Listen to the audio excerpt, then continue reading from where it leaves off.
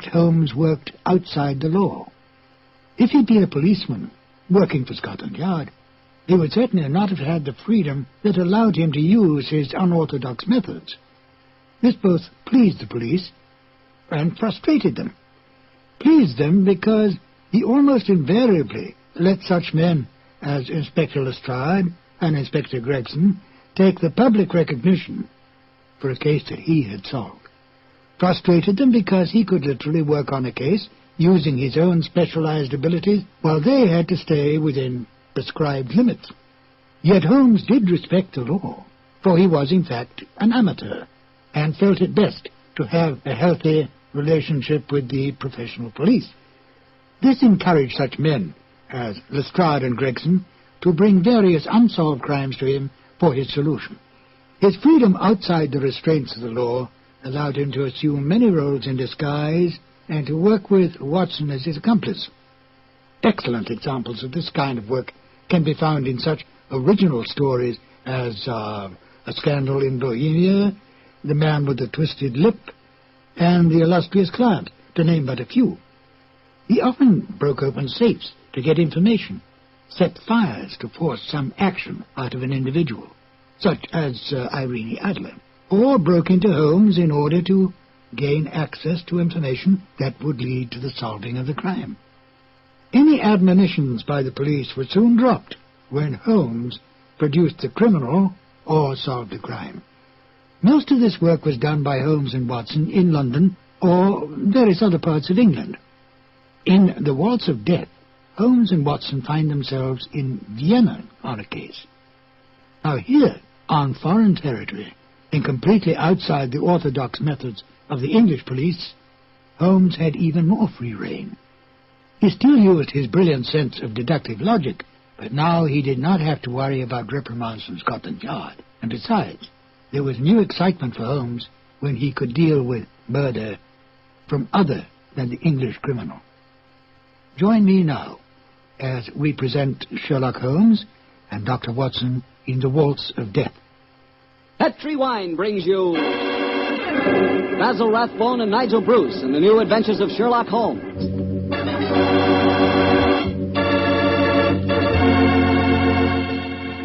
The Petri family, the family that took time to bring you good wine, invite you to listen to Dr. Watson as he tells you another exciting adventure he shared with his old friend, that master detective, Sherlock Holmes.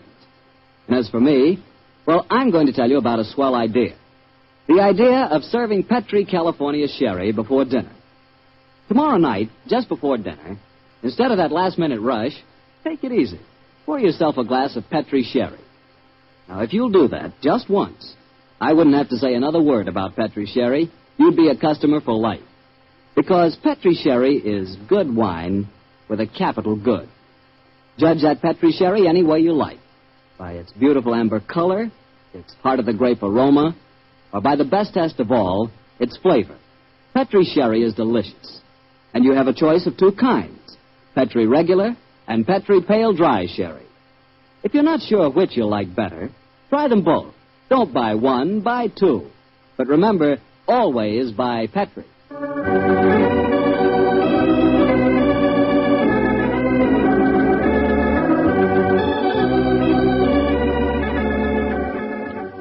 And now I'm sure our good friend Dr. Watson's expecting us. Let's go in and join him. Good evening, Dr. Watson. Good evening, Mr. Bartell. All set for tonight's story? Yes, madam, I'm all set, Mr. Puddin. It began in Vienna in 1889. The old Vienna of bright lights, lovely ladies, and lilting music. What were you and the great Sherlock Holmes doing there, Doctor? Mr. Bartell, what were we doing there? Yes, sir. Were you just taking a trip? Oh, in those early days of our association, we didn't have either the time or the money for trips. No, we were in Vienna at the express command of the Emperor Franz Joseph. It was in October, I remember, that we arrived in the city, and for several days we were forced to cool our heels awaiting the imperial pleasure. And on one of those idle evenings, at the good services of our friend the Chief of Police, Count Frano, secured us an invitation to a resplendent ball that was being held at the palace of Princess Stephanie von Kram. It was an incredibly colorful spectacle, Mr. Bartell.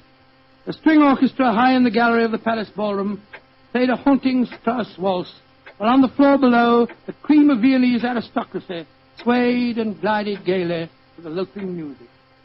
I can remember the picture so well, Mr. Bartell, that Holmes and I stood there talking to the chief of police, Count Paprano. A colourful scene, is it not, gentlemen? Right, George, yes, Count Paprano. It must be a real holiday for you and Mr. Holmes. What makes you say that, Watson? Well, it's hard to think of the criminal world when one looks at such a gathering. And yet Count Paprano knows as well as I do that the criminal is not confined to class or environment. Indeed, no, Mr. Holmes. I can assure you that every guest here tonight has been scrutinized as he entered. Yes, I imagine that many plainclothes men are present in this room now, aren't they, Count Paprano? Oh, yes. We take no chances. I suppose you can't afford to. There's enough jewelry being worn here tonight for a king's ransom, I should say.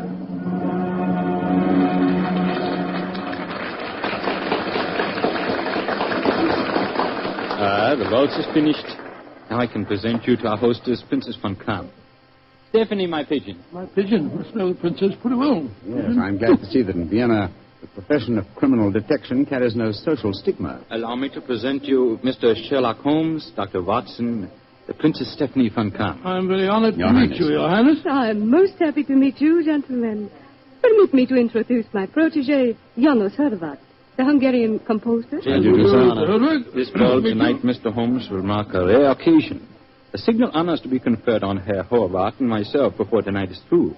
The next waltz is a new composition of his. Tonight will be its debut. Indeed, how very interesting. It is a great honor the princess has conferred on me.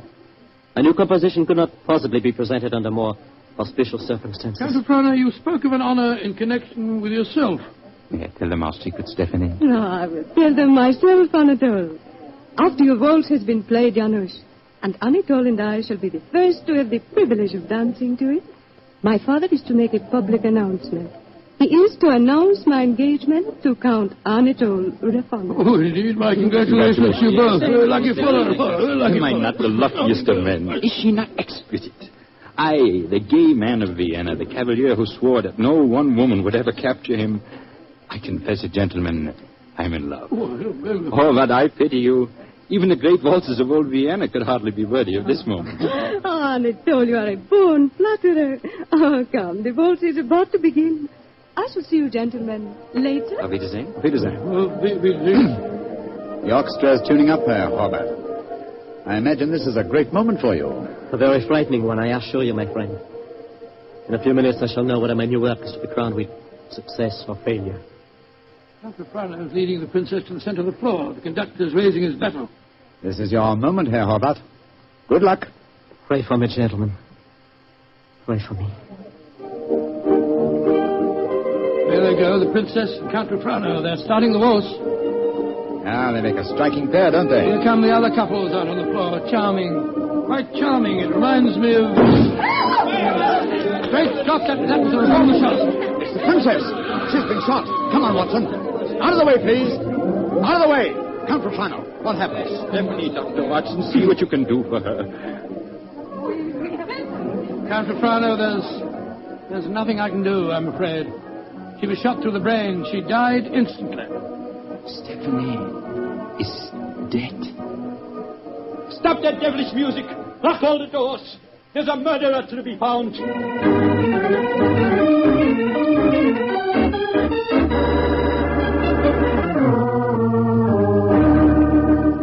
Count Paprano, have you found any clues? One of my men found a revolver. It had been thrust into the earth of a potted palm. May I see it, please? Of course, here. Rammed into the soft earth. Confound it. Count Paprano, your fiancée was an extremely beautiful woman. You must have had rivals. Yes, several, but none of them are present tonight. Who will inherit her estate? A 6-month-old nephew. Who's his guardian? The Emperor Franz Joseph himself. No, Mr. Holmes. I know of no obvious motive for someone wishing poor Stephanie dead. Well, perhaps it was a political crime. She was a wealthy aristocrat and a very prominent one. Yes, it's very possible. Many nihilist assassins have been active in my country recently. Meanwhile, we have a ballroom full of suspects waiting for us. I was just going to suggest we went back there. We can't find out very much by staying here in the library. It's a delicate matter. Almost everyone present tonight is known to me personally. May I suggest that you go back to the ballroom and have the male guests filed past you? Detain for questioning anyone whose evening clothes do not fit perfectly. Clothes don't fit? What's the cut of a man's clothes got to do with this? Anyone invited to such a ball as this would naturally have his own tailor. I think, Count Paprano, If you found a man who had to hire his costume, he might be an impostor and may well prove to be your assassin. Well,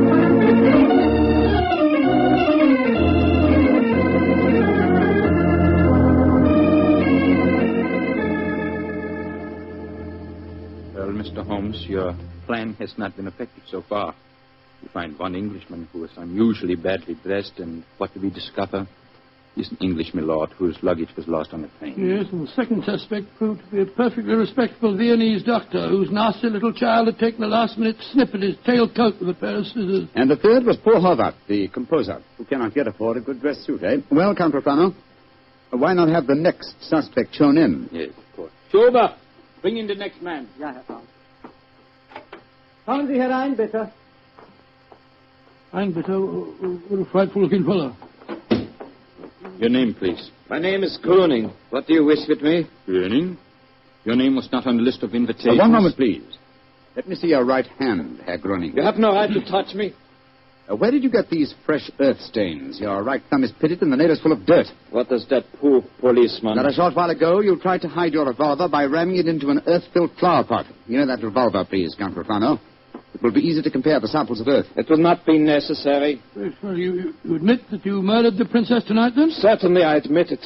Why did you kill her? She was an aristocrat. She was an oppressor of the poor. I'm glad I killed her.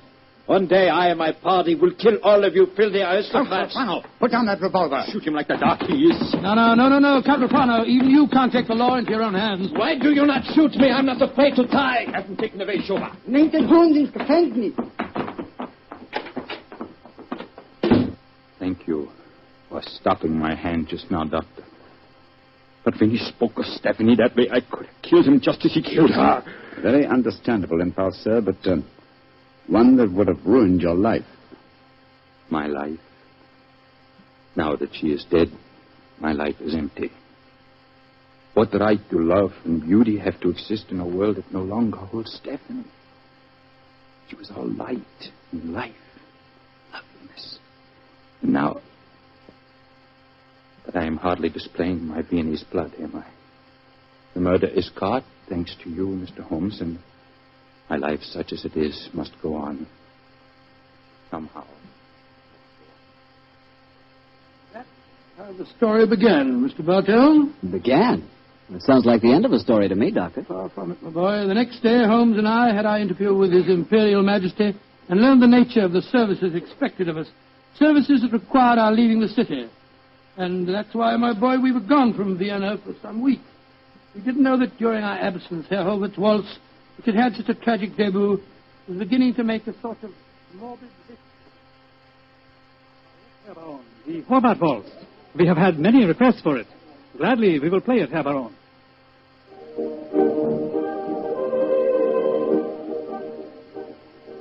Isn't that the Horvath waltz they are playing? Yes, my dear, and see who is walking onto the floor to dance to it. Leah Mollenstein, the actress. A beautiful creature. Are you trying to make me jealous, Hans? Gott in Himmel, it's Leah Mollenstein! She's been shot!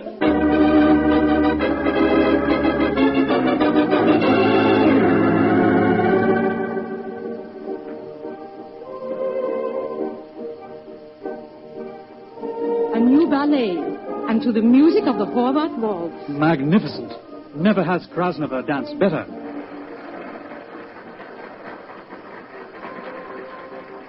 Have you ever seen such exquisite pirouettes?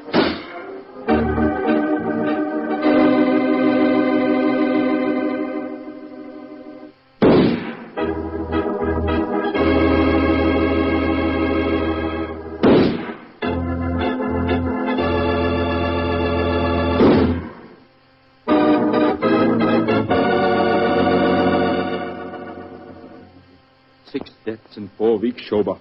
All beautiful women and all killed to the music of the Horvath waltz. There's a homicidal madman at large in Vienna. There's only one thing to be done. We must forbid absolutely the playing of that waltz by imperial decree. Yeah, all of this, Mr. Bartell, until we return to Vienna. And then, I suppose, Sherlock Holmes was drawn into the case again, Doctor. Yes, my boy. Holmes immediately made a close study of the newspaper reports on the tragedies.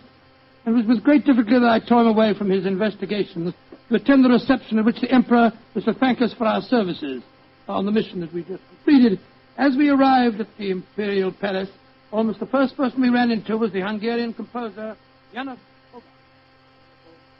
Dr. Watson, you have heard of the tragedies connected with my waltz? Yes, we have indeed, sir. We have I was indeed. making a close study of the newspaper reports on them just before I came here. You must do something, Mr. Holmes. People will hardly listen to other music. They want my waltz. But that is forbidden. I'm losing a reputation and a fortune while that waltz remains unplayed. Or perhaps, Herr Horvath, you are laying an excellent foundation for a later reputation and fortune. What do you mean?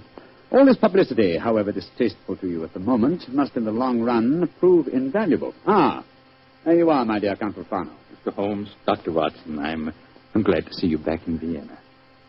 You've heard of the murders? Yes, Count, we were just discussing them. I need your help again, my good friend.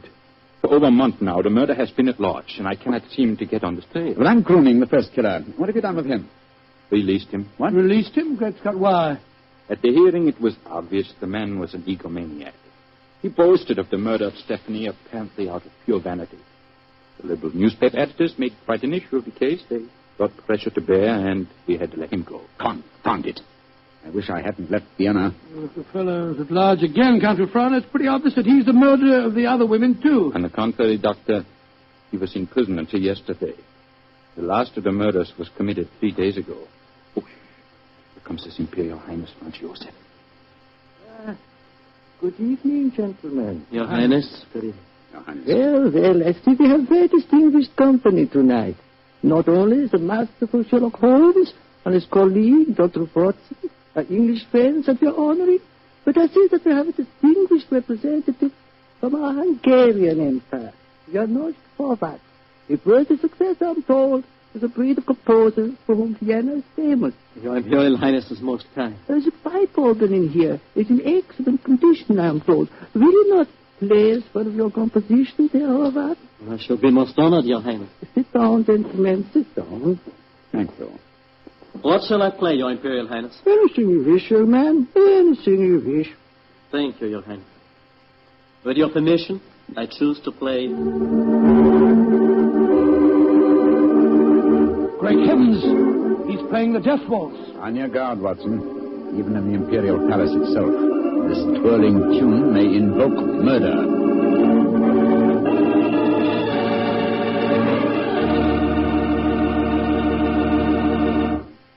You'll hear the rest of Dr. Watson's story in just a second, which just gives me time to remind you that if any one wine could be called the perfect wine for almost any occasion, that one wine would be Petri California Sherry. Petri Sherry is not only a fine before-dinner wine, but it's wonderful after dinner, too. And, of course, when you're entertaining or when guests drop in, whether in the afternoon or evening, there's nothing better than a glass of Petri Sherry. And it's comforting to know that you can serve Petri Sherry proudly, because the name Petri is the proudest name in the history of American wines. Dr. Watson, you certainly left me hanging on a cliff that time. You broke off your story just as the Hungarian composer started to play his ill-fated waltz to the Emperor Franz Joseph. What happened? At the time, my boy, fortunately, nothing happened. Horvath completed his composition without apparent incident, and shortly afterwards we attended a banquet that was given in our honor. A banquet that concluded with a rather curious ceremony in which the Emperor presented Sherlock Holmes with a medal to commemorate his services. What everything was. Never mind about that. Finally, it was shortly after 10 o'clock, I remember. Holmes and I, together with Count Rufano, left the royal chambers and started to descend the spiral staircase leading to the main hall. You were greatly honored tonight, Mr. Holmes. I've only known His Imperial Highness to make 3 such presentations before, and they were all to my own countrymen. Well, he might have made another one. He was about Please, Watson, please. Oh, The Emperor was most kind. I can't help feeling that he over-evaluated my services. You're being unusually modest, Holmes. Perhaps because I feel that my visit here is incomplete until I've solved the death waltz murders. I hope you'll be able to stay in Vienna long enough to do that.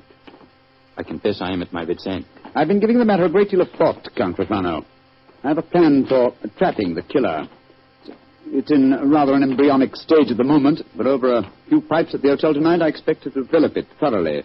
I shall call at your office in the morning and explain it to you. I shall be awaiting your visit eagerly.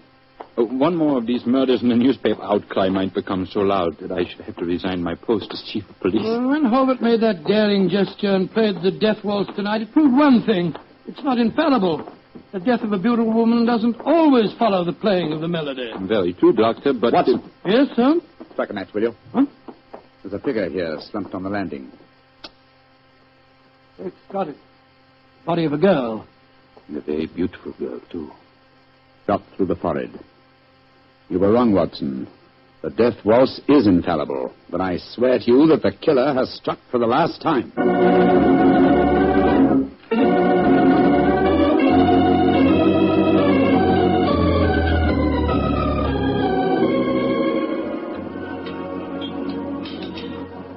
Ah, there you are, my dear Count Profanno. Yes, I followed the instructions you gave me this morning, Mr. Holmes. Chainbaums is at the moment the smartest restaurant in Vienna. I've reserved the best table for you, and I've invited the guests that you named. A strangely assorted couple, I must say. Janos Horvath, composer, and that grinning fellow, the one that admitted shooting your fiancée, Count Profanno. It's as much as I could do to keep my hands off him when he arrived here, Doctor.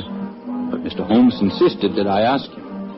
Just the same, I wish you would tell me his plan. I'm completely in the dark. In the dark, I can sympathize with you, Count Profanno. Holmes never tells me a thing either. Let's turn our guest, shall we? In a very few minutes, I'm sure that my plan will be perfectly apparent. Good evening, Herr Horvath. Oh, good evening, Mr. Holmes. Dr. Watson. How do you do, Herr Holmes? And how are you tonight, Herr Gröning? Angry at having to come here against my will. My party does not approve of these aristocratic, padded pigsties. But Count Refrano informed me that if I did not come here tonight, I could expect to find myself back in prison. How could I resist such a persuasive invitation? Ah, here comes the third guest for our table. I met her at the hotel a few hours ago. Miss Banks, I'm so glad that you were able to come. Hello, Mr. Holmes. I didn't know this was going to be a party, but I couldn't be happier. Allow me to present you, Count Profanno, Dr. Watson, Herr Horvath, Herr Gröning, Miss Barbara Banks from the United States of America. How do you do, Holmes? I wish I knew what you're up to. And how can a young American girl afford to come to Vienna, may I ask? Of course you can ask. My father made a lot of money, and he wanted me to have the advantages he never had. Your father made money because he ground the faces of the poor. Oh, my father never ground a poor face in his life. He was a capitalist. I spit on him. Oh, that's rather unfriendly. And also, geographically speaking, something of a problem. You see, he's living in Wyoming. You make fun of me. Only because you made fun of me. Mr. Holmes, I did as you asked me. I'm very grateful, Miss Banks. The orchestra leader didn't want to play it. He seemed scared. But I waved a lot of money in front of him, and I promised to pay the fine as well. Splendid. Great Scott, I see it all now. So do I. You persuaded Miss Banks to bribe the orchestra leader to play. My waltz. My forbidden waltz? Yes, Herr Horvath. I felt that if the request came from a young American, it might seem quite reasonable. Particularly if the requests were accompanied by American thalers ground out of the faces of the poor. You are being unpleasant to me, aren't you? They're playing it, your waltz, however. The death waltz. Mr. Holmes, this is against the law. The Horvath waltz is forbidden by imperial decree. True, nonetheless, my dear Count, I implore you not to arrest the orchestra leader until after the waltz is completed. In which case, since I requested it and it's still playing, I'd like a partner. Will you dance with me, Count Refrano? I'm sorry, Miss Banks, but for this melody I shall never dance again. Oh. Well, how about you, Dr. Watson? Oh, I'd like you very much, my dear, but I'm afraid I'm not as light on my feet as I used to be. In any case, I was never much of a hand at the waltz. The polka's more in my line. Dear me, I'm getting an inferiority complex. Oh, please do not, Miss Banks. You'll observe that the general public seems singularly unwilling to dance, too. Not one couple has ventured onto the floor. How can you blame them? The waltz with Horvath may mean death. How can you blame them? I'm not afraid. After all, Herr Horvath, it's your own music. I'll dance with you. You're most kind, Miss Banks, and courageous. But to be a partner of the only woman on the floor would mean ruin. An admission of failure. My third refusal. I'm a wallflower. No, my dear Miss Banks, the aristocrats, they're afraid.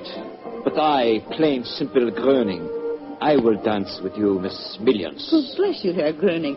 And I assure you my father does not grind the faces of the poor. He does grind the faces of the poor, this I know. Stop her, it's suicide. I think not, Herr Horvath. I think so. And I'll not stay here to watch it. Where the devil's he off to? Do not worry, Doctor. I shall keep an eye on him. Yes, and we'll keep an eye on both of them. Come on, Watson. He's leaving the room. But as Count Refrano has deserted his trail and has slipped behind one of those pillars. Good Lord, he's drawing a revolver. Exactly, Watson. He's our man. Put down that revolver, Count Refrano. Put it down, I say. He's turning it on himself. Count Refrano!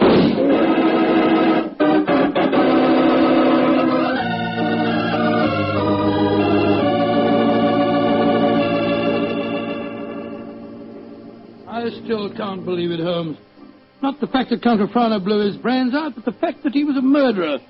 Yes, I was slow to believe it too, old chap, and I blame myself in consequence.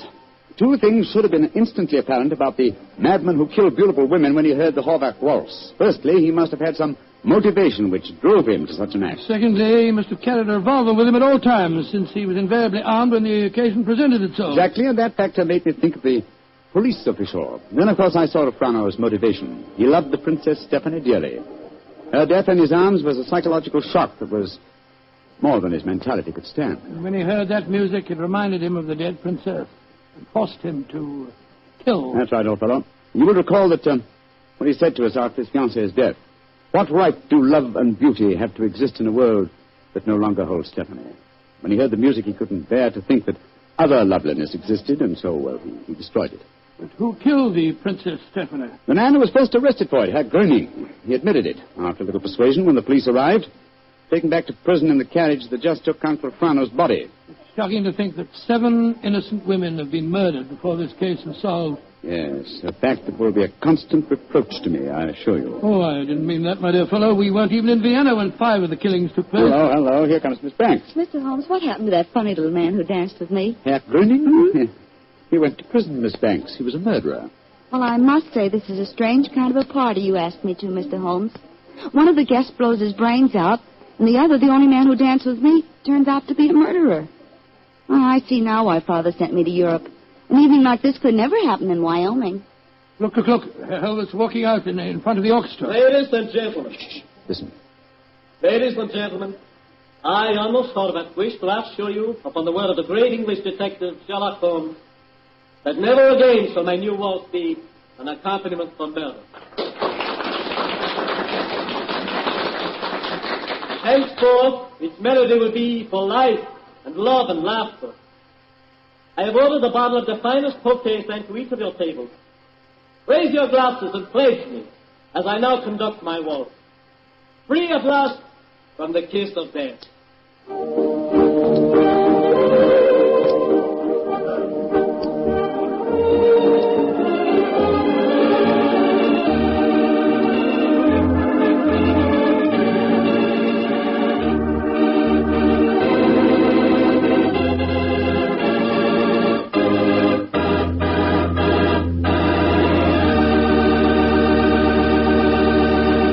Say, Doctor, I really like that story. That was a baffler. Yes, wasn't it? A highly placed police official is the last person in the world you'd think guilty of murder. I must confess I wasn't of so much help to Holmes in solving that case. Oh, don't let that worry you, Doctor. After all, Holmes almost missed solving it himself. Oh, thank you, my boy. Nice of you, thank you. But it certainly was one of the most interesting cases that I was ever connected with. I know what you mean. You know, I came across quite an interesting case myself the other day. Oh, you don't say where?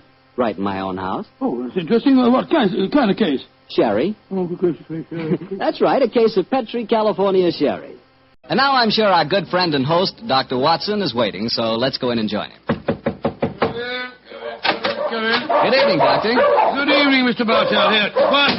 Down, Monty. Down there. Dogs seem very chipper tonight. Yes, tonight, yes, but they've been in disgrace most of the day, Mr. Bartell. Oh? What have they been up to? After the seals again, Doctor? Oh, my boy, this time it was chickens. They got into my neighbor's coop and had a delightful time. Fortunately, there were no casualties, but I'm afraid that my good neighbor policy has suffered a slight diplomatic strain.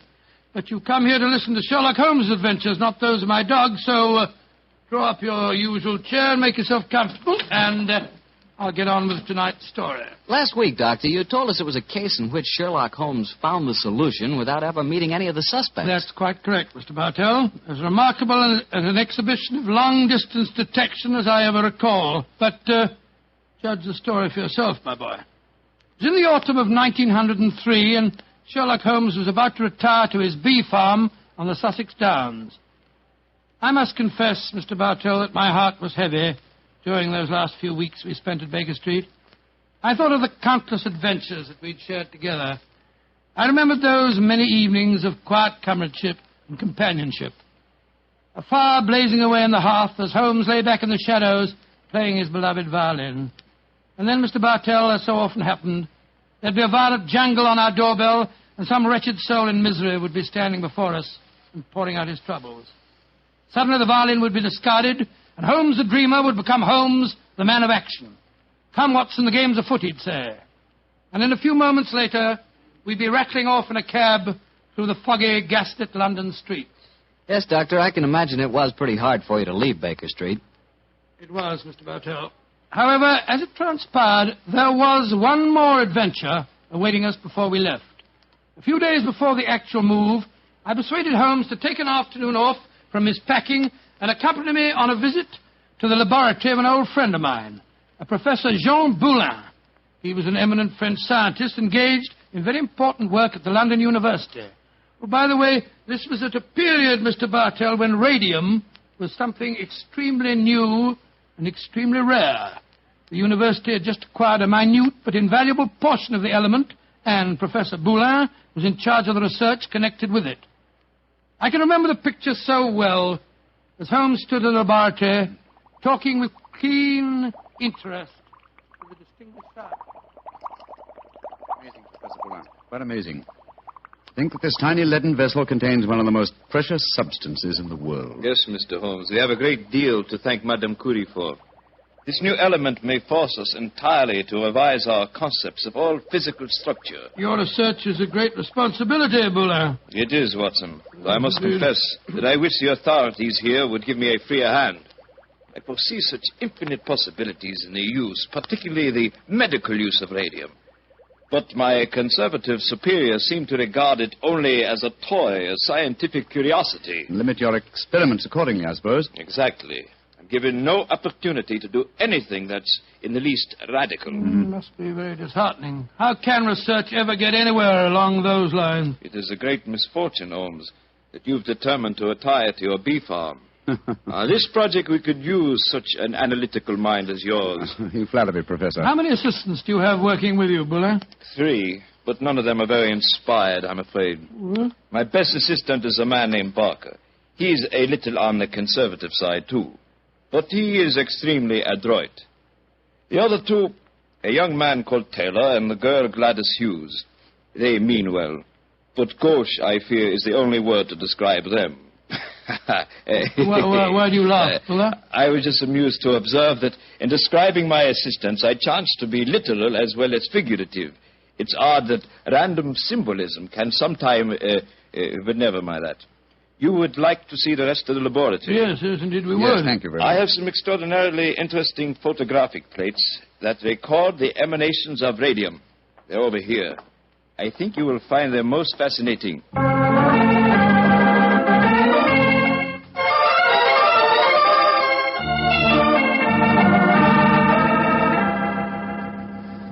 Baker Street, particularly when our rooms are full of packing cases, seems rather drab after the scientific stimulations of Professor Boulin's laboratory, doesn't it, old chap? Yes, it seemed drab even if we hadn't been to see him. I feel frightfully depressed, Holmes. I just don't know what I'm going to do without you. Oh, you're still a young man, Watson, and a susceptible one. You'll marry again. No, I won't. Yes, you will, old chap. And you'll end up by being glad that your old roommate, your difficult, rather unsociable old roommate, is living in retirement on the Sussex Downs. Rubbish. I shan't feel anything of the kind. In any case, I don't think you'll be able to stay in retirement for long. Your mind is much too alert to be satisfied by being a sort of midwife to a bunch of beastly bees. Oh, dear Watson.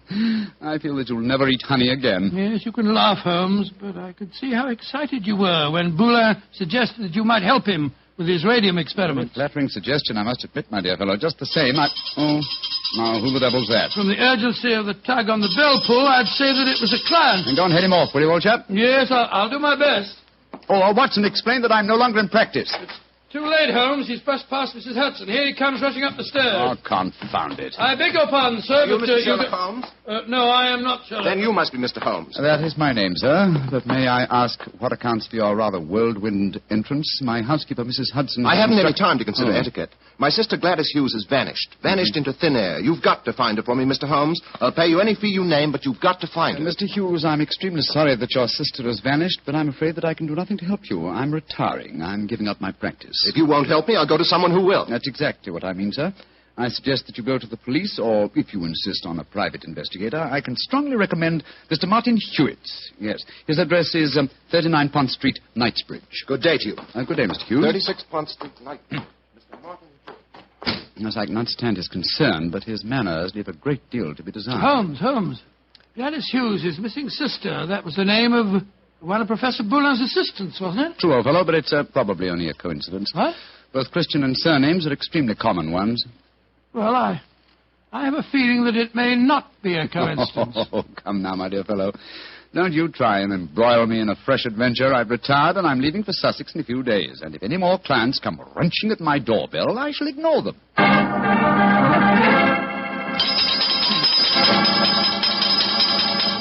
But, Mr. Holmes, you've got to help me. My son, Geoffrey Barker, has disappeared. I'm sorry, Mrs. Barker, but I'm afraid I'm... Holmes, Geoffrey Barker was the name of Professor Boulin's chief assistant.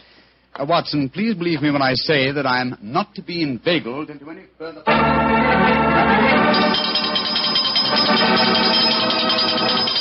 Now, Mrs. Taylor, I'm sorry, but I can't help you. Oh, but Mr. Holmes, it's my husband. He's disappeared.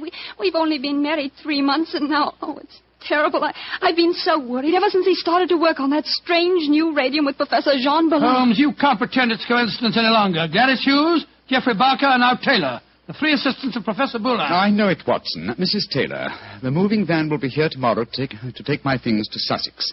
I shall follow them immediately. I have retired, madam. Do you understand that? Retired.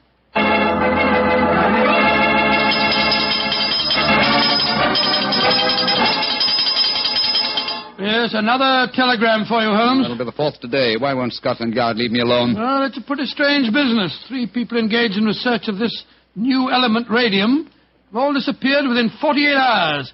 Scotland Yard needs your help. Let them earn their salaries, my dear Watson. I've helped them for the last time. Well, let's see how they've couched their latest diffusion. Oh, this isn't from Scotland Yard. It's from my brother, Mycroft. Mycroft? What's he going to say? Listen to this. Now Professor Boulin has disappeared. Great Scott. And the radium with him. Surely the pattern is obvious, Sherlock. Radium must be found, could solve the problem for you, but I'm too lazy. Consider what a flashy case for you to retire on. Regards, Mycroft. The old devil. Holmes, this is shocking. My old friend Boulin has disappeared. Yes, Watson, and now my brother asks me to investigate. The pressure becomes irresistible. Very well. I bow to fate and postpone my retirement for a few hours. Good man, Holmes. You know you'll never really retire. Let me see. As Mycroft says, there's an obvious pattern in this case. Our first step, of course, will be to interview all the doctors who treat patients without charge. Why? Well, surely that's obvious. Well, it isn't at all obvious to me. I don't know why you always leave me in the dark. Well, what makes you laugh? Being left in the dark. It's just like the old times, isn't it, Holmes? Come on, old fellow, let's go. The game's afoot.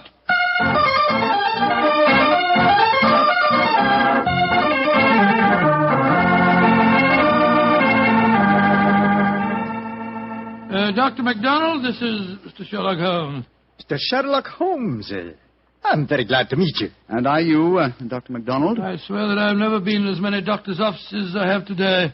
But Mr. Holmes is in search of some information. Perhaps, Doctor, you can help him. I'll do my best. What do you want to know, Mr. Holmes? Whether you have any charity patients with skin eruptions or growths of any kind. I mean, patients that have not kept their appointments recently, perhaps. Now, let me see. Why, yes, I do. Old Mrs. Pendle. She has a very bad case of lupus. She was due for a treatment here yesterday, and I've seen nothing of her. Splendid. Can you give me her address? Well, certainly. It's in my book here. Well, I hope this isn't a false trail, Holmes. You can only explore it and see, dear chap. Here we are. Mrs. Pendle, 36 Elm Gardens, Clapham. Mrs. Pendle, 36 Elm Gardens, Clapham. Thank you, Doctor. I'm greatly obliged to you.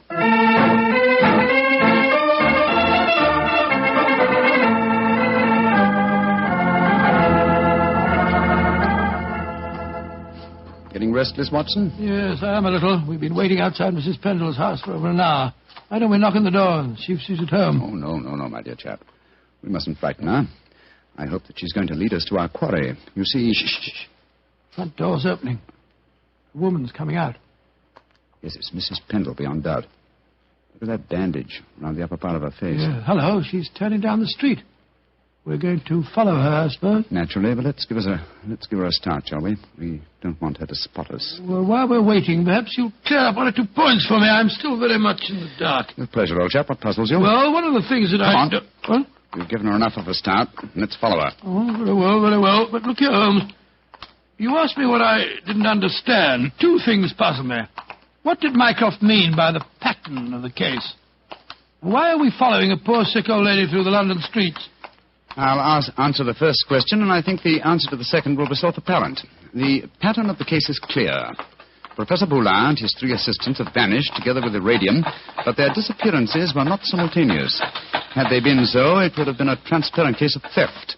But with the disappearances gradual rather than simultaneous, the emphasis has been subtly shifted. Yes, I can see that, Holmes, but what do you suppose is at the back of the whole business? Can't be a simple case of theft. Radium is enormously valuable, but it'd be hard stuff to sell again. Not to an unscrupulous criminal with a knowledge of medicine, Watson. My own theory, and I admit at the moment that it's purely a theory, is that Professor Boulin was worried because he was so hampered in his research. You'll remember that he stressed his great faith in the medical values of the new element, radium. Yes, he did. It's more than possible that he places the rights of science above the rights of property, that he's determined that he and his group will carry on their invaluable research unhampered by the conservative restraints of the university. I see what you mean, Holmes, but how does Mrs. Pendle, the poor woman that we're following, enter the picture? Because one of the chief lines of radium research on the continent so far has been with her sort of trouble. Professor Boulin's obvious move, if my theory is correct, would be to contact poverty-stricken patients, promise them relief, induce them to abandon their regular treatments, and submit to him. By Jove, yes, Holmes, that seems perfectly logical, and yet I can't believe that Boulin would... Mrs. Pendleton has reached her destination. She's turned down a driveway. Yes, she's walking up to what looks like a deserted warehouse. Hurry, old chap. Don't let her out of our sight. She's opened the door without knocking. She's gone in. We'll wait here for a moment or two, then we'll follow her. I have a feeling that your old friend, Professor Boulin, is not far away, Watson. Yes, you're probably right. But I hope we can do something to protect him from the consequences of what he's done. It might easily mean the finish of a brilliant career. I'll do everything in my power, but you know as well as I do... Shh, look. Mrs. Pendle's coming out again. Yes, and she's in trouble. Come on. Mrs. Pendle, what's wrong? I don't know how you know my name or who you be, but you ask me what's wrong. They tell me to come here to this address, and I find a doctor who'd help my face. I comes here, and what do I find? What did you find, madam? A corpse, sir. That's what I find. A dead man lying there in a great pool of his own blood.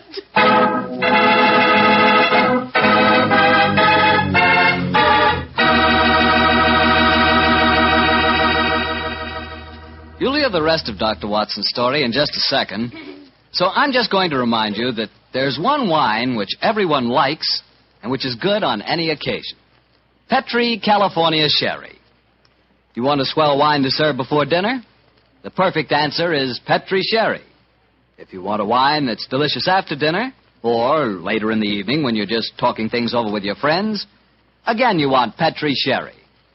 And if you want a wonderful wine to serve at cocktail time, naturally you want Petri Sherry.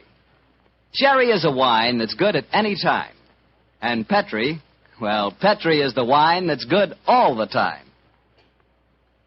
Well, Dr. Watson, so following the tracks of old Mrs. Pendle led you to a corpse, huh? Yes, Mr. Bartell. Of course, Sherlock Holmes and I went at once into the broken-down warehouse to examine the scene of the tragedy. Slumped over a desk in a darkened, shabby room, a flickering candle giving a macabre lighting to the scene, was the body of a man. I think I knew its identity even before Holmes turned to me and said... Professor Boulin. All right, Watson. Poor devil.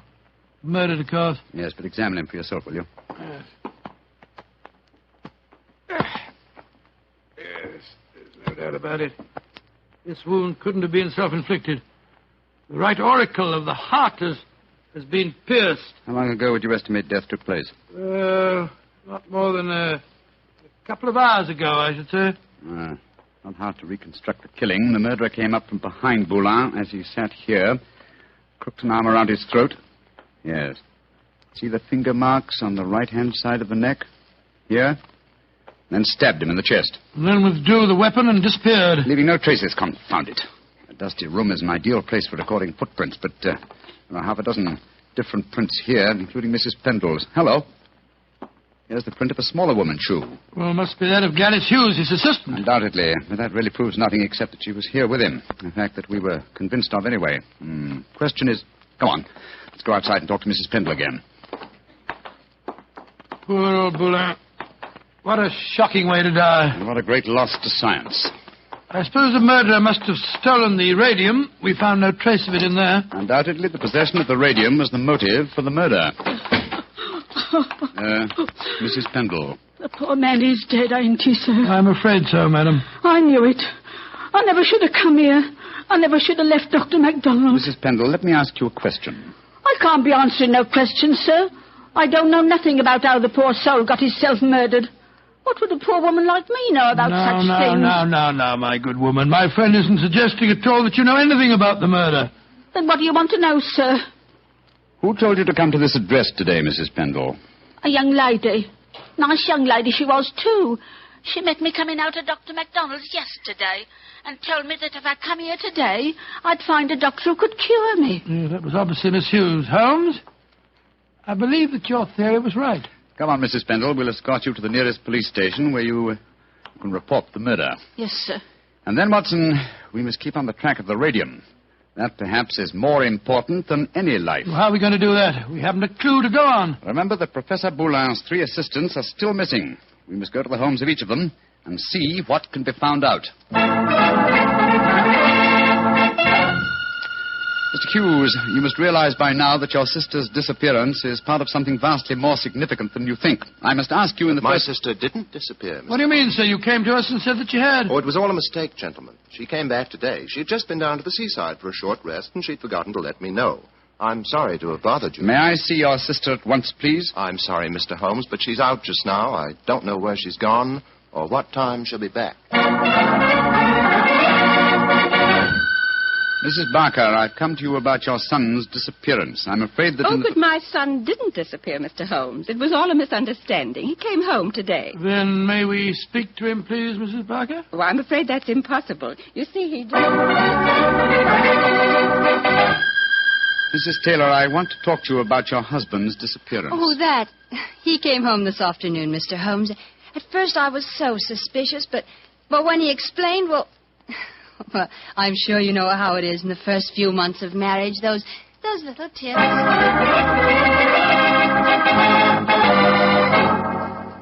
Confound it, Watson. We are no nearer the solution. And meanwhile, here we are back in Baker Street to find that the moving van has taken all your things off to Sussex. Perhaps you should give up the case, Holmes, and follow them. Close my career on a note of failure? No, my dear fellow. I shall not leave London until this problem is solved. Oh, in that case, I'll sit down. Looks to me as if it may prove a lengthy wait. I've rarely felt more frustrated, Watson. All 3 vanished technicians home safely with plausible stories, or at least plausible alibis. And poor Boulin murdered, the radium stolen. Well, I must say it makes no sense to me. Well, it must make sense. The pattern was well enough to find in the beginning. It's just a question of finding the right key. In a way, it's clear enough what's happened. One of the 3 assistants, placing the financial value of radium above its value to science, murdered Boulin to obtain the prize. The other 2, fearing that their complicity in the original plot would involve them as accomplices in murder, ran home and established an alibi. And the murderer did the same thing, for it's obvious one of the 3 must be the killer and the thief. Yes, the question is, which one of the 3 is the culprit? If only poor Boulin were alive, he could help us. My dear chap, if Boulin were alive, there would be no murderer. Oh, of course it wouldn't. Now, let's see. Boulin gave us a few bare facts about his 3 assistants. I wonder... But, of course, Watson! I have the answer. The case is solved. What do you mean, Holmes? How can it be solved? You haven't done enough investigation. If it comes to that, you haven't even seen any of your 3 suspects. That isn't necessary. Oh, you know who did it? Yes, Watson, and so should you. But we know nothing to set them apart from each other, except that one of them's a girl. We know more than that, my dear fellow. Think hard. Well, Boulin told us that Geoffrey Barker was an excellent technician, while the other 2 were somewhat clumsy. We know even more than that. Well, I'm just if I know what, Holmes. I shan't even need to stay in London and follow the case through to its logical conclusion. A telegraph to Mycroft and another to Scotland Yard to take care of it, yes.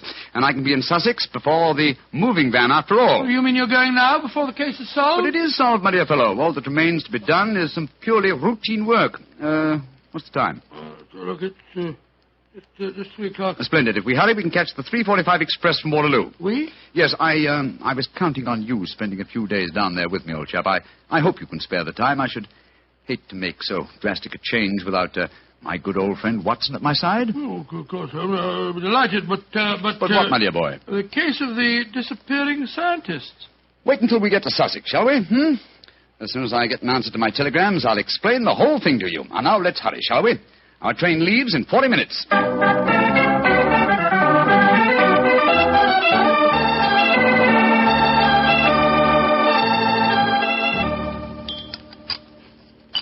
More tea, Watson? Thanks, old boy.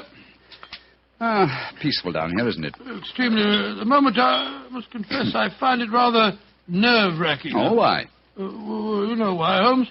I want you to open that telegram and tell me if your solution to the Boulin case was the correct one. Very well, my dear chap.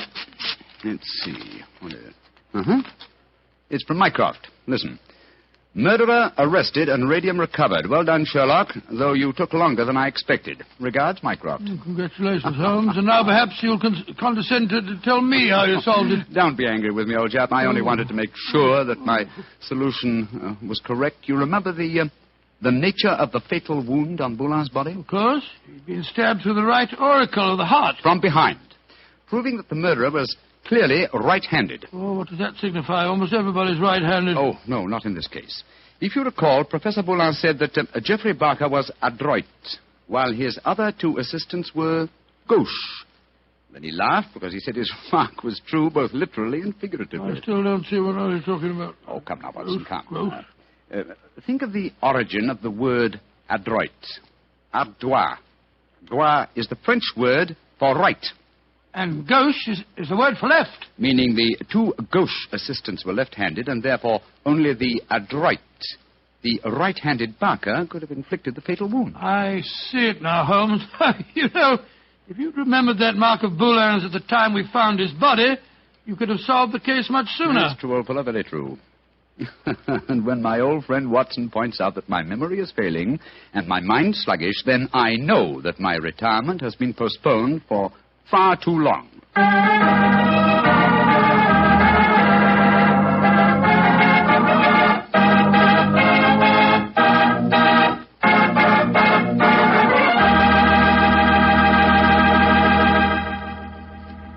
Well, so Holmes really went through with his idea of becoming a bee farmer. Yes, of course. It became one of his favorite hobbies. Do you know anything about the raising of bees? Oh, nothing at all. The only connection I've ever had with bees was very remote. Once I had the hives. Once you had the... Oh, no, Mr. Barker. Oh, yes, Dr. Watson. But seriously, I do know one thing about bees. Even when you know all about them, you're apt to get stung. That's true enough. So I'll make my hobby Petri wine. You know, you can't miss when you buy Petri wine, because Petri wine is always good wine. And now I'm certain our good friend Dr. Watson's waiting for us. Let's go in and join him. Ah, there you are, Mr. Bartell. Punctual to the minute, as always. Well, this is one doctor's appointment I'm eager to keep. Nice of you to say so, my boy. Draw up your usual chair and make yourself comfortable.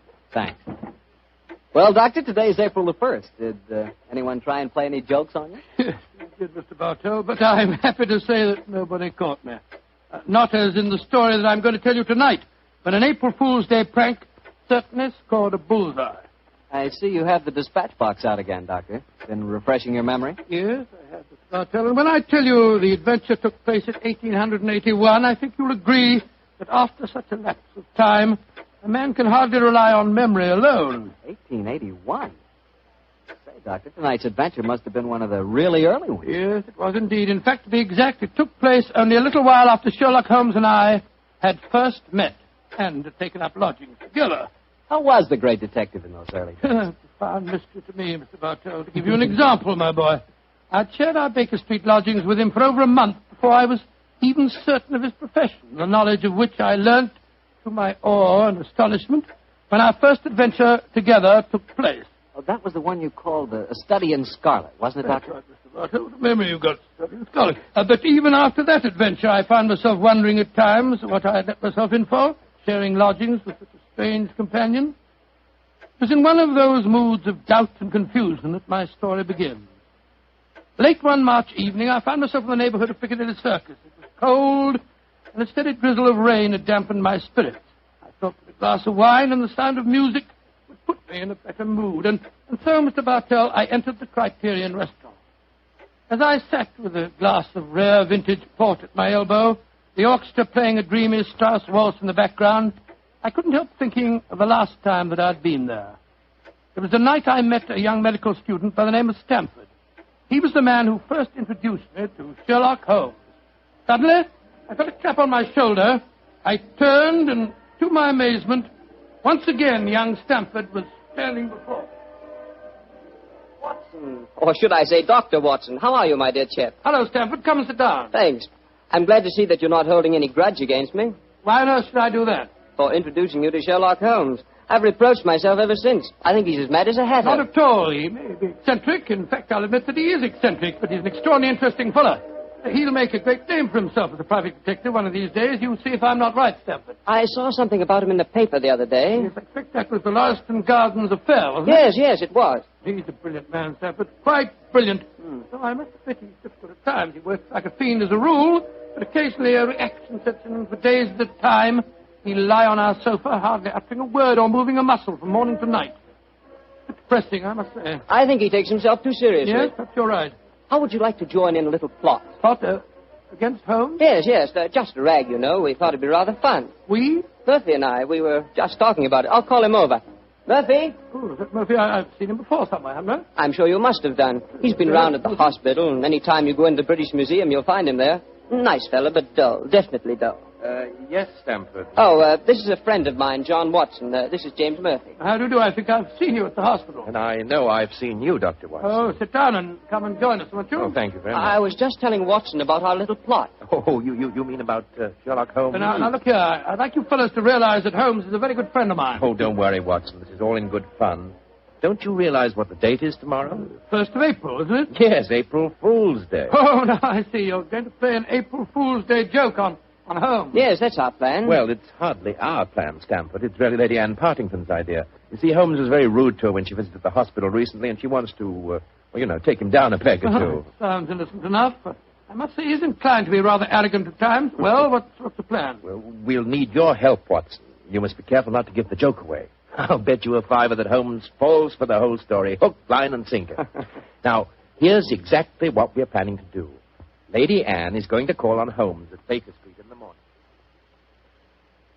Lady Anne, I'm very flattered that you called to see me in my professional capacity. Surely, my dear man, you didn't think this was a social call. You were much too rude to me at the hospital the other day for that. That was the point I was trying to make.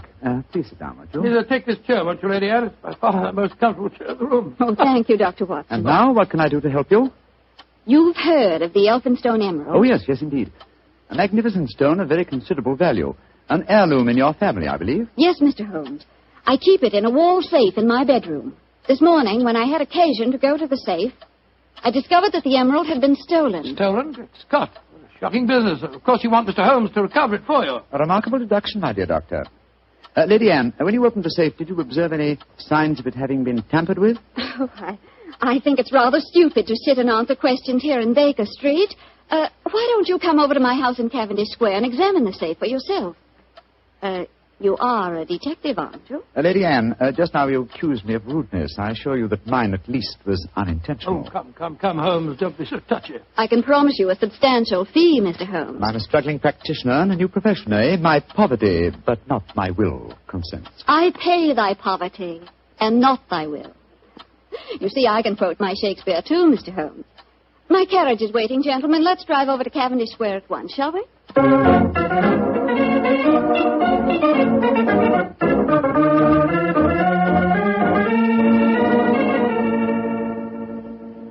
This is the wall safe, Mr. Holmes. Not too difficult a safe to crack for an expert.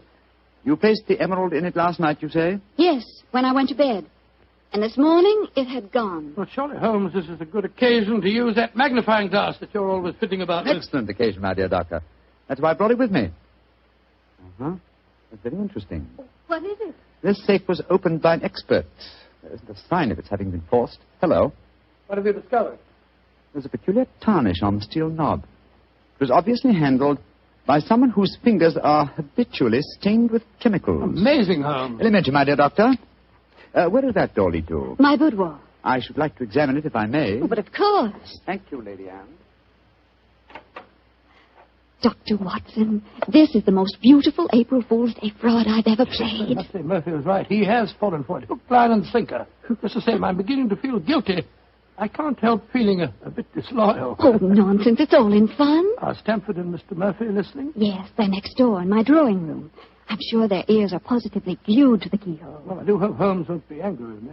Here he comes. Nothing of any interest in there. The windows haven't been tampered with. We may presume, therefore, that the thief did not enter by an upstairs window. Lady Anne. Yes, Mr. Holmes. This room has not been touched since you discovered your loss? Oh, no. I told the servants to leave it exactly as it was while I came to fetch you. Splendid, splendid. Deep pile carpet, eh? Could be better. The thief was a tall man with a long stride. Oh, come, Holmes. I know your methods, but there aren't any footprints on this carpet that you can identify, even with your magnifying glass. My dear doctor, I've studied many crimes, and I've never seen one yet that was committed by a flying creature. As long as a criminal remains on his two legs, there must be some trifling displacement can be detected by a keen observer. I assure you that the marks on this carpet indicate that the thief was a tall man with a long stride. Traces of tobacco ash. Pipe tobacco. Shag tobacco that sells at 4p an ounce. Now, really, Mr. Holmes, how can you possibly identify an individual tobacco? Oh, it's a hobby of mine. In fact, I've even written a monograph on the subject. Now, one more look at the safe itself. Hello. What's this powdered dust here? What? It's rosin. Distinct trace of rosin. Lady Anne, I suggest that you get in touch with Scotland Yard at once. You mean that you've solved it, Holmes? I mean, my dear doctor, that I can give you a reasonably complete picture of the thief, and that picture is so individual that I'd be surprised if it would fit more than one man in London. What? This is pure magic, Mr. Holmes. Please describe him to me. Well, he's a tall man. The width of his stride indicates that, and he's thin. Well, what enables you to tell that, Holmes? His footprints have made a remarkably light indentation on the nap of the carpet. Our thief dabbles extensively in chemicals, as indicated by the tarnishing of the knob on the safe, and the traces of rosin would suggest that he plays the violin also. He smokes shag tobacco, has a great practical knowledge of the ways of combination locks, and he's obviously in close contact with the criminal classes. How do you know that, Mr. Holmes? Well, he wouldn't steal a famous stone unless he knew how to dispose of it through some trustworthy fence. Yes, it's a very comprehensive picture, Holmes. I almost feel as if I knew the chap. Thank you, Doctor. I'm sure there's only one man in London, and it shouldn't be hard to trace him. I agree entirely, Mr. Holmes. Dr. Watson, I think the joke has gone far enough. Joke? What do you mean? You're quite right, Holmes, in saying there's only one such man in London. You've just given a perfect description of yourself. April Fool. Dr. Stamford, Mr. Murphy, you can come in now. April Fool, Holmes. April Fool. April Fool.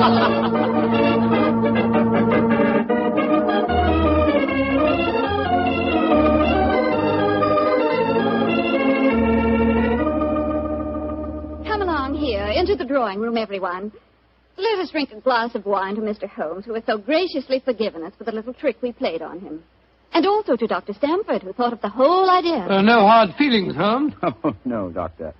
Oh, it was a rather embarrassing experience. When Murphy told me about the plan, I just couldn't resist joining him. Ah, here you are, Holmes. Here's a drink. Thank you, Stamford. You know Murphy, don't you? No, I don't think we've met. How do you do, sir? How do you do, Holmes? How did you like the little game we played on you? It was rather a salutary experience. I suppose you gave them all the details to build up the picture of me, eh, Doctor? Yes, I did, Holmes, and knowing some of your methods, we tried to plant every clue that you'd pick up. Very neat job, too, and incidentally, a perfect example of the dangers of deductions based on purely circumstantial evidence.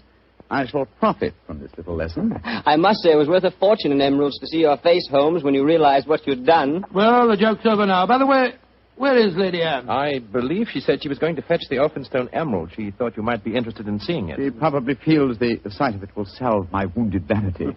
Oh, here she comes now. Mr. Holmes! Mr. Holmes! What's wrong? What's happened, Lady Anne? The emerald. It's not where I hid it. This time it's really stolen.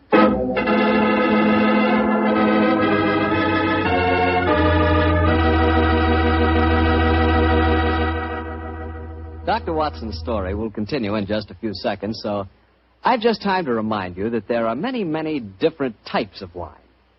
But if you want one wine that's fine for almost any occasion, then you want Petri California Sherry. Petri Sherry is fine before dinner, of course. But Petri Sherry is good after dinner, too. And it's the perfect wine for cocktail time or any time friends drop in. Everybody will love the real heart-of-the-grape flavor you get in every sip of Petri Sherry. And you can serve Petri Sherry proudly, because those letters P-E-T-R-I spell the proudest name in the history of American wine. Petri wine. Well, Dr. Watson, your April Fool Day plot kind of backfired on you, didn't it? Yes, Mr. Bartell, it was a perfect example of the biter bit. Well, what happened next? I suppose Sherlock Holmes went into action once again. That's Mr. Bartell, and it gladdened my heart to see the change in the fella. I confess I'd felt rather ashamed of my part in the prank, for I could see that Holmes's pride had been hurt. But now, with a definite crime before him, the difference was amazing. He suddenly became a dynamo, galvanized into action as he stood there, firing questions at the other members. Lady Anne, who beside yourself knew of this fresh hiding place? Both Murphy and I did. Yes. After we'd left our deliberate clues on the safe, we went with Lady Anne and saw her secrete the emerald in the top drawer of her dressing table. We thought it would be all right there. After all, as soon as the joke was over, I was going to put it back in the safe. Now, I think our wisest plan before we question the servants would be for each one of you who were in this April Fool's Day prank to submit to being searched. Holmes, surely you don't suggest that any one of us took the emerald? No, Stafford, I don't.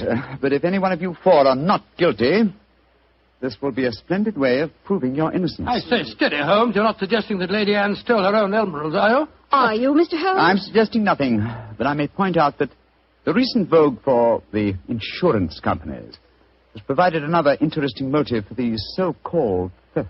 I resent your insinuation. It's outrageous. Lady Anne, if I'm to recover your emerald, I must at least consider every possibility. A search is the most immediate practical action, and perhaps you'll retire into the next room while I persuade these gentlemen to submit to being searched. Very well, but I think you're in danger of making a fool of yourself once again. No, wait, don't go, Lady Anne. A search won't be necessary. What do you mean, Murphy? I must throw myself on your mercy, Lady Anne. I confess that I stole the emerald. Murphy! After you put it in the drawer, Lady Anne, I slipped back into the room and took it out. Murphy, that's a criminal action. I know it, but I'm poor. I need money desperately for my mathematical research. I knew the emerald was priceless, and I couldn't resist the temptation to take advantage of a joke. Here, Lady Anne, here's the stone, and please don't prosecute me. Please don't. It'd be my ruin. May I examine the emerald, Lady Anne? Thank you. Well, Mr. Murphy, I won't pretend that I'm not deeply shocked. I must ask you to leave my house. But you won't prosecute me, will you? It was a moment's temptation. No, I won't prosecute you. Holmes, what are you doing with the emerald? Well, knowing something of the deceptive ways of thieves, I came on this case fully prepared to test the emerald when I found it. Now, a drop of this acid from this vial, so... Mr. Holmes, what are you doing? You'll injure the stone. No, not if it's a true emerald. Uh-huh, look at that. Good Lord, the acid's eating to the stone as if it was sugar. Then that means... It means, Lady Anne, that Mr. Murphy has just imperiled his honor and his freedom to steal a singularly beautiful fake.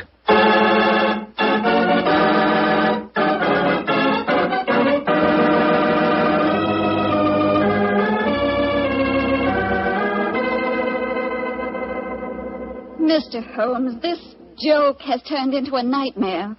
Is there no way of recovering my emerald? I hope so, Lady Anne. I've been taking steps in their logical order. The servants have all been questioned. We've searched Mr. Stamford and Mr. Murphy. Yes, most humiliating experience. Made me feel like a criminal. Well, personally, I was only too thankful to submit to a search this time. I knew I had nothing to worry about. And you yourself, Lady Anne, you consented to being searched by the police matron that Holmes sent for? Only because he threatened to send for the police if I didn't. But distasteful though it was, I'd rather endure that than have this story on the front pages of the newspapers. And in spite of all these rather unfriendly proceedings, we've got exactly nowhere as regards finding the emerald. No, Stamford, but we have at least eliminated the possibility that the thief is secreting the jewel on his person. Still somewhere in these two rooms, eh, Holmes? I think so, though there is one remaining possibility. And that is? That the fake stone was substituted for the real emerald sometime before all of you engineered your April Fool's Day joke. Oh, no, Mr. Holmes, that's not possible. I know it was the genuine emerald I took out of the safe this morning. How can you be sure? The substitute was an excellent imitation. Without a chemical test such as I performed, it would be hard to be certain. I can tell you why I'm certain. Last night, Papa came to dinner and brought a Mr. Vanderleider of Amsterdam. He examined the stone, and you'll agree that a jewel expert like that couldn't be fooled. That's true, Lady Anne. And what did you do with the emerald after Mr. Vanderleider left? I locked it in my safe and went to bed. Mm-hmm. I didn't unlock the safe again until Dr. Stamford and Mr. Murphy came here this morning. That settles it, then. The real emerald is still hidden somewhere in these 2 rooms. But where? That's the question. I must say it's completely mystifying. Well, let's go back to what we were all doing at the exact moment you came into the room, Lady Anne, and informed us of the loss of your stone. Now, we were... We were drinking a toast to you That's and... it. Lady Anne, hard thinking is, well, it's thirsty work. Oh, I'm so sorry. Let me get you something. A glass of port, perhaps? No, thank you, but I observe that you have a remarkably comprehensive assortment of liqueurs. I wonder if I might have a glass of creme de menthe. Oh, of course. I'll get it for you. Creme de menthe in the middle of the day, Holmes? I knew you were eccentric, but this really Holmes, this bottle, it clinked as I picked it up. I thought it might, Lady Anne. There's something inside it. Allow me, madam. Thank you. I'm sure you won't mind if I waste this liqueur on the aspidestra. No, of course not. So... Lady Anne, allow me to restore to you the Elphinstone Emerald. Great Scott. Amazing. Fantastic. Ingenious. The one safe hiding place in the room. Where could a green gem be more effectively hidden than in a bottle of green liqueur? But who stole it? Who substituted the fake stone? Frankly, I don't care. The gem is restored. That's all that matters. I prefer not to go to court. Neither you nor I, Mr. Sherlock Holmes, would show up in the best of lights. And my father would disapprove of this whole affair, I'm afraid. Just as you wish, Lady Anne. In either case, I shall expect your check for my services in due course.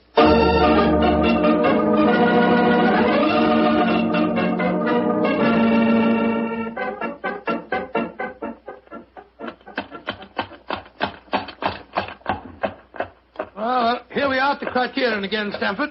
Won't you come in and join us for lunch? Thanks, Watson, but I'll keep the cab and go on. I actually have a patient this afternoon. A rare and delightful experience for a young doctor, as you probably know. As rare and delightful as a client is for a young detective, Stanford. I quite understand, and I'm correspondingly grateful to you for your profitable hopes. I'm glad it was profitable for you. Personally, I feel pretty stupid about the whole thing. Well, goodbye. Goodbye, old fellow. Goodbye. 39 Onslow Square, cabby. You're remarkably quiet, Murphy. Well, I'm afraid my conscience won't let me do much talking, Doctor. I'm heartily ashamed of myself. Well, thanks for the lift. I'll leave you chaps Oh, there. nonsense. You'll join us for lunch, Murphy. But, No buts about it, I insist. Come on. Well, it's awfully nice of you. Oh, come, Murphy. Any one of us can make a foolish mistake. It's just lucky that you didn't have to pay for yours.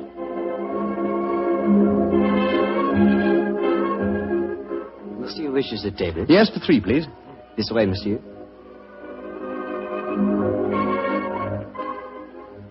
Does this table please you? Excellent, thank you. George, I'm as hungry as a hunter. How about you, Murphy? No, I'm afraid I have very little appetite. This whole case has upset me dreadfully. You mustn't take it too much to heart, Murphy. By the way, Doctor, I'd like to have your opinion on the case. Who do you think staged the theft of the emerald today? Perfectly obvious to me. Lady Anne Partington did it herself to collect insurance money. If she hadn't, she'd have insisted on your finding the thief. But you needn't worry, old chap. You get your fee all right, I'm sure of that. Oh, I'm not worrying about the fee. But I assure you, Lady Anne did not engineer that fraud today. You mean that it was Stamford? Tell him who was responsible, my dear Murphy. But how should I know? Oh, come now, Murphy. Let's not fence any longer. You did an excellent job, a superlative job. I was almost sorry to spoil it for you. I don't think I understand you, Holmes. Oh, yes, you do, Murphy. You're a splendid actor, too. I was so deeply touched when you had apparently stolen a fake jewel, and all the time you knew that the real one was safely hidden in the bottle of creme de menthe, to be abstracted at your leisure. You scoundrel. Holmes, do you mind telling me what's going on here? I'm completely and absolutely in the dark. Surely it's obvious, my dear Doctor. The imitation emerald was a brilliant copy. What makes you so sure of that, my dear Holmes? Because this April Fool's Day hoax was only conceived yesterday, or that is what you wish the others to believe. Such a superb paste gem could not have been made at such short notice. Therefore, it must have been prepared by someone who knew about the hoax before it was arranged. Now, my dear doctor, when Stamford told you about the plan last night, whose idea did he say it was? He told me that it was Lady Anne Partington's plan. Precisely. And yet Lady Anne referred to it today as Stamford's idea. Obviously, you, my dear Murphy, presented the plan to each as the notion of the other, and so only you could have arranged the real theft behind the hoax. I repeat, a splendid job. Thank you, Mr. Holmes. May I also compliment you on your cleverness in frustrating my plot? Look here, what is all this? One of you is a criminal, the other is a detective. If you're throwing each other compliments as if you were in the same profession. The dividing line between the criminal and the criminal investigator is thinner than you might imagine, my dear doctor. How very true, my dear Holmes. Would you consider coming over to my side of the line? Together we'd make an unbeatable team. Oh, you flatter me. Nevertheless, I must decline your offer, Mr. Murphy. Oh, a pity. On your side of the line, you'll never be a rich man. By the way, for your edification, my name is not Murphy, though Stamford insists on thinking it is. Then what is your name, you scoundrel? Your friend says the word scoundrel so much better than you, Doctor. My name is Murtry.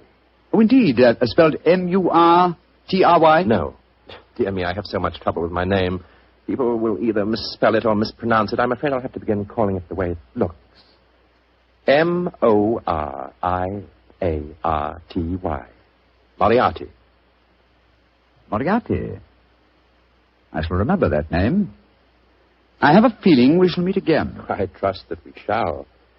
You've won the first round, Sherlock Holmes, I admit that. But I believe that a return match is indicated. I shall look forward to it, Moriarty. And now, Doctor, I can't stand your baleful glare any longer. Let's order lunch, shall we?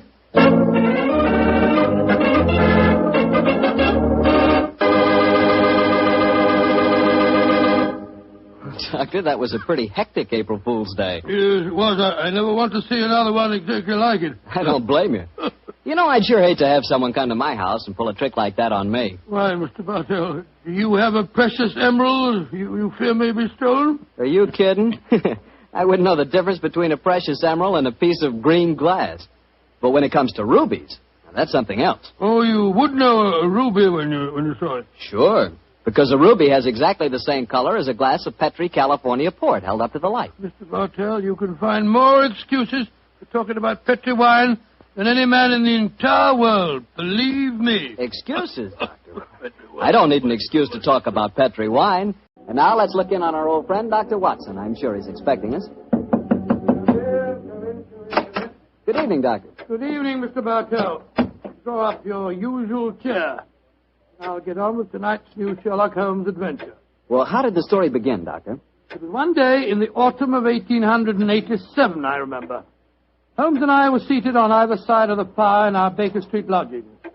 The great man, his eyes half closed, his long, thin fingers pressed together, lay back in his chair, filling the room with large blue clouds of tobacco smoke, and discoursing on one of his favorite subjects, Professor Moriarty. I can almost hear him now, Mr. Bartell, as he said... Napoleon of crime, Watson. He is the organizer of half that is evil and nearly all that is undetected in this great metropolis. Oh, surely that's an exaggeration, No, it Holmes. isn't, my dear fellow. He is a brain of the first order, and his agents are numerous and splendidly organized. He himself sits motionless like a spider in the center of his web. But that web has 1,000 radiations, and he knows every quiver of each one of them. It's fortunate for me that there's only one Moriarty.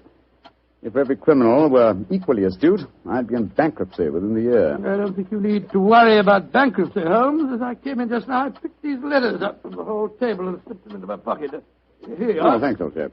They didn't look like bills to me. I observed the crest of the Duke of Carlisle on the top envelope. Oh, dear me. 500 guineas. His Grace is extremely generous in his evaluation of my services. I don't agree. After all, you did save him from a shocking scandal. Oh, listen to this, Watson. I seen you yesterday when you come to the cricket match. You wasn't watching the cricket. If you value your life, keep your filthy long nose to yourself. And it's signed Joe the Butcher. Long nose. Who on earth, Joe the Butcher? Oh, minor criminal that I was instrumental in sending to prison for a short term. He flatters himself, though. I was watching the cricket. No idea that Joe was back in practice again. I must keep an eye on him. Hello. Letter on Carlton Hotel stationery. Now, I say, this is interesting. Very interesting. Oh, what's that, Holmes? Dear Mr. Holmes, I've been informed that you are a man of ability and discretion. My life is in grave danger, and I need your help. Upon receipt of this letter, come to my hotel at once. I shall be expecting you.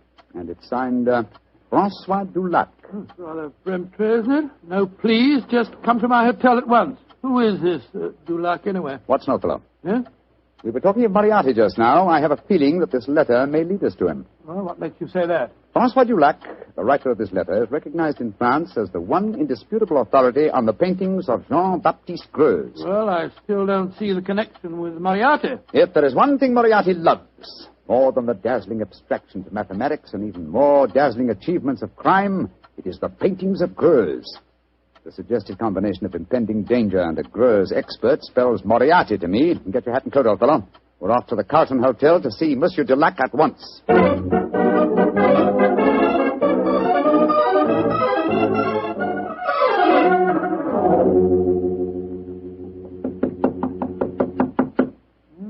This is room 212, all right, but there's no answer. I'll knock again. Shall I go and get someone to unlock the door? No, old chap. Huh? We don't want to attract attention to our prospective client. Hotel locks are very hard to pick. Here.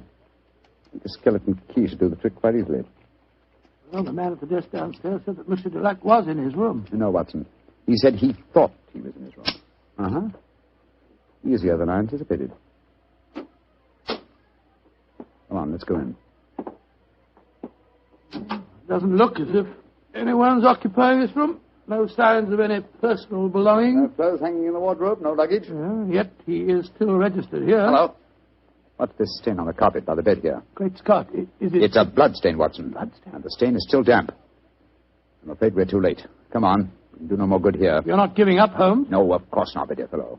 Let's see what we can find out from the hotel manager. I refuse to believe that in the 19th century a distinguished foreigner can vanish into thin air.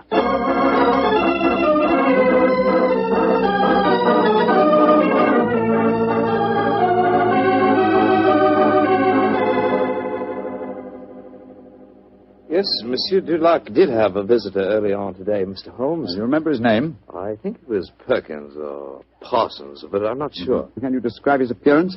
I think so, Mr. Holmes. He was a very tall gentleman, tall and thin, with deep-sunk eyes. Clean-shaven? Oh, yes, sir. He had a high forehead and a funny way of moving his head from side to side. Oh, yes. Right, Joe Holmes, that's almost an exact description of Moriarty. Exactly, Watson. Have you seen Monsieur Dulac since this Mr. Perkins or Parsons called on him? No, I haven't, sir.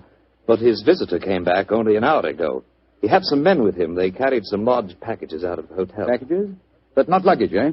No, packages, Mr. Holmes. Has Monsieur Dulac received any other visitors since he arrived here? None that have been here to see him, sir. But I understand that Sir Henry Davenant has been most anxious to get in touch with him. Sir Henry Davenant? Thank you. I'm extremely obliged to you. Come on, Watson. Always proud to be of service to Mr. Sherlock Holmes. The plot begins to clear, Watson. Well, what makes you say that, huh? Sir Henry Davenant is a millionaire whose art collection is world famous. A year ago, the papers were full of his latest acquisition, the gem of his collection, Jean-Baptiste Greuze painting, Young Girl with a Gazelle. And now it would appear that for some reason Moriarty wishes to prevent a meeting between Sir Harry Davenant and Monsieur Dulac, a Greuze expert. Now, do you see why the plot begins to clear? Vaguely, but what are you going to do? Davenant is said to be something of a hermit. He won't have anything to do with officials, interviewers, and people like that. But we know that he wishes to consult an expert on the paintings of Jean-Baptiste Greuze. The next move should be obvious, old chap. Gracious me, you mean that you'll impersonate one? Certainly. If a Greuze expert is what he wants, then a Greuze expert is what he's going to get.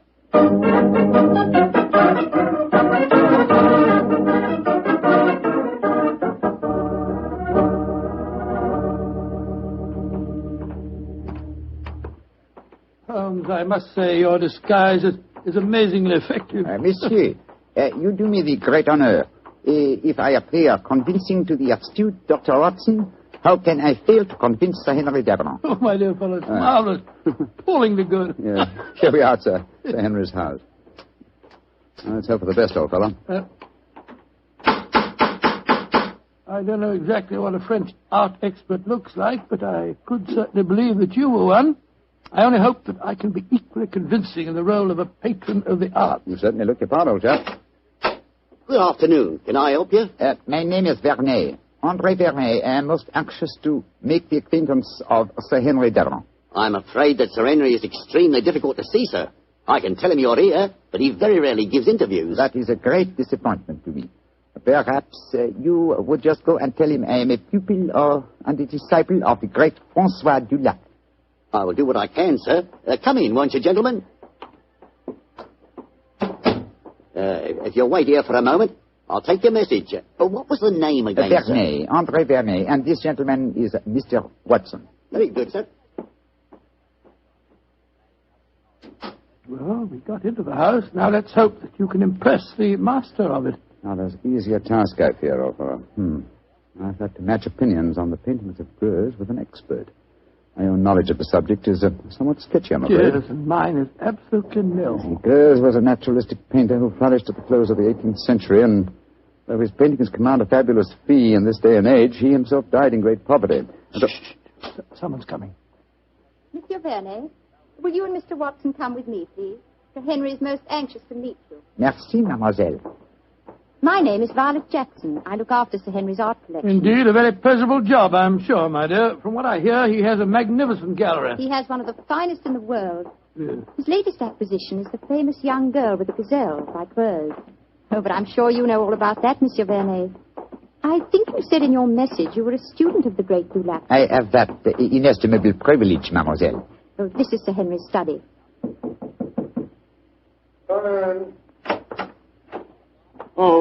Thank you, Violet. You may go. Yes, Sir Henry.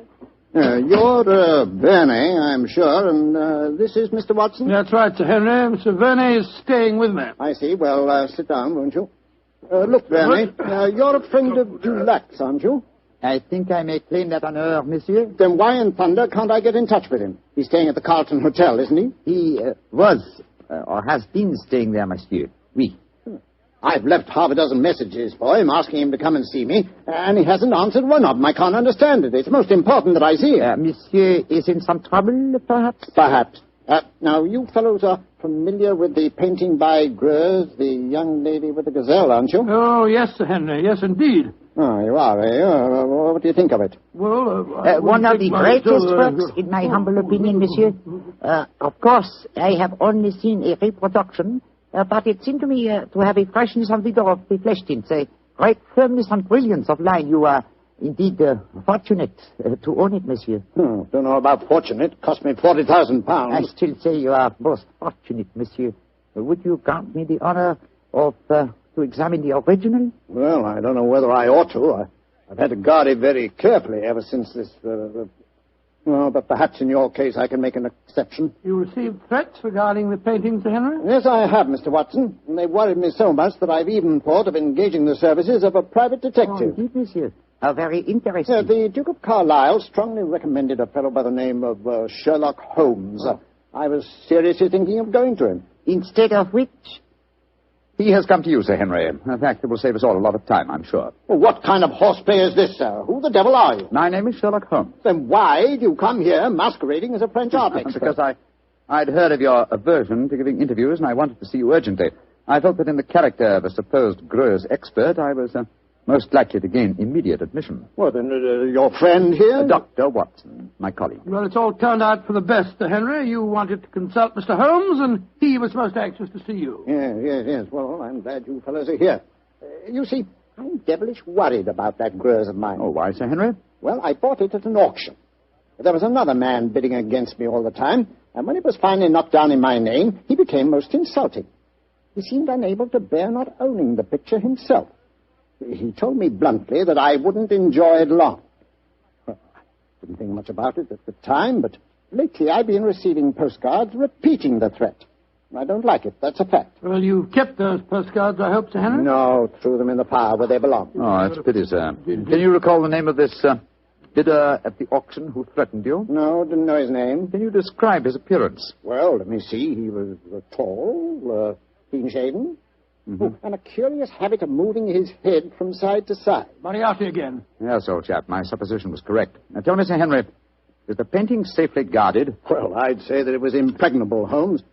It's not in my regular galleries. I had a special strong room built for it when I started to receive these threats. It has a lock to which only I know the combination, and a special clockwork device that so controls the room that even I can only enter it during certain daytime hours. And yet, Sir Henry, with such thorough precautions, you appear to be frightened. Why? Well, I hardly dare trust my own shadow, Holmes. Well, as you possibly know, one of Greuze's pupils, a certain Madame Ledoux, imitated his paintings most successfully. Several of the experts were fooled. I confess that I've been frightened lately, since I received the threat, that a clever man might try and substitute a fake painting for the original, if indeed he hasn't already done so. That's why I was so anxious to get in touch with Dulac. He'd know a fraud at once. But a substitution would be impossible if you're the only one that knows the combination to the lock of the strong room. Well, that's what my logic tells me too, Doctor. Yet I'm very uneasy, I must confess. It's still daylight, Sir Henry. Would it be possible for us to examine the painting now? Well, certainly. By the way, what happened to Francois Dulac? Did he leave the Cotton Hotel? He did, sir. The circumstances of his departure made us distinctly uneasy. In what way? His room was empty. There were no signs of luggage, and yet... Come in. Yes, Violet, what is it? This note was just left for you, Sir Henry. I was asked to deliver it at once. Who left it, Violet? Well, he didn't give his name, Sir Henry. But he was a tall, thin man with deep, sunk eyes. Oh. What's the note say? Why, it's the same fellow again. Listen to this. I told you you wouldn't enjoy the painting for long. You didn't, did you? Great Scott, it's Moriarty. Holmes, I don't see anything funny about this. What makes you laugh? It's obvious that my painting has been stolen. I find nothing funny about it either, Sir Henry. But I must admit a certain pleasure. Once again, I'm crossing swords with an adversary who was more than worthy of my steel.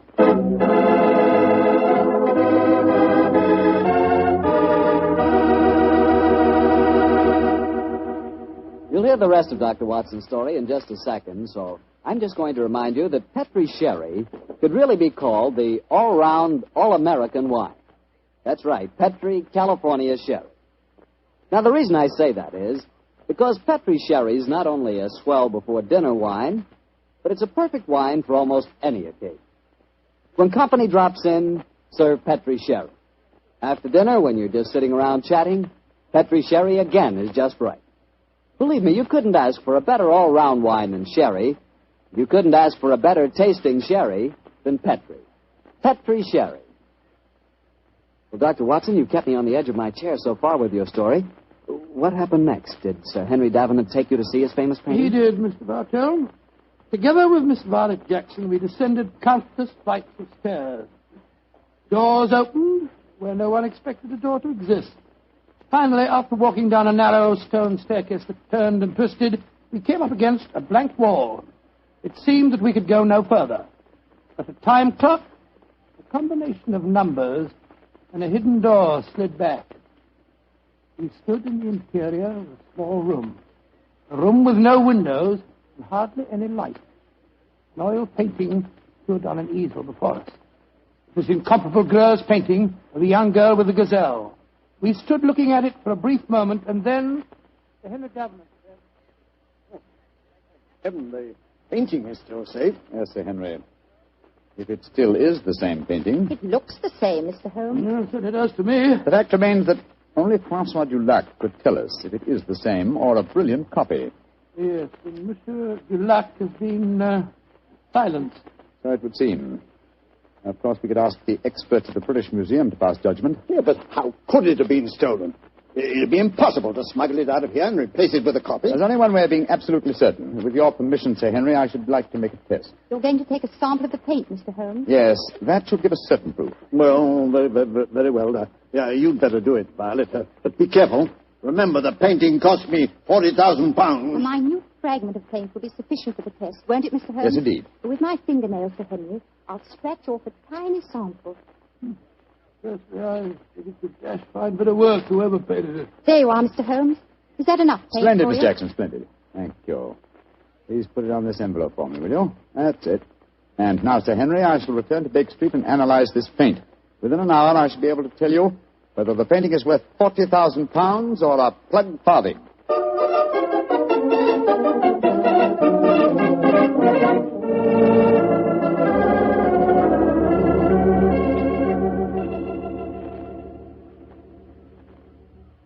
Well, Holmes, did you make the test? I did, Sir Henry. And?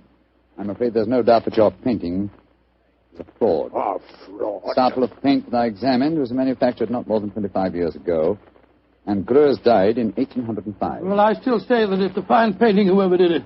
I wouldn't mind having it myself. I agree, Dr. Watson. In fact, I'd be glad to buy it.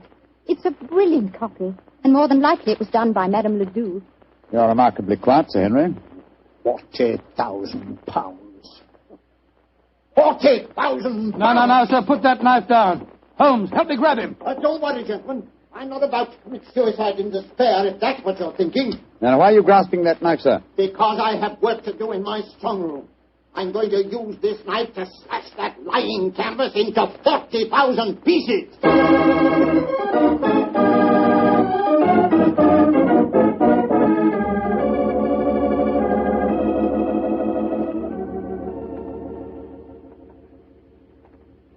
Yes, well, I suppose you're right, Violet. It's childish to mutilate this daub. It's a brilliant fraud, Sir Henry. I'd like to have it. I'll buy it from you gladly. Buy it from me? You can have it. Go and make arrangements to have the wretched thing taken away at once. I don't want any frauds in my collection. Yes, Sir Henry, and thank you. Now, Mr. Sherlock Holmes, I'll pay you any fee you name if you can tell me how the original painting was stolen. Well, Sir Henry, the how must here precede the who. And the how, I must confess, seems impossible. Yes, I agree. This is the sealed metal room. The only entrance is through the door. That has a combination that only you know, Sir Henry. Perfectly true. It's impossible for anyone to enter this room without my being present. Or I would have sworn it was. Let's examine these walls, Watson. Might be a secret panel. Ventilator. No method of entrance here. Well, you'll find no flaws, I'm sure. This room is built like a giant safe. And the time lock on the door is equally solid. Is the time lock working now? Yes. It started 5 minutes ago when we opened the door. But don't worry. It's perfectly safe with the door open. But when the door's closed, it couldn't be reopened again, I take it, Sir Henry. Not until the morning, Doctor, no. I had the lock specially designed. Very ingenious. This presents as pretty a problem as ever I've tackled, Sir Henry. A large painting stolen and a fake one substituted in a sealed room to which only you have access. I must confess the how seems utterly impossible. Remember what you always say, Holmes. Throw out the impossible, and whatever remains, no matter how improbable, must be the possible. Let's consider the who for a moment. Is your butler absolutely reliable? Absolutely. How about Miss Jackson? Oh, completely trustworthy. Brought letters of recommendation from most of the leading art galleries in London. Intelligent, too. And serious-minded.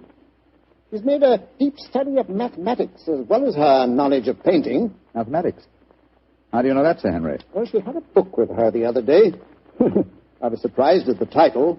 Could have been a novel, but no. It was called The Dynamics of an Asteroid, and it was inscribed to her by the author. Dynamics of an Asteroid, and inscribed to her by the author. Thank heavens for your memories, Henry. That book was written by Professor Moriarty. Violet Jackson must be an accomplice of his. Violet? The door! Someone slammed it shut. Yes, and it's not very hard to guess who that someone is. Oh, but I can't believe that Violet is a criminal. Look, there's a note being pushed under the door. Strike a match, will you, old fellow? Right, you are. What's it say, Holmes? Forgive my unladylike eavesdropping, but with Mr. Sherlock Holmes as near the truth as he is, I'm afraid it would be unwise for me to remain here any longer. On the other hand, you are in no danger of smothering in the strong room, but your imprisonment should delay my pursuit till morning. Violet Jackson. He's escaped us, Holmes. Don't worry, Watson. Miss Jackson's failure to procure the painting for Moriarty will land her in a far worse dilemma than anything we could subject her to. Moriarty has never tolerated failure on the part of his minions. A brilliant plot, old fellow, a brilliant plot. Moriarty is at the zenith of his powers. How fortunate that we were able to foil him. What do you mean, foil him? My painting's been stolen. Your painting, Sir Henry? Oh, no. It's here in this room. What on earth are you talking about, Holmes? You reminded me of my own dictum, Watson. I discarded the impossible. It was impossible that the picture had been stolen, therefore it had not been stolen. You mean that this painting is the original, Greuze? Yes, of course, sir. Surely the whole plot is crystal clear now. Just about as clear as porridge to me. Well, then let me explain. The whole episode of Francois Dulac, the note to me, the empty hotel room, and the significant bloodstains and the apparent disappearance of Dulac were all part of Moriarty's plot. The real Dulac never left France. Moriarty created him in England to lure me into the case. Why in thunder should he want to do that, Holmes? Yes. I should think you're the last person he'd want on the scene. Oh, on the contrary, sir. He knew that I'd grab at his bait, the apparent murder of a Greuze expert who would make it seem likely that your painting had a substitute, Sir Henry. He wanted me to test the painting, which I did. I fell into his trap very neatly. The paint, Holmes. You said that it was no more than 20 years old. Yes, my dear fellow, the answer should be obvious. I see it. Violet was his accomplice, had prepared the painting beforehand, and carefully scraped off a piece of modern paint. Exactly, Sir Henry. And Moriarty had assumed, quite correctly as it turned out, that as soon as you thought your painting was a fraud, you'd want to get rid of it. And that girl was going to take it out of this house with your full approval. And, of course, turn it over to Moriarty. What a fantastic scheme. A devilishly clever one, old chap. If it hadn't been for your chance remark about the book on mathematics, Sir Henry, I'm very much afraid the young lady with the Gazelle might even now be on her way out of your house. Holmes, I can't tell you how grateful I am. And I'm going to express that gratitude in a very material manner, I assure you. Thank you, Sir Henry, but I wouldn't dream of accepting a fee for this case. I've been shockingly obtuse. I might easily have let them walk away with your treasure right under our noses. We locked in here for the night, sir? I'm very much afraid so, Dr. Watson. Oh, I shouldn't be surprised if the butler notices our disappearance and comes looking for us. But he won't be able to open the door. It'll need a professional locksmith to get us out of here. Oh, really? It looks as if we'll spend a very cheerful evening. Don't be gloomy, my dear fellow. Oh, gloomy. You're locked in with one of the loveliest girls in history, and she's genuine at that. Strike another match, old chap, shall we? What? Let's look at her once again.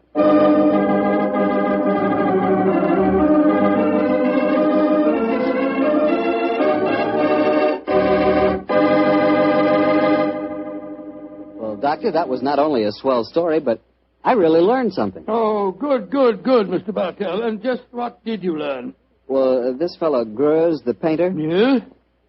I know this must sound stupid to you, but until you mentioned his name, I'd never heard of him before. Holmes mentioned his name to me. I've never heard him before either. But then...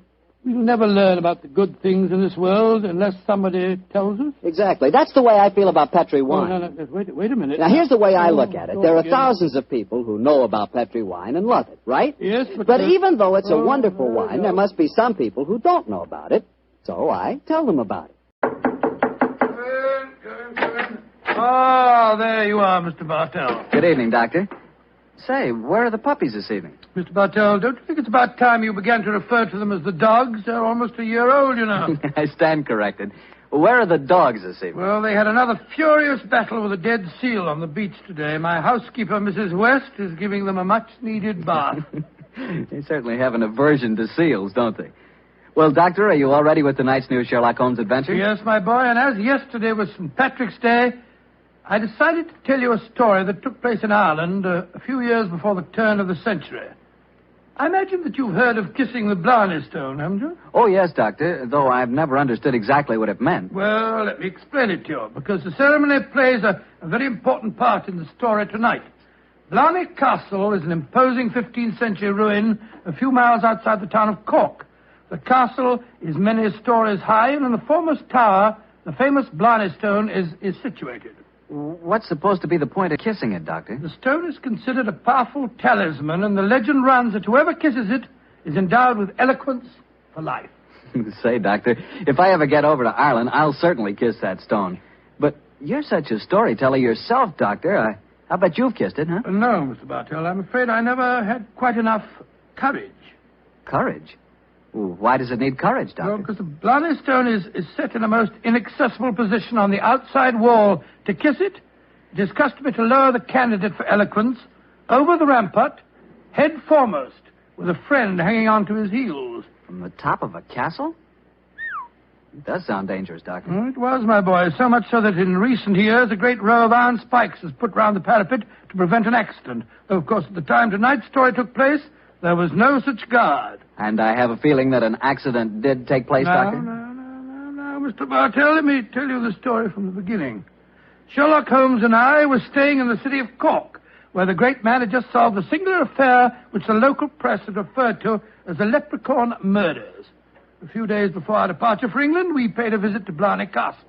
I must confess that I had a certain desire to test the miraculous powers attributed to the Blarney Stone.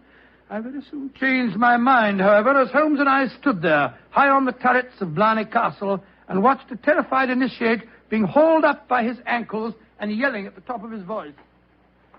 Pull me up! Pull me up quickly! I think I'm going to faint! Great Scott, I had no idea that kissing the Blarney Stone was such a hazardous proceeding, Holmes. Yes. It would seem that eloquence could be more easily obtained than by hanging suspended by one's ankles from a battlement with 100-foot drop below and kissing a piece of stone. Oh, I'll never do that again. Oh, I'll never I must say, I don't blame the fuller. And yet, my dear chap, on our way over here, you expressed a sneaking desire to kiss the stone yourself. I'll be very happy to hold your ankles if you want to try the experiment. No, thank you. After witnessing the ceremony, I've changed my mind. Then I suggest we make our way back downstairs. I don't think there's much more to be seen up here. Well, by the way, Holmes, do you know the origin of the superstition regarding the Blarney Stone? Yes, I do, old chap. The stone was, story of the stone dates back to the middle of the 15th century. A certain Cormac MacCarthy, called the Strong, a descendant of the ancient kings of Munster and builder of this castle, chanced one day to save an old woman from drowning. In her gratitude, she offered Cormac a golden tongue, which would have the power to influence men and women, friends and foes, as he willed. She told him to mount the battlement, kiss a certain stone in the wall 5 feet below the gallery running round the top. He followed her directions and obtained all the fluent persuasiveness she had promised. And I suppose the story spread, and the Blarney Stone has been a magnet to pilgrims ever since. Yeah, a pleasant legend. Holmes. Yes, old chap? Tomorrow's St. Patrick's Day. I bet there'll be quite a bit of excitement in the village tonight. Don't you think it'd be rather fun to pay a visit to one of the local inns? Splendid idea, old chap. Our rather arduous work here in Ireland is concluded, and I think we're more than entitled to a little gaiety.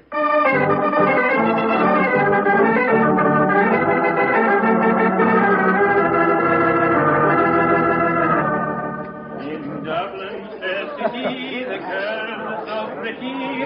'Twas there that I first met sweet Molly Malone. She wheeled her wheelbarrow. Charming, quite charming. A waiter and singing at his work. Singing very well, too. Just the same, I wish someone would come and take our order. Oh, there's a barmaid. I'll see if I can catch her eye. Hi, Miss.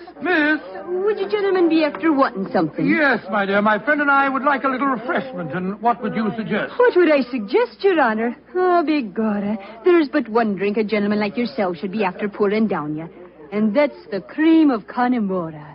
Whiskey that'll soften your heart and make you glow with a good feeling, so that the little people will be after visiting you. It sounds delightful. Bring 2 glasses, will you? Yes, Your Honor. Yes, Your Honor. I must say I never heard an English barmaid go into such rhapsodies over a nip of whiskey. No, the Irish are distinctly more colourful in their speech. It's an interesting fact, though, Watson, that the Irish are curiously unrewarding in the criminal world. England, Scotland, America, Australia have all produced classics of crime, but the Irish murders, almost without exception, have been purely physical, affairs of hot blood. You say that rather regretfully, Holmes. No, my dear chap, no. I say, Watson, look at this rather florid-looking gentleman coming towards our table. It looks to me as if he's a little under the weather. You fellas have got to have a drink with me. Oh, thank you, sir, thank you, but we've just ordered one. Well, you've got to have it with me. I went to the races at Cork today and made a killing. I'm going to buy all the drinks here tonight. I'm afraid that... Nothing to be afraid of. I'll sit down with you for a moment. There. My name's Hankin, Geoffrey Hankin. What's yours? Mine is Holmes, and this is my friend, Dr. Watson. How do you do, sir? How do you do? Your Honors, that'll be 1 and 6. Here, I'm paying for these. Here. Half a crown, and you can keep the change. Oh, blessings on you, Your Honor. Oh, well, if you insist on paying for our drinks, Mr. Hankin, here's your very good health. Yes, indeed. You're both English, aren't you? Yes, sir. So am I, and it's certainly a relief to hear an English voice again. Oh, you don't like the Irish lilt, sir? Can't bear it. Personally, I find it rather charming. Yes, indeed, so do I. Well, you wouldn't if you had to live with it all the time. Sometimes I think that if I hear one more Irish tenor singing Molly Malone, or one more reference to the little people, I shall go raving mad. You live in Ireland, sir? Yeah, I have to. I own a half interest in the Tweed mill here, you see. In any case, my wife's Irish, and she thinks there's no other country in the world, so I suppose I'm stuck here.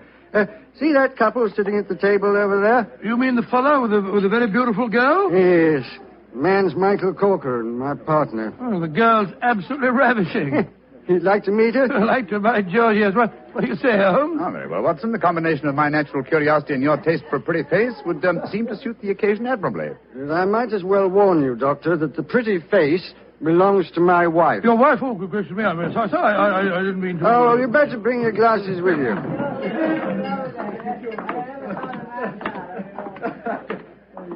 Molly, my dear, I want you to meet two English friends of mine, Mr. Holmes and Dr. Watson. How do you do? How do you do, Mr. Holmes, Dr. Watson? Won't you sit down and join us? And this is my partner, Michael Corcoran. How do you do, Mr. Corcoran? How do you do, Sam? I'm glad to meet you. Please be seated, gentlemen. Are you visiting here in Cork, Mr. Yes, Holmes? Mrs. Hankin, but we're returning to England in a few days. You've been to Blarney Castle, I hope. Oh, yes, we were there this afternoon.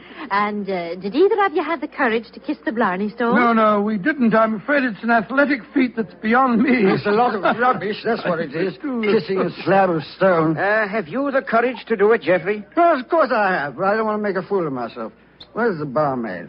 Kathleen. I'll make a wager, Geoffrey, that you haven't the courage to kiss the stone. How much will you bet, Michael? I'll wager a £10 note on it. It's a bet, and you fellas witnessed it. I'll kiss the Blarney Stone at noon tomorrow, and you'll be £10 the poorer, Michael. And I suggest that Mr. Holmes and Dr. Watson be present as well. They can act as referees. Jeffrey, dear, don't get so excited. Well, I don't like it when Michael suggests I don't have courage. You want some more drink, Mr. Hennigan? Yes, all of us want some. No more for me, thank you, Mr. No more for and me, I thank you. think you've had enough, Jeffrey. Don't tell me when I've had enough, Molly. In Dublin's fair city, the girls Oh, no, are so not that pretty. filthy song. Firstly, Mr. Hankin, I find the traditional Irish melodies quite beautiful. And I find them revolting. Stop! Jeffrey, quiet. Would Your Honor be wanting me to sing another song? My honor would like you to shut up that filthy caterwaul. Really, sir, really, I call Jeffrey. that... Sean, please go on with your singing. In Dublin's fair city... You heard me, you great bog-trotting gazoo. I said shut up, and I meant shut up! Jeffrey, I'm leaving here at once. Michael, please to take me home. It'll be my pleasure, Molly. You're an ugly man, Mr. Henkin. Knocking down poor Sean when he was singing just like a bird. Oh, the devil with him, and all of you. No Irishman will be after forgiving you for this night's work. No, not the little people of old Ireland either. You've made more enemies, Mr. Henkin, than you'll ever see. But you'll be knowing they're there. Fiddlesticks, you can't frighten me with your stupid Irish superstition. Well, bless my soul, that was a charming little party, I must say. Englishmen like Hankin are a disgrace to their country. Fortunately, they're not representative, though. Yes, I must say I'd hate to have a curse put on me like that barmaid laid on him. Watson. Yes? Did you see the glances which Mr. Hankin's partner and his wife exchanged as the brawl started? There was more menace to him in those glances than in all the threats of all the little people in Ireland. Yeah. I thought that there was something between them. I say, Holmes, that bet about Hankin kissing the Blarney Stone at noon tomorrow, do you suppose... I suppose nothing, old fellow. But there are forces at work here that I don't like. I think, Watson, that you and I will be at the Blarney Stone at noon tomorrow. It's possible that the bet made tonight is all part of a definite plan, and I have a feeling that the bet is still on.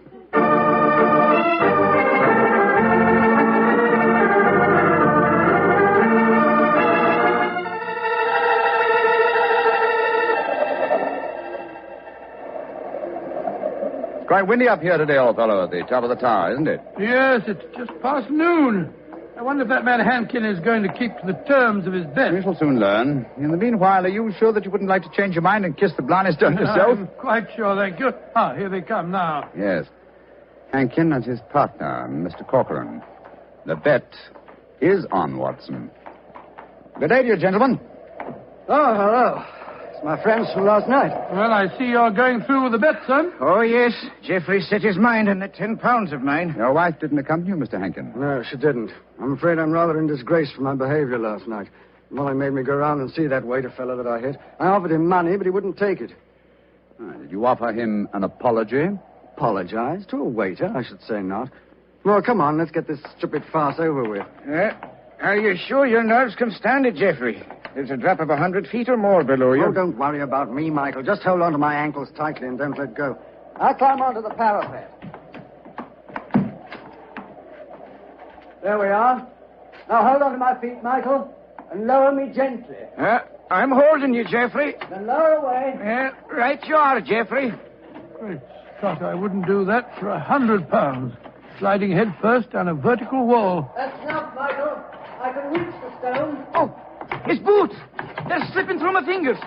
I can't hold him. Let me help you. I'm slipping. Pull me. Hold on to him. Hold on to him. Oh, he's gone. I just couldn't hold him. Great heavens.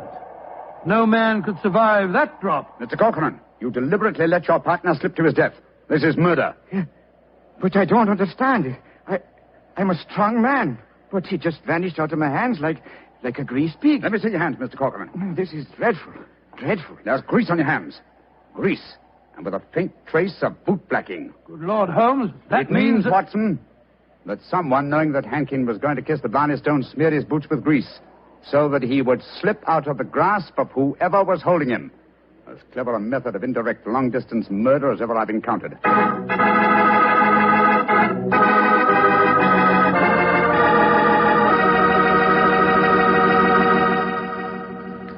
You'll hear the remainder of Dr. Watson's story in just a second, so I'm going to remind you that Petri California Sherry is not only wonderful before dinner, but it's good almost any time. If you had to choose just one wine for almost any occasion, that wine would be Petri Sherry. Petri Sherry is a perfect wine to serve in the afternoon or in the evening. It's good before dinner, yes, but it's swell after dinner, too. In fact, with a bottle of Petri Sherry on your shelf, you've got practically a small-sized wine cellar. So get a bottle of Petri Sherry soon. And remember, you can't miss with any wine that has the letters Petri on the label, because all Petri wine is good wine. Well, Dr. Watson, this is quite a story you're telling us tonight. What happened next? I suppose you went down into the castle grounds and looked for the dead man's body? Well, we tried to, Mr. Bartell, but the authorities were curiously uncooperative. They refused to let us search, insisting that the police be called first. And so, Mr. Bartell, half an hour after the tragedy, Holmes and I found ourselves standing in a tiny police station as we told the story to the local sergeant. Sure the saints be praised, Mr. Holmes. 'Tis a terrible story you've told me. Tomorrow I'll be after arresting Sean O'Flaherty. Sean O'Flaherty? He's the waiter at the inn, the one who sings. That he is, and he sings like a breath of spring.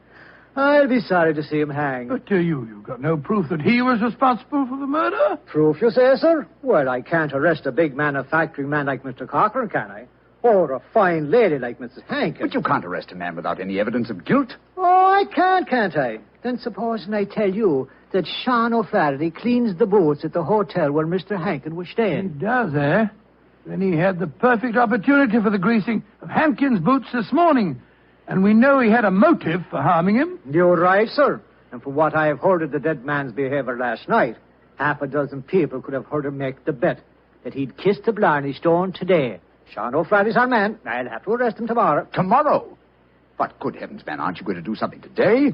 A murderer's at large. Today is blessed St. Patrick's Day. Oh, sure, let the poor fellow have the day in peace. Oh, he won't run away. But my dear son... will you come back with me to the castle and search for the body? They refuse to let me do it alone. On St. Patrick's Day? That I will not. We would need a crew of helpers, and where will I be after getting them on blessed St. Patrick's Day? No, we'll do that tomorrow, too. No, today's a day for celebrating. Oh, your methods astound me, Sergeant. Do they now, sir? Don't be after fretting about me. Just enjoy yourself today. Tomorrow we'll see what can be done about it. Well, good day to you, gentlemen. Oh, bless my soul. I've never seen such a happy-go-lucky policeman in my life. It's infuriating. If only I were allowed to examine Hankin's body, I could get to the bottom of this. Well, what are you going to do now, Holmes? The police won't help us. Then we must take the law into our own hands. I think we'll start off by going to the hotel and seeing what we can find out from Sean O'Flaherty.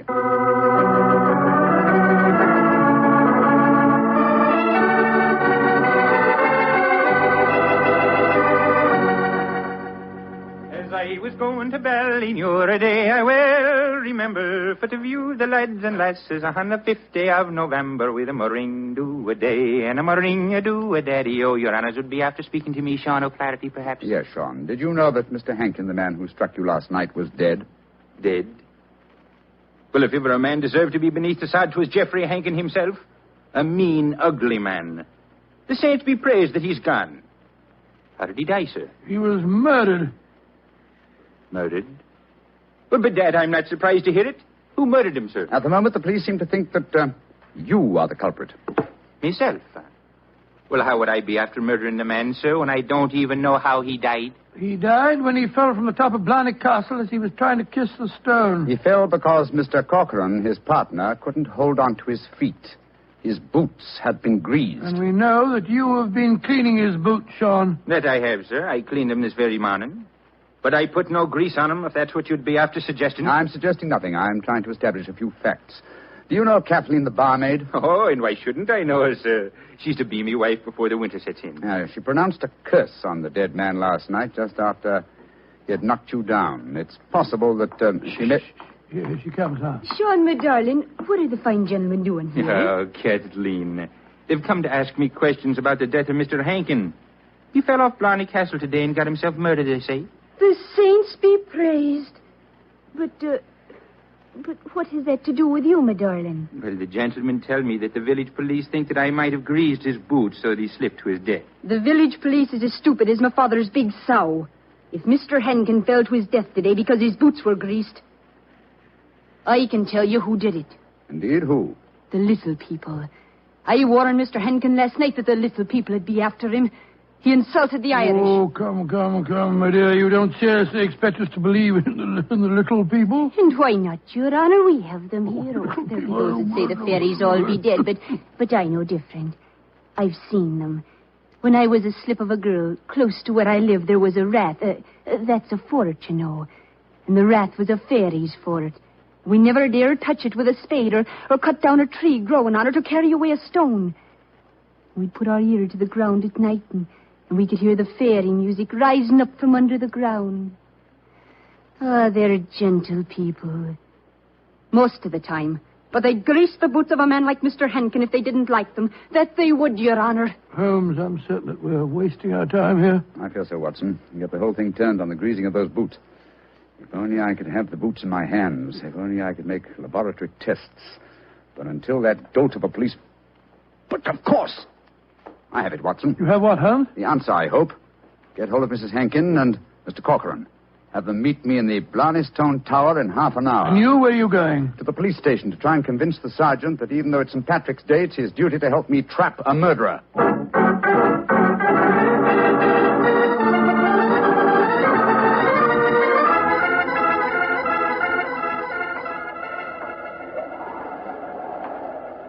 You know, Mr. Holmes, you're an obstinate man. It's blessed St. Patrick's Day, and yet you insist that we meet here on the top of Blarney Castle. What do you think you can prove? Who murdered Geoffrey Hankin? Yes, but why do Molly and I have to be here? Yes, Mr. Holmes. And poor Geoffrey's body still lying somewhere below us. Mrs. Hankin and Mr. Corcoran. I asked Dr. Watson to bring you here for a good reason, I assure you. You ready, Watson? Quite ready, Holmes. Good. Sergeant. Yes, sir. You asked me why I've assembled the three of you here. I'm going to reconstruct the crime. I shall play the part of the victim. My friend Dr. Watson will represent you, Mr. Corcoran.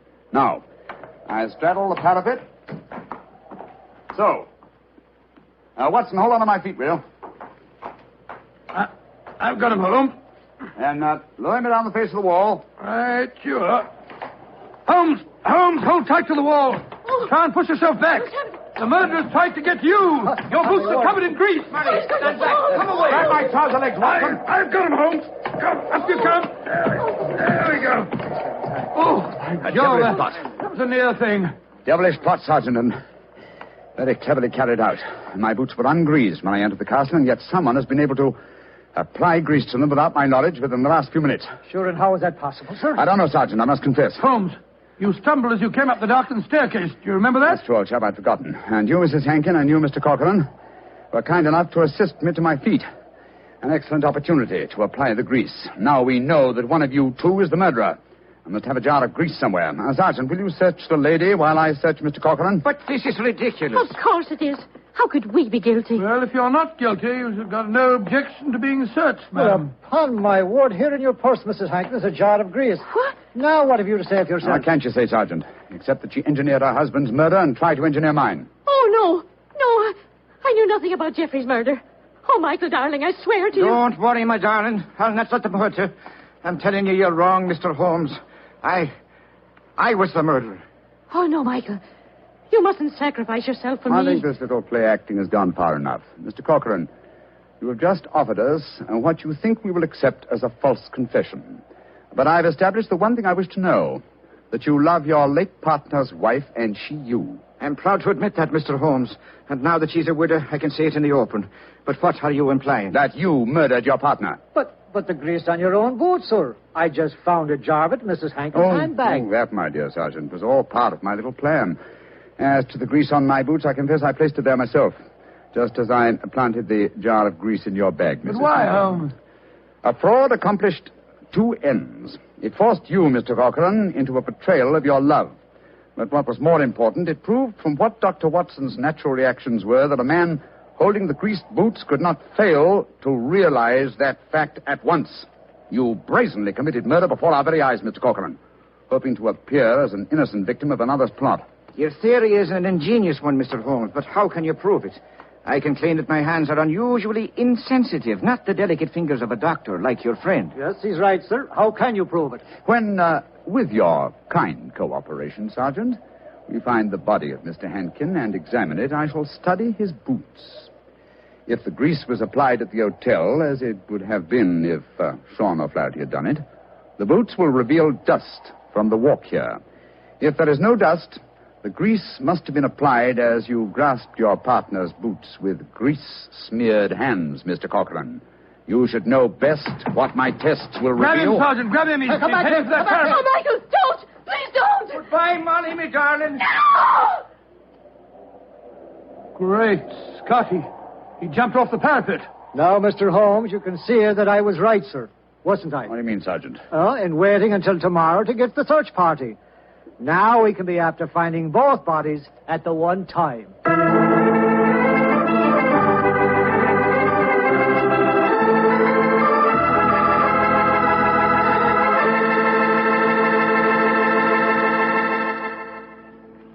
Well, Doctor, that was really an unusual story.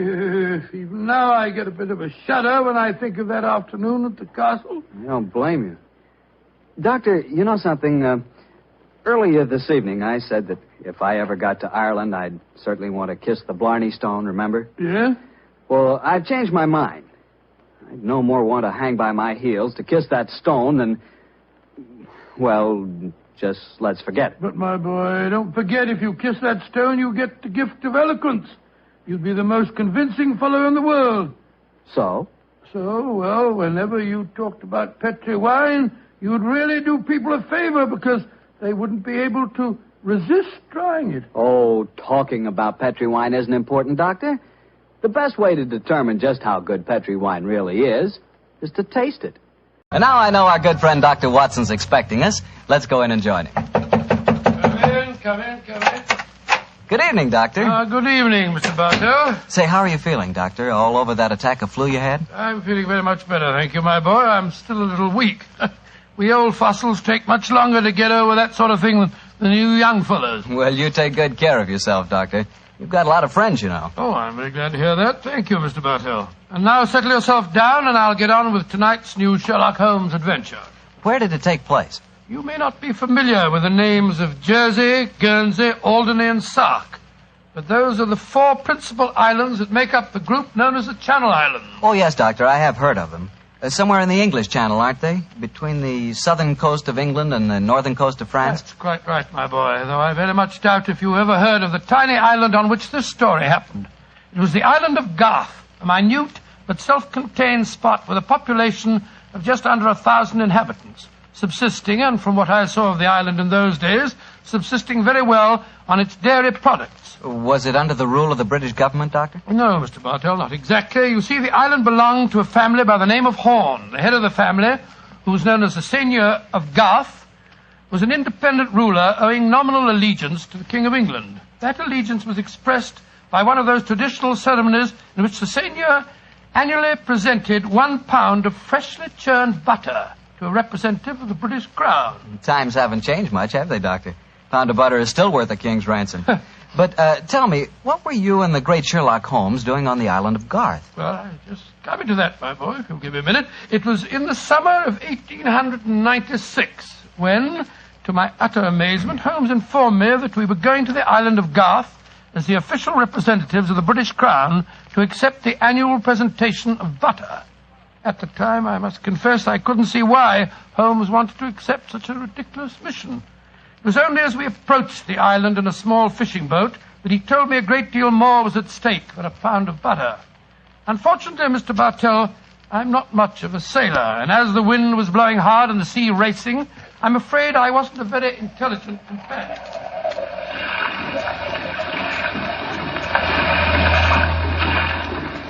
Cheer up, Watson. We'll soon be there. I hope so. I feel wretched, Holmes. I must say the whole trip seems utterly ridiculous to me.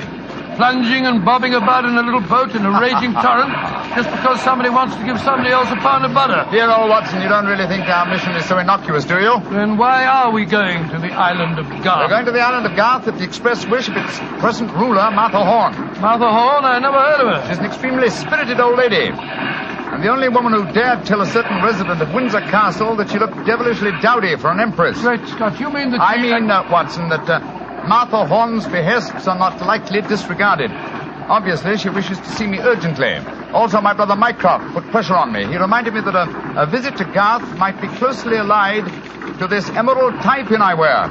Of course, you recall the origin of this pin. Well, naturally. That lady at Windsor Castle gave it to you after our little trouble last year over those stolen plans for the Bruce Partington submarine. Exactly, my dear fellow. But remember that the spy Oberstein had put those plans up for auction in all the naval centers of Europe.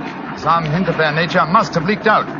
It's even possible that other powers may be able by now to duplicate the pride of our submarine fleet. And whoever controls the channel, Watson, controls England. Well, they're dropping anchor, and yet we're still a quarter of a mile out from the island. Well, why do you think they're doing that? Here comes the skipper. He'll tell us. Here is as close to the island as we may approach, monsieur. We have already sent signals. A smaller boat is putting out for you. It will be here in a little while. Thank you. A smaller boat? Good Lord. Holmes, you were hinting at the naval significance of the island of Garth. Yes, old chap, I was. Well, what good would it be as a port if even a small boat like this can only come within half a mile of it? For a surface vessel, no. But we were speaking of submarines. Garth, I learned from the encyclopedia, boasts a magnificent interior cavern accessible only through underwater channels. Great Scott, an ideal natural harbor and dry dock for a submarine fleet. Precisely. And on the control of the island of Garth, Watson, may well rest the fate of the British Isles. Now, old chap, perhaps you see why Mycroft was so anxious for us to collect a pound of butter.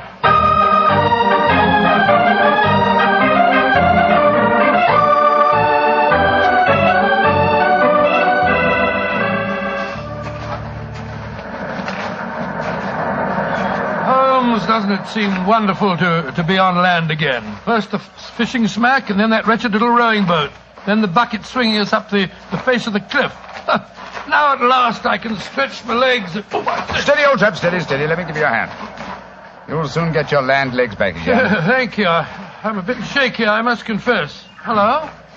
Who's that couple walking towards us? Our welcoming committee, no doubt. How do you do? Mr. Sherlock Holmes and Dr. Watson. Permit me to present myself. I am Dr. Hugo Oberwald. How do you do, sir? How do you do, Doctor? And this is Mrs. Reeves, the housekeeper at Horn Castle, where you will be staying. How do you do? How do you do, Mrs. Reeves? Welcome to the island of Garth, gentlemen. We were deputed to come and greet you and take you back to the castle. We can walk there across the cliff tops. It isn't very far. Splendid. I think my friend will appreciate traveling on terra firma once again. Dear me, Herr Doctor.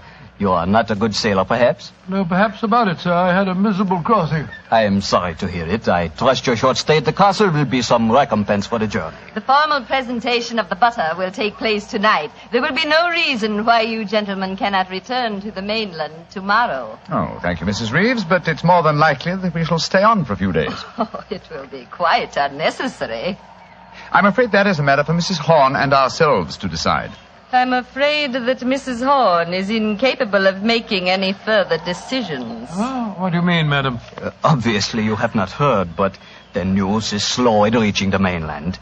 Mrs. Horn died yesterday. Died? Good Lord. A natural death, I suppose. But, of course... I attended her myself. A simple case of heart failure. The poor lady died in her sleep. Shall we begin our walk to the castle? By Jove, Holmes, this changes things. You suppose it was a natural death? I suppose nothing, old fellow. But in almost 20 years of practice, I can recall precisely 3 clients, actual or potential, who died natural deaths. Come on, let's follow them.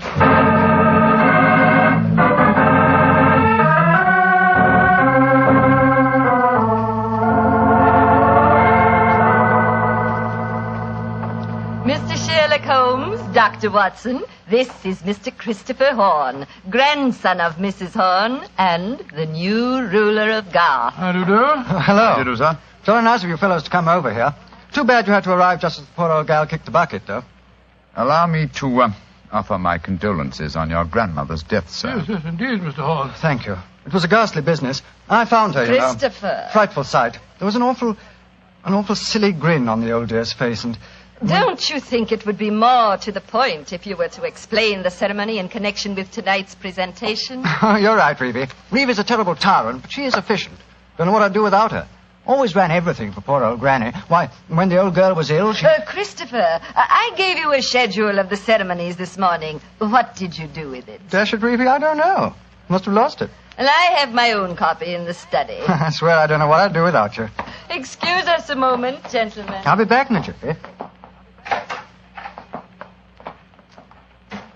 Holmes, what in thunder's going on here? That boy's completely under the thumb of Mrs. Reeves.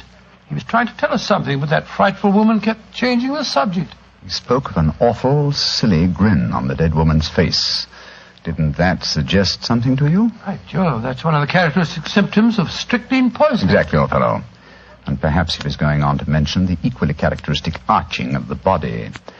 We've got to get Mr. Horn to ourselves for a little while, and you've got to examine the body of the dead woman. And it's going to be difficult. Is that a balcony outside the window? Yes, it is. Come along. Let's see what it leads to.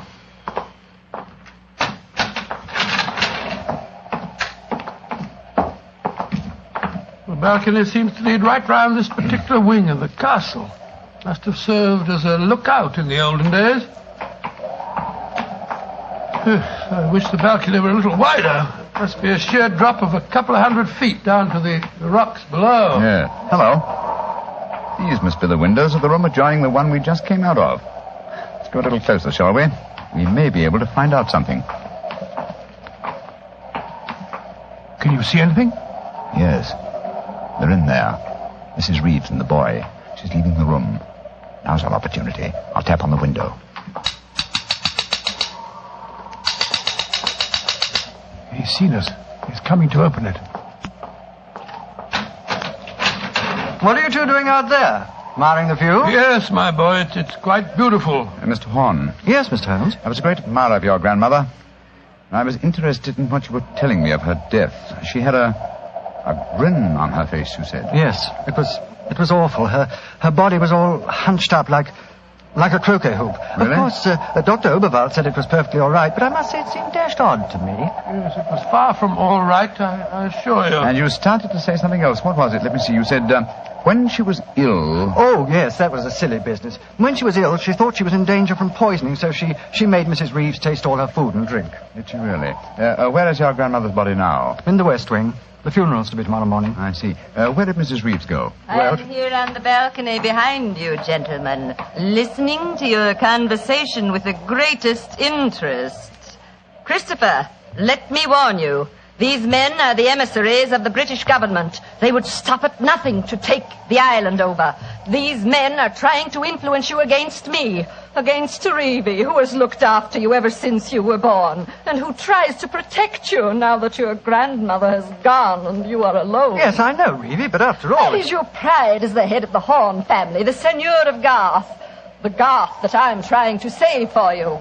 This man is completely unscrupulous. He was about to accuse me of murder. Weren't you, Mr. Sherlock Holmes? The thought had occurred to me, Mrs. Reeves. Of course it had, because you wished to poison Christopher's mind against me. Well, Mr. Holmes, we have no police on the island of Garth. Our only law is the word of the Seigneur, and Christopher now holds that title. Seigneur, what do you say? Will you allow an Englishman to blind you by accusing me of being a murderess? Mr. Holmes, Dr. Watson, I shall meet you at the ceremony tonight.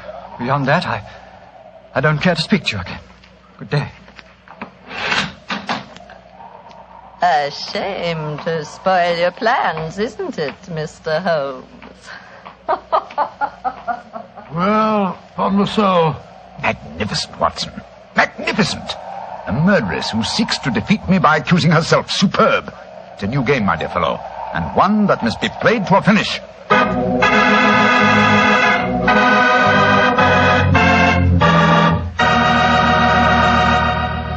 We'll hear the rest of Dr. Watson's story in just a second, so I'm just going to remind you that right now is one time you'd really enjoy a glass of Petri California Port. You couldn't ask for a more delicious wine.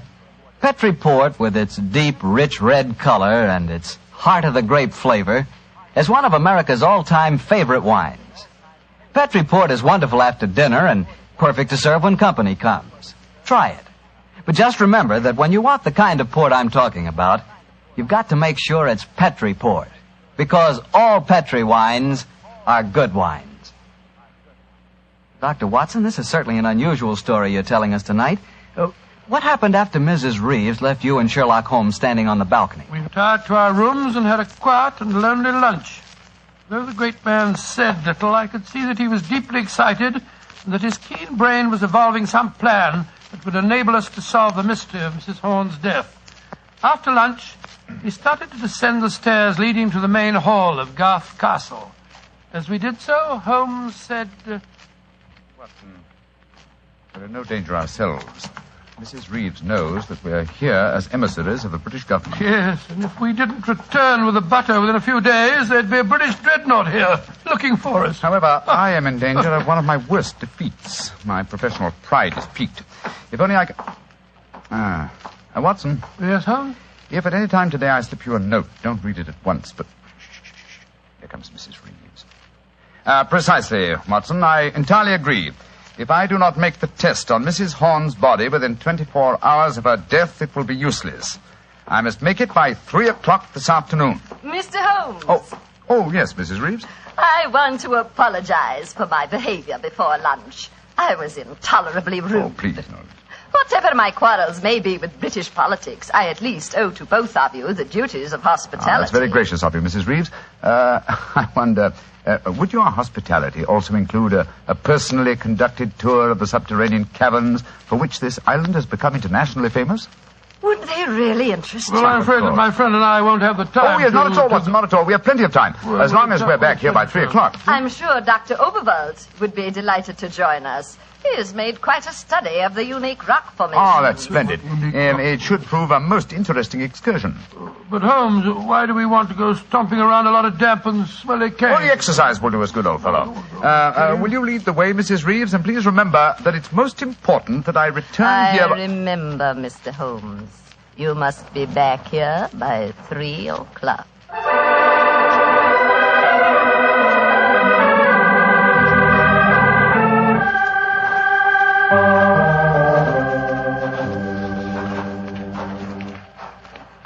A little further, Mr. Holmes, and we shall reach the giant cavern. Most interesting. Watson and Dr. Oberwald seem to have lagged behind us somewhat. They will be here in a moment. There. This is the giant cavern. Magnificent. Truly a miracle of nature. It's a natural submarine dry dock hewn out of the rocks. Yes, Mr. Holmes. And in the olden days, only the smugglers who inhabited this island knew the entrance that leads to this cave. The first seigneur of Garth found a cache of untold wealth hidden here. Really? Silks, jewels. There are still the remains of some of the finest Calvados brandy stored among these rocks. Indeed. An incomparable drink. Would you care for some? It is our custom whenever visitors honor us with their presence to offer them a glass. I should be delighted. There is a natural shelf here in the rocks. Perfect hiding place. Here you are, Mr. Holmes. And here is a glass. This is a rare privilege. I imagine that very few people have been offered it. Only our most distinguished visitors, I assure you. This cavern is completely inaccessible from the outer sea, I presume. Completely. Unless, of course, ships could swim under the sea. Which, as you know as well as I, they can, Mrs. Reeves. Even outside the imaginings of Jules Verne. Indeed. Would you care to explore a little deeper? The others will be with us soon.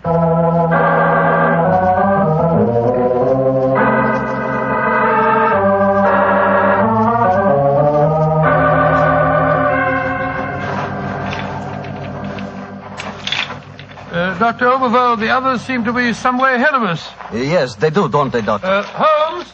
Holmes! Where are you? Dear me, I'm afraid we cannot follow them. What do you mean? The next cavern is already cut off by the rising tide. Great Scott, you mean that they're cut off? I am afraid so. But do not worry, Herr Doctor. In a few hours, the tide will recede. They are in no danger. Just, shall I say, temporarily marooned.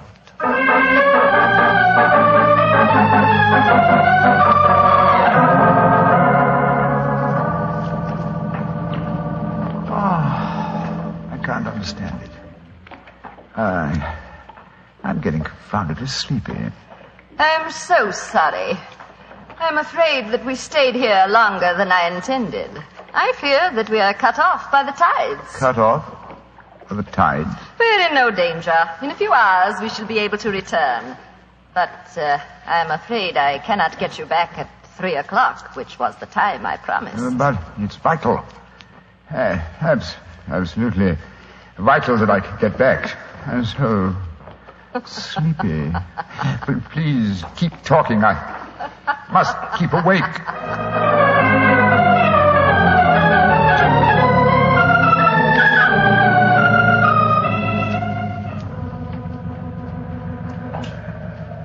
Dr. Oberl, I must get to Sherlock Holmes at once. I am sorry, Herr Doctor, but we are not able to control the forces of nature. We cannot force the water to recede. Your friend is in no danger. No, but he's got a most important test that he must make by 3 o'clock. I am afraid that will be impossible. I've got to do something. I should have come to these blasted caves in the first place. I don't know what on earth I ought to do. By Jove, that note that Holmes gave me, he told me to open it if... where did I put it? Ah, here it is. A note from Mr. Sherlock Holmes, eh? Vital that you make medical test. Great Scott, Dr. Overall, it's absolutely necessary for me to return to the castle at once. Indeed. A note from Mr. Sherlock Holmes, and now it is most important that you return to the castle. No, my fine English friend. I am afraid I cannot allow you to. Oh, I don't know how you propose to stop me, sir. You see this revolver? And do you see this stick? I warn you, Herr Doctor. Oh, no, you don't. I'm sorry you can't hear me, Dr. Overville, but when Sherlock Holmes gives me orders, I carry them out.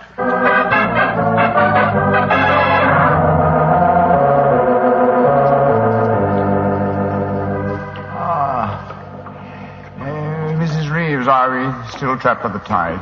What time is it? 5 o'clock. I'm afraid that you will be a trifle late for your important appointment. What a pity. You deliberately trapped me here. You drugged the brandy and kept me a prisoner. Did I? Now, why should I do that, Mr. Holmes? Because you're greedy for power. That's obvious in your domination of that pleasant though weak young man who is now Seigneur of Garth. I'm sure your beliefs would find support in certain ideologies now arising in Germany. Your choice of a German doctor as an accomplice in your plans would support that theory. And what might my plans be? I should say that you're determined to give Garth as a submarine base to Germany. With this island in their power, they could control the channel. Very interesting. And I suppose, as well as being a spy, I'm responsible for Mrs. Horn's murder? You and Dr. Oberwald between you. She was too strong for you. You had to get her out of the way. You probably made subtle attempts on her life at first, the origin of which you did not realize, but which caused her eventually to send for me. My arrival forced your hand, and so you and Dr. Oberwald resorted to the quite unsubtle expedient of poisoning her. All pure supposition, Mr. Holmes. The only law on this island is Christopher Horn. Do you suppose he'll believe you? No, I suppose he won't. You've outwitted me, Mrs. Reeves. I walked into your trap just as you intended me to. Then in that case, you may collect your pound of butter tonight and return to the mainland tomorrow. Mrs. Reeves, how much longer do we have to wait for the tide before we can make our way back to the castle? We can leave now. We could have left at any time. There's another secret entrance that is above the tide level. I merely had to make you overstay the hour of your test. I could not risk Christopher's seeing definite proof. Come now. I shall lead you back. You fool.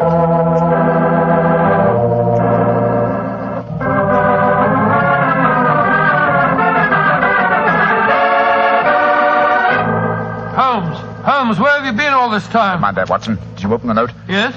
Followed my instructions? Yes, it was, as you suspected. Thank heaven, old chap. Then now we can hoist her with her own petard. Shh. Here she comes. I am glad to see, gentlemen, that you have assembled here in the seigneur's room. The ceremony of presenting the butter traditionally takes place here. As soon as Christopher arrives, we will explain our customs in this matter. Dr. Watson, I trust that Herr Oberwald proved an interesting companion on your excursion this afternoon. Yes, indeed, most interesting. We had a discussion of the relative merits of the walking stick versus the revolver. I think I was able to make my argument fairly convincing. Where is Dr. Oberwald now? I imagine he's lying down. He had all the symptoms of impending headache when I saw him last.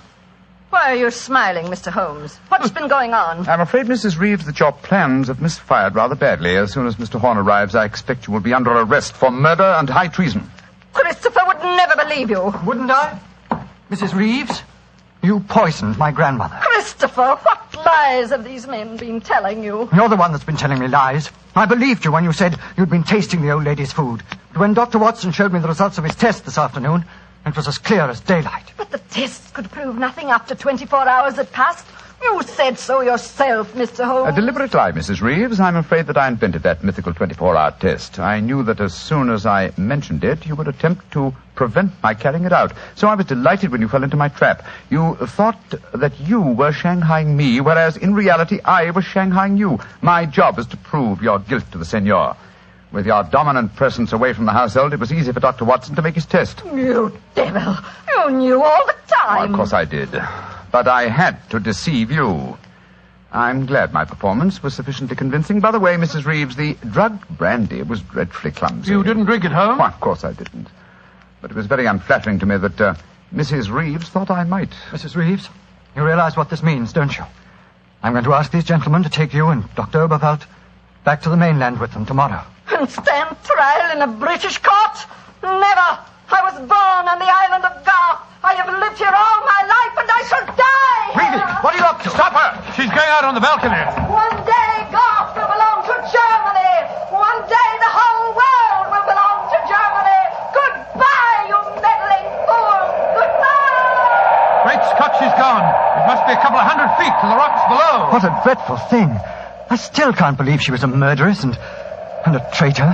Now, it's shocking. A shabby finish to a shabby business. Mr. Horn, I suggest that we make sure Dr. Oberwald does not escape justice, and that we then perform the ritual presentation of the butter. Yes, Mr. Holmes. The island of Garth will still pay tribute to England, and I think it always will.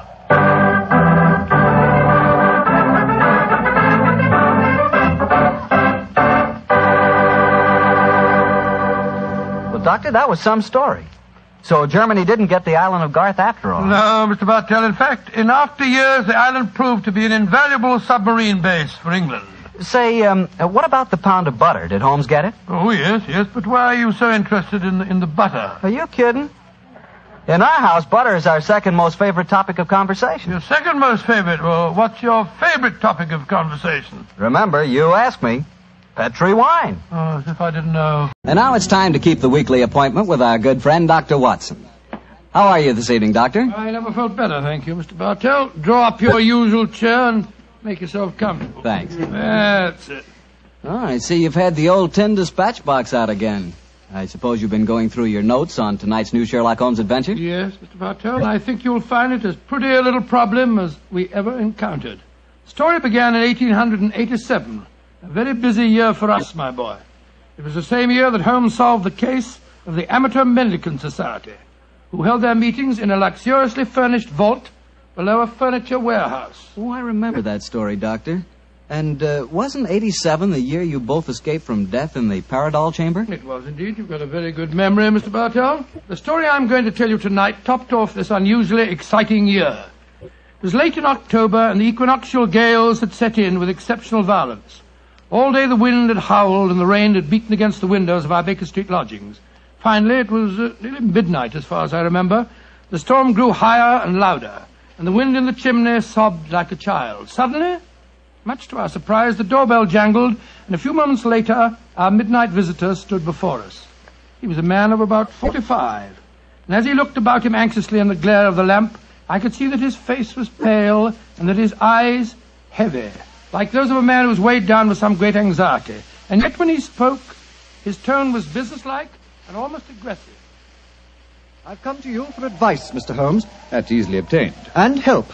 That is not always so easy. Help the gentleman off with his coat, will you, Watson? Yes, indeed. Here you are, sir. Let me hang it up for you. Thank you, sir. I heard of you, Mr. Holmes, from Major Prendergast. Oh, yes. He said that you could solve anything. Oh, I'm afraid he said too much. But you've never been beaten. I've been beaten 4 times, sir. 3 times by men and once by a woman. But supposing you sit down and introduce yourself. My friend's name is Watson, Dr. Watson. How do you do, sir? How do you do, Doctor? My name is Lovelace, Edmund Lovelace. And what brings you to me at this hour of the night, Mr. Lovelace? I'm in terrible trouble, Mr. Holmes. You don't know anything about me, but if you'll accept my case, you can save 4 lives. I wouldn't say that I know nothing about you, sir, though it's true that I know little beyond the somewhat obvious fact that, you're single, that you keep a dog, but not a manservant, and that you are much preoccupied with your business, which I take to be some form of insurance. Oh, come. Oh, steady. Now, what is this? Well, magic? I'll wager that my friend's right, though. Isn't he, Mr. Lovelace? Perfectly. But I'll be hanged if I can see how he knows it. It's a practical application of logic, sir. The briefcase that you carry might at first indicate a barrister or some other professional man, but your brusque, businesslike manner counteracts that suggestion. An insurance broker who must visit clients at odd hours is the likeliest man to combine that manner with a briefcase at midnight. But the wife and the manservant, and the fact that I'm preoccupied with my business. Your cufflinks don't match, sir. Each is from a different pair. That would suggest preoccupation, and it's a mistake that neither a wife nor a manservant would have allowed to pass. Yes, but how about the dog? Oh, surely that's obvious, Watson. Well, I can't see it. I shall let you ponder on that matter while Mr. Lovelace tells us his problem. Mr. Holmes, are you as interested in preventing a murder as in solving one? Well, naturally I am, Mr. Lovelace. Even more so. But please tell me your story. I live with 4 cousins of mine in an old house in Camberwell. My grandfather left the house and a sizable fortune to the 5 of us on condition that we lived together and maintained a family unity. It probably won't surprise you to know that we've grown to get pretty much on each other's nerves. Well, what happens if one of you dies, Mr. Lovelace? His share is divided among the others, Doctor. Oh, yes. The wonder to me is, sir, that not that a murder may take place, but that it has not happened long ago. Who's responsible for the administration of the estate? My cousin Gerald. He's much older than the rest of us, and he's a thoroughly unpleasant, cantankerous man. Yeah. He gets an extra share in the estate as administrator, and in consequence he doesn't work. We feel, of course, that he lives off us, and we're continually quarrelling with him about it. Sounds like a jolly household, I must say. There's going to be trouble, Mr. Holmes, I know it. Gerald hates us, and he's jealous of our share in the estate. You spoke of preventing murder just now. Yet I can see that you've selected your cousin Gerald as the potential murderer. Am I right? Yes, you are. Mm-hmm. But don't think it's personal prejudice that makes me suspect him. I have good reason for doing so. Oh, what reason? This evening, just before dinner, I helped Gerald off with his topcoat and went to hang it up for him. As I did so, I heard a strange metallic clink in one of his pockets. I slipped my hand inside it and found a hypodermic syringe and a small phial of liquid. I opened the phial and smelled it. Gentlemen, it reeked of bitter almonds. Bitter cyanide, eh? And what did you do? I thought of destroying it, but I realized that would put him on his guard, so I replaced it in his pocket. Of course, I warned the others, and we decided that I'd come to you. I have to see a most important client tonight, or I'd have been here earlier. Yes, it seems odd that you didn't come directly to Mr. Holmes as soon as you'd made the discovery, Mr. Lovelace. After all, if a potential murderer is walking about with a pocket full of cyanide, I should have thought that itself was more important than business. Well, Yes, I suppose it might seem so to you, Doctor. Now, that's a most interesting stick you carry, sir. May I examine it? Of course. Here. Oh, thank you. Now I see how you've deduced that Mr. Lovelace had a dog, Holmes. There are the marks of the dog's teeth on the stick. Yes, my dear Watson, but these marks under scrutiny give us even more specific information. He's a large dog. You've had him for some years, Mr. Lovelace, and he's now old and feeble. Well, you're perfectly right, but I'll be hanged if I can see how you can tell that from looking at a walking stick. This stick is covered with teeth marks, therefore it has been carried many times by the dog. Now, it's a heavy stick, so only a large dog could have carried it. And the teeth marks also indicate a large jaw. The older marks are deep sunk. Look here. The fresh ones, where the wood is not yet darkened, are shallow. Yes, it's obvious that the jaws are losing their strength. That's very clever of you, Mr. Holmes, but I don't see what it has to do with the case in hand. Oh, neither do I, Holmes, I must confess. No, surely it tells us that your story, Mr. Lovelace, may bear a less terrifying implication than you think. On the other hand, its implication may be even more terrifying. Though it's late at night, I feel that any further delay in this matter would be extremely dangerous. I suggest that we get a cab and come to your house in Camberwell at once.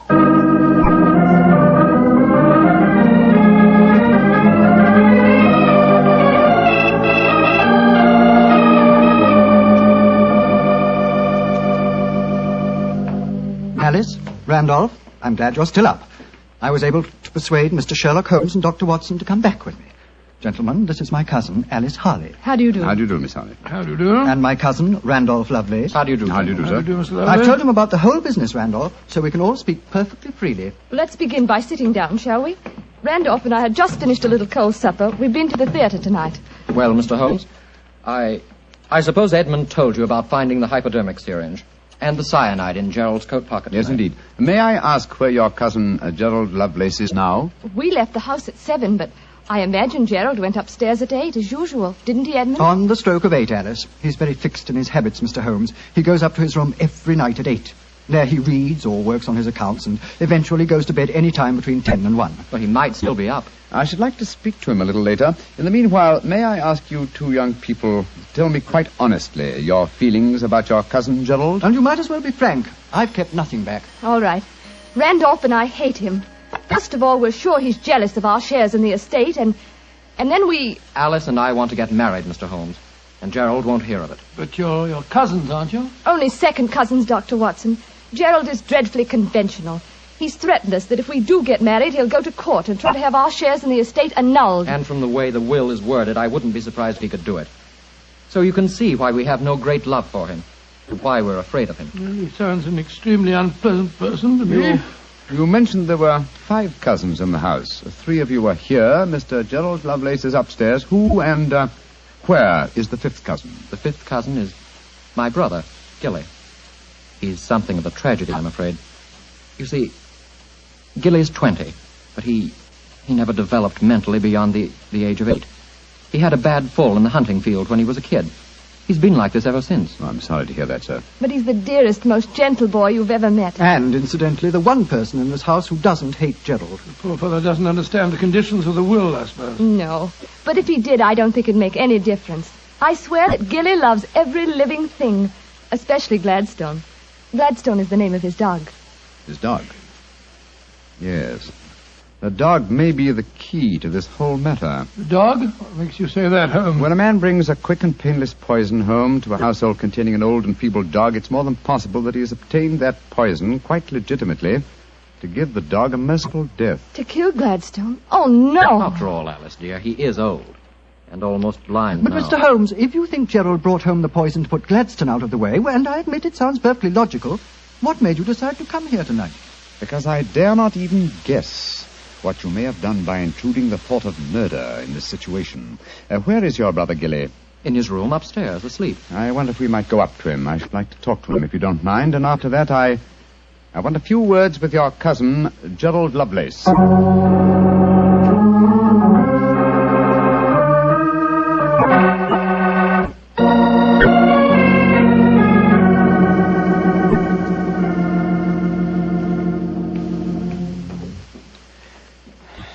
He's asleep, Mr. Holmes. Yes, with a dog in his arm. I'm afraid we'll have to waken him. Gilly? Gilly? It's all right, Gladstone. We're not going to hurt him. Gilly? Who is it? Oh, hello, Alice. Who are these men? They've come to take Gladstone away. No, Gilly, we haven't. Oh, of course not, Gilly. We've just come to admire him. Your brother's been telling us what a fine dog he is. Oh, that's different. Isn't he beautiful? I just had such a wonderful dream about him. Such a wonderful dream. What was it, Gilly? Well, he was all young again. Just a puppy. He was chasing a rabbit across a cliff top. And I was running with him. Oh, Gladstone looked so beautiful. Didn't you, old boy? Of course you did.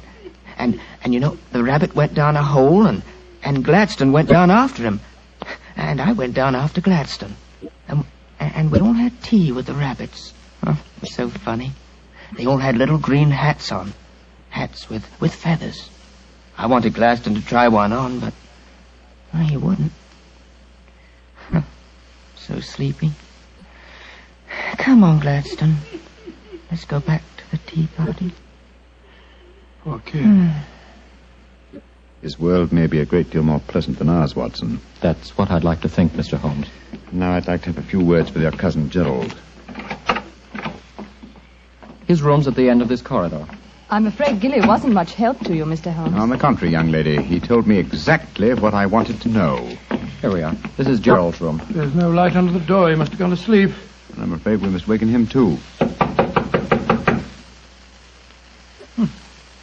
Must be a heavy sleeper. But he isn't. He's a remarkably light one. Come on, let's go in. Strike a match, will you, old fellow? Sure. The gas mantle's at the head of his bed, Dr. Watson. Yeah. Well, he's lying on the outside of his bed. He must be... There's blood on the pillow. Great Scott, Holmes. The back of his skull smashed in. He's been murdered. Oh, no! Horrible! Yes, Watson, but not by the blows on his head. Look here on the table by his bed. A hypodermic syringe and a broken file. Yes, a broken file. Reeking of bitter almonds. Poor devil. Well, I won't pretend I liked him. But what a ghastly way to die. All they that take the sword shall perish with the sword. So the scriptures say, Mr. Lovelace. The very suspicion of the killing has brought murder to pass. Well, it's too late to prevent it. Our job now is to find the killer and see that he's brought to justice.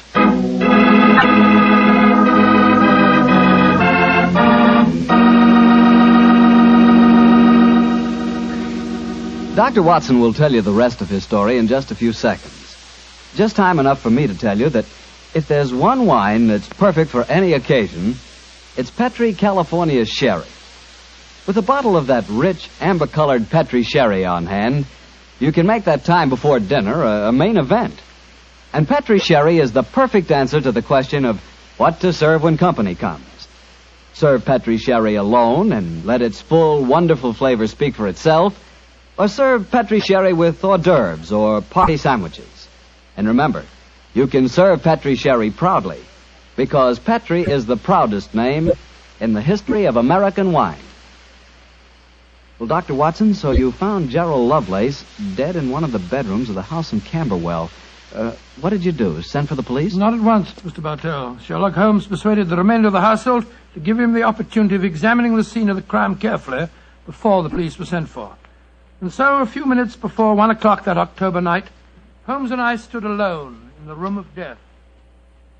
Turn the gas a little higher, will you, old chap? Right you are. You know, Holmes, I think you should have sent for the police right away. In a case like this, Watson, I prefer to be my own police. When I have spun the web, they may take the flies, but not before. What are the results of your medical examination, old chap? Well, it's exactly as you reconstructed it, Holmes. He was first beaten on the head with that poker lying on the floor. Then he had the full phial of cyanide injected into his left wrist. Can you estimate the time of death at all accurately? No, this room's confoundedly hot. He might have died any time from 1 to 5 hours ago. Yes. It's now 1 o'clock, and we know that he was alive at 8. Mr. Edmund Lovelace saw him leave for his room at that hour. Yes, if he was telling the truth. One thing we do know for a fact is that this man was murdered at the exact moment he was going to bed. He's wearing his nightgown and nightcap, but his bed has not been slept in. Well, isn't it possible that the murderer might have killed him shortly after 8 and then dressed him in his nightclothes to confuse us? No, my dear chap. You will notice that the hypodermic needle passed through the sleeve of his nightshirt. Here. Also, the nightcap is crushed and bloodstained from the blows of the poker. No, Gerald Lovelace had prepared for bed. Yes. Look at the glass of water on the night table and the prayer book and the watch. Yes. Signs of a prosperous and meticulous man. Mm-hmm. Very fine gold watch and in excellent condition. Aha. There's the answer, Watson. What do you mean, there's the answer, Watson? I just wound this watch 1 turn, and then it was fully wound. That provides us with a time schedule for our murder. Come on. We'll send a servant for the police, and while they're on the way, if you'll call everyone together, I should like to put a few more questions to this family.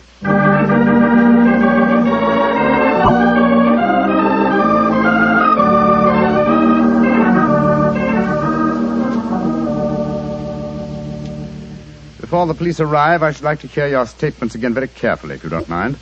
Mr. Edmund Lovelace, what were your exact movements tonight? I left here shortly before 10. From 10 o'clock until the time I came to Baker Street, I was with my client. His name and address, please.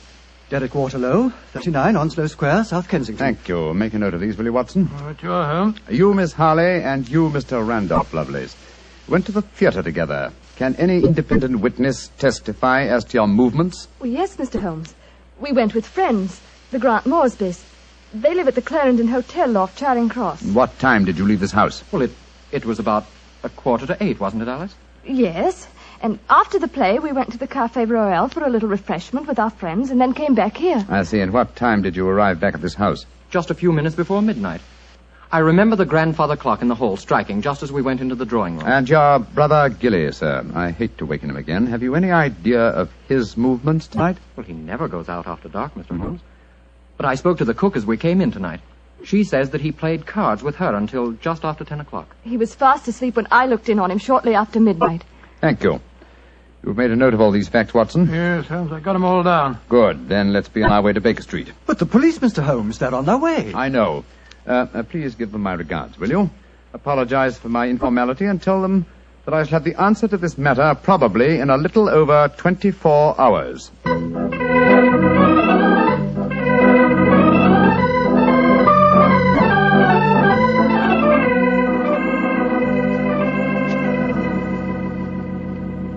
Holmes, here it is well after midnight. You haven't done a thing on the Camberwell case. No, but you have, old chap. You've checked on all the time alibis and found them valid. I'm much obliged to you. Yes, Inspector Lestrade was here tonight, you know, and he made some pretty caustic remarks, I can tell you. Oh, didn't you inform him that I'll have the answer to the problem before many hours have passed? I did, but you know, Lestrade, he wanted action. You shall have it. Is the watch still running? Yes, there's another thing. What'll Lestrade say when he finds that you took the dead man's watch? I've no idea. Oh, why did you take it anyway? You sound sleepy, old chap. Yes, I am confoundedly sleepy. Well, why don't you go to bed? What are you going to do? Continue my vigil with my pipe and the watch of a dead man.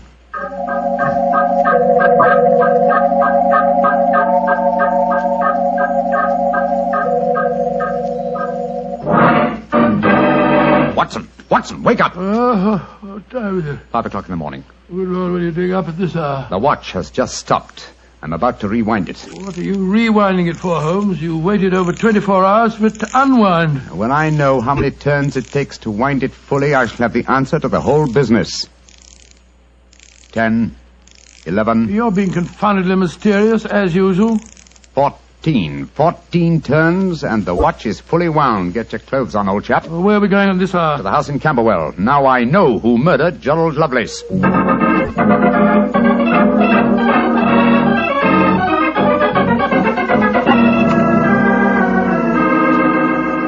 Mr. Edmund Lovelace, I'm glad you let us in. Please take us up to your young cousin's room at once. Gilly? What do you want with him? I'll explain in a moment. Please take us up to him. Oh, of course, but what brings you here at this hour of the morning? Mr. Holmes knows who murdered your cousin. Well, I'm glad to hear it. It's more than the police seem to know. They were here half the night cross-examining us. Here we are. I don't think we'll bother to knock.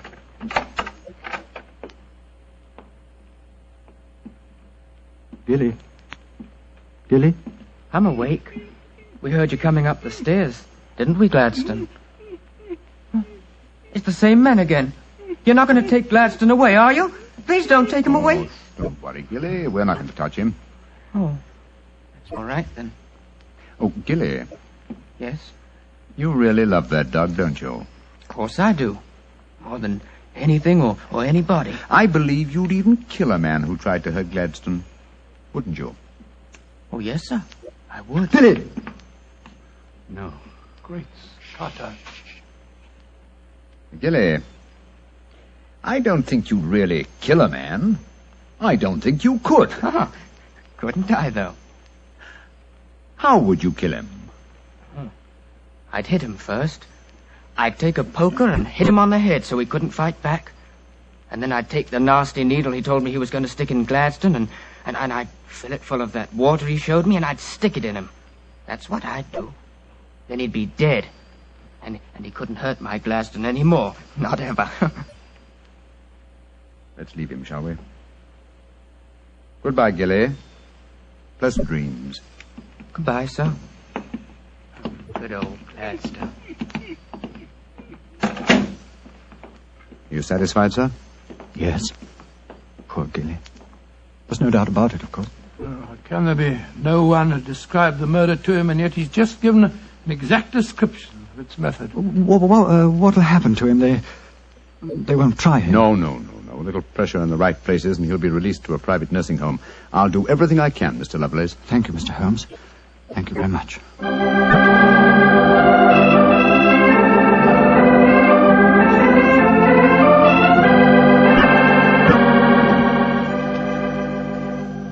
Well, Holmes, now that we're back in Baker Street and the whole depressing case is finished with, perhaps you'll tell me how you knew that Gilly had committed the murder. Well, consider the time schedules, old fellow. You checked the alibis of the other cousins and found them satisfactory. That meant that Alice Harley and Randolph Lovelace could have committed the crime only at midnight. Edmund only before 10. Gilly only around 11. You said that the time of death could have been at any of those hours. Yes, I did. So how did you pin it down to 11? The watch gave me the specific answer. When I picked it up, I unthinkingly wound it. Made one turn and was then fully wound. Now, when does a methodical, precise man like Gerald Lovelace wind his watch? Just as he's going to bed. Exactly, old fellow. So that it was obvious that he was killed precisely one watch stem turn before I wound his watch. Now I'm beginning to see daylight, Holmes. So you let the watch run down? That's what I did. It took 28 hours, from 1 o'clock the night before last until 5 this morning. Now, how many turns did it take to rewind it? 14, wasn't it? That's right. Therefore, one turn of the watch stem equaled 2 hours, proving that Gerald Lovelace had been murdered 2 hours before 1 o'clock at 11 p.m. When Gilly was the only one who could have done it. You know, Holmes, I still find it hard to believe that boy was capable of such a ghastly crime. He seemed so gentle. Oh, he is. Except when his beloved dog's life was at stake, probably out of some mistaken notion of kindness. Gerald Lovelace warned the boy of his intentions regarding the dog. It's a sad business, Watson, a sad business. I hate to think of that boy spending the rest of his life in a mental home. I have one prayer for his future. What's that, Holmes? The dog Gladstone can't live very long. I pray that Gilly does not long outlive him.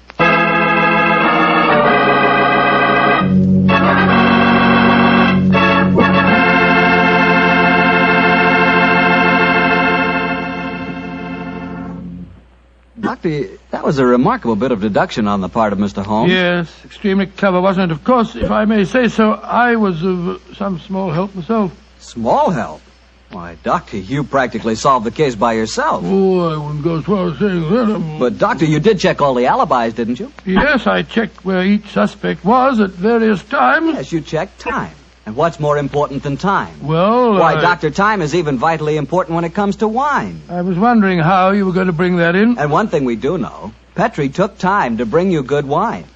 Good evening, Doctor. Good evening, Mr. Bartell. Come in and join me. As you see, the puppies have been keeping your chair warm for you. Here, shove them off. Nah, Doctor, I don't want to disturb them. They look much too comfortable. I'll sit over here, thanks. There's tobacco in the jar beside you, cigarettes in the box, and some excellent port on the sideboard, so make yourself at home. Thanks, Doctor. Are you all ready with tonight's new Sherlock Holmes adventure? Yes, Mr. Bartell, though I'm afraid after all these years it's going to be a little hard for me to recapture for you the spirit of the story. Last week you told us that a band of gypsies played a prominent part in the adventure. Yes, they did indeed. And it was amid that colorful atmosphere that my story begins. It was in the autumn of 1890. My old friend Sherlock Holmes had persuaded me to leave the comforts of my domestic fireside for a few days and to accompany him to the tiny village of Bragston-on-the-Marsh, in the heart of the Norfolk Fen district. What took Sherlock Holmes up there, Doctor? I'm afraid that at the time we left London, Mr. Bartell, he concealed his true purpose from me, saying only that he wanted friendly companionship and a strong right arm. Not until later did I learn that he was then on the track of one of the last clues that led to the confining of the Moriarty gang. But to get on with my story.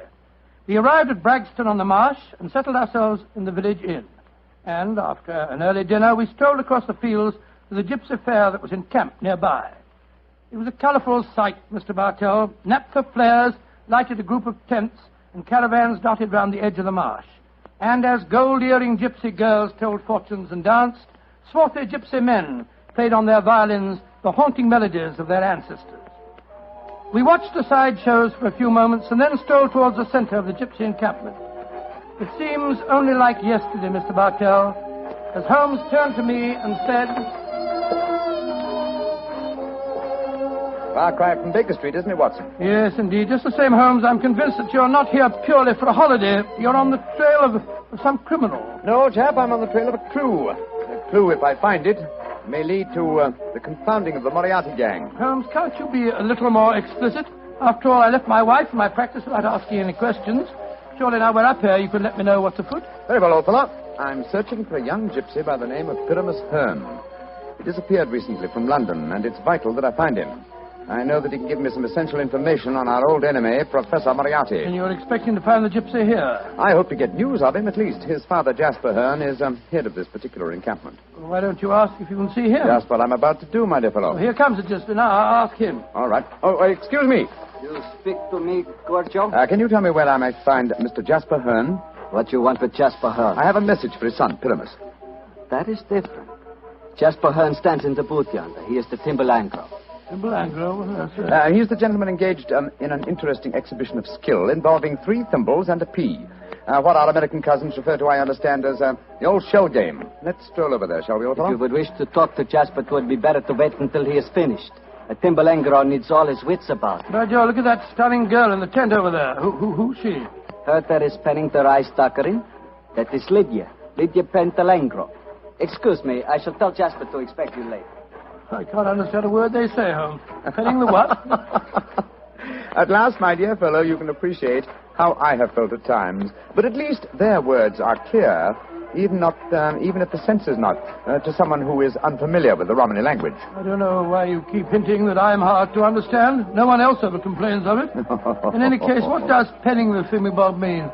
Well, if I remember rightly, penning duckerin is telling fortunes. And from the sound of things, Lydia Pentalangro is not greatly pleased with the duckerin she pens. No more. Lydia can tell no more fortune. Come on, Watson. Let's see what the trouble is. What do you mean? You must finish it. But, Olive, my dear, if the young lady doesn't want to tell my fortune... Rubbish. You crossed her palm with silver. She's taking money under false pretenses. Here, I give you your silver back. Lydia has never taken money under false pretenses, nor has she told the future when she does not wish to. Goodbye to you. The insolence of these gypsies is intolerable. If I had my way, they'd be run out of the county. Now, my dear, don't get so excited. The poor girl's probably... Good evening. Major Treadgold, isn't it? Huh? I don't think I have the pleasure of your... Oh, dear me. It's Mr. Sherlock Holmes. Yes, sir.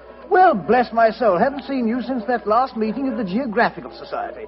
Oh, I'd like you to meet my wife. How do you do, Mrs. Treadgold? How do you do? This is my friend, Dr. Watson. How do you do? And what brings you up to this part of England, Holmes?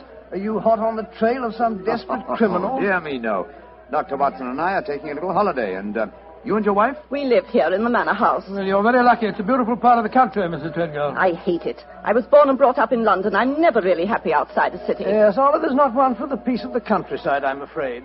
Well, perhaps we'll get back there. It's a little difficult these days, you know. We've got the boy to consider. Boy? Your son, sir? My dead brother's son, Doctor. We have no children. My little nephew's only 4 years old, you see, and I'm his guardian as well as being executor of his estates up here. So you can understand it would be difficult for us to get back to London. It's only difficult because you put the child's happiness before mine, Arthur. Oh, now, Olive, you know I have to watch his interests up here. After all, when he comes of age, he'll be one of the richest young men in Norfolk. Yes, and with money that should have come to us. In any case, Arthur, if we do have to live up here, I'd find it more tolerable if you'd keep this gypsy scum off the estate. You seem to have taken a violent dislike to the gypsies, Mrs. Treadgold. May I ask why? Oh, they persecute us.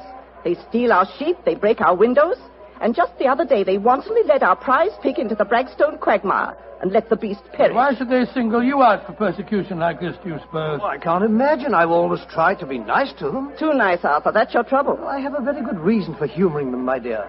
You see, Holmes, I've always been afraid they may carry this feud so far that they'll even hurt the baby.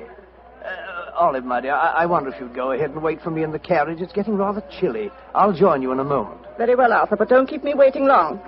Good evening. Good evening. Good night, Mr. Treadgold. Let's stroll away from the camp, shall we? I've got something very important to tell you. Something I didn't like to say in front of Olive. The gypsies have threatened to kidnap our boy. Great Scott, how shocking. What form did their threat take, sir? This letter. I found it pinned on the frame of my dressing room mirror when I went up after dinner tonight. Let me see it, will you, please? Well, what does it say, Holmes? A Romany Rye... A Romany Rye? Won't take your insults forever, Major and Mrs. High and Mighty. Watch out for the Treadgold heir. The Bragstone quagmire would make a nice finishing school for him. Romany Rye? What's that mean? Well, it's their own term meaning gypsy. Mr. Holmes, What shall I do? Major Treadgold, I should say... Great heavens! That shot just missed me. Where the blazes come from? I can't see a soul. They have come from behind any one of those caravans ahead of us. If you wanted direct evidence, gentlemen, this is it. That is the first open attempt on my life. Holmes, what extraordinary luck for me that you're in the neighborhood. I'll pay you any fee you name to handle this business. It seems to me that this is a job for the police. I don't want to go to them. Oh, why not, sir? Well, I'm afraid that these attacks may stem from some injustice to the gypsies committed by my late brother. If that were so, I wouldn't wish to expose the fact. I want this kept private. What do you say, Mr. Holmes? Very well, sir. I'll accept the case. It shall be kept private, and I promise to do everything in my power to protect the safety of the Treadgold heir. We are staying at the Rose and Crown in the village. Please get in touch with me if there should be any further developments. The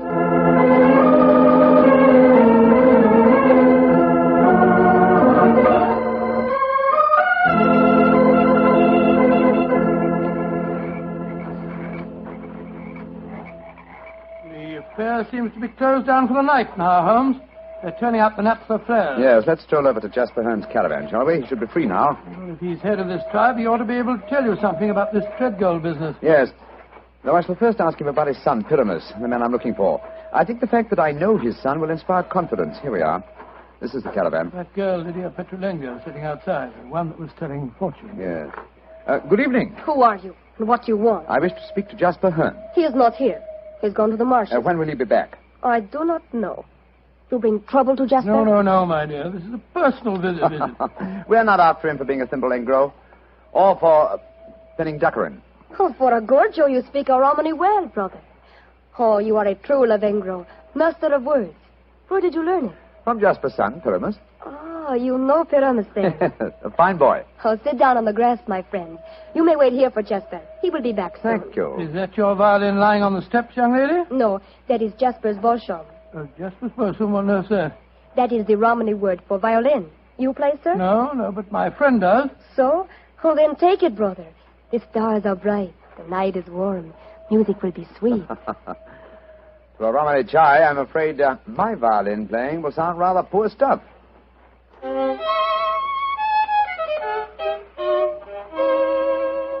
Play on, brother.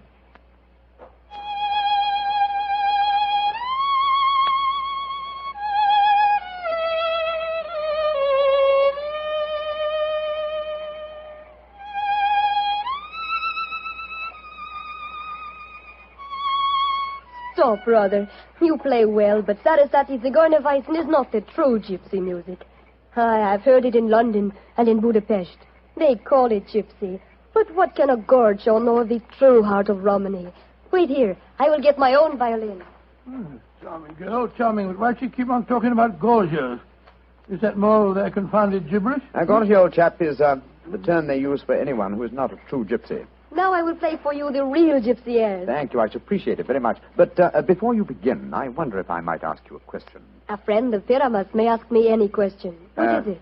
I observed you telling fortunes earlier on tonight. You refused to tell a certain gentleman's hand and gave the money back. Did you know who the gentleman was? No, brother. Nor the noisy woman with him. I refused to pen the duckerin because I saw blood and violent death in his hand. Violent death that is soon to come. Violent death? Good Lord. Watson, old fellow, I want you to do me a favor. Yes, of course I will. What is it? I must remain here until Jasper Hearn comes back. I should like you to return to the inn. It's more than possible that we may have news from our client before the night is out. I'll be back later. Oh, well, it's nice of you to give me the best job. Good night, Miss Petrolina. Good night. And now, please play for me a true Romany air. Very well, my friend. Listen.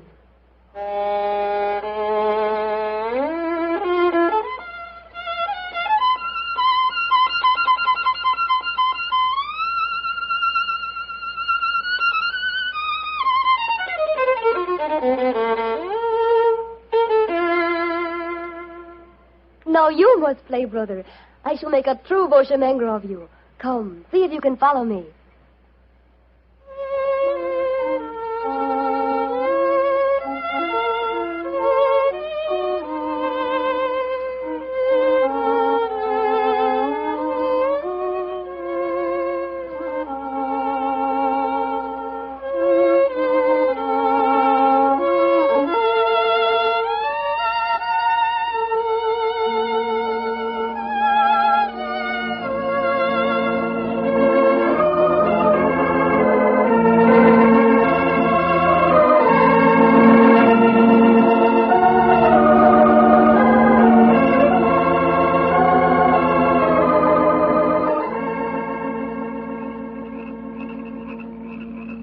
Jasper, you have taught him well. You have made a true bushranger of him. He is an apt pupil, Jasper. Well, with such a teacher, it's hard to be otherwise, Mr. Hearn. That is, if one has a spark of music in one's soul. Call me Jasper, brother. You have spoken well of my son. You have talked wisely to me of things that I have not understood. Come, we shall drink wine together underneath the stars. I shall get glasses and a flagon. Jasper has taken a great fancy to you, brother. And I to him. He's a fine man. Sherlock Holmes. Yes, Lydia? May I read your hand, brother? Oh, yes, of course. A strange hand, and a beautiful one. A long lifeline, and yet I see sudden death and violence surrounding you. Now, at this moment. And in the future, I see a journey for you across the seas within a year. Beware of water that runs in the mountains. Near death will befall you there. More travels, more dangers. Oh, you must be careful, brother. Oh. What is it? Our paths are destined to cross but once. We shall not meet after this night. That makes me sad. Oh, but we shall meet again. I shall be here for some days yet. No, it says in your hand that we shall not meet again. And a hand cannot lie. Who is this that comes towards us through the moonlight? It's my friend, Dr. Watson, I think. Yes. Hello, Watson. What's wrong? Wrong. Everything's wrong. Mrs. Treadgold's waiting in a carriage. She wants you to come at once. Indeed, why? The child has been kidnapped. Major Treadgold has gone for the police, and Mrs. Treadgold is threatening to rouse the local inhabitants and come out here and burn this camp to the ground if you don't find the You child. tell Mrs. Treadgold to return home. She can do no good here. But Holmes... Tell her, old chap, that I have the case well in hand. But how can you have? You've been out here all the time playing your violin. Have faith in me, please, old fellow, will you? And deliver the message. Then come back here and join me, and I'll explain everything to you. Very well. I suppose you know what you're up to. Violence and trouble, brother. It is all there in your hand. Well, what must be shall be, and I wouldn't have it otherwise. But for the moment, the sky is starlit, the air is still, and the melody you played haunts me. Let's play it together again, shall we? I should like that. I should like that very much.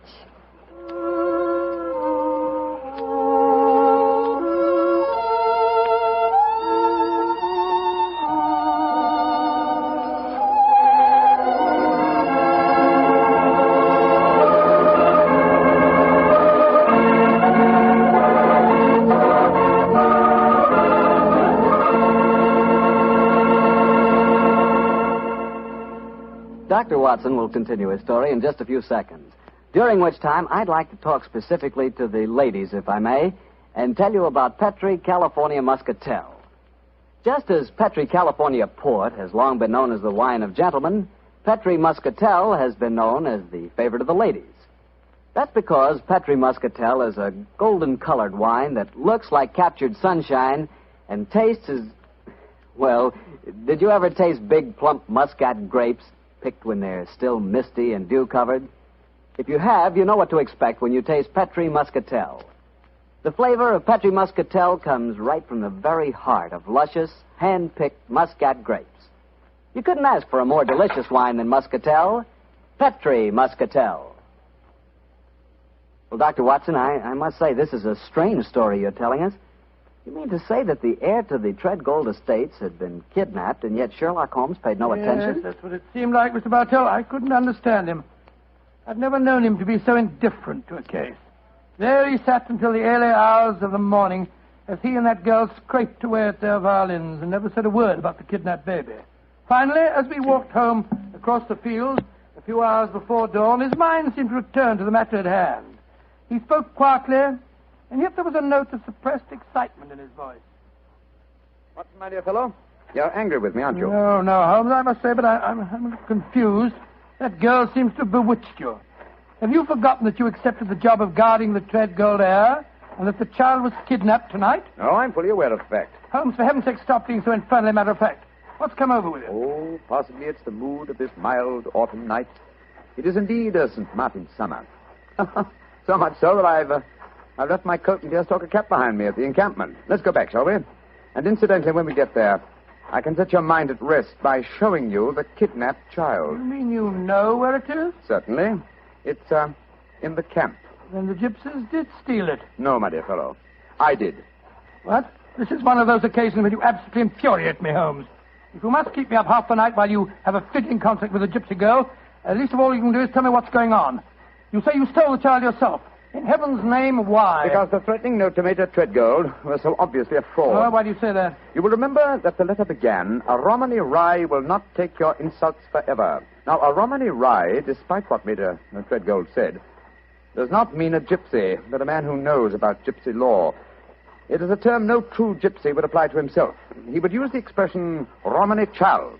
So it was obvious from the beginning that no gypsy threatened the child. Now, who else had a motive for harming it? Well, Major Treadgold, because he stood to inherit the estate. Yes, or his wife. It's quite obvious. She has no liking for our present life, and the child is an obstacle to a new one. With the child kidnapped and later made away with, obviously they both stood to gain a great many of the things they wanted. Yes, you're right. And whoever the culprit is took the precaution of pinning the blame in advance on the unfortunate gypsies by writing the false kidnapping note. Wait a minute, but how about the shot that was fired at us tonight as we walked with Major Treadgold? Probably fired by an accomplice to the plot, in order to give authenticity to the supposed danger. And the child is now in the gypsy encampment. Yes, I promised that I would protect the Treadgold heir, and so I arranged with Jasper Hearn to have the boy kidnapped for his own safety. But if anyone should find the child, they'll say the gypsies deliberately stole him. Oh, I'm quite certain that before that occasion arises, old chap, the criminal will have shown his or her hand. Come on, old fellow. Put your best foot forward. It's a long way back to the camp yet, and it's nearly dawn.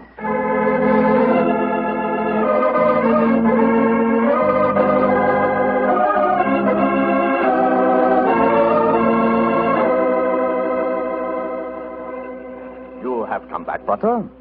You wish to spend the remainder of the night in the encampment? No, thank you, Jasper. I just came back for my cap and coat. It was so warm tonight, and I forgot about them, and I started to walk home without them. I will find them for you. Oh, we found this message for you soon after you had left. It was pinned to the door of the caravan. I do not know how it got there. I will search for your coat and cap. Another message? What does it say, Holmes? Never trust a Romany Rye. Uh-huh. The same mistake again, Watson. Your plans have been betrayed. For proof, meet me at the Bragstone quagmire at dawn. It's a trap, Holmes. Obviously. We must spring it with caution. I cannot find your coat or your cap, Butter. It has vanished. Vanished? May I speak to Lydia? That is a strange thing, too. Lydia has gone also. She's gone. Tell me, Jasper, did she read this note? Yes, she did. She could not help reading it. Then she, too, realized it was a trap. She went out in my coat and deer-stalking hat to keep the appointment for me. Holmes, we must go after her. Jasper, call out the Romany Childs. There's a devil waiting to be caught in the Bragstone quagmire.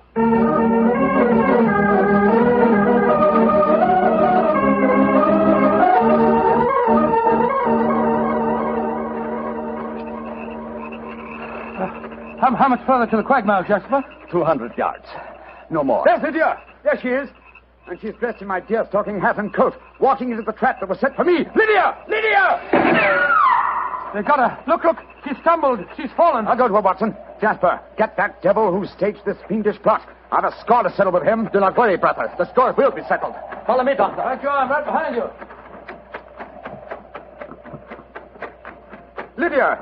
Lydia. Sherlock Holmes, I was wrong. We do meet again. Your hand lied to me. Oh, Lydia. You're wounded. What can I do for you? There is nothing you can do, brother. No one can help me now. There is little pain. There is little time. Please, hold my hand. There.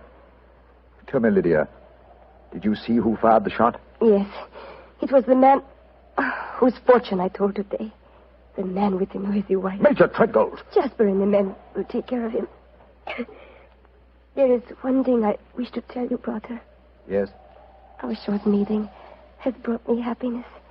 I should like to think I can leave you something so that you will not forget me. I shall always remember you, Lydia. Always. You gave your life for mine. There is one thing of mine that I wish you to have. It will remind you of me. What is it? My violin. It brought us together. I should like you to have it, brother. Lydia. Do not be sad. It is good. My life for yours. You will give help to many people. It is in your hand. Goodbye. Oshemengo.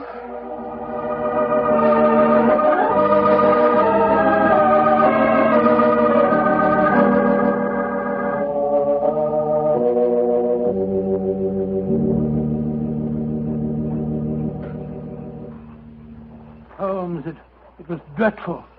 Dreadful. The gypsies surrounded Major Treadgold. They forced him back into the Bragston quagmire. I tried to pull him out, but I couldn't do it single-handed. I'm not sorry, Watson. Jasper, you know that Lydia is dead? Yes, I know it. The gypsies knew it, too. That is why you were single-handed, Doctor, in your attempts to save the murderer. No Romany child would raise a finger to help him. Yes, I can understand that, but great Scott, man, if you'd seen his face as the quaking mud sucked him under. Lydia's death was less dramatic, but equally moving, I assure you. Sherlock Holmes, I met you less than 5 hours ago. You have saved my tribe from a devilish plot that would have blackened their names. A plot that would have driven them from the countryside. What can I do in return? 2 things. First, tell me where I may reach your son, Pyramus. His address is in this sealed envelope, Brother. Thank you. What else may I do for you? As Lydia died, she willed me one gift for remembrance. And what was that gift, Brother? A violin. Of course. Here. Here it is. Huh. She told me I might become a true Bohemia. Let's see if I can recapture the melody once more.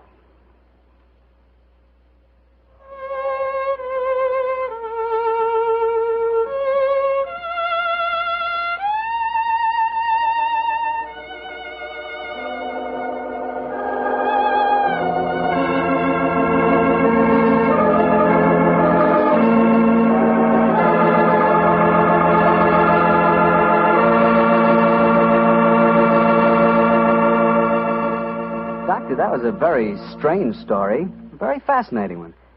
But tell me, do you really believe that gypsies can tell your fortune by reading the palm of your hand? Oh, frankly, I don't know, Mr. Bartell. Perhaps they can. Perhaps it's coincidence. And then again, maybe some gypsy women have a heightened sense of intuition. You know, a woman's intuition can be an extraordinary thing. Yeah, so my wife keeps telling me. Of course, I have a kind of intuition myself. Oh, really? Mm-hmm. Every time I see a bottle of wine with the name Petri on the label, my intuition tells me I'm going to like it. And I always do, too. Mr. Bartell, if ever I saw a man with a one-track mind, you're that man. Thank you, Doctor.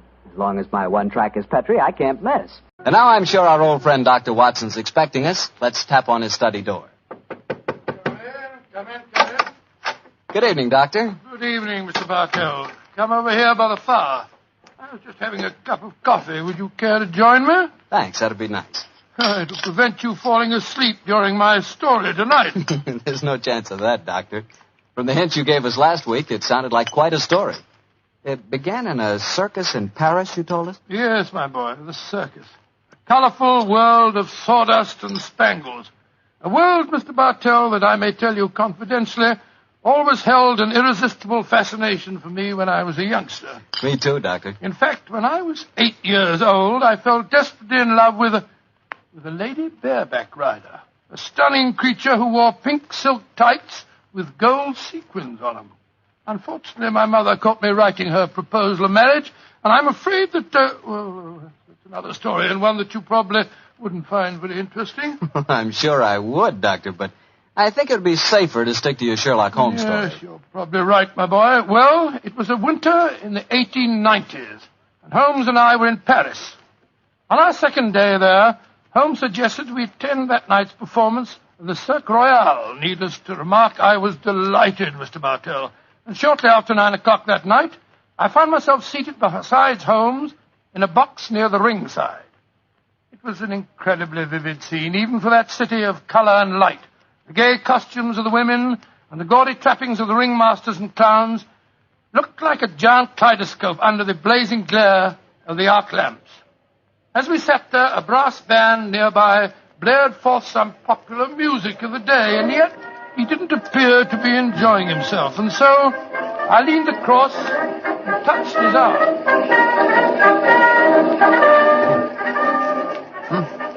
What is it, Watson? Well, you're very quiet, Holmes.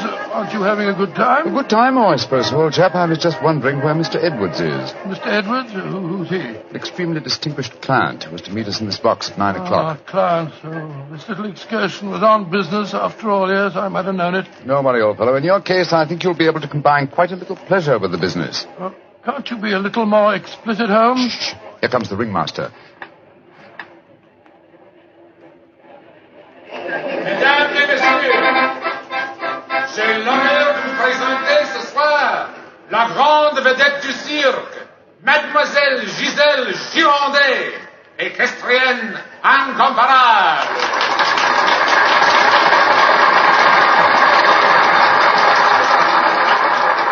Giselle Girondet, yes, I've heard of her. She's a bareback rider, isn't she? Honest in France, old fellow. She also has quite a reputation as a femme fatale. 3 duels have been fought over her.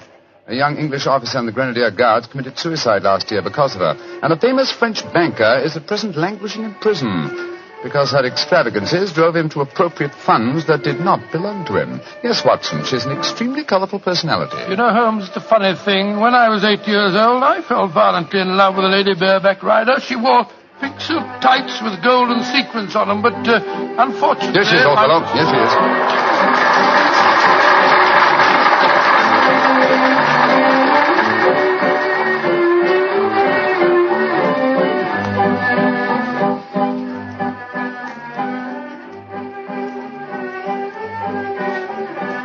Holmes, she's exquisite. Look at the way she's jumping from the back of one horse to the other.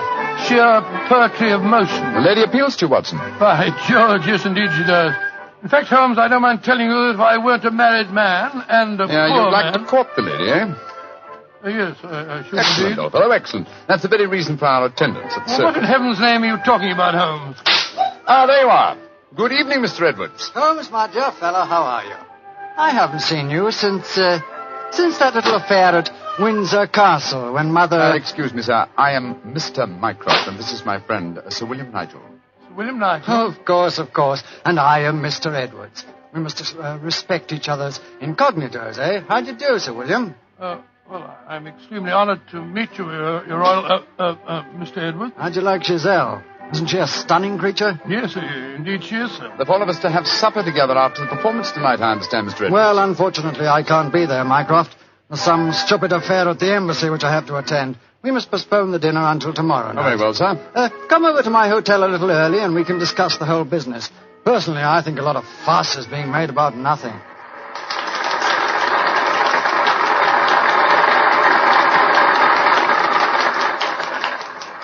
Now, if you'll excuse me, gentlemen, I must go back and see Giselle for a moment and tell her that I can't keep our appointment for tonight. I'll see you tomorrow, Mycroft. Good night, Sir William. Good night. Good night, sir. Et maintenant, pour votre plaisir, les frères Salini, les jongleurs internationaux. Holmes, what's all this mystery? That wasn't Mr. Edwards. It was the Prince of... Shh, Watson, please. Discretion, old fellow.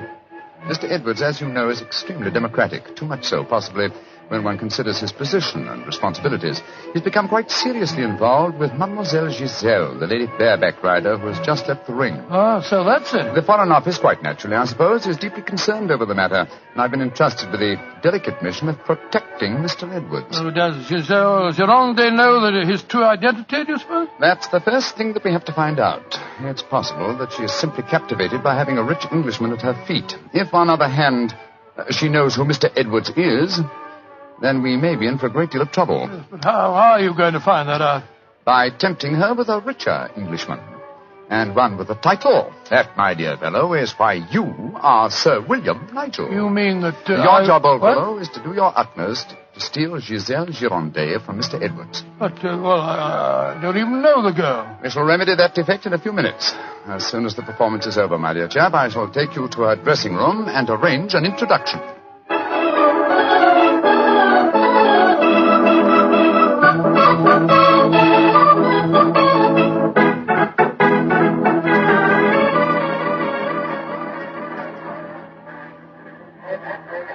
I must say, Holmes, the backstage life at a circus is even more colourful than in the ring. What makes you say that, old fellow? Well, I just saw a pinhead having tea with a bearded lady while a sword swallower was standing behind him practicing his act. Oh, hello.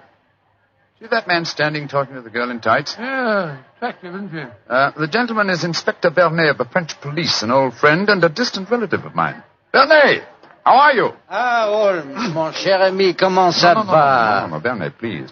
On this occasion, my name is Mycroft, if you don't mind, and this is my friend, Sir William Nigel. How do you do, Inspector? Enchanté, Sir William.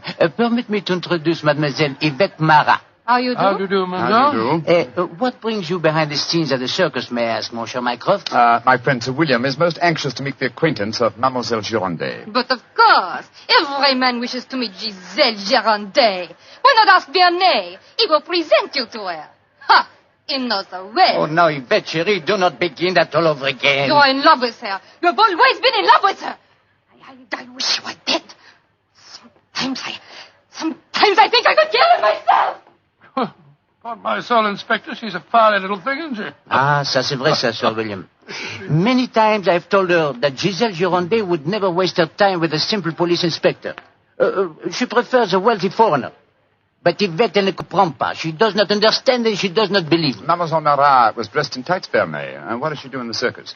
She walks the tightrope. Oh, She's yes, queen of the high wire. Mm-hmm. A charming and a talented girl, but a most jealous one. Bernay, my distinguished friend Sir William Nigel is most anxious to meet Giselle Girondet. Will you introduce him? I should prefer not to appear on the matter at this stage. Oh, mais certainement. I will take you to her dressing room. Please come with me, Sir William. Yeah, right. I'll see you later, Holmes. I'll be waiting for you, old chap. Good luck. You're a lucky man, Sir William. Giselle has quite a penchant for the Englishmen. And when they are rich and have a title, I am sure she finds them irresistible. You really think so? Oh, but of course. Ah, quel dommage that I am only a poor policeman. Here we are. Entrez. Giselle, mon chou, permit me to present to you Sir William Nigel. He's a great admirer of yours. Yes, indeed, madam. Ah, Sir William Nigel. Come and sit here beside me, Sir William. I shall leave you. Au revoir. Sit closer. There. That is much more cozy, no? Oh, it's very nice of you to see me, Mademoiselle Gironde. Oh, don't be so formal, my Englishman. You may call me Giselle, and I shall call you... Let me see, I shall call you... Sir William, not... Willie! I shall call you Willie. You do not mind? Mine, delightful. Quite delightful, my dear. I was hoping perhaps that you care to have a little supper with me tonight, Giselle. So what about some oysters, a cold pheasant, and a bottle or two of Pomeranian Green 072? You get to taste rather well, don't you think? Oh, Willie, I can see you are a perfect host. I don't know about One that. moment, I get my cloak. Well, you know, Giselle, it's a funny thing. What is the funny thing, Willie? When I was 8 years old, I fell violently in love with a lady bareback rider at a circus. History seems to be repeating itself. Here. Alfieri, do you no longer knock when you come to my door? Who is this man? My name is Nigel, Sir William Nigel, my good man, and who may you be? I am Alfio Alfieri. I am Alfio Alfieri. And what is he? A trainer of wild animals. An ambusher. Va-t'en! You must not speak to Alfio in that way. You belong to me. Send this stupid Englishman away. Founded impudence. Grossier. Belong to you. Giselle belong to no one. Do I have to take my whip to Put you? down that whip. Put it down, you scoundrel. Next time it will be your face, Carla. You infernal blackguard. Raising your hand against a woman. Shocking. Bravo! Monsieur Willie has knocked him down. He certainly deserved it. Oui. And you in turn deserve something, Willie. Oh, what was that? Come close, Willie, and I give it to you. A little kiss. Oh, kiss? Thanks awfully. Oh,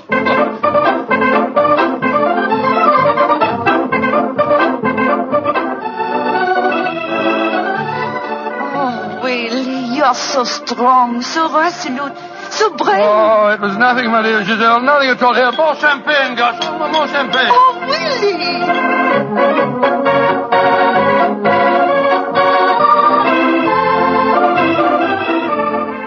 Giselle?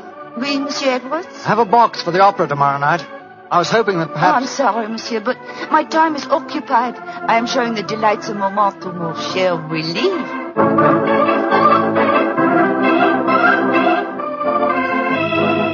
Mademoiselle est mieux le collier de perles à 5 rangs ou celui à 3 rangs? He says, which do I prefer, the 5-string color pearls or the 3-string color pearls?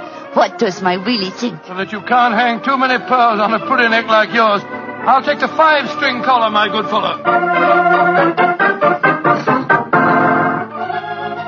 You're doing splendidly, Watson, splendidly. Yes, but Holmes, I felt such a blasted fool handing that jeweler fellow a check. signed by Sir William Nigel. Are you quite sure that it'll be honoured? Don't worry, old fellow. Remember who our client is. Money is the least important concern in this matter. On with the masquerade, old fellow. On with the masquerade.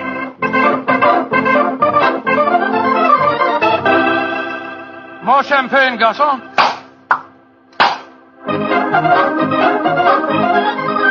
Willie, you are such a headstrong boy. More champagne.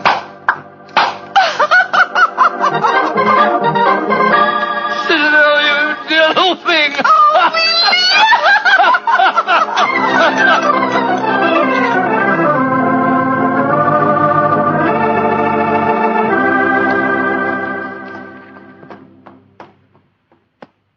Good evening, Blarney. Has Mademoiselle Girondet come in for the evening performance yet? Yes, Monsieur Holmes. I escorted her to her dressing room half an hour ago.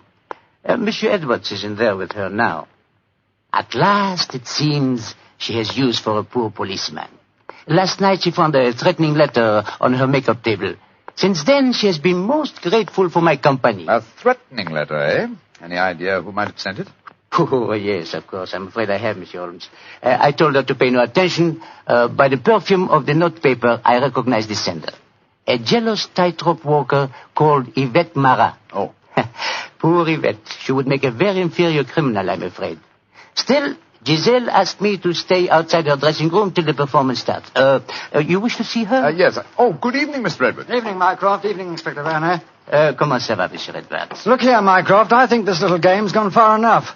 Giselle has just refused another invitation of mine.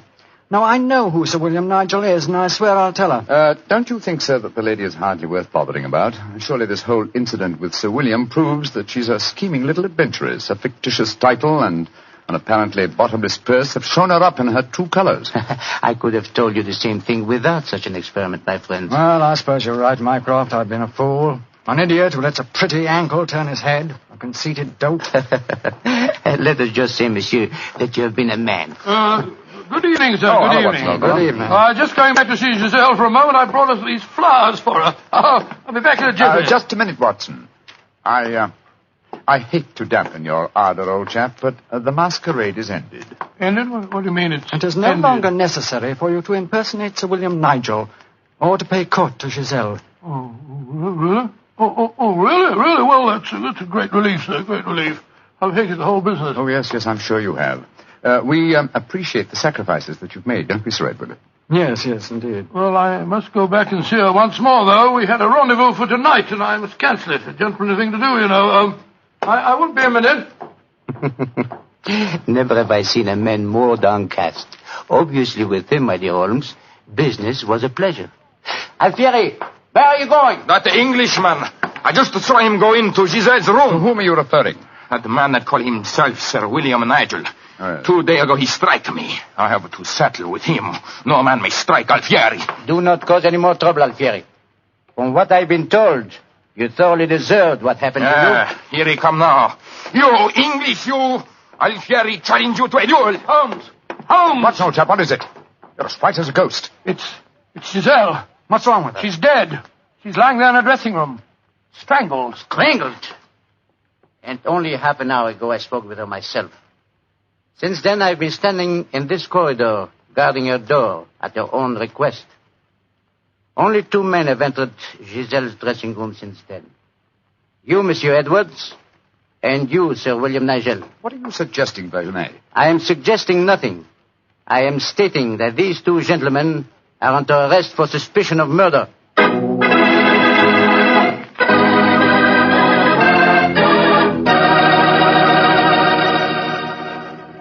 Dr. Watson's unusual story will continue in just a few seconds. Time I'd like to take to remind you that one wine that seems to be the outstanding favorite among the ladies is Petri California Muscatel. That's probably because, like a beautiful woman, Petri Muscatel is subtle and intriguing. Petri Muscatel is the color of burnished gold. And its flavor, well, it's the flavor of big, plump Muscat grapes, picked by hand carefully and tenderly, and they're just full of wonderful, delicious juice. If you want to show that you really know the wine that women prefer, serve Petri Muscatel. Serve it after dinner or later in the evening. It's wonderful. And why shouldn't it be? It's a Petri wine. Well, Dr. Watson, so you and the mysterious Mr. Edwards got yourselves arrested on suspicion of murder, huh? Yes, Mr. Bartell. Holmes did everything in his power to persuade Inspector Verney to release us, but it was useless. And so, while Mr. Edwards and myself were languishing in detention cells at the local Sûreté, Holmes and the French inspector were examining the dressing room of the dead woman. I'm sure, Inspector Verney, that being as keen a detective as you are, you must suspect the true identity of Mr. Edwards. Of course, Monsieur Holmes. But that is the danger of incognitos. If he chooses to assume the identity of plain Monsieur Edwards, then he must run the risks of plain Monsieur And you're convinced that either he or my friend strangled Mademoiselle Girondet? It is obvious. Then I'll have to prove to you that they didn't. Let me examine the body again, no? If she had been strangled by either of my friends, why would her body be lying here under the window? It's as far away from the door by which they left this room as possible. That proves nothing. No, but it's odd. Giselle was a strong girl. There might easily have been a struggle. Perhaps she tried to get away through the window. And yet there are no marks of violence on her throat. Just this piece of very fine cord that did its deadly work so cleanly. Cut with a knife. Please do not remove the cord, Monsieur Holmes. The body has not yet been photographed. Dear me, Verney, you're making it very hard for me, aren't you? You notice, of course, that the window is open. Yes, but we have examined the snow outside. There were no footprints within 3 yards of the window. The murderer must have entered by the door that I was watching. Yes, it would be hard, even for a professional acrobat to jump in. An acrobat? Verney, your young friend, Mademoiselle Yvette Marat, is a tightrope walker. Yvette, but... Yes, she certainly had a motive. She'd even sent a threatening letter. I heard her express hatred and jealousy for this dead woman. It's conceivable that she could enter a room by a window without leaving footprints in the snow. Where was she at the time of the murder? I do not know. I was waiting for her in the corridor. Then I suggest that we investigate her alibi at once. And after that, Inspector, I must pay a visit to the Sûreté. I don't want my friends to think that I've deserted them.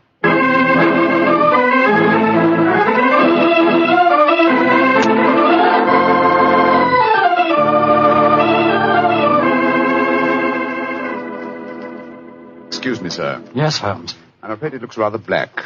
As I was telling you, Yvette Marat, the tightrope walker, was able to establish a completely satisfactory alibi. Verney still suspects you or Dr. Watson. Well, that's ridiculous. May I ask you a very straightforward question, sir? Of course. I can well understand that if you had gone into the dressing room and found the woman already murdered, you might easily be tempted to conceal the fact, to avoid a scandal involving your person. Will you swear to me, sir, on your true identity, that Giselle was alive when you left her? She was, Holmes. I swear it. Thank you, sir. That's all I wanted to know.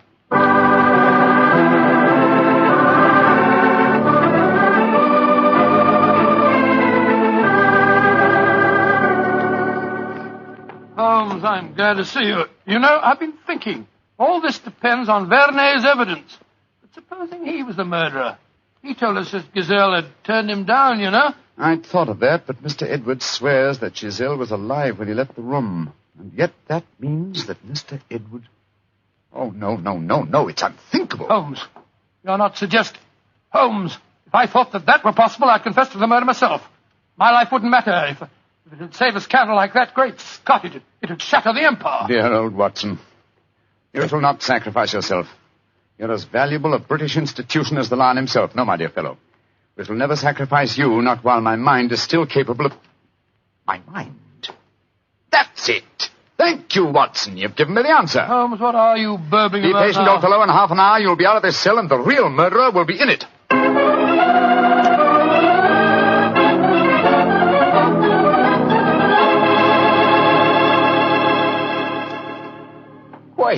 Questions. Why must Alfieri answer so many questions? Because he will not yet tell the truth. You murdered Giselle Girondet. How many times I have to tell you I did not kill her? Why should I want to harm her? Because you were jealous.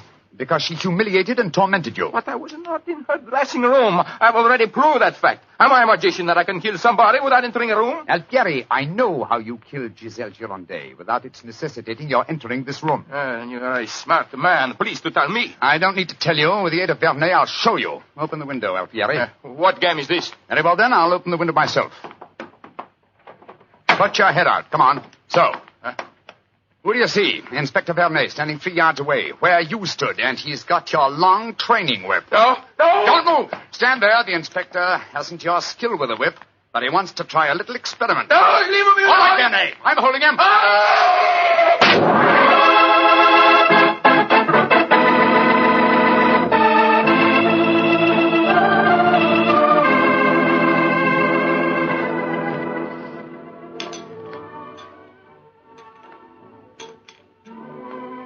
Well, Mr. Edwards, well, sir, this is a pleasant change from a prison cell, isn't it? It certainly is. Holmes, I can't tell you how grateful I am. I still don't quite understand how you did it. Watson, in rather a roundabout way, was responsible for giving me the clue. Oh, how was that, Holmes? Well, on more than one occasion, old chap, I've had cause to deplore your rather florid style of writing. Tonight, I was very thankful for it. When I began to speak of the capabilities of my mind, suddenly I remembered a phrase of yours in which you referred to its whip-like rapidity and accuracy.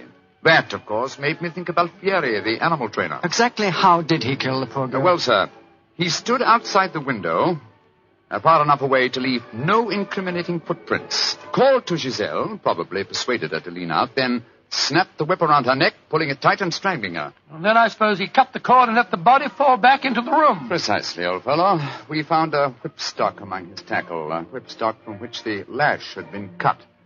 The stub of lash left matched the cord around the dead girl's throat. Amazing business. And I don't mind telling you, fellas, I'm very thankful to be through with it. Yes, so am I, sir. In fact, I wouldn't be at all surprised if this whole incident cures me of my love of circuses. Oh, I didn't know you had a predilection in that direction, Watson. Oh, yes, sir. Yes, if you don't mind my saying so. When he was 8 years old, he fell in love with a lady bareback rider. Didn't you, Watson? Indeed. What happened? Well, sir, I don't remember her name, but she wore pink silk tights with golden sequins on them. And I wrote her a rather hot-headed letter. Unfortunately, my mother...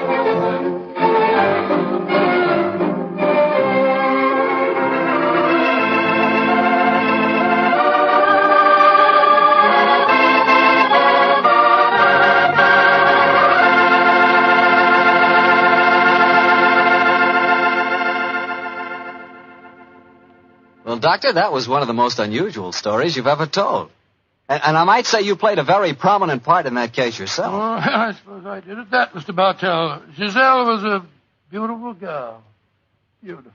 Boy, I sure love that nickname she gave you. Wheelie. Yes, I thought it rather nice myself. Well, that is, I mean... Don't get embarrassed over a nickname, Doctor. You should hear the nickname I had. When I went to school, all the girls called me Bottles. Bottles? Oh, I see, from Bartell. Bartell. Oh, some nickname, like a prophecy. What do you mean?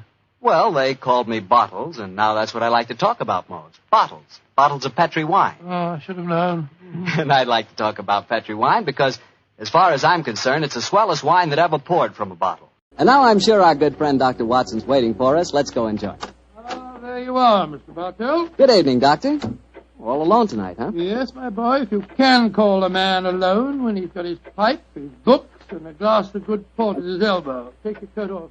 You're full of enjoyment. Thanks, Doctor. Help yourself to the port. There's some rather special tobacco in the jar over there. Fine.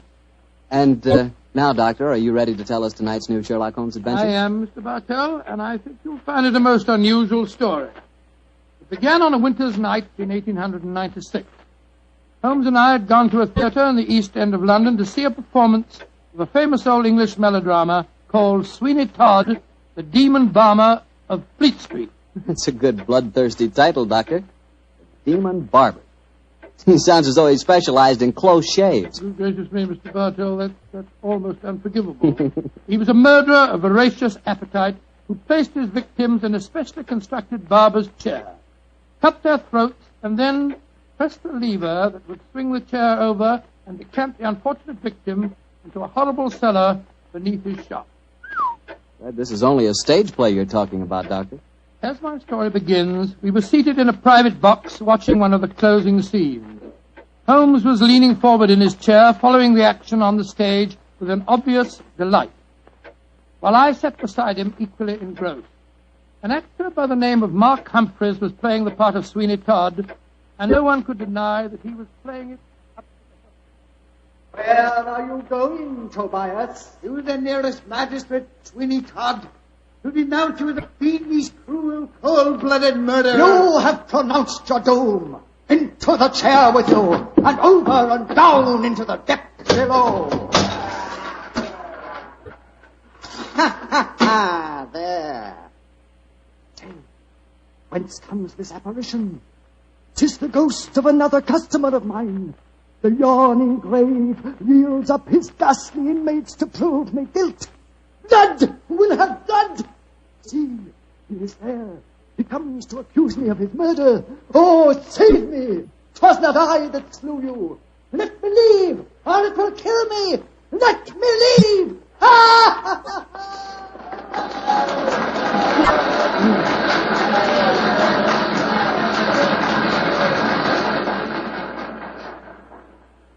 Oh, upon my soul, Holmes, that fellow Mark Humphreys is the most florid actor that I've ever seen on a stage. I find him enchanting, Watson. It seems to me he's really caught the flavor of this murderous monster piece. After all, a restrained performance of a Barber Sweeney Todd would be unthinkable. Yes, I suppose it would. But I must say his makeup seems rather overdone. No barber would wear such an enormous beard. It would be most impractical. Probably get in the customers' faces.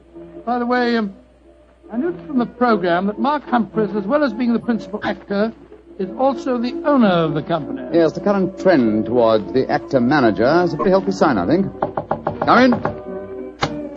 Excuse me, but is one of you gentlemen Mr. Sherlock Holmes? Yes, I am. Oh, I was asked to give you this note. Thank you. Now, who on earth knows that you're at the theatre, Holmes? We'll soon find out. This note is from Mark Humphreys, our actor-manager. What's it say? Dear Mr. Holmes, I recognize you in your box. Please come to my dressing room after the performance.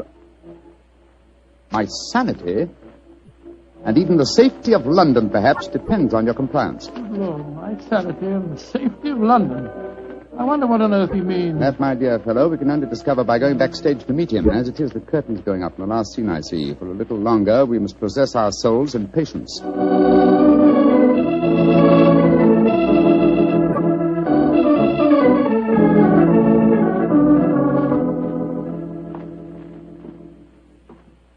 Mr. Sherlock Holmes? Yes, sir? Oh, my name is Lindsay. Derek Lindsay. I'm the business manager. Mr. Humphreys asked me to meet you at the stage door and take you to his dressing room. Thank you very much. This is my colleague, Dr. Watson. How do you do? Oh, how are you, Doctor? Will you follow me, please? Excuse me asking, Mr. Lindsay, but surely you must be related to that distinguished actor of some years back, Leyton Lindsay. He was my father, Mr. Holmes. Ah, indeed. The resemblance is extraordinary. With such a heritage, Mr. Lindsay, you must love the theatre. It'll probably sound like heresy, but I hate it. However, it's the only thing I was trained for, and there's good money to be made in it, sometimes. And money's a thing I both like and want. Oh, Mr. Holmes, I do hope you'll be able to help Mark Humphreys. He certainly needs it. Oh, really? What seems to be his trouble? Oh, he'll have to tell you that for himself. But his wife and I think... There's Mrs. Humphreys now. Maria! Maria, this is Mr. Sherlock Holmes and Dr. Watson. Mrs. Mark Humphreys. How do you do? Oh, Mr. Holmes, I'm so grateful that you're going to see Mark. He's in such a dreadful state. There have been times lately when Mr. Lindsay and I have been afraid he's going out of his mind, haven't we, Derek? Indeed we have. We're both dreadfully worried about him. In that case, I hope I can be of service. Which is his dressing room? Number 1, next door to mine. Derek, I think it'll be better if Mr. Holmes and Dr. Watson go in alone. I'm sure Mark will speak more freely if we're not in the room. I think perhaps that is a good idea, Mrs. Humphreys. We'll see you later on. Come on, fellow. That's all.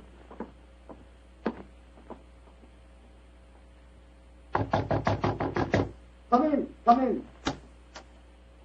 Holmes, thank heaven you're here. Close the door. Mr. Humphreys, this is Dr. Watson. Watson, eh? Yes, I know of you, too. How do you do, sir? Sit down, won't you, gentlemen? You're wondering why I asked you to come back and see me, of course. Naturally, sir. Well, I won't beat about the bush and waste your time. I'll come straight to the point. I'm going mad. Oh, come on. I know. It sounds fantastic, but it's true. I've often heard of actors beginning to live their parts off the stage. They play on it. Well, it's happening to me. I'm turning into another Sweeney Todd. The character I'm portraying on the stage. Are you suggesting, sir, that you're a potential murderer? Yes, I am. What reason do you have for holding that belief? Reason? Listen to this. 3 times in the past week, I've wakened in the morning to find my boots covered with mud and my razor stained with blood. God. You've had no recollection of any untoward events during the night? None. Have you ever been addicted to the unfortunate habit of sleepwalking, sir? Not to my knowledge, Doctor. And if I had been, surely my wife would have told me about it. Your wife? Where do you live, Mr. Humphreys? We have a flat here above the theatre. Above the theatre, eh? And Mr. Humphreys, you say that on 3 separate occasions on awakening in the morning, you found a blood-stained razor and mud-covered boots. Can you show us this proof? No, I can't. I was always so frightened that my wife would see that I cleaned them before she had the opportunity of finding them. Pity, sir. They would have been very valuable clues in a case like this. I couldn't risk my wife seeing evidence like that, Doctor. She'd know the truth. But at night times, while she's asleep, some devilish, unconscious urge has overcome me. An urge that causes me to prowl the streets of London. Razor in hand, looking for a victim. Mr. Holmes, you've got to help me. I'm certain that without knowing it, I've been committing murder, and if you don't help me, I'll go on and on. Mr. Humphreys, please. I'll undertake the case. It's a very unique assignment. In effect, I'm being engaged by a possible murderer to prove him guilty.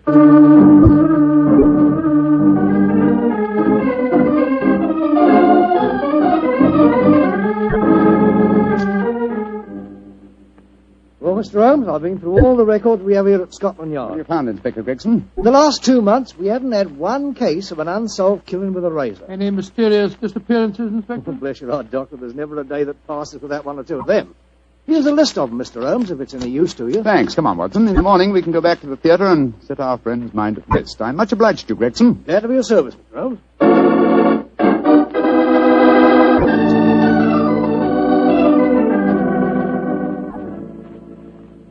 We examined the homicide records at Scotland Yard after leaving you last night, Mr. Humphreys. There have been no unsolved razor murders in London during the past fortnight. And therefore I think you may rest easy on that score, sir. But it proves nothing.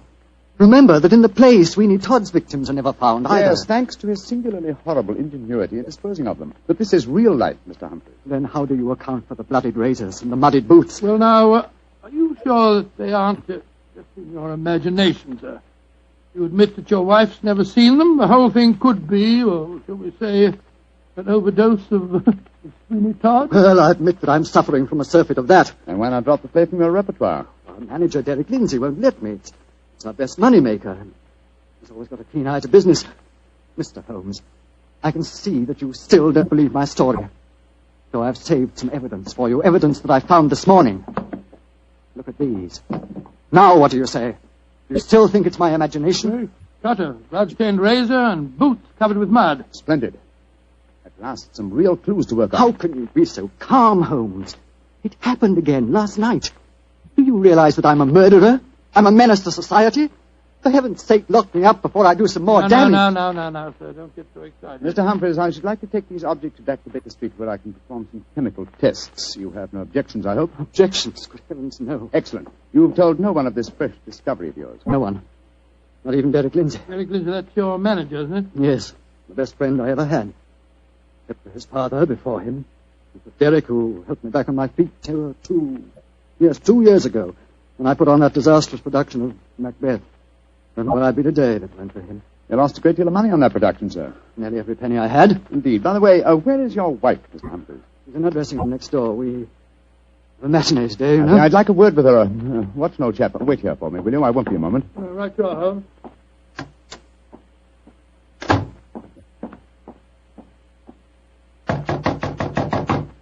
Who is it? Sherlock Holmes. You want to talk to me, Mr. Holmes? For a moment. May I come in, Mrs. Humphreys?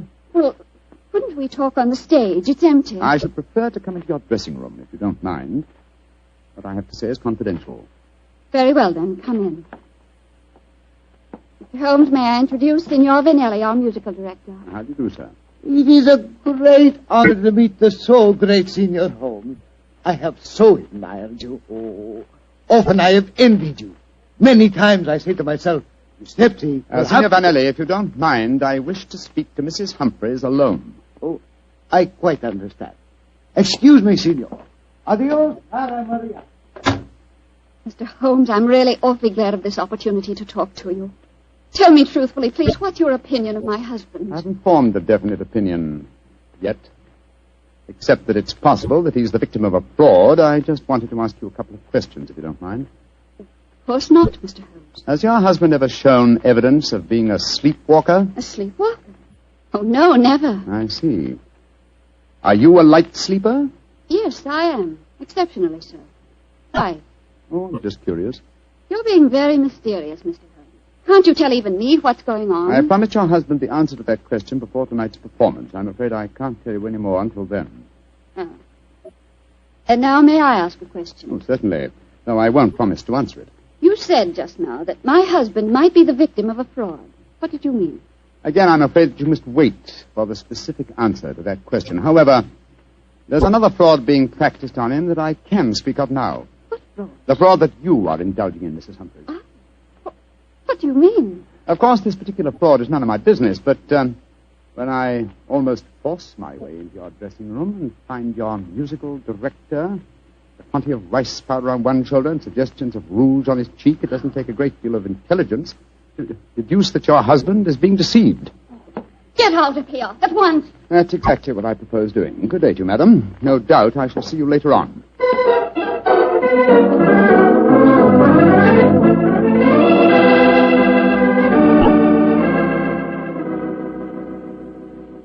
Well, Holmes, what does the microscope tell you about the mud on the boots and the blood stains on the razor? On a blank on the mud, old chap. It's an extremely common type that is found in most parts of London. And the blood? I'm examining that now. As strange a case as ever I remember, Holmes. Here you are trying to prove a man innocent when he insists that he's guilty. By George, Watson! Here's the answer. What? This blood is definitely not human blood. It's probably canine. Now, a Sweeney Todd madness would hardly drive its victim to kill dogs. Therefore, it's obvious that Mark Humphreys is the victim of a devilish plot. And he's not a murderer. No, come on, old fellow. Let's go to the theater at once and give him the good news.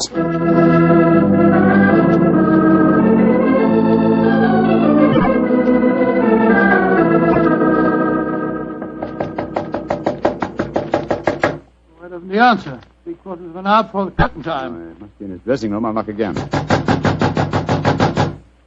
Come on, Watson, let's go in. Holmes, look.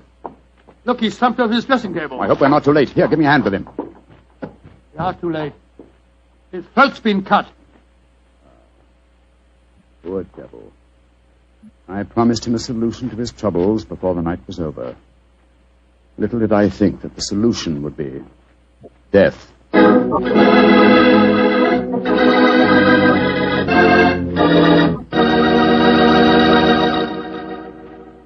We'll hear the rest of Dr. Watson's story in just a second, so I'm going to ask you if you're one of those people who just eats to live, or whether you really enjoy good food. If you love good eating, you've just got to know about Petri wine.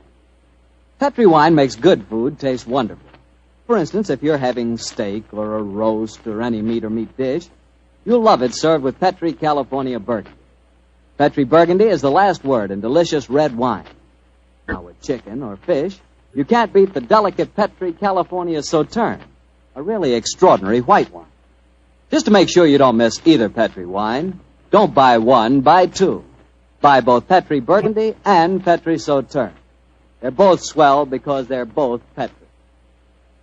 Well, Dr. Watson, what happened next? Well, Till, I think I'll pick up the story exactly where I left off. Holmes and I were standing in Mark Humphrey's dressing room, looking with horror at the flashed throat of the actor manager. There was a bitter, self-accusing note in Holmes's voice. I promised him a solution to his troubles before tonight was over. Little did I think that solution would be death. This worry over his supposed madness caused him to commit suicide. Suicide rubbish, old fellow. It's murder.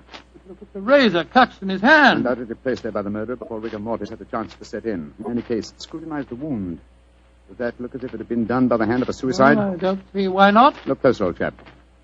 The depth of the wound is even, whereas a suicide cut always wavers towards the end. No, this is murder, Watson, and I think I know who did it. But I have little evidence. I must lay a trap. What kind of a trap, Holmes? I haven't time to tell you now, fellow. Every moment counts. Off with you to Scotland Yard and get Inspector Gregson. Bring him back here as fast as you can. Right you are. And Watson. Yes? Tell absolutely no one except Gregson of Mark Humphrey's death. And say that he's still alive and well and that his problems are solved. It's the performance of the play. Don't you worry about that, old chap. Off with you to Scotland Yard.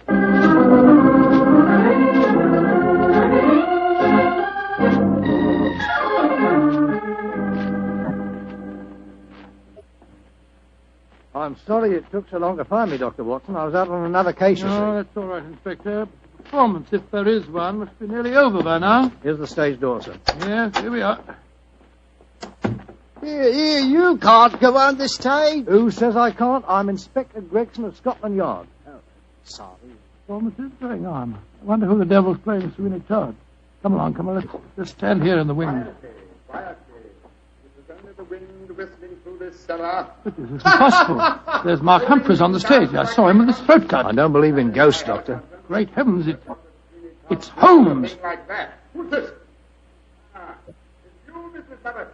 Somebody seems to cut your throat. For a pity. No more few pies. Joe Sweeney Todd who cut your throat, dearie, and you'll cut their throats, too. He'll revenge you while you burn down there in hell, dearie. He'll revenge you.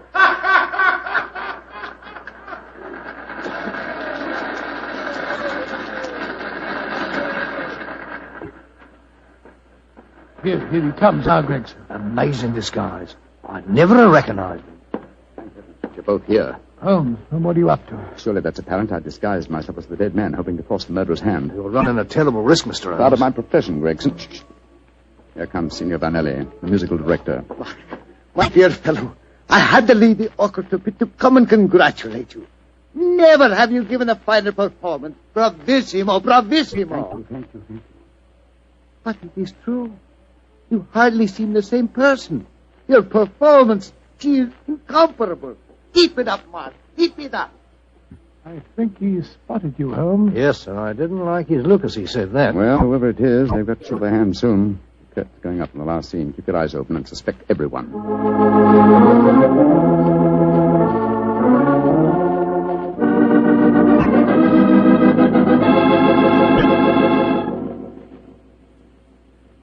Look, my lord, Judge. He's by your side. Do not whisper. Your ermine robe is stained with blood.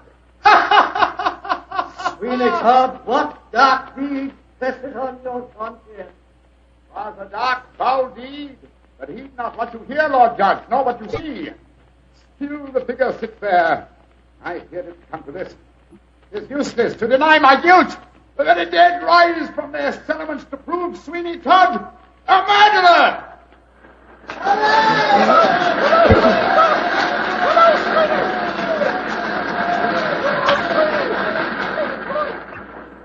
By George, what an actor he'd have made, Doctor. Yes, what an actor he is, Gregson. I'll be hanged if I know how he remembers the lines, though, even if he has seen the play half a dozen times.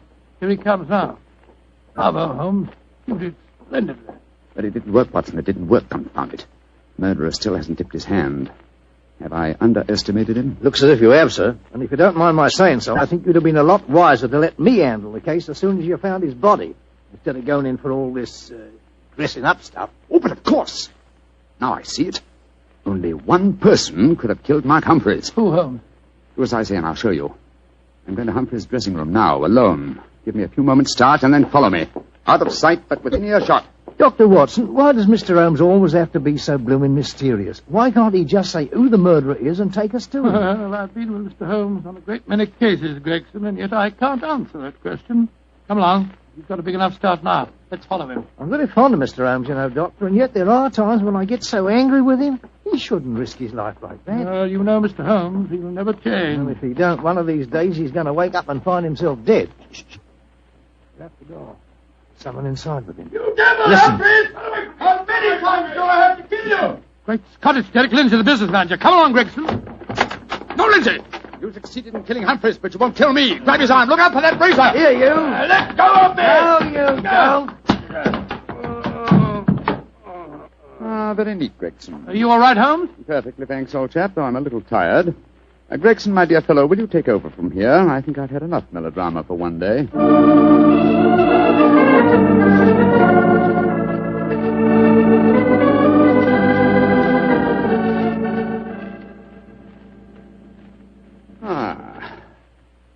How pleasant, Watson, to be back at Baker Street again, a crackling fire, my dressing gown, and your company combined to make a soothing ending to a somewhat violent day. It's been a most unusual case, Holmes. I still don't entirely understand it. The original plot, of course, was to try and drive Mark Humphreys mad by making him think that he was a murderer.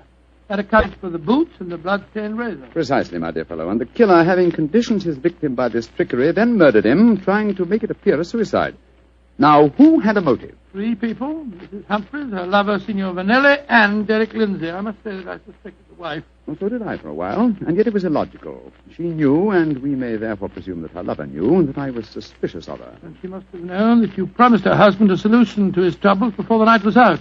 It seems highly improbable that she or Signor Vanelli would have faked his suicide at that point. Quite right, my dear fellow. So I investigated Derek Lindsay's affairs, and I found that what Humphreys had referred to as the kindly act of a friend in helping him back onto his feet was in reality the mortgaging of his entire theatrical effects. Lindsay stood to inherit the theatre on Humphrey's death. Therefore, I was convinced that he was the killer. And then, after he'd murdered him, he saw what he thought to be Mark Humphreys on the stage. Ah, that's where I was slow and stupid, old chap. I couldn't imagine what motive gave the cold, clear nerve to suppress all reactions when he saw his supposed victim revived on the stage. Only at that moment did I realize. And what was the motive that made him hold his hand? The characteristic that ruled his life, Watson. Avarice. A morbid love of money. You see, if he'd attacked me during the performance, he'd have had to refund the money to the audience. His greed conquered all other passions. It made him wait until the performance was finished before he attempted my life. You know, Holmes, now that the case is solved, I'll tell you something in confidence. Please do, old fellow. What is it? At the end of the play tonight, I was afraid that you'd made a mistake, that you'd slipped up on the case. Gregson thought so, too. And I, Watson, will tell you something in confidence. Oh, what is it? There were 3 of us that felt the same way. And now you're being modest, no? I assure you I'm not, my dear chap. In fact, in the future, if it should strike you that I'm, well, getting a little overconfident of my powers, or perhaps giving less pains to a case than it deserves, kindly whisper Sweeney Todd in my ear, will you? I shall be infinitely obliged to you.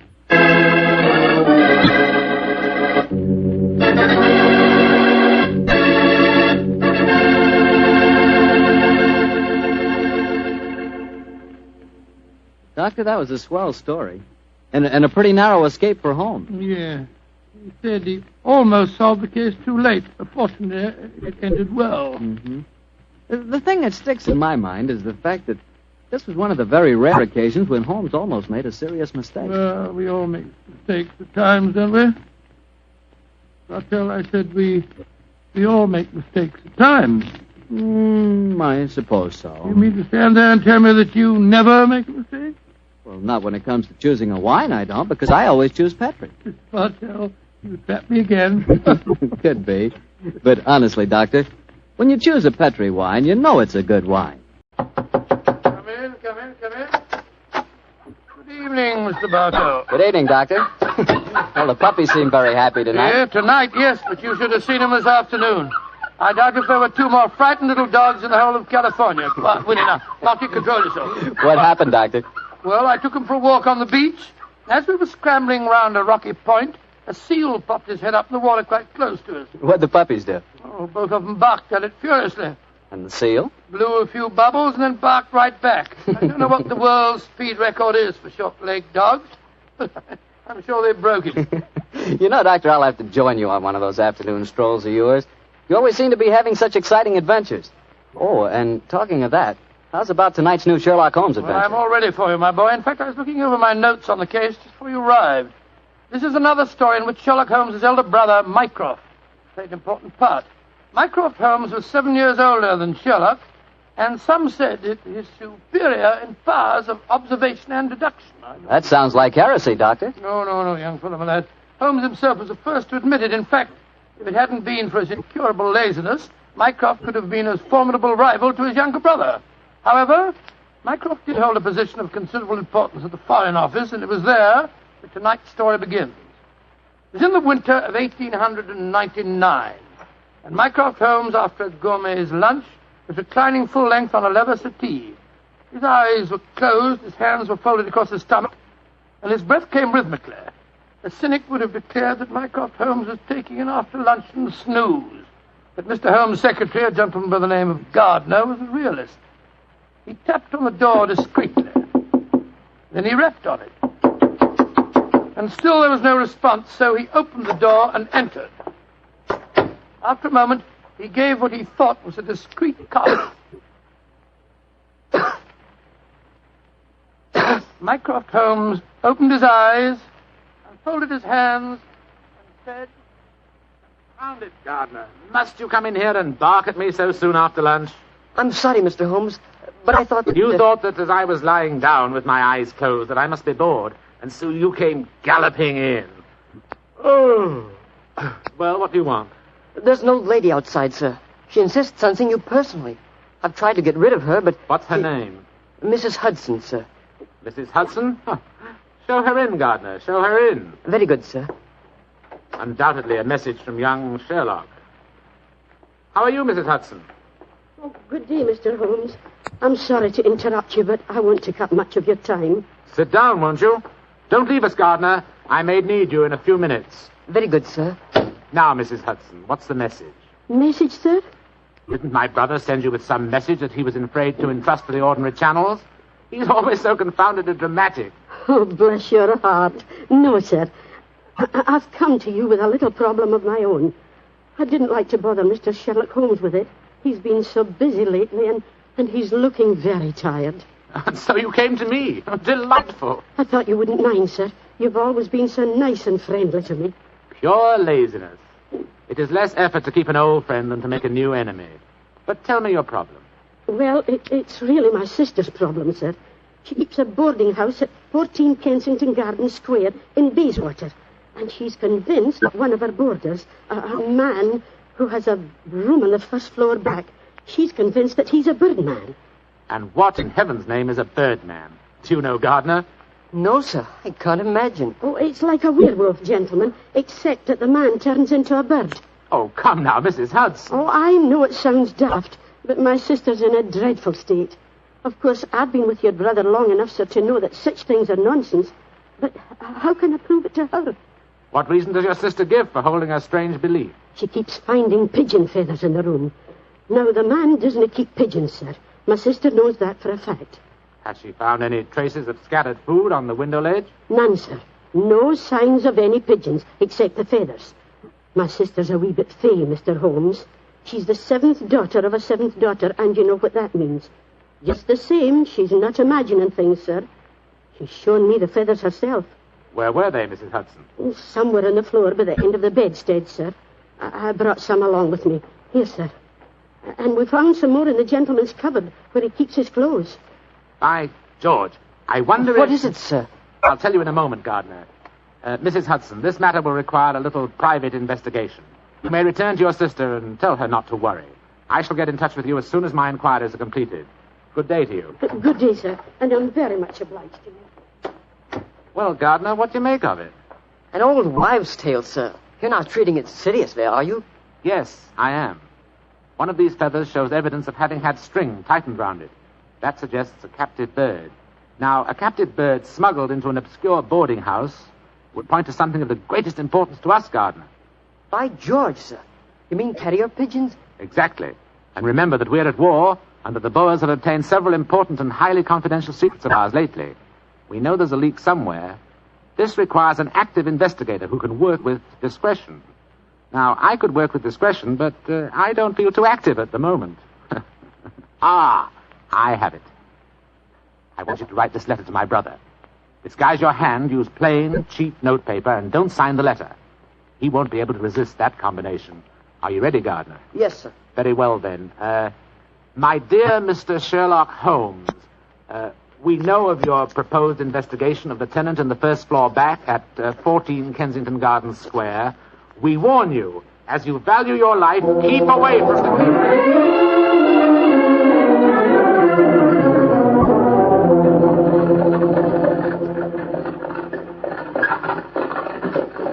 We warn you, as you value your life, to keep away from the case. And that, my dear Watson, is why we are driving towards 14 Kensington Gardens Square, disguised as building inspectors of the London County Council. Well, I must say it's a very challenging letter, Holmes. Unsigned, Yes. I notice.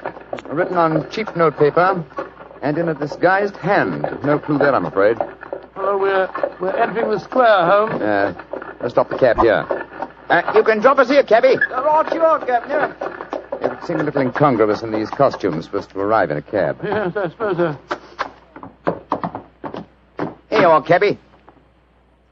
Oh, thank you, Governor. Supposing this mysterious tenant of the first floor back should be in his room when we get there. We must hope that our disguises are convincing and keep our wits about us. This may be a trap. Yes, just what I was going to say. After all, you've never heard of 14 Kensington Gardens Square until you received an unsigned letter 2 hours ago warning you to keep away from it. I don't like the look of it. There we are, number 14.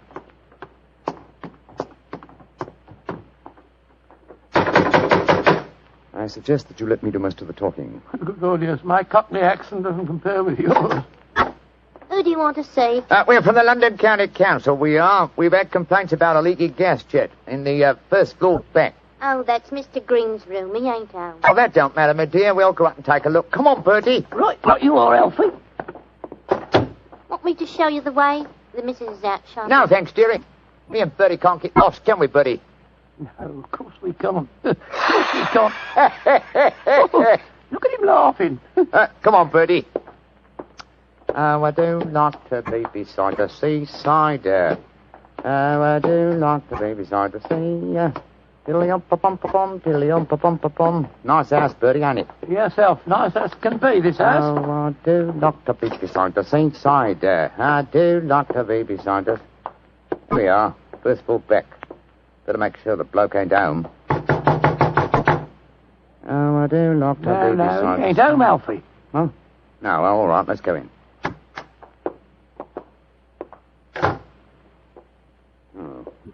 So this is the mysterious room, eh? Well, it looks perfectly ordinary, doesn't it? Yes, a depressing example of the squalor of boarding house life. Hello. What's this on the bedspread? Feathers. Must have come out of the pillow. No. These are pigeon's feathers, old chap. Look here, Watson. Attached to the bed rail. Yeah, it's only a piece of string. String, yes, but with a small metal ring on the end. A ring such as is used to place around a homing pigeon's leg. But why should someone keep carrier pigeons in an obscure boarding house like this? Yes, why indeed, why indeed? The answer could be that the tenant of this room is engaged in some sinister activity that requires the use of carrier pigeons in sending messages. Yes, there's no evidence of the birds being kept here. That's true, old fellow, that's true. Possibly the owner of this room is given a pigeon by one of his superiors, brings it here, affixes his message, and releases the bird. But why couldn't he just take the message to where they keep the birds? Well, in that way, he would run the risk of being picked up with dangerous and incriminating messages on him. What kind of skullduggery involves the use of carrier pigeons, you suppose? We're at war with the Boers in South Africa, Watson. What could be more logical than that a spy in their pay should be using this method to smuggle important information out of the country? By Jove, yes, Holmes. I wouldn't mind being...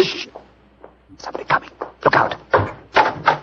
Who are you? What the devil do you think you're doing in my room? Well, my name's Bertram, and I come here to look at your gas pipes. Don't lie to me. Who are you? It's like I say, Captain. My name's Bertram, and I come from the London County Council. Very well, then. If you won't tell me the truth, perhaps this revolver will make you change your mind. Look here, Captain. Look here, Captain. Grab his revolver, Watson. Yes, right. Holmes, where were you? I slipped behind the doors. This gentleman opened it. Yeah, me, sir. Your overcoat seems extraordinarily well filled with chest, doesn't it? Why not slip it off? Yeah. It's a bit warm in here. Let me alone. Joe, you were right, Holmes. He had a pigeon under his coat. Yes. See if you can catch the bird, will you, old chap? All right, here. Come on, Pigeon. Come on, little fella. Come along, Pigeon. There he comes. That's it. Look at the little fella. Snuggled up on my arm. Friendly little fellow, isn't he? Yes, Look out, Watson. The gentleman's revolver. He's yes, going after and when I get it, I'll... A beautiful uppercut, Holmes. I'm afraid he'll be unable to talk to us for some time.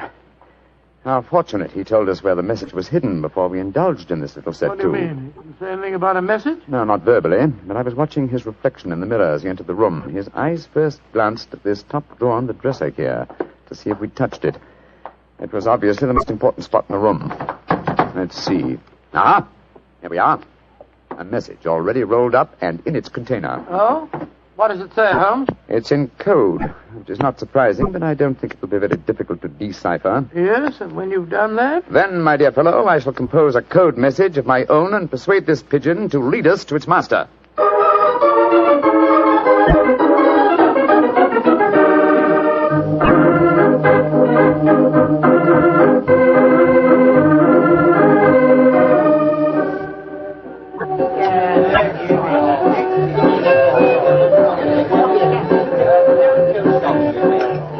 I can see from your puzzled expression, Watson, that you're wondering why I brought you to Dexter's Music Hall in the Edgware Road. Well, I must confess I'm a little confused, Holmes. First of all, we go to Baker Street and you spend hours poring over some obscure book. And you write out a message, attach it to a pigeon, and let it loose. Now you bring me here. I hate to question you when you're working, but I should be glad if you'd give me some idea of what's going on. Of course, old chap. At times I must seem confoundedly mysterious, I'm sure. Here's the situation. The obscure book I was studying was the table of ciphers. I was trying to decode the message we found in the room on the first floor Well, back. obviously you succeeded, or we wouldn't be here. Yes, the key word was Louis Botha, the name of the Boer leader. The message was a report on the number of troops now in training at Aldershot. Then you were right. We're mixed up with a ring of enemy agents. Obviously, old chap. So I kept the original message and composed another using the same code and dispatched it by carrier pigeon. Well, what did you say in your message? Meet me tonight, 8 o'clock, table number 3 at Dexter's Music Hall. What made you choose this place as a rendezvous? Well, I happen to know that it's a common meeting place for underworld characters.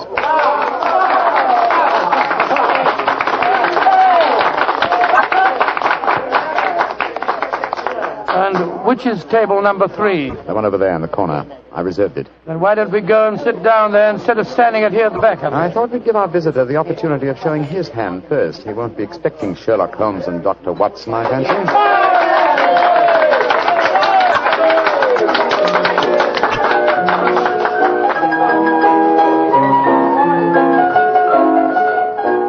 Good Lord, look at this woman coming on to sing. You ever see so many feathers? I'm not allowed to have a bow except upon the sky.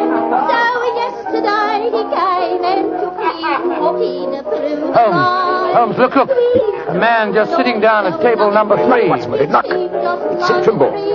Sid Trimble? Who's he? A dangerous criminal who once worked for the Moriarty gang. We've caught a prize pigeon, Watson. Better have your revolver handy, old chap. Undoubtedly he'll recognize us. Right you are, Holmes. Come on, then.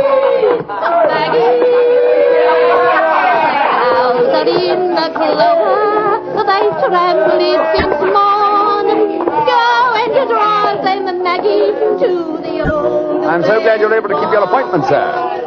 Sherlock Holmes. This is a trap. Don't try any tricks. I've got a revolver here, Sid. How'd you like this table in your face? Watson, you didn't shoot him, did you? No, he knocked my hand. The revolver went off. The shot went well. I swear he did. Yes, of course. Look at the wound. There are no powder burns. The shot was fired from some distance. Holmes, he's dead. Out of the way! Out of the way, please. Now then, what's going on here? Constable, this man has been killed. Yes, and it's easy to see who did it. Well, I didn't do it, Constable, if that's what you're thinking. No? Then why are you standing here with a smoking revolver in your hand? Come on, you're under arrest. But you can't arrest me. I'm Dr. Watson, and this is Mr. Sherlock Holmes. I don't care if you're the King of Siam and the Bishop of London himself. You're under arrest, and I'm taking you both to Scotland Yard.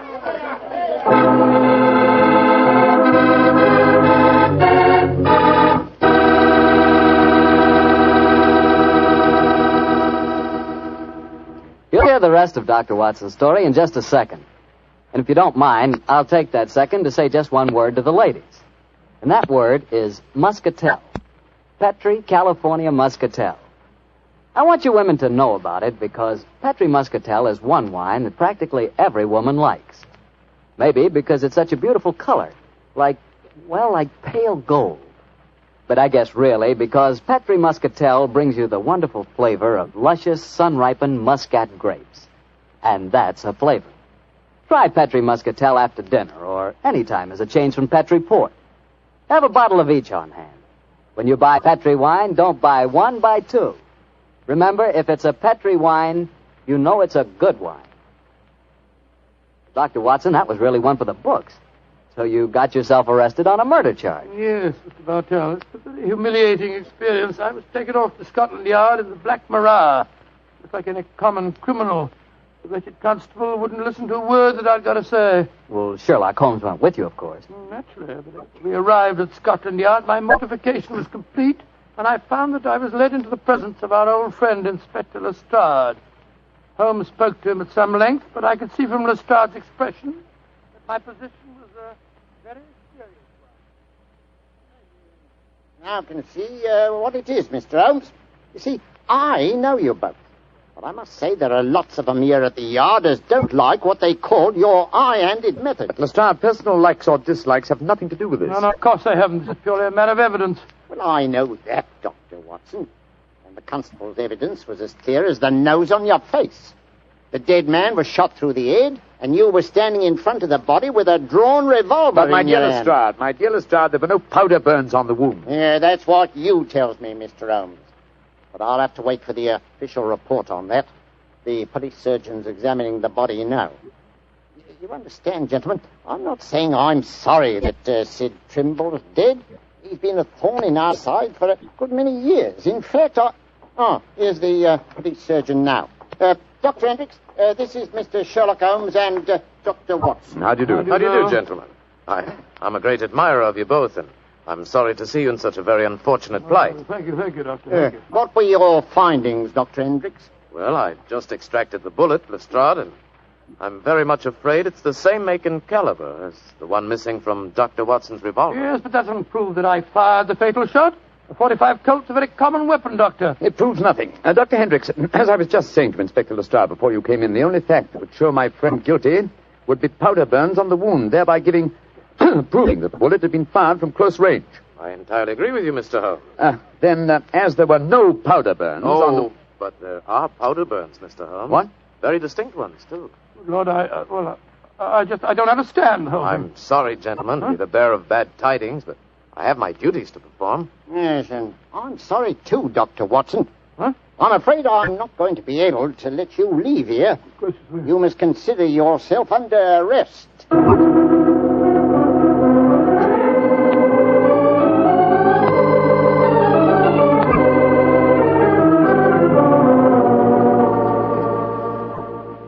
Holmes, I never felt more despondent in my life. Oh, cheer up, old chap. Well, how can I?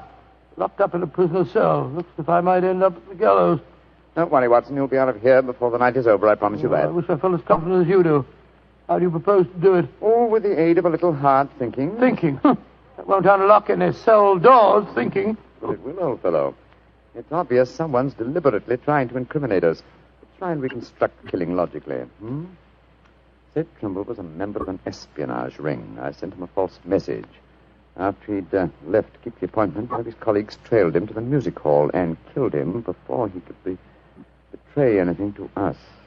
Yes, that's undoubtedly the way it happened. The powder burns, Holmes. How do you account for them? There were none just after the shot was fired. We know that. And yet Dr. Hendricks assures us that there are very distinct powder burns now.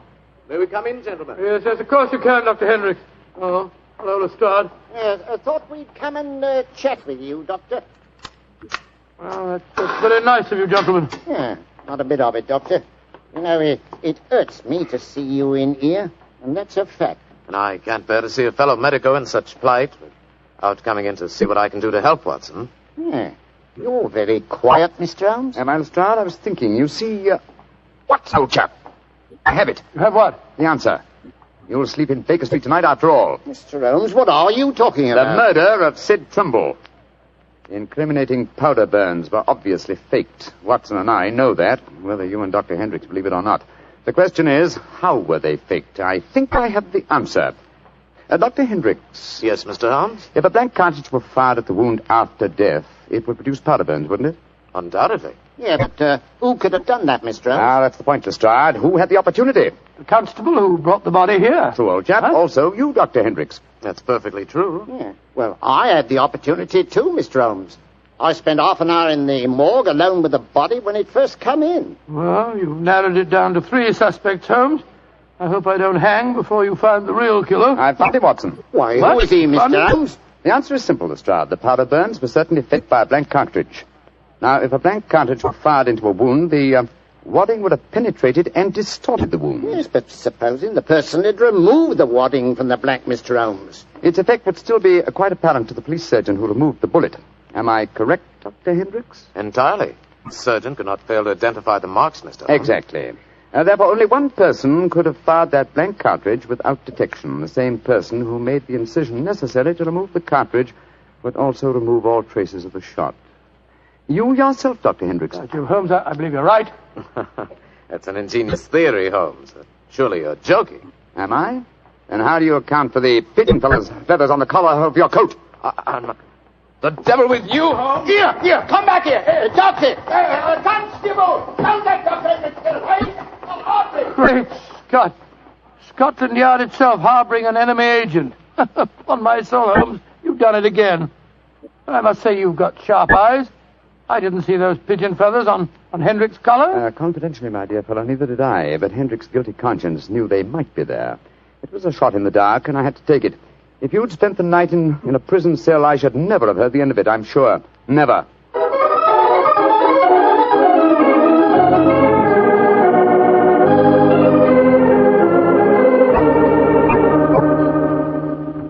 I want to see Mr. Mycroft Holmes, please. Follow me, Mrs. Hudson. He's expecting you. Aye, sir. Ah, there you are, Mrs. Hudson. Come and sit down. Oh, thank you, sir. I got your message and came over right away. In the first place, Mrs. Hudson, you may tell your sister that she needn't worry any more. I'm sure she'll find no more pigeon feathers in her room on the first floor back. No, sir, thank you. But she knows the fact, because the birdman left her yesterday for good. Some strange men came and took him away, and today she's let the room to a nice young commercial traveller. I'm really sorry to have bothered you with her troubles, sir. I'm very glad you did, Mrs. Hudson. Thanks to your information, an enemy espionage ring has been broken, and the British government is deeply grateful to you. You're always one for a joke, aren't you, Mr. Holmes? Well, I'm glad you're not angry with me. I'll be going now, sir. Just one more favour I'll ask before I go, though. Anything, Mrs. Hudson. What is it? Please don't tell your brother about this, sir. He'd be so angry with me for wasting your time.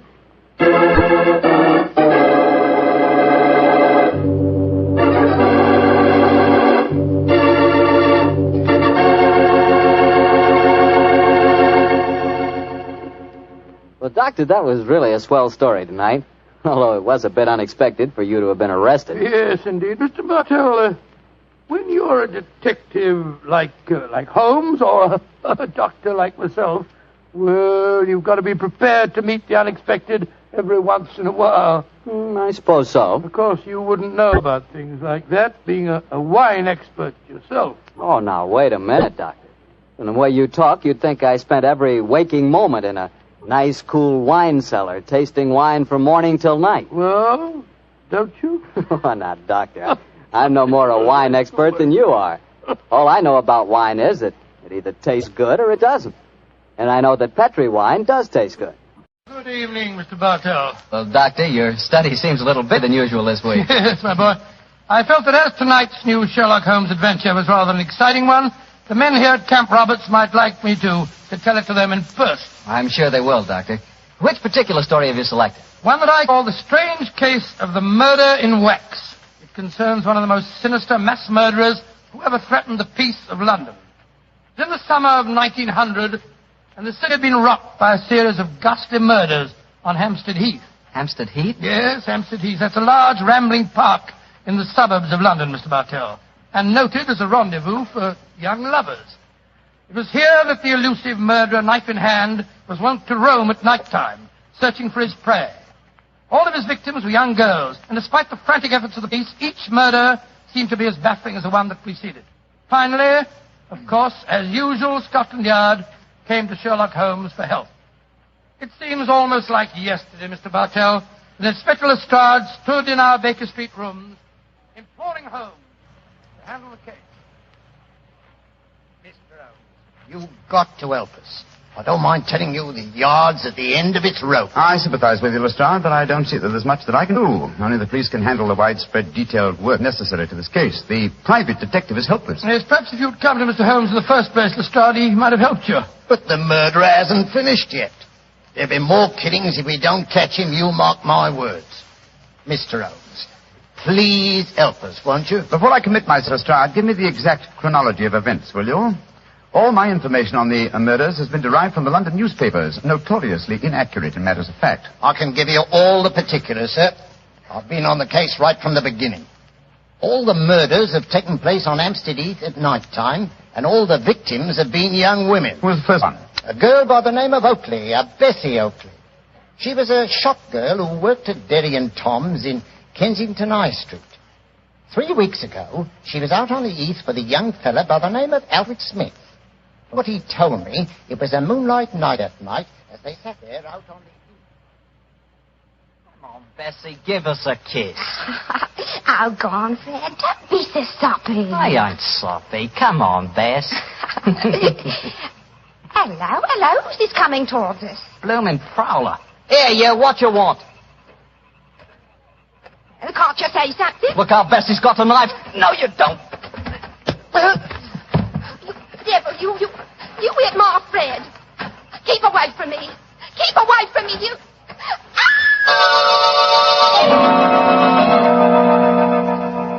And that's all I know, Inspector Lestrade. I never got a good look at him. He conked me on the head, and when I come to, there was poor Bessie with her throat cut. Yeah, that's your story, young fella, my lad.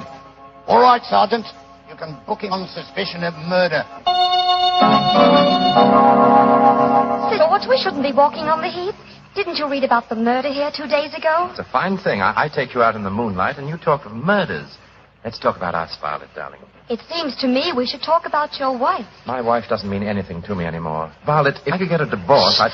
There's someone behind that tree. He's coming towards us. Who are you, son? What do you... No, you don't. Don't come near me. Don't.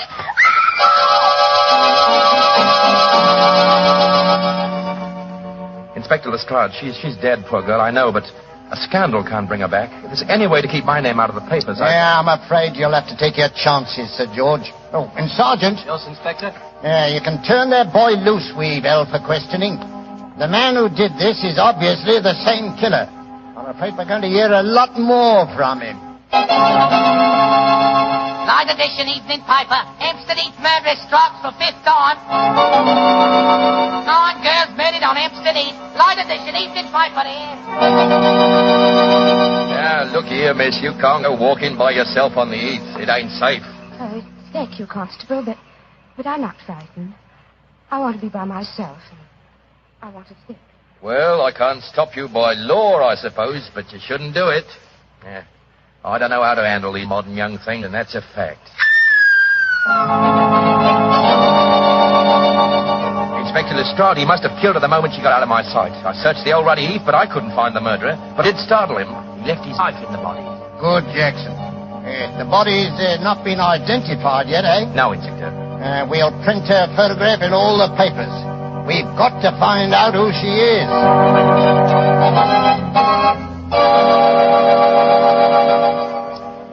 Mr. Bishop, is this the body of your missing daughter? Yes, it's Rosie, my Rose. Inspector Lestrade, if I ever lay my hands on that murdering fiend, I'll kill him. I'll kill him with my bare hand. Here's the story, Mr. Holmes. Rose Bishop was the 10th and last girl murdered. But she was the first girl murdered when she was alone. Eh, Lestrade? Yes, sir. You found no clues? Well, none that proved anything when we checked on them. Let me ask you a question or two, Lestrade. Well, anything you like, sir. You've taken the obvious precautions, of course. Oh, how do you mean, You sir? posted a heavy police guard on the heath? Well, yes, sir. We've had 100 plainclothesmen walking there at night ever since the second murder. But he seems to slip through our fingers. I suppose you've also posted policemen dressed in women's clothes. Yes, Mr. Holmes. And we've hired girls to walk the heath in couples with our plainclothesmen. But the murderer won't seem to rise to our bait. He's a cunning brute. Yes, Watson. Obviously a morbid madman obsessed by a hatred of love. He'll be hard to catch. Lestrade, you mentioned clues that amounted to nothing when you checked them. What were these clues? Well, footprints, a couple of cigarette butts dropped at the scene of the crime. Nothing that helped us. The only important clue was the knife we found in the body of Rose Bishop, the last girl murdered. Of course, the experts at the yard examined it. Yes, sir. Didn't tell us a thing, though. You had the knife with you? Here it is, Mr. Holmes. I knew you wouldn't trust us. You'd want to look at it yourself. Thank you, Lestrade. Yeah. Interesting. What is it, Holmes? This knife is a collector's item.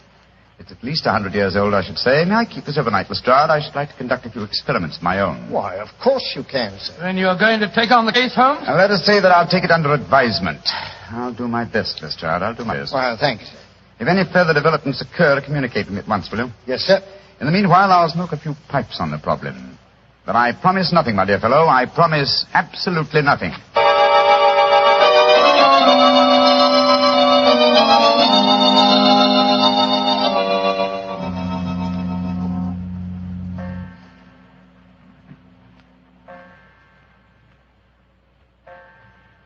3 o'clock in the morning, Holmes.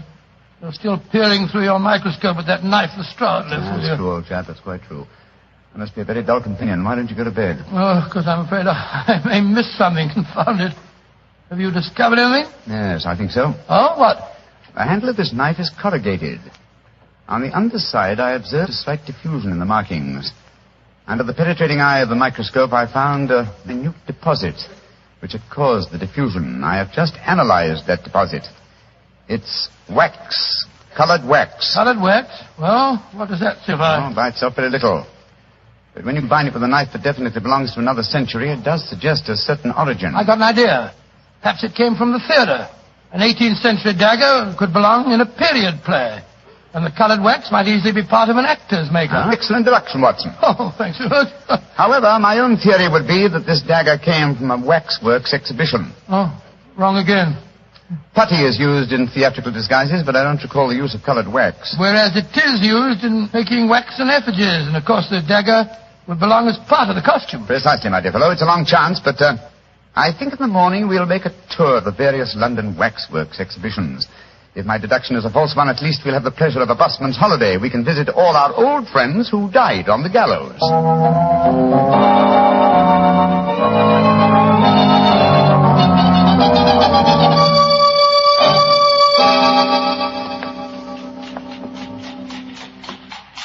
Any tired, old chap? I must say I'm a little weary. This is the fourth waxworks exhibition that we've been to. The fourth and the last. We fail to find any clues here at Levesque's museum. We can return to Baker Street. Well, thank heaven this is our last port of call. I'm so dizzy from looking at waxworks that they begin to look like human beings to me. Did you notice that I asked directions from the wax policeman at the entrance door just now? Yes. Well, I'm sure many people have been deceived in the same way. Uh-huh. Here we are. Oh, Monsieur Levesque doesn't believe in understatement, does he? Look at that sign there. Oh, gracious me. The Chamber of Horrors. Come in and see the pageant of murder. All the killers of history reenacting their famous crimes. Well, let's go in, Watson. We should feel thoroughly home. Creepy in here, isn't it? I've heard that Mr. Levesque will pay £100 to anyone who will spend all night alone in the Chamber of Horrors. Yes, I've heard of that challenge, too. Are you thinking of accepting the bet? Great Scott, now I will spend a night here for £1,000. A very comprehensive collection of killers, aren't they? Let's see. Williams, Wainwright. Marchioness de Brinvilliers. By George, yes. She was an attractive woman, wasn't she? As trim a pair of ankles as ever I've seen. Yes, but you wouldn't have liked her cooking, Watson. She used the most lethal condiments of almost any woman in history. Hello. What is it? Look over there. I was wondering when we'd come to one of your cases. Dr. Grimsby Rylott and the murder at Stoke Moran. Or the case of the Speckled Band. By Jove, Holmes, the tableau's extraordinarily realistic, isn't it? Yes. One of other old friends of mine are represented here. Should rather like a new acquaintance with Ricoletti of the Clubfoot and his abominable wife. Ricoletti? I don't remember him, Holmes. Oh, one of my earlier cases, old fellow. I must tell you that story sometime. I wish you would, Arbuff. Holmes, look, that veiled figure over there. Read the placard in front of it. The Hampstead Heath murderer. Well, how very interesting. The face is covered with a black veil. Is this pure showmanship, I wonder, or does Monsieur Levesque know more than Scotland Yard and I? Good day to you, gentlemen. Great Scott, you startled me, sir. Are you admiring my collection of murderers? Monsieur Levesque? Yes, sir. And haven't I the distinction of addressing Mr. Sherlock Holmes? That is my name, and this is my friend, Dr. Watson. How do you do? How do you do, Doctor? I am greatly honored to meet you both. What do you think of my Chamber of Horrors? Oh, he's very impressive. We're particularly interested in this veiled figure of the Hampstead Heath murderer. Yes, indeed we are, sir. Is there a face beneath that veil? I'll let you in on a trade secret, gentlemen. There are no recognizable features behind that veil. This is purely for publicity purposes. The public always expects to see the latest horrors here. And I thought I'd titillate their morbid palates by having a mysterious figure representing the killer. Of course, if he is captured, I shall add his effigy to my collection. You think he will be captured, then? One can only speculate. He's a clever man, Miss Holmes. By the way, Monsieur Levesque, does your offer of £100 to anyone who will spend a night in the Chamber of Horrors still hold good? Oh, yes. Are you thinking of accepting the bet, Mr. Holmes? No, but Dr. Watson would like to. I don't recommend the experience, Doctor. It's an ordeal that calls for nerves of steel. However, I shall be glad to arrange for I haven't the slightest intention of... backing down now? Of course you haven't, old fellow. What time shall my friend return, sir? About 11:30 tonight. I'll be waiting for him at the main... Splendid. Come on, Watson. Oh, Holmes, I told Good day, Monsieur Levesque. Good day, gentlemen. I shall be waiting for you tonight, Doctor. Holmes, what the blazes do you think you're doing? I haven't the slightest intention of keeping that appointment tonight. Well, of course you haven't. I shall keep it. Disguised as you. You keep... For heaven's sake, tell me what you're up to, Holmes. You didn't even mention that missing dagger to Levesque. No, because he knows something about the murderer. I'm convinced of it. Well, why'd you say that? As we were standing there talking to him, a breath of air from the open window blew back a corner of the veil. I'll swear that there are clearly defined features beneath it. And so you're going back there tonight to find out? That's right, old fellow. The superstitious used to believe they could use a waxen image to kill a man. Tonight, Watson, we shall prove that a waxen image can be used to trap a killer.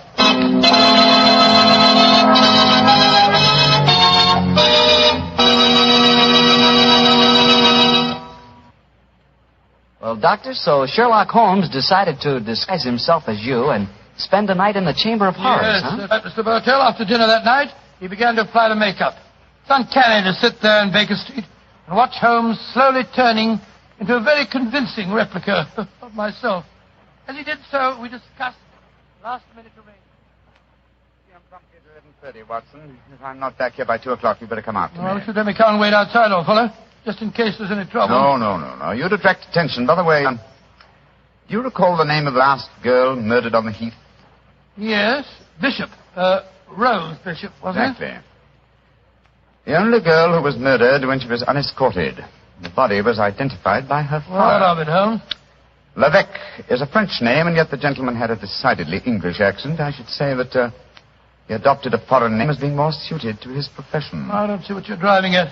What's the connection between Levesque, the owner of the waxworks, and the father of Rose Bishop, the murdered girl? Levesque is the French word for bishop. Great Scott. You think that he knows who the murderer is and... I know only one thing, Watson.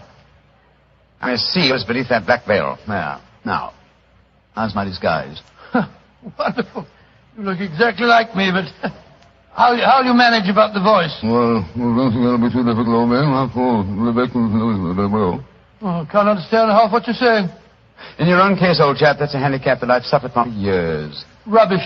I'm perfectly intelligent. Now, let me see, the bullseye lantern, yes. Watson, I think I'll borrow your revolver, too.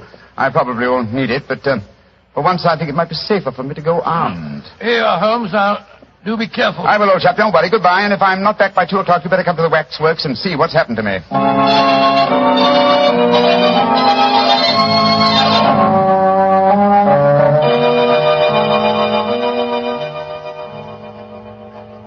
Dr. Watson, you don't mind if I search you? Oh, gracious, Levesque, of course not. No lantern, please. The moonlight will give you all the illumination that you need. Oh, dear me. A revolver in your pocket. I'm afraid I can't allow that. Oh, no. Once before, a young man who unwisely accepted my bet left bullet holes in some of my finest waxworks before he finally went raving mad. Graciously raving mad, did he? Miss Holmes were here. Don't be frightened, Dr. Watson. Many of the waxwork murderers here are all friends of yours. They'll be good company. I shall come and release you at 8 in the morning. Yes, but no. How about if I'm Well, I've sealed all the windows with string and wax. I shall seal the door behind me as I leave. Oh, it's very unkind of you. Midnight. The bet is on, Doctor. You still wish to go through with it? I suppose so. Very well, then. I shall leave you now. Good night, Dr. Watson. Good night. Pleasant dreams. Pleasant dreams,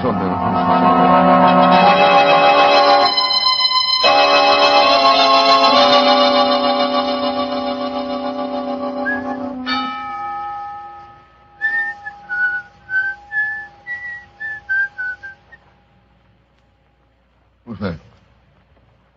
Who's there? I could have sworn I heard something swing about in the shadows. Miss Holmes is here with me. Some at the window. Quick, Scott, it's Watson. Now before his time. Well, here go the seals from the string. Come on, up with it. Holmes, are you all right? Shh. I'm all right. You came early. But it's just as well. You're carrying a lantern. Levesque took mine with him. Come on in.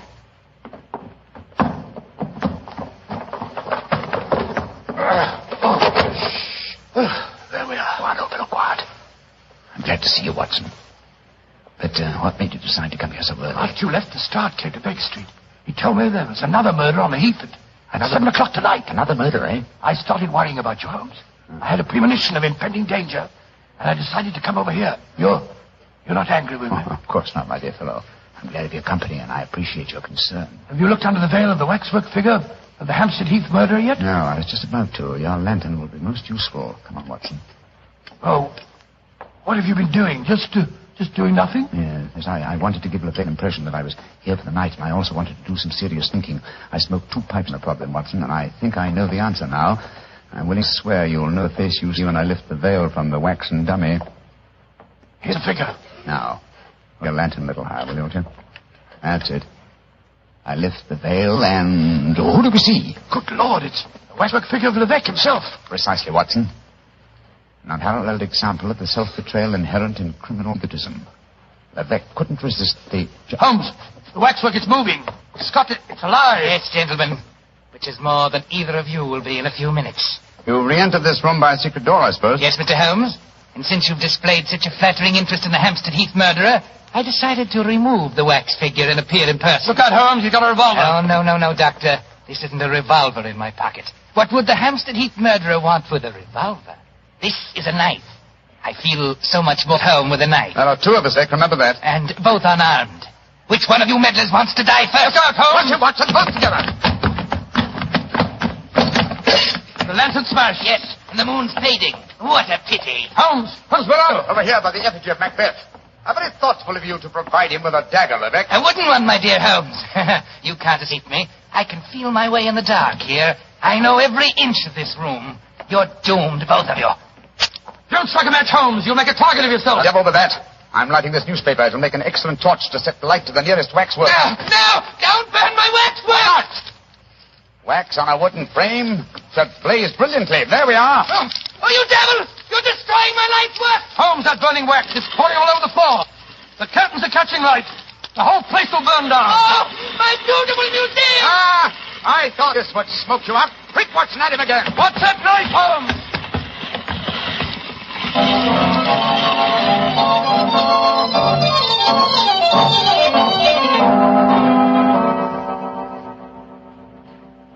Well, Mr. Holmes, you've done it again. You've solved the case in a blaze of glory. Get the point, sir? A blaze of glory. Yes, Lestrade, I get the point. Thank you very much. Pass that marmalade, will you, Watson? Holmes, is that the morning paper you brought with you, Lestrade? Yes, Doctor. Want me to read you the headlines? Yes, please do. Yeah. Hampstead Heath murderer captured in fire that destroys waxwork exhibition. You know, Mr. Holmes, you and the Doctor were lucky you weren't burned to death. Never mind the chance you ran of having your throat cut by that maniac. It was fortunate that the police and firemen were on the scene as quickly as they were. Levesque has strength of 10 men. Yes, the strength of a madman. He'll never stand trial, of course. No, Doctor. He'll end up in an asylum where he belongs.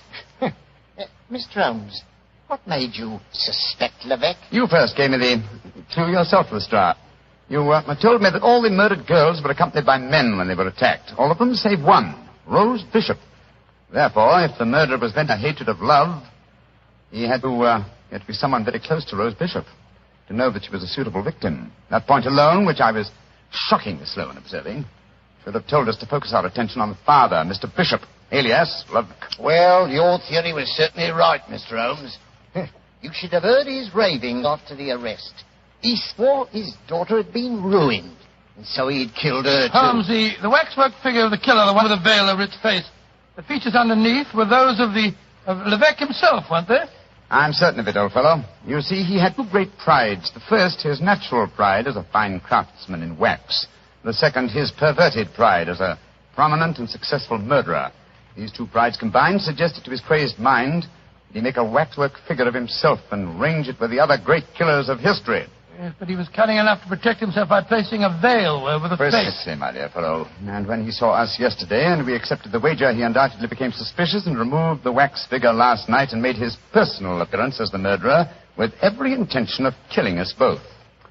Yes, we were very lucky, old chap. Yeah, if you ask me, Mr. Holmes, you've been very smart. No, I quite agree, Lestrade. I think you solved the case brilliantly, Holmes. No. I've been very sluggish. I Solved by circumstance and melodrama what should have been a purely intellectual problem. I'm not pleased with myself. Trot, I hope that my name has not been used in that newspaper report. No, it hasn't, sir. Excellent. I want no credit in this case. Oh, do you mean to say that you're going to let Scotland Yard get the praise for catching him, Holmes? Why not? Well, that's very generous of you, Mr. Holmes. It'll make things a lot easier for me. Yes, it certainly will. Holmes, I can't see why you reproach yourself. Because, my dear Watson, like the Hampstead Heath murderer, I, too, have my pride as a craftsman. This case had a clearly defined pattern, and I was unable to recognize it. If you should have occasion to chronicle this story, Watson, and I should prefer that you didn't, I would like you to entitle it The Education of an Idiot. Oh, come now, Holmes. The Education of an Idiot? That's absurd. I know. But if you do tell this story, it'll probably end up as The Strange Case of the Murderer in Wax.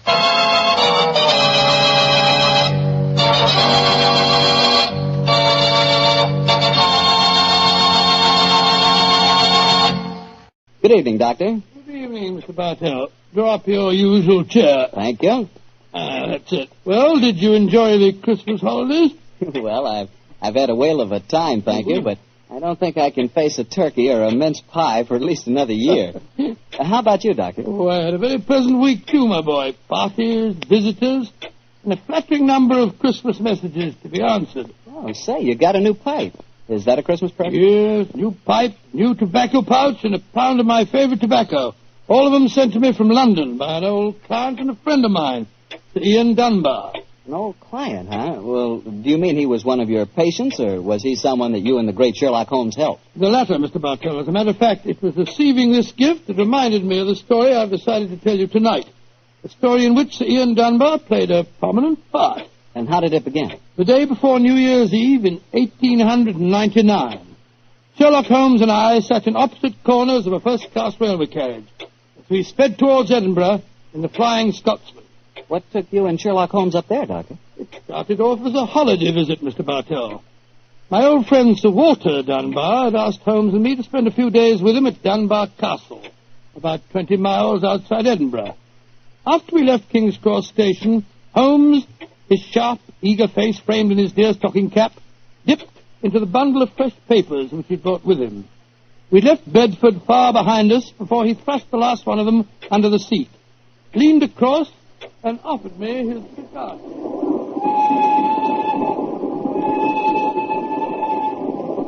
Care for a cigar, Watson? No, thanks, awful. I'll stick to my pipe. Flying Scotsman's living up to its name. We're going splendidly.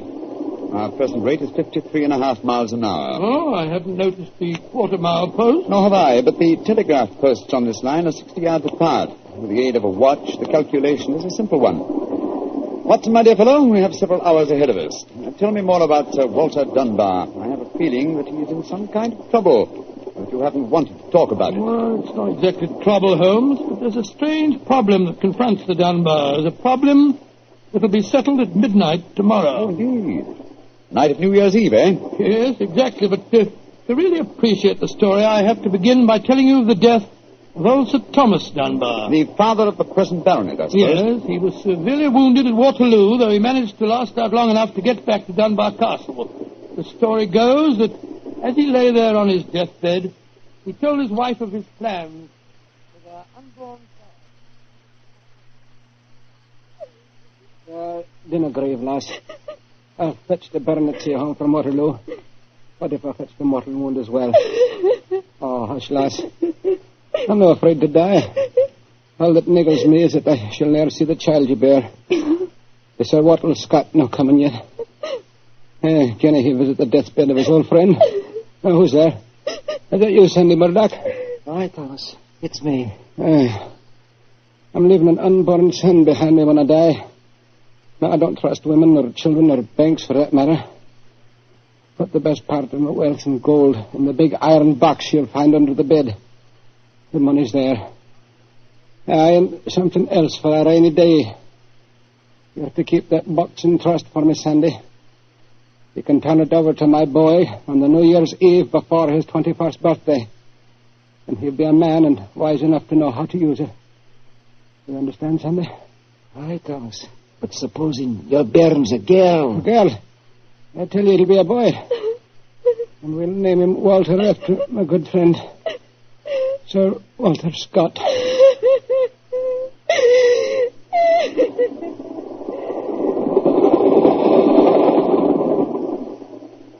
Very interesting story, Watson. And that child, of course, is the gentleman we are going to see now, Sir Walter Dunbar. Exactly. And the first baronet was a friend of Sir Walter Scott, while his son can boast of your acquaintance. Why, it's a family singularly rich in literary friendships. That's not very funny, Holmes. To continue, I suppose you can guess what happened. Sir Thomas carefully drew up the document to specify the New Year's Eve before the baronet's 21st birthday. And the poor child was born on February 29th. It was a leap year. Oh, so poor Sir Walter is still waiting for his iron box full of gold. Yes, he'll be 84 next year, and yet legally, with only one birthday every 4 years in the eyes of the law, he'll at last be 21. A most amusing situation, though I'm afraid Sir Walter finds it far from entertaining.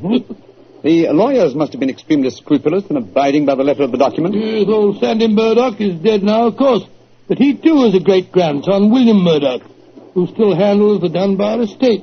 He'll be at the castle tonight to formally hand over the iron box. I'm delighted you accepted the holiday invitation of Sir Walter. My dear fellow, I've needed a rest, but I've always loathed too strict a one. This situation may pose a nice little problem for me. Problem? Yes, I'm reasonably certain that the aged Sir Walter Dunbar will not get his iron box full of gold on this New Year's Eve either. But we shall see, old fellow. We shall see.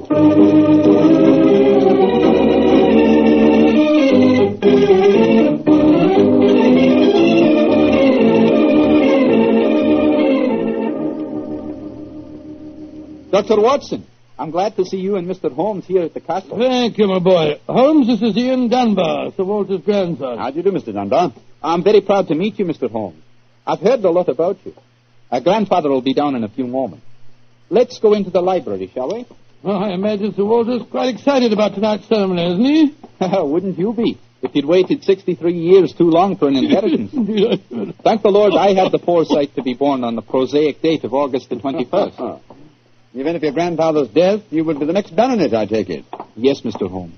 You see, my father was killed 2 months ago at Mafeking. Yes, I read about it in the papers, my boy. I'm very sorry. Thank you, Doctor. The opening of the box isn't going to be the only ceremony at midnight. Dorothy and I are announcing our engagement. Dorothy? Dorothy Small. She and her father are staying here, too. My congratulations. Yes, indeed, Ian. Indeed, mine, too. Thank you. It's been quite a battle with her father, though. He's a businessman and isn't impressed with titles when they aren't accompanied by a suitable income. But when we told him about the inheritance, he relented and gave his consent. Here's Dorothy now. Dorothy, darling, I want you to meet 2 friends of mine, Mr. Sherlock Holmes and Dr. Watson. How do you do? Now, how do you do, Miss Small? How are you, my dear? From what this young man's been telling us, I gather that congratulations are in order. Thank you. I finally persuaded Father that Ian would make a worthy son-in-law. For a while, I was afraid we'd have to elope to Gretna Green, live in a cottage on bread and cheese and law, but brave the parental wrath, just as they do in the storybooks. Oh, Sir Walter, there you are. Watson, my dear boy, how are you? And this must be your friend Sherlock Holmes. How do you do, Sir Walter? Very well for a young nipper who'll be 21 at midnight. Gentlemen, may I introduce Mr. Herbert Small? How do you do, sir? I believe that we have to congratulate you on the engagement of your daughter. That was supposed to remain a secret until midnight. The Dunbar box was finally opened. Didn't be grouchy, Herbert. The children are in low, and I'm going to settle money on Ian. And it's New Year's Eve. Let's enter into the spirit of the occasion. Bring out the glasses, Ian. I've had some bottles of my special pride put out. It's the finest port in Scotland. The cream of Dunbar. My father laid the first bottle down the year before I was born. And a drink of the brew will surely warm the cockles of your heart. Well, my mouth's watering already, Sir Walter. When is this lawyer fellow, young Murdoch, getting here? Oh, any moment, Herbert. As soon as he arrives, we'll have dinner, and then we'll be ready for the evening ceremony. He's bringing the famous iron box with him, Sir Walter? If he doesn't, they won't get any dinner, Holmes. Ian, pass the glasses around, my boy. There you are, Murdoch. Good evening, Sir Walter. Oh, you've got the box with you, I see. Now the party's complete. Let me introduce you. Miss Small, her father, Mr. Small, my grandson, Ian, you know. Mr. Sherlock Holmes, Dr. Watson. How do you do, sir? I'm sorry I'm late, Sir Walter. My train was delayed. Oh, that's all right, Murdoch. You're here, and you brought the box. That's all that matters. Ian, give our young lawyer a drink. Here, I'll help you pour it. I must say that this is rather exciting, Holmes. The famous iron box with its inheritance of gold. Yes, and from the size of the box, at a rough guess, I should estimate its cubic content in gold at around 5,000 pounds. Not a vast sum, perhaps, to a businessman like Mr. Small, but a windfall to an impecunious Scottish baron. Yes, I suppose it is. A strong young man, Mr. Murdoch. How do you mean strong, Holmes? A box that size full of golden sovereigns would weigh a considerable amount, and yet the lawyer carried it single-handed. Now that we're all assembled, I'm going to propose a toast. Though it's still some hours off yet, let's drink to the new year. It means a lot to some of us. To 1900. 1900. We should toast more than just 1900, Sir Walter. We should drink to the new century that's about to begin. Good idea, Dorothy. Oh, I'm afraid that wouldn't be quite appropriate, Miss Small. To be accurate, the 20th century won't begin until January the 1st, 1901, and not 1900. Of course. That's it. Dorothy, I'm afraid your wedding can't take place for some time yet. Father, what are you talking about? I read an article in The Guardian the other day that said just the same thing as you, Dr. Watson. And what's more, it said something even more important. It said that 1900 is not a leap year. Oh, rubbish. Leap year comes every 4 years. There was one in 1896. Then obviously 1900 is one. I think Mr. Small may be right. What do you say, Mr. Holmes? Do you know? Well, I hope no one would bring up this point, but it's the little problem I referred to on the train, my dear Watson. Yes, I remember. Holmes, for heaven's sake, answer. Is 1900 a leap year or no? I'm afraid it's not, Sir Walter. No? Because of a slight imbalance that would otherwise be produced in the calendar. Of the even century years, only those divisible by 400 are leap years. In other words, 1600 was a leap year, the year 2000 will be a leap year, but 1800 and 1900 are not leap years. Then you have no birthday next year, Sir Walter, and I'm afraid I can't open the box tonight. And the Dunbars won't get their inheritance. And you, my dear, don't marry for a few more years. I won't allow you to marry a pauper. Mr. Holmes, are you sure of your fact? I'm very much afraid that I am, young man. Oh, this is terrible. I cannot stand any more. No, don't take it too badly, Sir Walter. Here, drink this. That's it. After all, you only have to wait another 4 years. Another 4 years? At my age, young man, at my age. Oh, no. I shall never live that long. Aye, what is it, Angus? Dinner is prepared, Sir Walter. You can serve it as soon as you're ready, sir.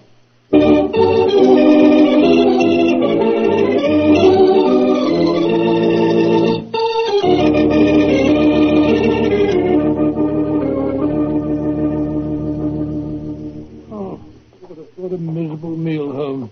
Sir Walter's gone to his room, the young lovers are nearly in tears, and Small and the lawyer Murdoch seem to be positively gloating. Yes, a most depressing atmosphere in which to welcome the new year. But let us, at least, make the best of it.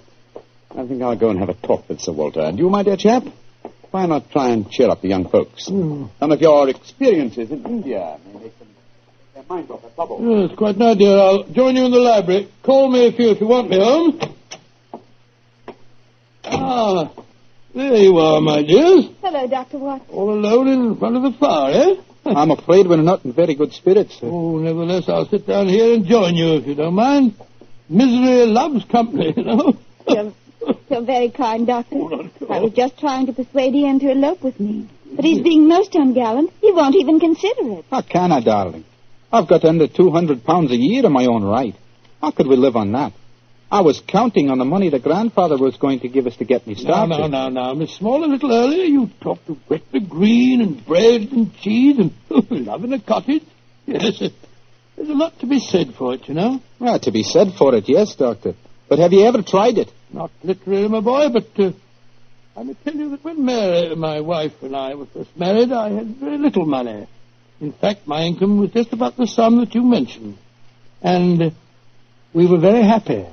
Ah, but you have a profession, Doctor. Look at me. I've been trained for nothing except to be Laird of Dunbar Castle. I can't support a wife on tradition. But you're young, Ian. You can get some kind of position, I'm sure you can. Yes, of course. As a matter of fact, I think that... Holmes, what is it? What's wrong? There's devil's work afoot, Watson. Come with me, old fellow. And you, Mr. Dunbar. Mr. Holmes, what's happened? It's Sir Walter. I went to his room. It was in darkness, but in the moonlight I saw two figures struggling by the open casement. One of them was Sir Walter. As I entered, he disappeared from sight. His attacker had pushed him out of the window into the moat. How dreadful. The other man got away in the darkness. We must get lanterns and go out to the moat at once. though I'm very much afraid, Mr. Dunbar, that your grandfather is beyond our help.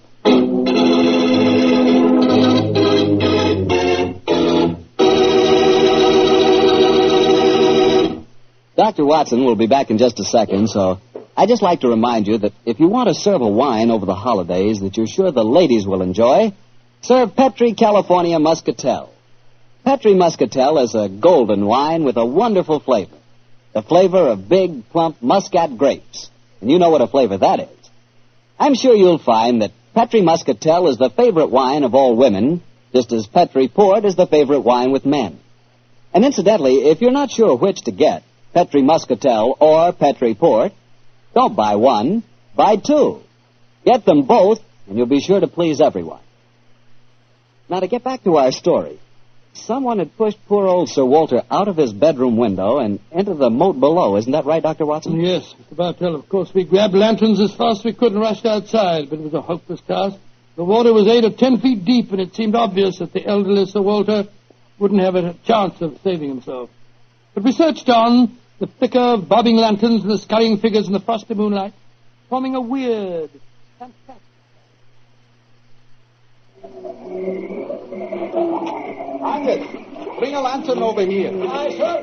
Can you see anything, Holmes? Not a thing. I don't see why your friend doesn't call the police, Dr. Watson. He's accomplishing nothing. We thought there might be a chance of finding the old man alive, Mr. Small. He wants to avoid a scandal, if possible, for your sake, sir, as well as the Dunbars. The scandal can't touch me or Dorothy over this. Her engagement was never announced. Thank heaven. That's a great pity, sir. I should think some new blood in your family would be a great improvement. You're being confoundedly impertinent, Doctor. And you'll be confoundedly heartless, sir. Well, Holmes, have you given up hope? I'm afraid we'll never find him without dragnets and grappling hooks. Have to call the police. What time is it? Sir Ian. You know the time? What did you call me, Mr. Holmes? Sir Ian. By Jove, yes. It does seem a bit premature, Holmes, but of course you're right.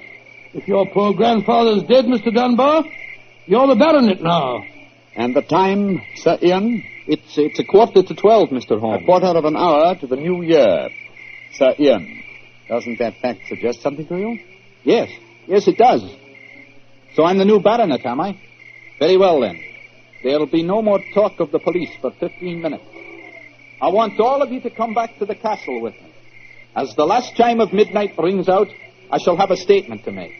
A statement that I want you all to hear.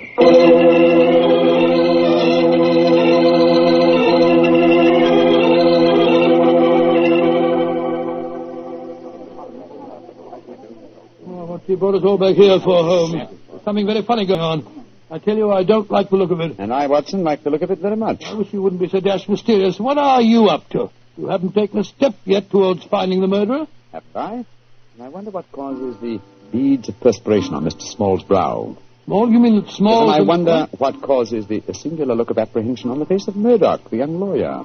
You remember, of course, on my remarking how easily he carried the large iron box. Great Scott, yes. And it took a strong man to throw Sir Walter out of the window. Watson, huh? The new year is approaching.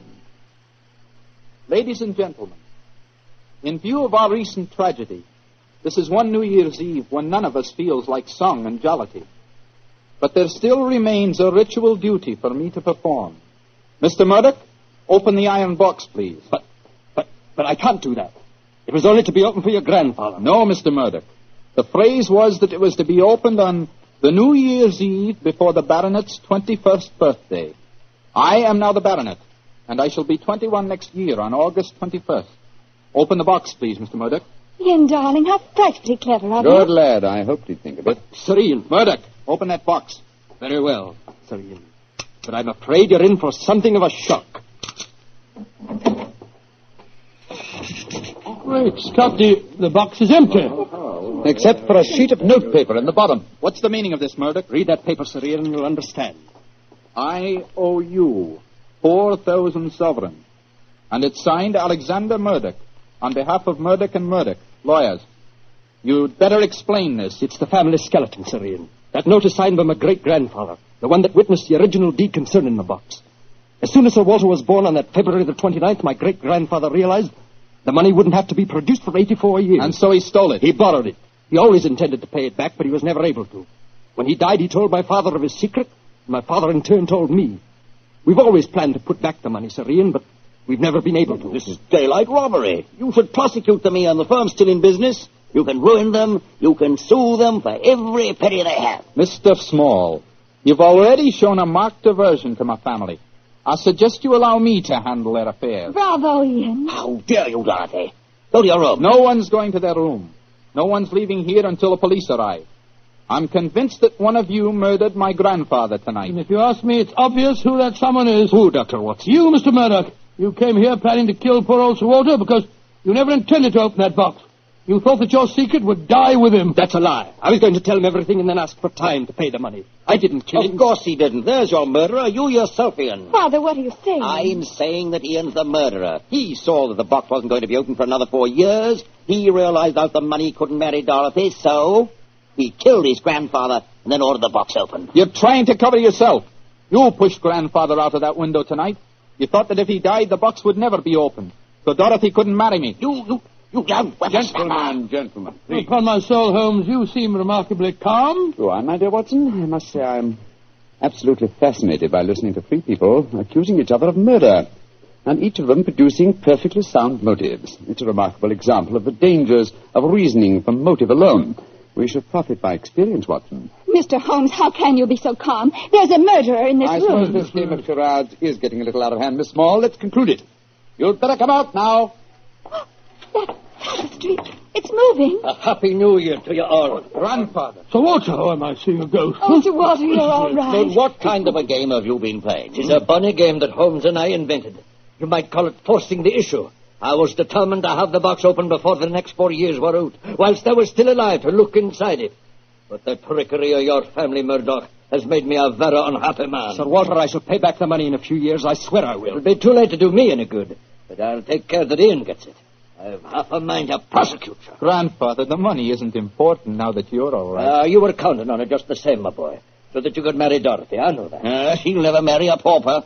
I won't allow it. When I'm 21, you can't stop me, Father, and I am going to marry Ian. Be quiet.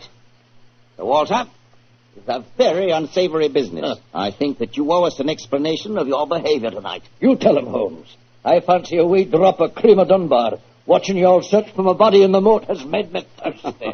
The explanation is a very simple one, ladies and gentlemen.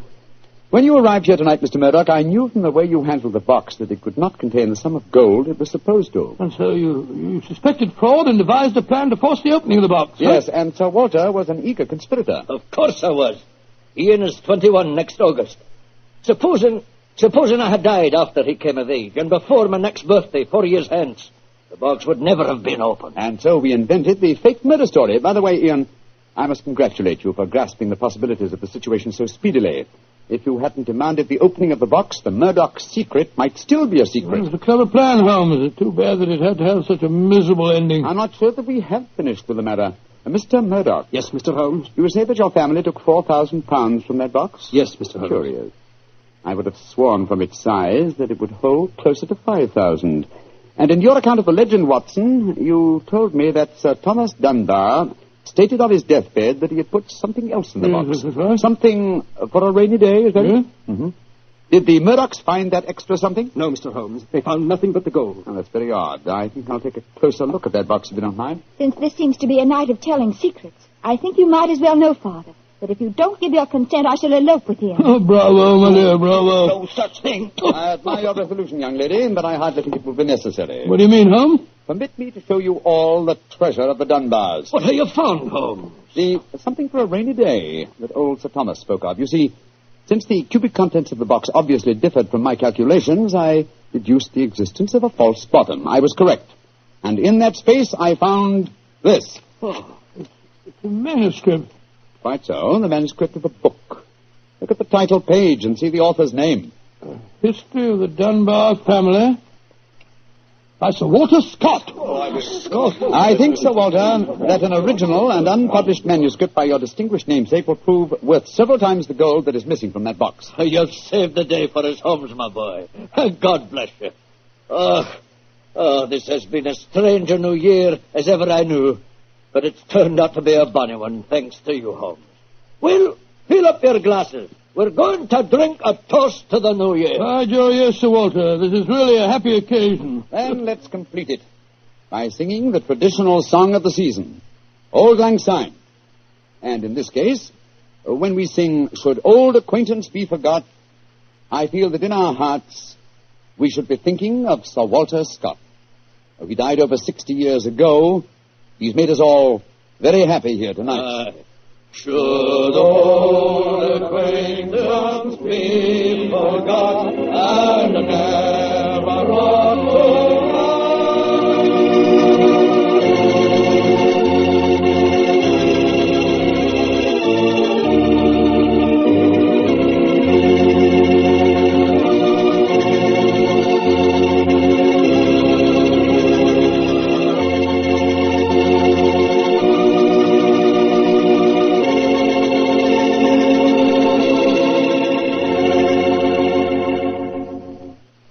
Doctor, that turned out to be a very happy new year for all concerned. Yes, that's one new year that I'll never forget.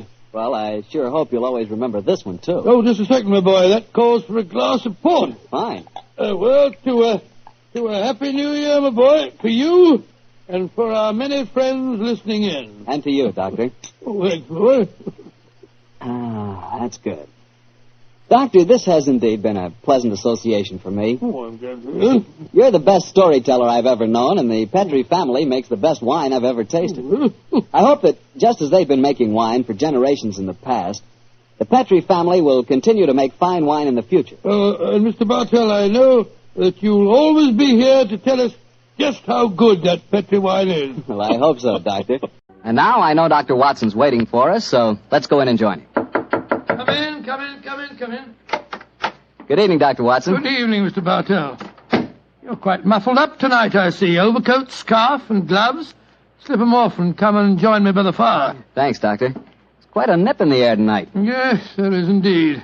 Well, Doctor, you told us last week that tonight's story centered around the activities of a brilliant and beautiful woman. Yes, my boy. Her name was Irene Adler. But I never knew Holmes refer to her by any other name than the woman. She sounds mighty intriguing. How did you happen to meet up with her? Well, I'll tell you the story from the beginning. One night, it was on the 20th of May in 1888, to be exact, I was returning home from a visit to a patient when my steps led me through Baker Street. Since my marriage, I haven't seen much of Sherlock Holmes. And you couldn't resist stopping by at 221B, I'm sure, Doctor. Of course I couldn't. As I stood outside the well-remembered door, I looked up at the lighted windows and saw the tall, spare figure of my old friend, passed twice in dark silhouette against the blind. He was pacing the room swiftly, eagerly, with his head sunk on his chest and his hands clasped behind him. To me, who knew every mood of his and habit of his attitude and manner told their own story. He was hot on the scent of some new problem. I rang the bell, and a few moments later, found myself standing before him. You look in splendid shape. Yes, Holmes, I'm feeling very well, thanks. And in practice again, I see. You didn't tell me that you'd gone back into harness. Oh, and how did you know? Elementary, my dear chap. If a gentleman walks into my rooms, smelling of iodoform, with a black mark of nitrate of silver on his right forefinger, and a bulge on the left side of his hat, to show where he's secreted his stethoscope, I should be dull indeed if I didn't pronounce him to be an active member of the medical profession. Just the same as ever, Holmes. By the way, I'm not interrupting you. Well, you are, old fellow, but it's a most welcome interruption. You're working on a new case? It looks like it. This letter arrived by the last post today. It's undated and has neither signature nor address. Read it. Let's have a look. There will call upon you tonight at 7:45 a gentleman who desires to consult you upon a matter of the very deepest moment. Your recent services to one of the royal houses of Europe have shown that you are one who may safely be trusted. This account of you we have from all quarters received. Be in your chamber, then, at that hour, and do not take it amiss if your visitor wears a mask. Great Scott, it's all very mysterious. What do you imagine it means? Look carefully at the note, old fellow. What do you deduce from it? Well, now, let me think. The man who wrote it was presumably well-to-do. Such paper couldn't be bought under half a crown a packet. And it's peculiarly strong and stiff. Peculiar. That's the very word. It's not an English paper at all. Hold it up to the light. Don't you notice anything? Yes. There's a large E with a small G and a large G with a small T. That's right. Woven into the texture of the paper. What does that suggest you? The name of the maker, no doubt, or perhaps his monogram. Not at all, my dear fellow. The G with the small T stands for Gesellschaft, which is the German for company. And the E.G.? That stands for Igria. Yeah. It's a German-speaking country in Bohemia, not far from Carlsbad. Oh, so the paper was made in Bohemia? Undoubtedly, my dear fellow. And the man who wrote the note is a German. How do you know that? Observe the curious construction of the sentence. This account of you we have from all quarters received. A Frenchman or a Russian could not have written that. Hmm? It's the German who is so discourteous to his words. Oh, there's your count now. I better go home. No, unless you have to. Well, I could stay. I thought that Then stay, old chap. I'm lost without my Boswell, and this promises to be interesting. I told Mrs. Hudson to let the masked visitor come upstairs unannounced. Come in. Good evening, sir. You received my note? Yes, indeed, sir. Come in, won't you, and sit down. This is my friend and colleague, Dr. Watson. You may say anything before him that you can say to me. Whom have I the honor to address? You may address me as Count von Kram. How do you do, sir? You must excuse this mask that I wear. The august person who employs me wishes his agent to be unknown to you, and I may confess at once that the title by which I have just called myself is not exactly my own. I'm well aware of that fact, sir. You see, Mr. Holmes, the matter I am about to discuss implicates the great house of Ormstein, hereditary kings of Bohemia. That has not escaped me either, sir. In fact, if you will state your case, I shall be the better able to advise you. Your Majesty. How did you... Yes. Yes, I am the king. Why should I attempt to conceal it? Why, indeed? I shall remove the mask. There. Mr. Holmes, I have traveled incognito from Prague for the express purpose of consulting you. Then pray consult. Briefly, the facts are these. Some 5 years ago, during a visit to Warsaw, I made the acquaintance of the well-known adventuress Irene Adler. Irene Adler? We know of her, Your Majesty. Look her up in the index for me, will you, Watson? It's right beside you on the desk there. I imagined that the name would not be unfamiliar to you. Here we are. Abrahams, Acton Green, Hatchet Murders, Adler. Splendid, old fellow. Hand me the file, will you? Thank you. Mm-hmm. Irene Adler, born in New Jersey in the United States in 1858, contralto. Mm-hmm. Prima donna Imperial Opera of Warsaw. Mm-hmm. Retired from the operatic stage, living in London. Quite so. And here's a recent notation. Your Majesty, as I understand, became entangled with this young person, wrote her some compromising letters, and is now desirous of getting those letters back. Precisely so, but how did... Was there a secret marriage? None. No legal papers or certificates? No. Then I fail to follow, Your Majesty. If this young lady should produce her letters for blackmailing purposes, how is she to prove their authenticity? There is the handwriting. Well, that could be a forgery, Your Majesty. But it was private notepaper. Stolen. My own seal. Imitated. My photograph. Bought. What? We were both in the photograph. Oh, dear. That's very bad. Your Majesty has indeed committed an indiscretion. Did you inscribe the photograph, Your Majesty? Yes, Dr. Watson, I'm afraid I did. Gracious me. Mr. Holmes, it must be recovered. Perhaps if you were to pay enough, the photograph might be bought. She refuses to sell. Stolen, then? 5 attempts have been made. Twice burglars in my pay ransacked her house. Once we diverted her luggage when she traveled. Twice she has been waylaid. There has been no result. Oh, dear. It's quite a pretty little problem. It is a deadly serious one to me. Your Majesty, what does Miss Adler intend to do with the photograph? To ruin me. Oh, how? Well, I'm about to be married to the second daughter of the King of Scandinavia. She is the soul of delicacy. A shadow of a doubt as to my conduct would bring the matter to an end. And Irene Adler threatens to send the photograph to your fiancée, I suppose. Yes, and she will do it. Rather than let me marry another woman, there are no lengths to which she would not go. None. Are you sure that she's not already sent it, Your Majesty? I am sure. Now, why, Your Majesty? She said that she would send it on the day my betrothal is publicly announced. That day will be next Monday. Splendid. Then we have still 3 days yet. Your Majesty will, of course, stay in London for the present. Certainly. You will find me at the Langham Hotel, registered as Count von Kram. Just 2 questions before you leave, sir. What are they? Is the photograph large or small? Quite large. And it was in a heavy frame. I see. And what is Miss Irene Adler's London address? Briony Lodge, Serpentine Avenue, St. John's Wood. Thank you, Your Majesty. Good night, and I trust we shall soon have some good news for you. I am placing all my hopes in you, Mr. Holmes. Good night. Good night, Dr. Watson. Good night, Your Majesty.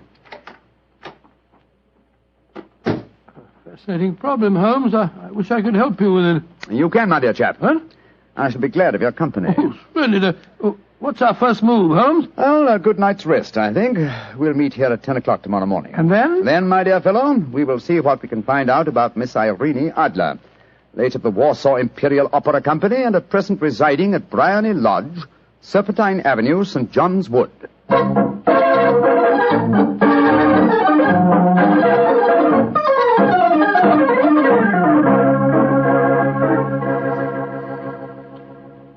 Well, Holmes, a cursory examination of Blarney Lodge didn't prove very illuminating. No, a bijou residence that represents the essence of dignified suburbia, but tells us very little about its owner. I think a visit to the local public house might prove more instructive. Come on, old chap. I see the door to the Coach and Horses inviting us from across the road. Well, our disguises shouldn't cause any suspicion, Holmes. That's why I suggested them. In the character of a couple of stable hands, I felt that we might inspire confidence. This is a horsey neighborhood. There's a wonderful sympathy and freemasonry among the fraternity. There we are. Better let me do most of the talking. Yes, I will indeed. I'm sure that your accent will be more convincing than mine. Let's go in, shall we?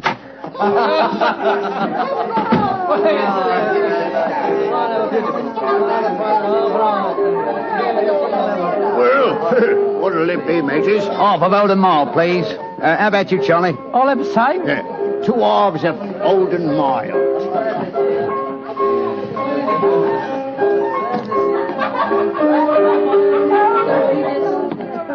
Well, here you are, mateys. That'll be a tenner. Have a drink with us, Governor. Oh, don't mind if I do. I'll have a Guinness. You blokes new round here? Yes, that's right. Came over from Clapham. Clapham, eh? Well, here's looking at you. Hunting for jobs? That's right. We was told that Miss Adler, across at Blarney Lodge, needed a new coachman and a groom. Well, it's the first I've heard of it. It might be true. Have you been over there to ask? No, not yet. We thought we'd find out something about the old girl first. She ain't no old girl, matey. She's the prettiest young thing you ever saw under a bonnet, and that's a fact. You know her, Governor? Why, of course I know her. Used to drive her carriage, I did. Before I came to work here. Oh, what's she like? Oh, nice little lady, as you'll find, chum. Work hard? No. She lives quiet, like. Goes out singing at concerts once in a while. The rest of the time, it's money for jam. She goes out for a drive in the park every day at 5 and comes back to dinner at 6:30. The rest of the time's your own. She ain't married, you say? No. But she's got a bloke what comes to see her all the time.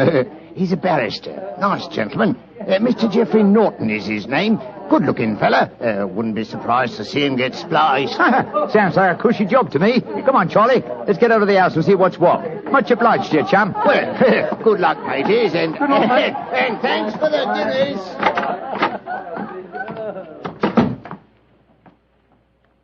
What's our next move, Holmes? Let's stroll back to Blarney Lodge. I'm undecided whether to continue my investigation there or to try and find out something about Mr. Geoffrey Norton, the barrister. If he's just her lawyer and nothing else, it's more than likely that she's entrusted the photograph to his safekeeping. Hello. There's a cab waiting outside Miss Adler's house. Hurry, Watson. Maybe Mr. Norton's. Here we are at the gate. Yes. Here comes a man hurrying down the pathway. Quick. Flatten yourself behind this post. Listen. Where to now, Mr. Norton? Drive like the devil. First to Gross and Hankey's in Regent Street, and then to the Church of St. Monica in the Edgware Road. Half a sovereign if you do it in 20 minutes. Right, y'all, Mr. Norton. Up in. Fire and signal the cab, Watson. We must follow him. Well, here comes one. Oh, no, it isn't. It's a private carriage. Miss Adler's, no doubt. Here she comes down the pathway. Back behind the post again, Watson. Where to, Miss Adler? The Church of St. Monica's, John. And half a sovereign if you reach it in 20 minutes. The dame's afoot, Watson. Quick. We must get a cab and follow them. Here comes a hansom. Hi, cabby! Here! You blokes got enough money to take a cab? Here's a half sovereign for you, my man. Right, ya. Where to, Governor? The Church of St. Monica in the Edgware Road, and another half sovereign for you if you get us there in 20 minutes.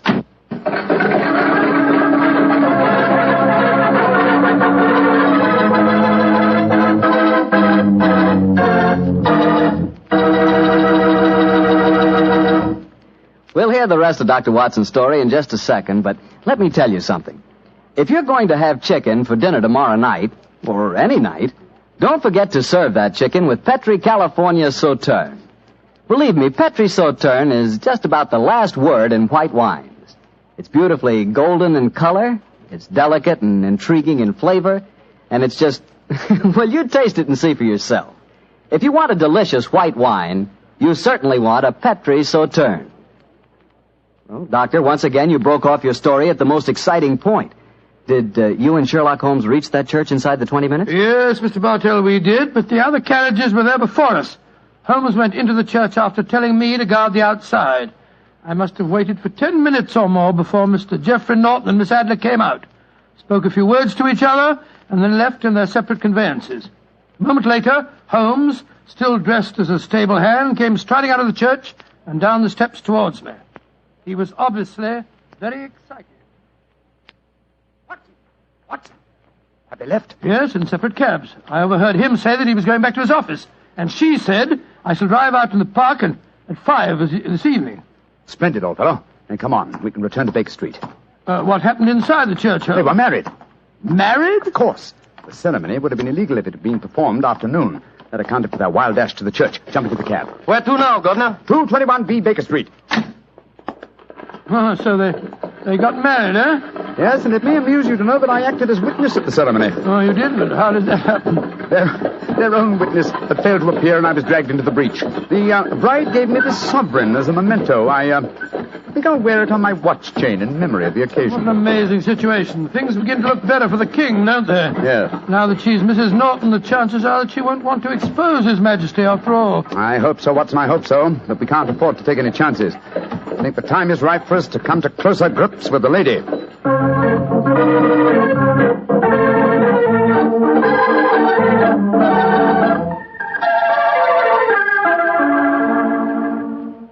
Well, Holmes, now that we've eaten, perhaps you'll tell me your plan. With pleasure, my dear fellow. And while I'm so doing, I'll proceed with applying the makeup for my new disguise. Another disguise? What's it to be this time? I think the character and appearance of an amiable and simple-minded nonconformist clergyman would be most suited to my plan for entering Miss Adler's house. Oh, you're going to try and enter, then? I must, dear fellow. Yes, I'm sure the photograph is there.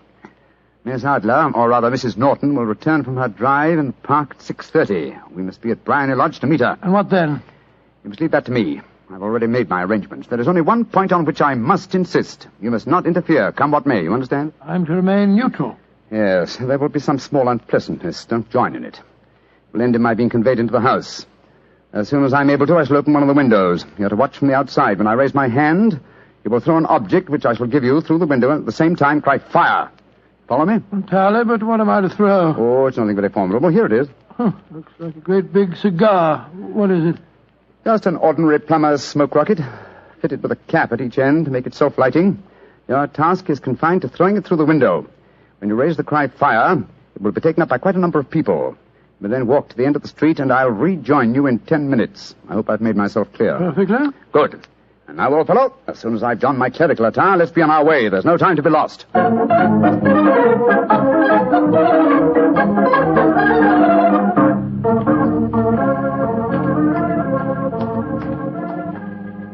It's nearly 6:30, Holmes.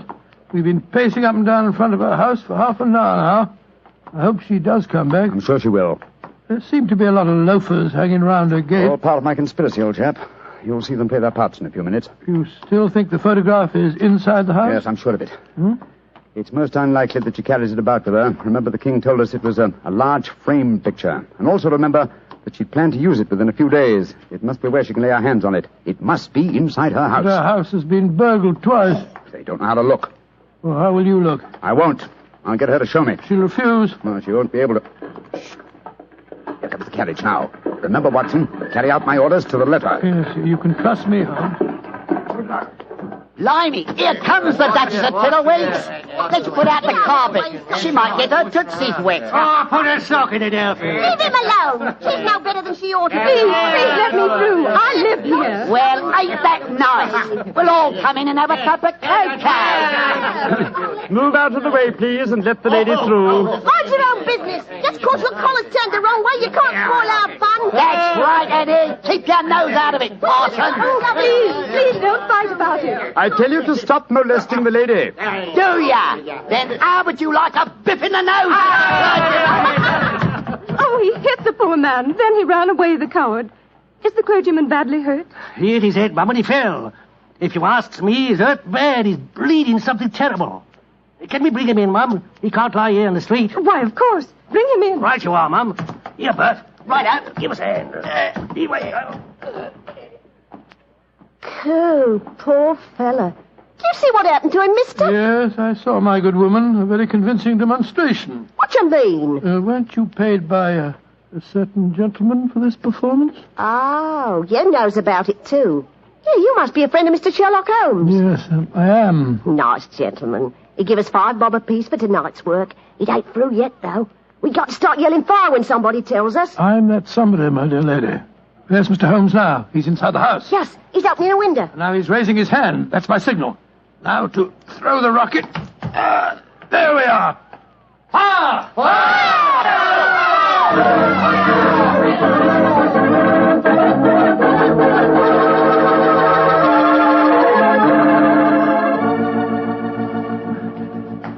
Holmes, there you are. You have the photograph? No.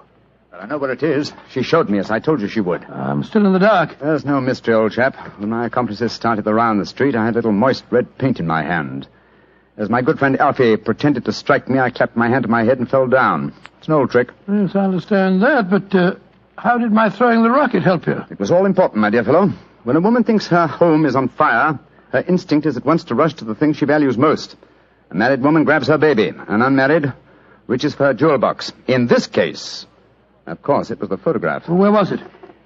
In a recess in the living room, just above the right-hand bell pull. I caught a glimpse of it as she half drew it out. When I made it known that the fire was a false alarm, she replaced the photograph. As soon as I was able, I assured her that I was feeling well enough to leave. You didn't take the photograph, then? No, I felt that over-precipitance at this stage might ruin everything. And what do we do now? Drive to the Langham Hotel and inform His Majesty of what has happened. Then return with him here. And after that, my dear chap, the case will be ended.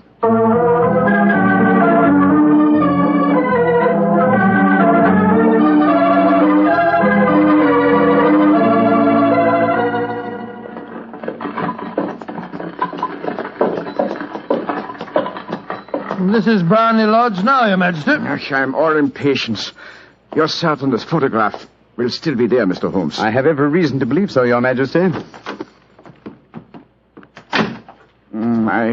I must confess, this is going to be something of an ordeal. Then I suggest that you let me do the talking, Your Majesty. I think I know how to handle the lady.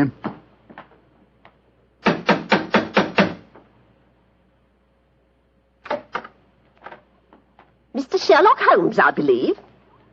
Yes. I am Mr. Holmes. How did you know? My mistress told me that you would be likely to call. She has left for the continent with her husband. You mean she's left England? Never to return. Then the papers, the photograph. All is lost, Mr. Holmes. We'll soon see. Follow me. She said you've been looking for something. I hope you find it. This was the bell pull. There's a sliding panel behind it somewhere. Ah, here it is.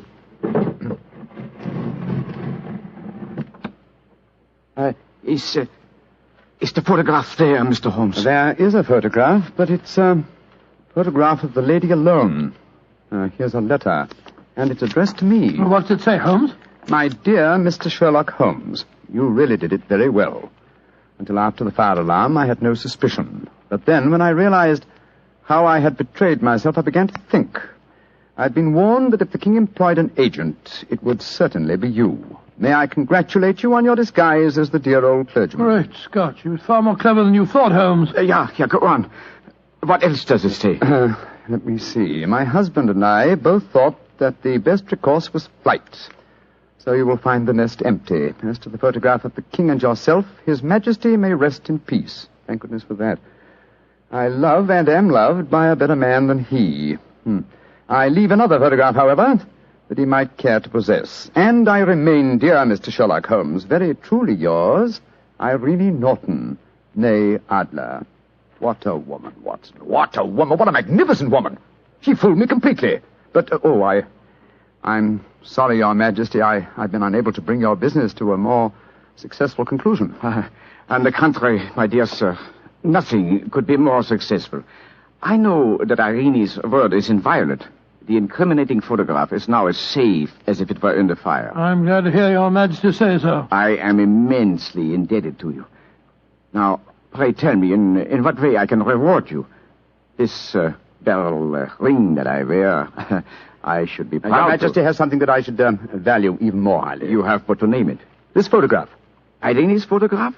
But certainly. However, you must let me give you something more substantial. Oh, no, Your Majesty. This is something I shall treasure all my life. This and a golden sovereign I received from the lady's hand.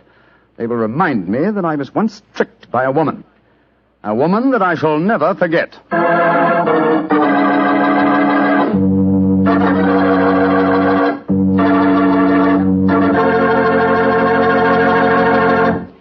What a woman, that Mrs. Adler. Or should I say, Mrs. Norton. That's the kind of woman I could really go for, Doctor. If you could. Just between ourselves, I sort of, I sort of could go for her myself. She was intelligent. Yeah, she was rich. Beautiful. That's the kind of woman you want sitting next to you in front of a cozy fire on a nippy fall night. Just the three of you. The three of you? Mm-hmm. You, she, and a glass of Petri port. Mr. Bartelli. Why not? That Petri California port is some wine. Boy, that Petri family really knows how to make good wine, all right. And now let's visit our old friend and host, Dr. Watson. Good evening, Mr. Bartell. Good evening, Doctor. Settle yourself down and get your pipe going. Thanks. Doctor, last week you told us that tonight's story took place in the Casbah at Algiers. Yes, the Casbah.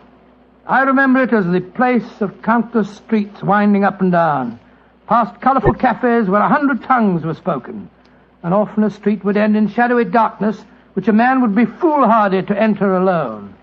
Yes, Mr. Bartell, that was the Casbah that Sherlock Holmes and I knew in that winter of '99. Well, how did you happen to be out there, Doctor? Do you mind if I tell you the story from the start, Mr. Bartell? It really began on a wintry night in Baker Street at the conclusion of a strange murder in Montrevor Castle. A charming young girl sat on the sofa of our lodgings in Baker Street and talked to us. But, Mr. Holmes, you can't say you'll have nothing more to do with the My dear Miss Montrevors. Stretfield, I found the true murderer of the Dowager Countess and he committed suicide. Surely the case is ended. Yes, Mr. Holmes, you found the real murderer. But now I want you to find the unfortunate young man who fled England 5 years ago when he was suspected of a crime. This is a new development, Miss Stretfield. Please tell us about it.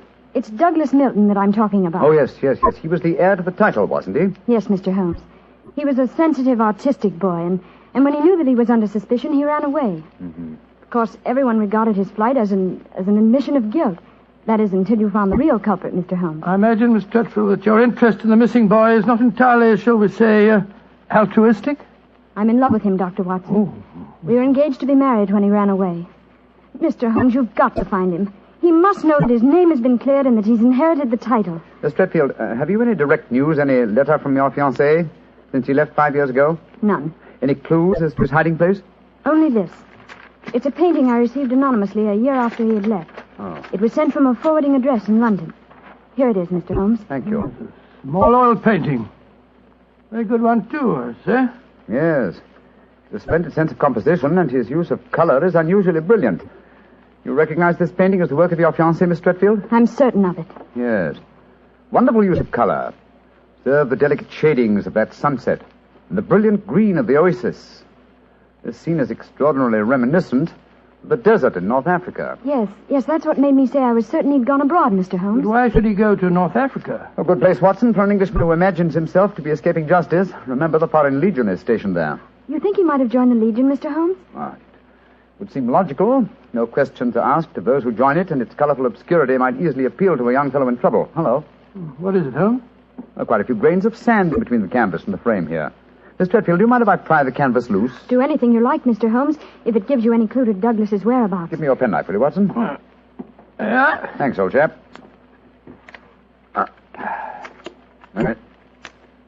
Here we are. Can you see anything? Uh-huh. Look. The word sheriff. An Elafroon. Stamped here. Sheriff is probably the framer's name, and Elafroon is a town some 50 miles from Algiers. That settles it. Miss Stretfield, I accept your case. Watson and I will go to Africa and try to find your fiancé, Douglas Milton.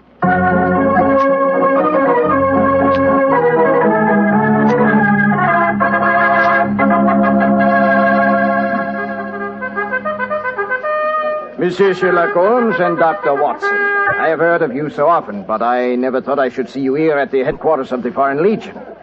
What can I do for you, gentlemen? Well, Colonel Brisson, I'm trying to trace an Englishman who has been missing during the past 4 years. I have reason to believe that he might have joined the Legion. Yeah, I shall look in my records. Let me see. 4 years ago would be 1895. If Sherlock Holmes is tracking him, then I suppose he was in trouble in his own country. If he was in trouble, he might easily have come to us. We ask no questions. 97, 96, 95. In that year, 3 young Englishmen joined us. One of them died of dysentery 2 years ago in Sidi Raji. One of them deserted 18 months ago, and we have been unable to trace him. The third is my adjutant who brought you into my office just now. And he is, I would say, about 3 inches shorter than Douglas Milton, and men do not shrink in the Foreign Legion, eh, Colonel? They do not, Monsieur Holmes. And the fellow who deserted must be our man. Unless it's the one who died of dysentery. Colonel de Brisson, how would you advise us to set about trying to find a deserter? Monsieur Holmes, there's only one place in Algeria where a man can hide from the Foreign Legion and remain hidden. Oh, and what's that place? The Casbah in Algiers. Then that's our destination, Watson. Be very careful, please, gentlemen. The Casbah is a place where the law is exiled. The police have no jurisdiction there.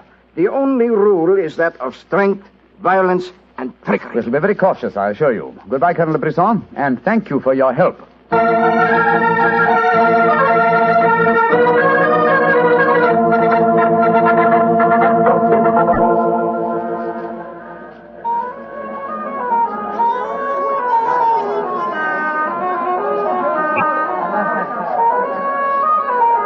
Well, I must say that I think Colonel de Brisson rather exaggerated the dangers of the Casbah. I suppose you're going to tell me this cafe is the headquarters for a dope smuggling ring or white slaving or something. Its ramifications are even more extensive than those you've mentioned. You're joking, Holmes. I assure you I'm not, old fellow. What? My old friend Duhamel is chief of police in Algiers. When I told him our mission, he advised me to come here. A 500-franc note, and the proprietor can obtain any and all information regarding the underworld. For as little as 200 francs, he can arrange a murder. So that gives you some idea of the relative values of the Casbah. Good Lord, then you've already spoken to the proprietor? Oh, yes, a charming scoundrelly fellow by the name of Rafi. I gave him 500 francs and asked him to set his underworld grapevine in motion to see whether an Englishman living in hiding here in the Casbah could be found. And I thought we'd come here for a quiet meal. Here comes Rafi now. Let's hope he has news for us. Here we are, Rafi. Come and sit down, won't you? Rafi works fast, does he not, Mr. Holmes? Your friend is... My friend knows that you're working with me. We'll be found out. A drink first. The tongue of Rafi is parched. Would you have me die of thirst before I give you my news? Vermouth cassis. Mrs. Rafi? You have news for me, then? But yes. Good, what is it? First, you will pay me more money, no? But I gave you 500 francs. You said that you'd do the job for that. Can I help it if some tongues are more costly to make wag than others? It took the 500 to get the wag. Am I to have nothing for my own trouble? Votre vermouth cassis, Mrs. Rafi? Ah, good. The gentleman will pay for it. There you are. Merci, Missy. I will drink to your health, gentlemen, both of you. You will pay me more money, no? But my friend's already given you 500. You should stick to your bargain, my good fellow. My information is a bargain at 750 francs. It would be a bargain at 1,000, but Rafi will let you have it for 750 because he likes you. You will give it to me, no? And if I refuse? Then you get no information, and perhaps I spread news in the Casbah that makes it uncomfortable for you gentlemen to be there. Wait, Scott, this is blackmail. I get the money, no? You're a scoundrel, Rafi. Of course I'm a scoundrel. Here's your money. And information?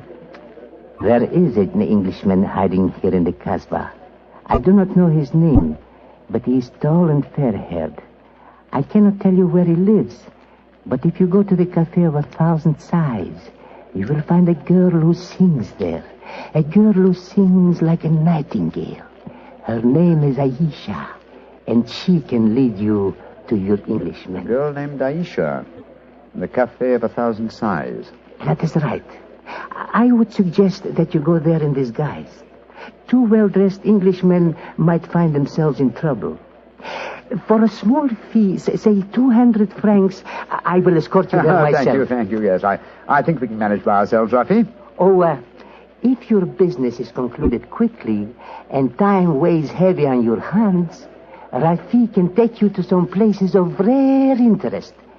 Dancing girls that wither one's eyeballs with their beauty. For 500 francs, gentlemen... Thank you, Rafi, thank you. I have a feeling the time will not weigh heavily on our hands. Good night. You work too hard, gentlemen. You should learn how to play. Good night.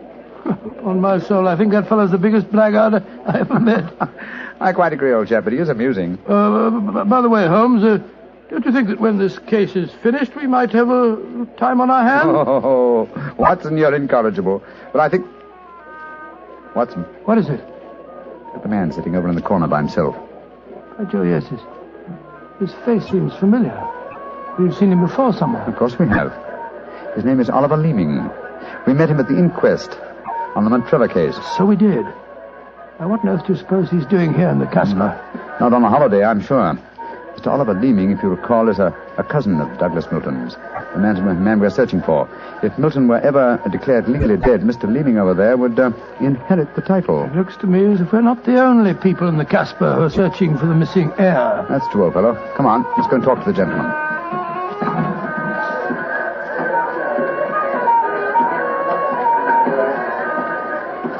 Mr. Oliver Leeming, how very odd to meet you here. Well, Sherlock Holmes and Dr. Watson, won't you sit down?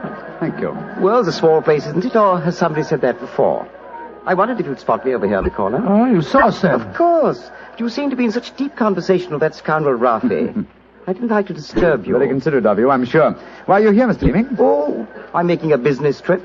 This is my day off. As I recall it, you're in the publishing business. Correct. What a memory you have. It seems peculiar that you should be on a business trip here. Are you planning on opening a publishing house in Algiers, or are you searching the Casbah for new authors? Why not? I'm a great believer in encouraging new talent. Mr. Leeming, why don't you admit that you're here for the express purpose of trying to find your cousin, Douglas Milton? Mr. Holmes, you've discovered my secret. The great Sherlock Holmes and his watchdog have their eager eyes on me. They know that I succeed to the title if Douglas Milton dies. Yes, Mr. Leeming, we know that fact. And you have fathomed my plan to find Douglas before me and kill him so that I may inherit the title. How lucky I am to meet you in the Casbah, where you cannot arrest me. Well, it's a race against time, gentlemen, but I have a head start, as you will soon find out. Goodbye, and the best of luck to you. Extraordinary fellow. He's joking, of course. I believe not, Watson. I think he labors under the whimsical belief that the best method of discounting the truth is to state it as boldly, so that it will not be believed. Great Scott, then we must work fast. Yes, old chap, we must. I'm sure that we're entrants in a race against death. We must get back to the hotel and into our disguises as quickly as possible. After that, we shall visit a young lady named Aisha in the Cafe of 1,000 Sighs. And I'm certain, Watson, that it will be the first time two men have ever entered the Casbah for the express purpose of preventing a murder.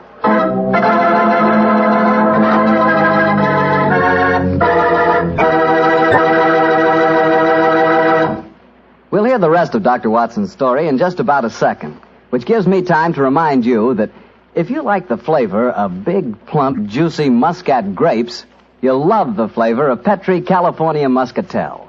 What a wine. Petri Muscatel is the perfect after-dinner wine. It looks good, smells better than it looks, and when it comes to the taste department, well, you never tasted anything like it. For a really good wine, remember first Petri, then Muscatel. Petri Muscatel. Well, Doctor, I can hardly wait to hear what happened next. You and Sherlock Holmes went back to the hotel, I suppose. Yes, Mr. Bartell. Holmes quickly adopted the disguise of an Arab guide, while I assumed the role of a tourist. And we started off on our search. Outside the Cafe of 1,000 Sighs, we met with the rude shock. Good Lord. It's the fellow we met in the cafe. Yes, Oliver Leeming, with a knife between his shoulders. He's dead, Holmes. Shouldn't we get into touch with the police? What can they do? Remember, there is no law on the Casbah. In any case, this man is beyond our help. Our job is to protect the living. Come on, old fellow. Let's go to the Cafe of 1,000 Sighs and find this girl, Aisha. The girl, Rafi says, sings like a nightingale. Comme un oiseau qui chante Je l'appelle ma petite bourgeoise. Ma ton kiki, ma ton kiki, ma ton quinoise.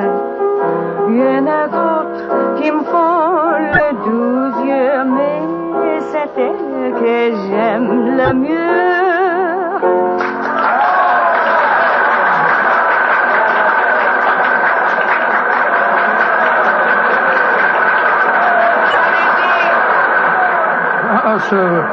So that's the girl, Aisha. She's very beautiful. Don't forget our role of tourist and guide, old chap. Master, would wish to meet this Aisha?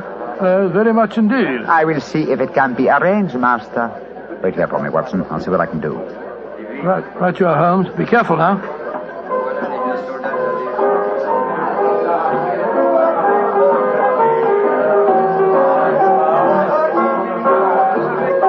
Mademoiselle Aisha? What you want, greasy one? There is an Englishman at the table over there. He wishes to talk to Aisha. Which one is he? The man who sits at the table in the corner. He is very rich, Aisha, and he admires you a great deal. He told me to give you this 500-franc note. So? Very well. You may bring him to my rooms. The door is at top of stairway, to the right. Good, Aisha. I fetch him. I shall be waiting.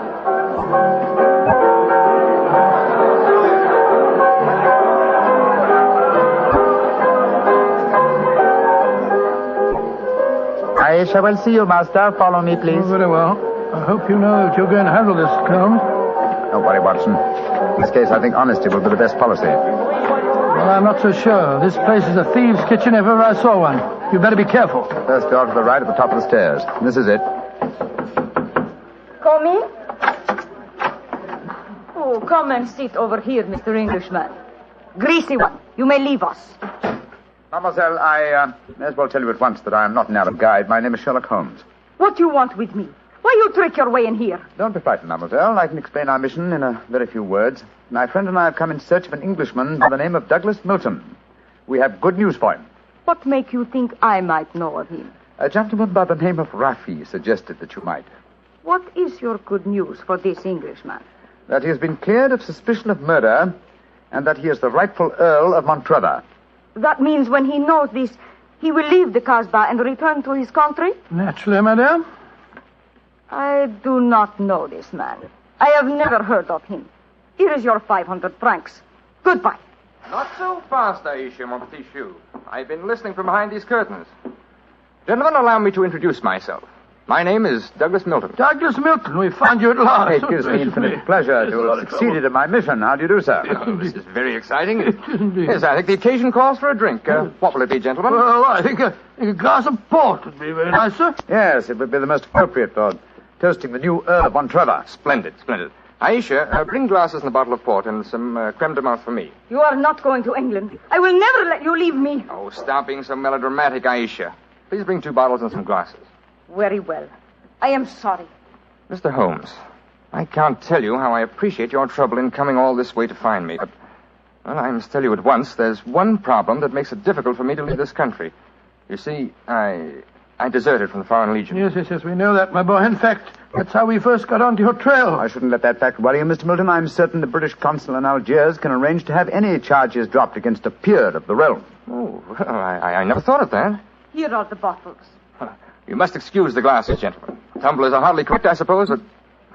Well, they won't spoil the flavor, I'm sure. 2 glasses of port and creme de menthe for me. Only 3 glasses, Aisha? Bring a glass for yourself. I do not wish to drink. And I insist that you do. Bring a glass, Aisha. Why should I drink if you are leaving? Mr. Milton, do you know Oliver Leeming? Of course, he's my cousin. Yes, he came here half an hour ago and threatened me. Did you also know that he's lying dead in the street? Murdered? Well, yes, I did. If we went in the Casbah, I wouldn't tell you this, but Aisha stabbed him. She followed him when he left here. He killed him and then slipped back just in time to sing a song a few moments ago. Oh, you needn't look so shocked, Dr. Watson. Life is cheap in the Casbah, and Aisha is a girl of violent passions. Come on, let's drink. A toast to the new Earl of Montrevor. Oh, excuse me, sir. You took the wrong glass. You were drinking my port. Oh, silly mistake. I can't bear port. Very English of me, I'm afraid, but, well, After all these years, I don't feel particularly English. In fact, I'll probably find it very hard to adjust myself to the old life when I go back. Or perhaps I should say, if I go back. Since you feel that way about it, Mr. Milton, why go? You can claim the title and the revenues of the estate without leaving Algeria. You could stay here and live on the income. I didn't realize that would be possible. You sure I could do that? Oh, yes, I'm quite certain of it. But if you doubt my word, I suggest we all adjourn to the British consulate in Algiers. They can put you straight on the matter. That's a good idea. Let's go over there at once. Now I've been listening to you, my friend. You're planning to leave me. Once you go from the Casbah, I shall never see you again. Put down that knife, Aisha. I will not let you go. You belong to me. If you try to leave me now, I will kill you. Put down that knife, Aisha. You've done enough damage for one night. Why, you... Put it down, you fool. Put it down. Let me go. Let me go. She twisted the knife on herself as she fell. Holmes, help me turn her over. She's dead, Mr. Milton. Poor Aisha. The bloody path that leads to the Montrevor title, sir. I suggest that we see that this poor girl's body is taken care of. Then go to the British consulate without any further delay.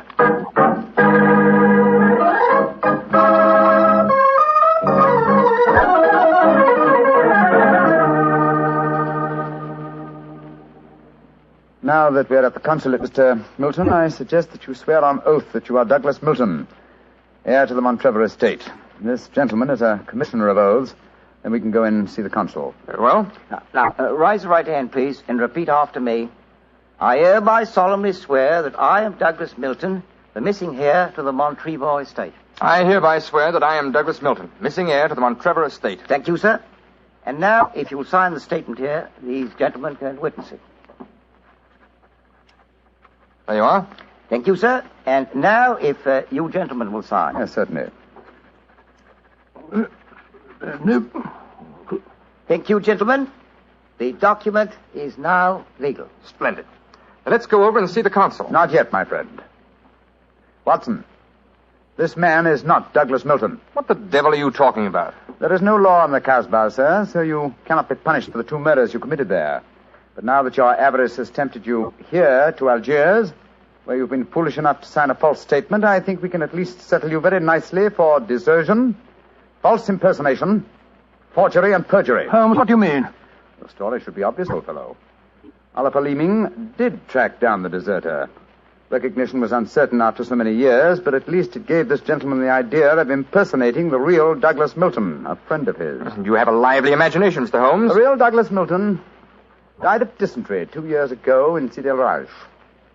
As soon as the idea of impersonating Milton was born, Leeming had to die. Your theories are very interesting, but you haven't a shred of proof. I say that I'm Douglas Milton. How are you going to prove otherwise? Very simply, my dear sir. Douglas Milton was a painter.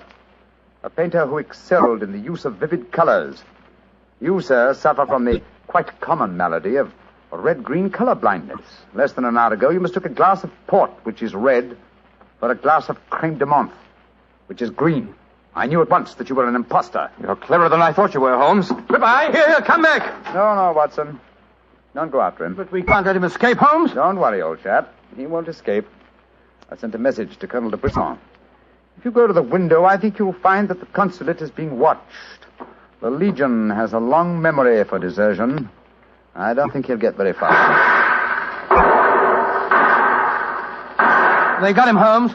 Shot him as he was trying to run away. A just death for him. He lived a life of violence and treachery, Watson. It's only fitting that he should die in the same manner.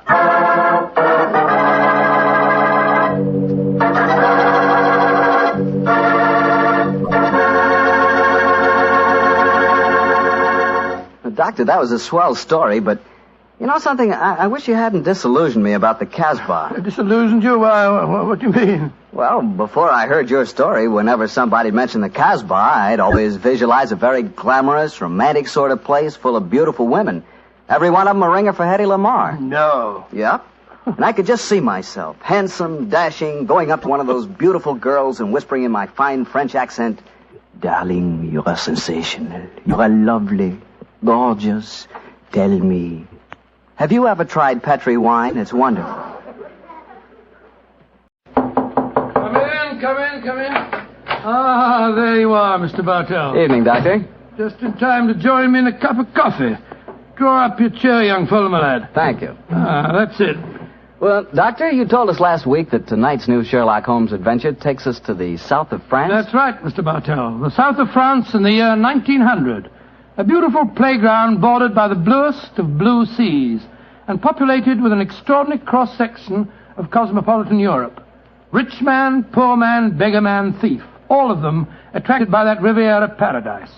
All of them drawn by the magical spell of a small white ball spinning round the rim of a roulette wheel. Now, don't tell me that you and the great Sherlock Holmes were there on a gambling spree. We were not, Mr. Bartell. At the time my story begins, we just concluded an extremely delicate mission. A mission, I may say, that concerned the safety and good name of a very prominent member of the royal family. Say, Doctor, you don't mean... One story at a time, Mr. Bartell. In any event, my boy, I'm afraid that's a case about which my lips are sealed for all time. But to return to tonight's adventure, one June evening, I persuaded Holmes to accompany me to the gambling casino at Fréjus, not far from Cannes, where we were staying. It wasn't quite as fashionable as the casino at Monte Carlo, but as I intended to do a little more gambling myself, it seemed an establishment more suited to my means. As we stood there at the green baize-covered tables, the chatter of voices and the melodic chanting of the croupiers as they called the results of each spin of the wheel formed a background to a quiet conversation that Holmes and I were having.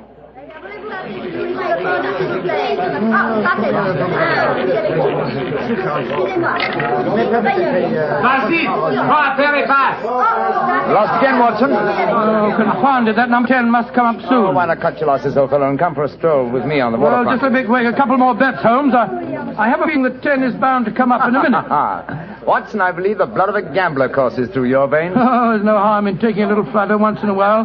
Why don't you risk a few francs, Holmes? Oh, thank you, my dear chap. The law of averages convinces me that my money is safer in my pocket. In any case, I'm a little dubious as to the integrity of this particular casino. Huh? What makes you say that? Well, you will observe that this roulette wheel has a double zero. Most continental wheels have only a single one. It would indicate that this house is extremely concerned with its percentage. Mesdames et messieurs, faites vos jeux. Oh, just two more turns of the wheel, Holmes. I'll take that walk with you. Why müssen Sie hier spielen? Why do you not from the other side of the table? Why must you always stand next to me? Hello. What's the trouble up there? I've placed my bet, so let's go and see. I ask you, sir, why do you play here beside me? I'm afraid I don't see any reason why I can't play wherever I wish. You've broken my luck. Ever since you come to the table, I've done nothing but lose. Please to move away. Well, move away yourself if you don't like my company. Heinrich, why do you not stop now? You've already lost more than we can afford. One more throw, Elsa. I can win it all back if only this young man will move away. Why should my husband move? He's had a bad run of luck, too. Rien ne va plus. Neuf. Rouge, impérément. Ah, you've lost again, Watson. Heinrich, you must stop now. I must stop, Elsa, because I've lost everything. I hope you're satisfied, Mr. American. You've broken my luck and ruined me. I hope that you and your turn will be ruined too. Heinrich, wait for me. I never heard such rubbish in my life. Were you listening to him, sir? I heard his last few remarks, Mr. Gilbert. Roger Gilbert. And this is my wife, Helen. How do you do? My name is Holmes, and this is my friend, Dr. Watson. How do you do? How do? Didn't think his remarks were a little out of place, Doctor? I certainly did, Mrs. Gilbert. I don't see how he can possibly blame your husband for his run of bad luck. I didn't like the look on his face as he left the table, though. Have you any idea who he is? His name is Schneemann. He's staying at the same hotel as we are. I've never spoken to him, but I've heard of being paged there. Well, you shouldn't gamble unless you can afford to lose. Well, I'm losing, darling, and I can't afford it. Oh, if I can let you have more money, you know that. Oh, no, Helen, I may have married an heiress, but I'm not going to use her fortune to gamble with. Oh. I'll lose my own money, and then I'll quit. Mesdames et messieurs, faites vos jeux. You lost it, Watson? Yes, Holmes. This time I know that number 10 is going to come up. It's got to.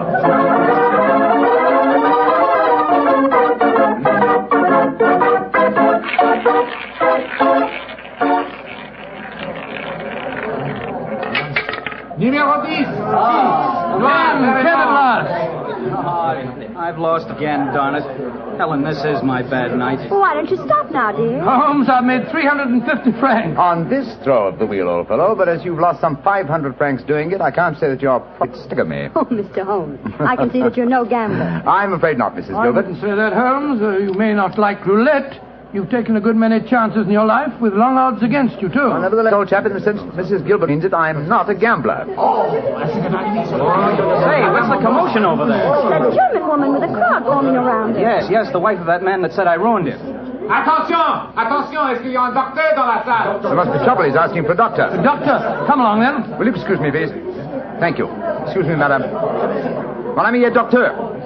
Monsieur, cette dame a besoin d'un docteur. What happened, madame? It is my husband. Is he ill? I just found him lying out in the garden. Please come with me at once, gentlemen. Of course we will, madam. What seems to be the matter with him? Herr Doctor, I think he is dead.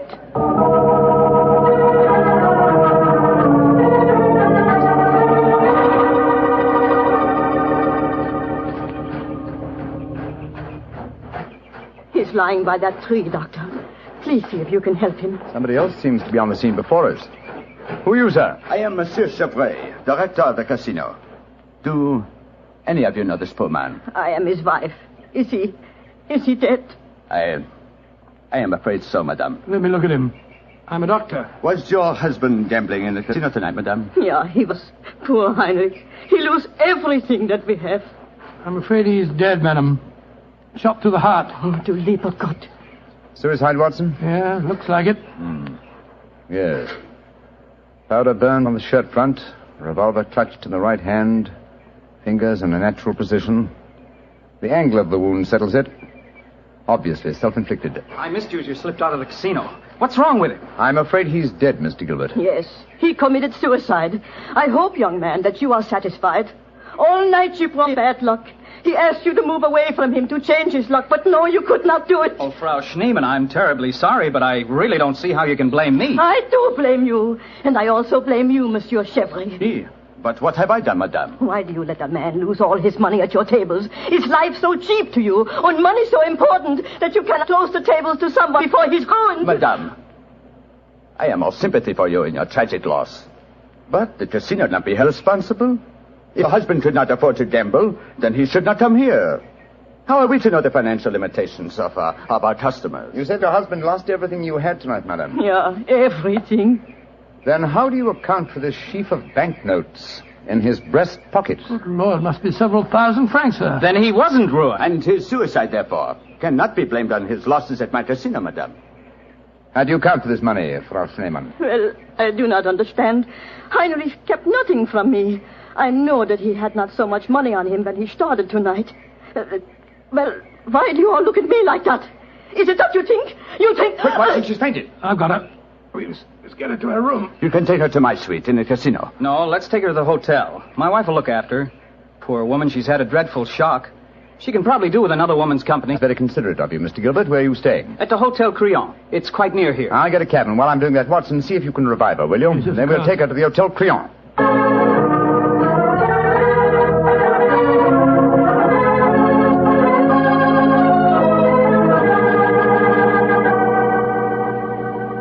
Very kind of you, Mrs. Gilbert, to let us bring the poor lady into your suite. Well, it's the least I can do, in spite of what she said about Roger bringing her husband bad luck. I'm sure she'll need your help when she wakes up, Helen. Yes, I think you'll find that she'll sleep for some hours. I gave her a strong sedative. Well, we were just about to have a drink, gentlemen. Do you care to join us? Oh, thank you, sir. Well, that'll be very nice, Mr. Gilbert. Roger was just telling me that quite a large sum of money was found on Herr Shaman's body, Mr. Holmes. Yes, Mrs. Gilbert. Several thousand francs. It's very puzzling, Holmes. Why should a man commit suicide with so much money on him? I think the answer is obvious. He didn't. What on earth do you mean?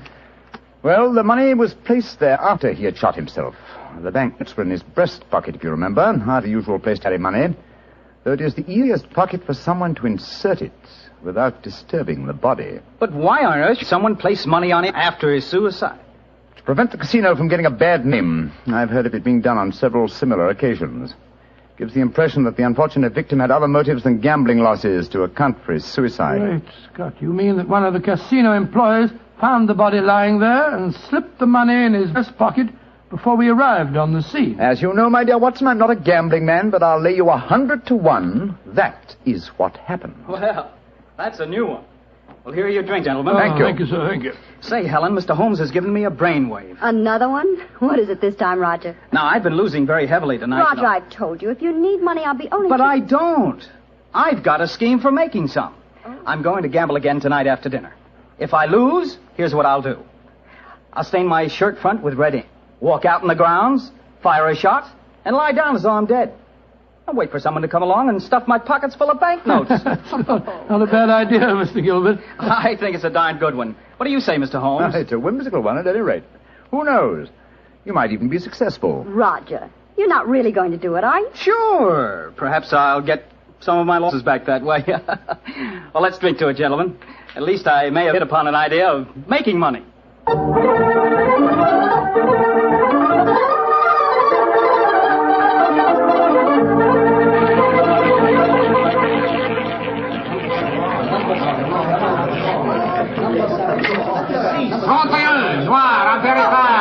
My dear Watson, you'll have to work hard at your practice when you get back to England.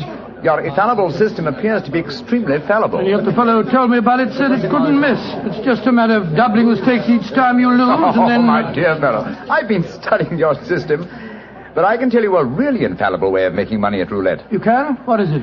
Well, own the gambling house and operate the tables yourself. The odds would be all in your favor. Oh, what a brilliant suggestion. Own the gambling house and operate Not gambling for tonight, Watson? It's nearly 11 o'clock. Yeah, I think so. Let's take a stroll round the other table, shall we? By the way, old fellow, the young American, Mr. Gilbert, was losing heavily again tonight. He was? I wonder if he'll try that trick that he threatened. The one with the red ink and the shot in the night. I shouldn't be at all surprised. As a matter of interest, I saw him leave the tables about half an hour ago. Here comes his wife, on the arm of Monsieur Chevrolet, the director of the casino. Good evening, Mrs. Gilbert. Monsieur? Bonsoir, monsieur. Hello, Mr. Holmes, Dr. Watson. Monsieur Chevrolet is giving me a personally conducted tour of the casino. It's quite fascinating. And it is quite fascinating for me to have so beautiful a woman on my arm, mademoiselle. I know that I am the envy of all the men in the room. Oh, stop flattering me so much. I'm not used to it. Mrs. Gilbert, how is, Frau Schneemann? She seems much better. She wakened an hour ago and insisted on going back to her own room. I wanted her to spend the night with us in our suite, but she wouldn't hear of it. I think I should drop in and see her before I go to bed. Oh, you have finished the gambling for tonight, perhaps, Doctor? No, perhaps about it, Monsieur Chevrolet. I've had a bad run at the tables. Oh, I am so sorry. Has anyone seen Roger? He left the tables about half an hour ago, Mrs. Gilbert. After doing as I did and losing quite heavily. So he lost again, did he? I wonder if he'll try that new system he was talking about. We were just discussing that possibility ourselves, Mrs. Gilbert. Mrs. Gilbert! Mrs. Gilbert! Frau Schneemann, you shouldn't have left your hotel. It is too late to worry for me, Herr Doctor.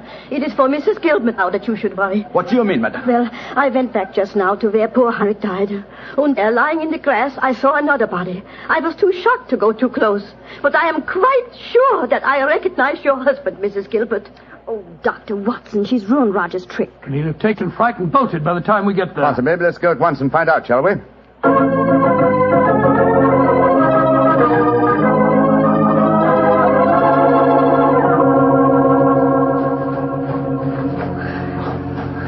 He hasn't gone. He's still lying there. It's a most convincing spectacle. That red ink really does look like blood.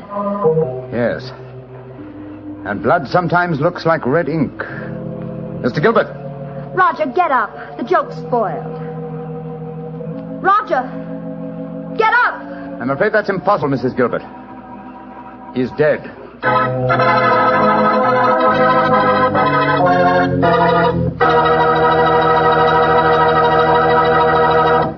Dr. Watson's story will be continued in just a second, which is all the time I need to tell you that the easiest way I know to transform a simple meal into a feast is to serve that meal together with Petri California Sauterne. Petri Sauterne is a delicate white wine that's the perfect companion for chicken or turkey. Turkey. Ah, yes. Turkey and Petri Sauterne. That's the heart of any Thanksgiving dinner. Look, why not make this Thanksgiving dinner the best one you ever had? Give it the air of a banquet. Serve it with Petri Sauterne.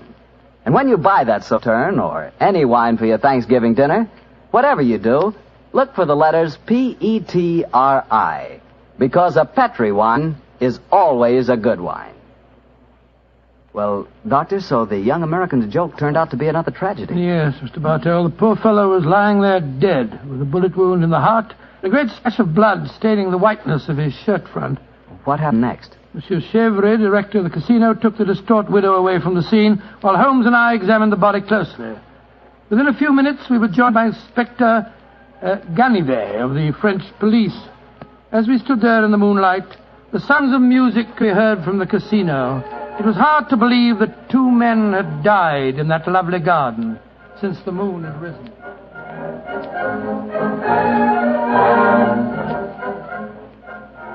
Monsieur Holmes, you and Dr. Watson have concluded your examination? Yes, Inspector Gunpowder. You favor me with your observations. You say that you are certain that this is not another suicide? I'm sure of it, Inspector. Look at the wound. The bullet entered the body at a direct right angle, whereas a self-inflicted shot is always fired obliquely. Yes, that is so. Then you suggest that this man was shot from above as he lay on the ground pretending to be dead? I'm convinced of it. Why, Monsieur Holmes? Well, for 2 reasons. Though it's impossible to be sure without a laboratory test, I'm certain that beneath those bloodstains are stains of red ink. Look for yourself, Inspector. Mm-hmm. Yes, indeed it does look like it. What is your other reason for being certain that this man was shot as he lay here pretending dead? Show him the banknotes, Watson. Here you are, Inspector. We found them stuffed in his breast pocket. So, banknotes with a bullet hole through the middle of them. Very illuminating. Tell me, gentlemen, how many people knew of this little plot you have told me about, this plan of the dead man's to pretend to be shot? Just 3 people, Inspector. Dr. Watson, myself, and Mrs. Gilbert. Alors, then the answer is obvious. You and your friend are innocent. It must be the wife who killed him. No one else knew of the plot. I'm not so sure of that. Frau Schneemann, the dead Germ's widow, was in the next room when Gilbert told us about his plan. She might have heard, though I could swear that she was asleep. I gave her a very strong sleeping draught. From what you have told me of her husband's suicide, she might easily have had a motive for murdering this man. Come, gentlemen. Surely it's obvious who murdered Mr. Gilbert? Who, Monsieur Holmes? Well, it's certainly one of the 2 widows. Since there seems to be some doubt in your minds, I suggest we return to the casino. I can promise you the answer to your question within a very few minutes.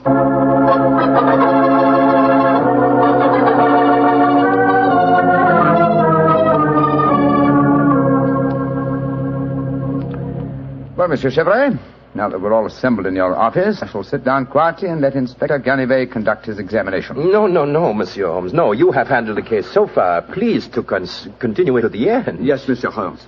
I should appreciate it. On behalf of the casino. Very well, gentlemen. It won't take me long. Frau Schneemann. Ja, Herr Holmes. What time did you leave your hotel tonight? Well, I do not know what time it was.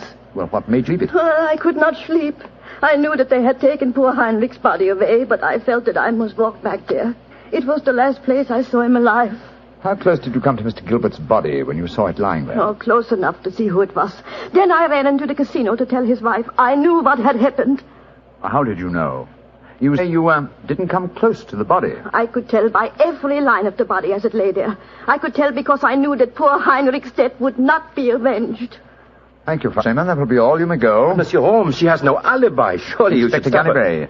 If I'm to conduct this investigation, I must do it in my own way. Pardon, Monsieur Holmes. Please continue. You may go, Frau Schneemann. Mrs. Gilbert? Yes, Mr. Holmes. Where were you prior to our meeting in the casino tonight, just before we discovered your husband's body? After I left the hotel, I walked over here along the seafront. Can anyone verify that statement? I suppose not. I didn't meet anyone that I knew. And what did you do when you arrived at the casino? I played a little chemin de fer. A few months later, Monsieur Chevre came over to the table and asked if he might escort me over the club.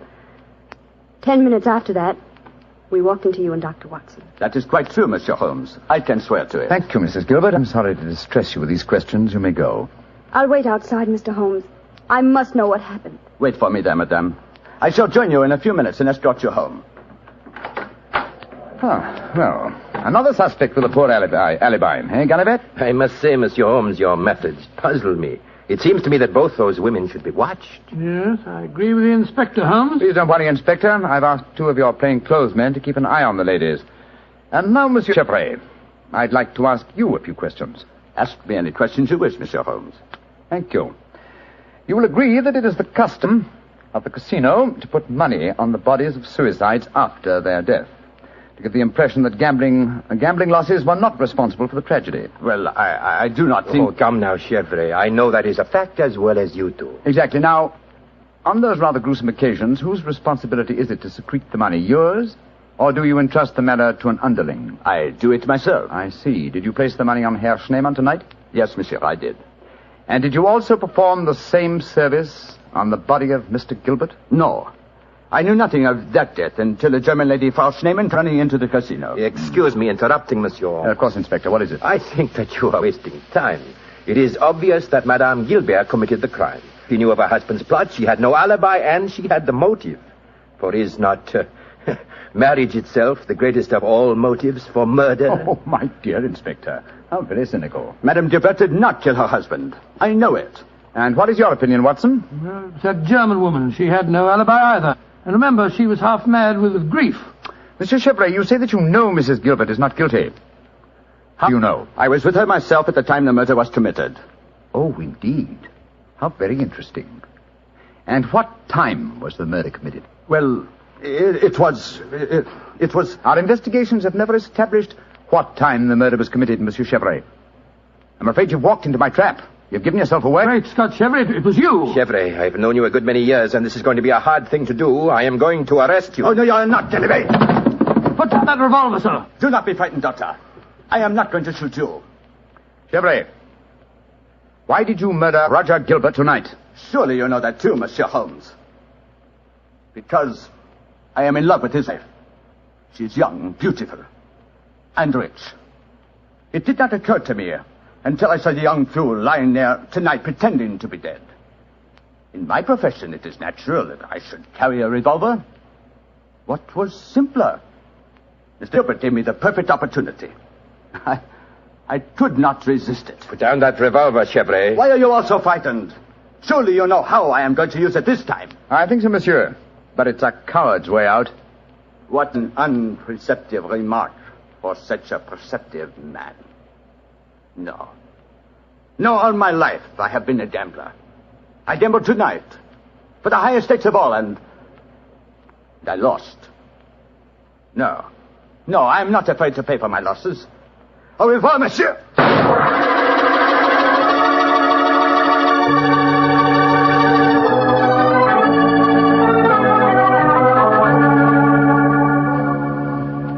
What an extraordinary case, Holmes. I never suspected Chevrolet. And I, old chap, suspected him from the beginning. Well, I wasn't the only one who was stupid anyway. Inspector Ganivet thought it was the wife. True. Very puzzling conclusion for a detective inspector to arrive at. Well, it seemed logical enough to me at the time. No, my dear Watson. Cold logic should have told you otherwise. Roger Gilbert had been losing heavily and had planned the hoax. He obviously had no money on him. Therefore, the money was planted in his pocket by Chevrolet. After he shot him? No, my dear fellow. Before. Before?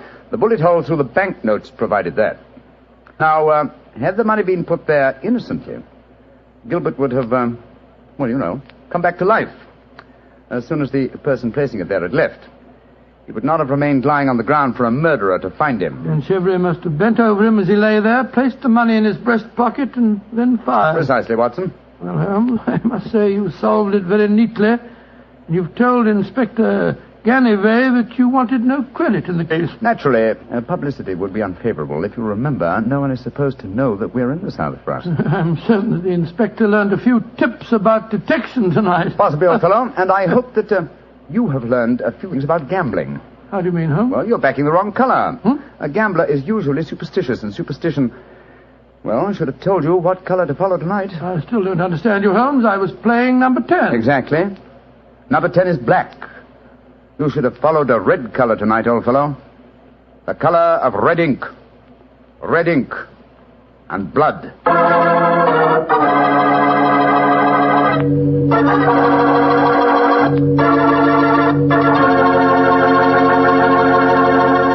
Say, Doctor, that was a swell story. I didn't know you liked to play roulette. Well, I figured out a system for roulette. It's like yours. Every time you lose, you double your money and keep doubling until you win. Oh, it's a great system, Mr. Bartel. There's only one thing wrong with it. What's that? You lose, you go broke before you win. Look, take my advice. Don't gamble. You can't beat the laws of chance. But suppose I bet on a sure thing. Like what, for instance? Oh, like the fact that Petri wine is always good wine. It is, you know. Because the Petri family has been making wine for generations. Good evening, Doctor. Good evening, Mr. Bartell. Punctual to the minute, as usual. Never keep a doctor waiting, I always say. Particularly Dr. Watson. Draw up a chair, my boy. Thank you. That's it. All ready to tell us the Sherlock Holmes adventure of the Speckled band, Doctor? Yes, I'm all ready, Mr. Bartell. Say, Doctor, just what does a speckled band mean? You wait until I've told you the story, young fellow, my lad. You'll find out for yourself. Sorry. The floor is all yours, Doctor. The adventure of the Speckled Band began on a rainy April morning in 1883. An urgent call from one of my patients had kept me up most of the night before, and in consequence I came down to my breakfast rather later than usual to find that Holmes had already left our house some hours earlier. As I sat there reading the morning paper and consuming my 2 lightly boiled eggs, there was a knock at the door. It opened to disclose a typical example of the British working man, a bag of tools in one hand and a grimy cap in the other, as he spoke to me from the doorway. You sent for me, Mr. Holmes? I'm not Mr. Holmes. Oh, beg your pardon, Governor. But I've come them in the guest bracket over the mantelpiece. Oh? What's wrong with it? I got a leak in it. Oh, leak? Well, what's wrong with your work? Yes, sir. Hope I won't be disturbing you, No, sir. no, it's all right, my man. Don't mind me. Oh, dear. Very untidy man, Mr. Holmes, sir. What do you mean by that? Well, you can't help noticing the mess this room's in. I've heard say he was as tidy as any when he started, but he learned bad habits from a bloke what lived with him. Dr. Watson, I think his name is. You impertinent fellow. How dare you talk to me like that? I've got a good... Oh, where does he go to? Here, you come out of there. That's Mr. Holmes's room. Don't be angry with me, Watson. What? Just slipping out of these grimy rags into a dressing gown. Good gracious me. So was you, Holmes.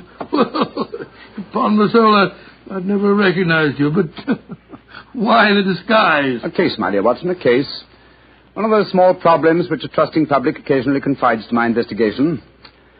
To the British workman, old chap, all doors are open. His costume is unostentatious and his habits are sociable.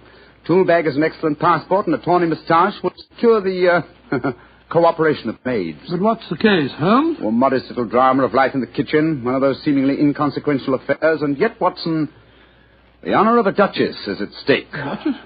Mad world, my master, the mad world.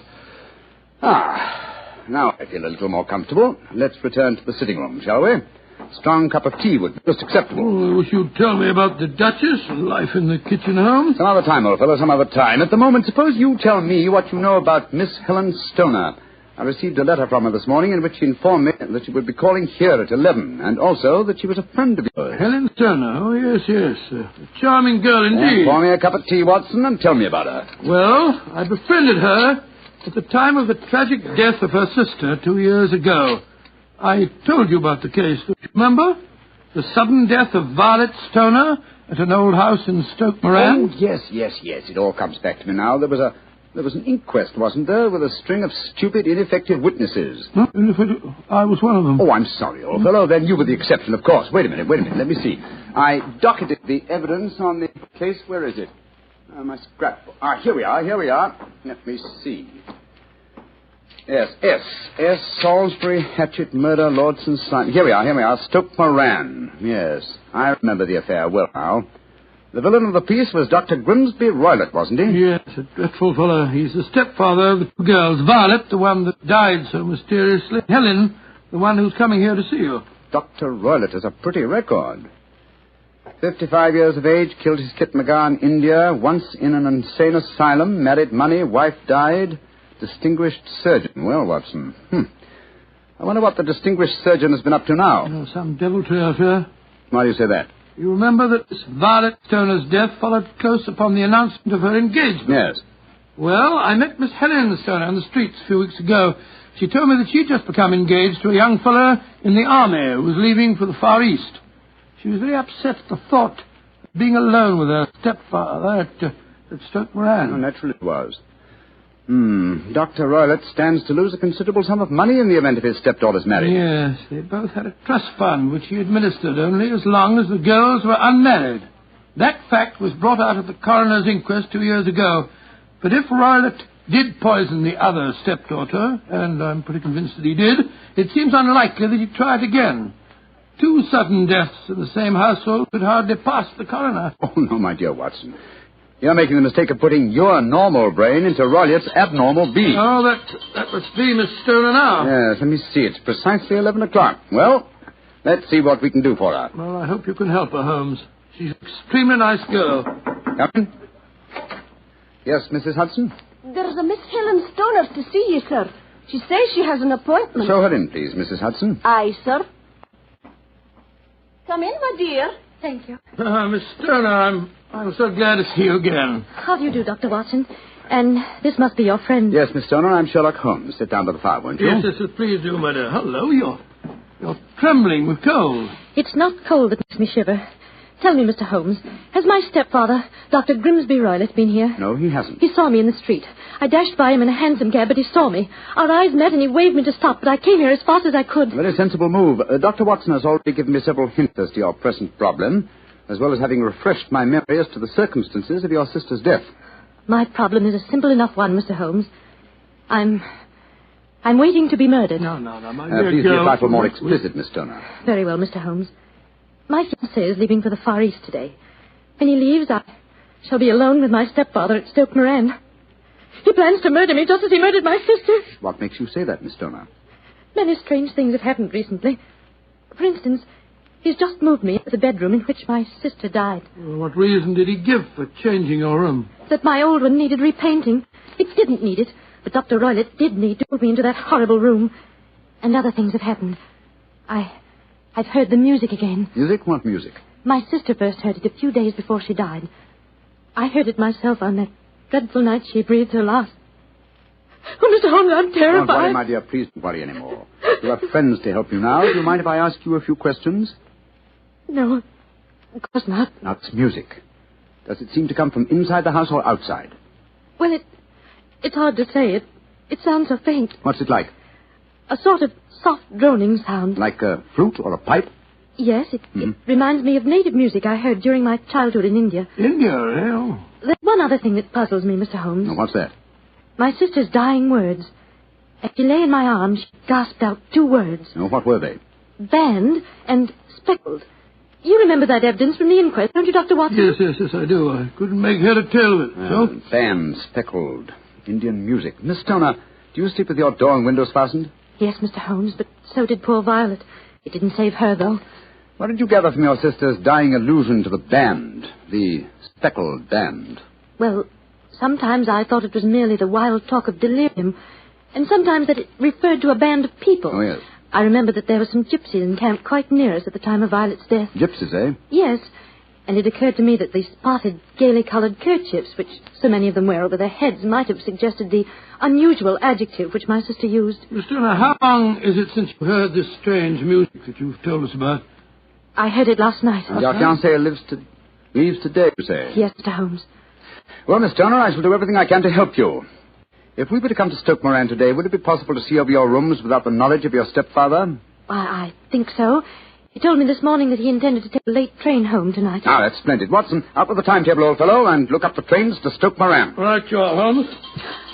That's my stepfather. I know it is. Oh, yes. Yes, there he is on the doorstep. Oh, Mr. Holmes, he's followed me. Oh, what shall I do if he finds me here? Don't worry, Miss Turner. Please don't worry. There's a private exit through that room there. Watson, show the way, will you? Come along with me, my dear young lady. And you will come down today, Mr. Holmes? Certainly, my dear Miss Turner. I'll telegraph you the time of our arrival. Goodbye and courage, my dear. Goodbye, Mr. Holmes, and thank you. Come along, Miss Turner, quickly. Come in. Yes, Mrs. Hudson? It's a gentleman, sir. I told him you wouldn't see anyone without an appointment, but he... Out of the way, woman! Now push me like that. I'm sorry, Mr. Holmes. That's all right, Mrs. Hudson. You can leave us. What kind of gentleman does he call himself pushing an old lady? So you're Sherlock Holmes. You have the advantage of me, sir. Your name is, My name, sir, is Roylott. Dr. Grimsby Roylott of Stoke Moran. Oh, yes, of course. A charming place, I hear, and obviously good for the lungs. You won't trifle with me if you know what's good for you. Watson, there you are. And how was the experiment? Very successful, Holmes. Good day to you, Dr. Roylott. I haven't seen you since I gave evidence at your stepdaughter's inquest. Yes, I remember you, Dr. Watson. Now listen to me, you two. My stepdaughter's been here. I've traced her. What's she been saying to you? A little cold for this time of the year, isn't it? You answer me! I hear that the crocuses promise well. You dare to try and put me off, do you? I know you, you scoundrel. You're Holmes the meddler. Am I? Holmes the busybody. I believe that a man should occupy his time. Holmes the Scotland Yard Jack in office. When you go out, close the door, won't you? There's a draft. I'll go when I've had my say. Keep your nose out of my affairs, you hear? Oh, yes, my hearing is excellent, thank you, and your diction and delivery most forceful. But time flies, my dear doctor, time flies, and life has its duties as well as its pleasures. Goodbye. Insolent rascal! Here, see this poker? Oh, the fire doesn't need poking, thank you, doctor. But I should be obliged if you'd put some more coal on for me. You laugh at me. You don't know my strength. Look! There! Your poker's bent double. And that's what I'll do to both of you. If you don't keep out of my affairs... I had a presentiment that he'd slam the door. Phew. He's an ugly customer, Holmes. Literally as well as figuratively. Watson, I'd be much obliged if you'd get your revolver. It may prove to be an excellent argument with a gentleman who twists iron pokers into knots. The fellow's amazingly strong. Just look at it. I don't want to appear flamboyant, but, there we are. Great Scott, Holmes. You straightened the poker out again. Yes, it was utterly useless in its former shape. And now, Watson, the timetable will catch the next fast train to Stoke Moran.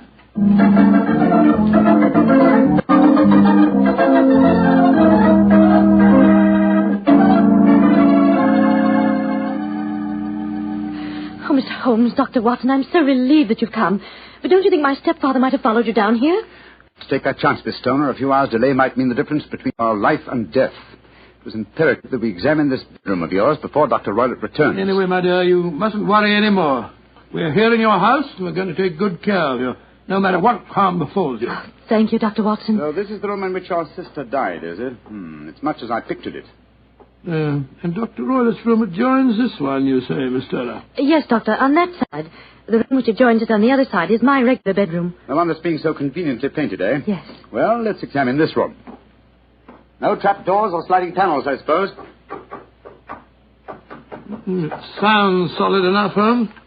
Yes, I think it is. Hello, what's this? Are you aware that this bed is clamped to the floor, Miss Stoner? Why, no, Mr. Holmes, I didn't know that. What an extraordinary thing. Was the bed in your other room anchored also? No, I don't think it was. Very illuminating. And this bell pull hanging against the wall above your bed. Oh, that, it doesn't work. It doesn't work, but if you want to ring. There's another one on the other wall over there. Now, why this one?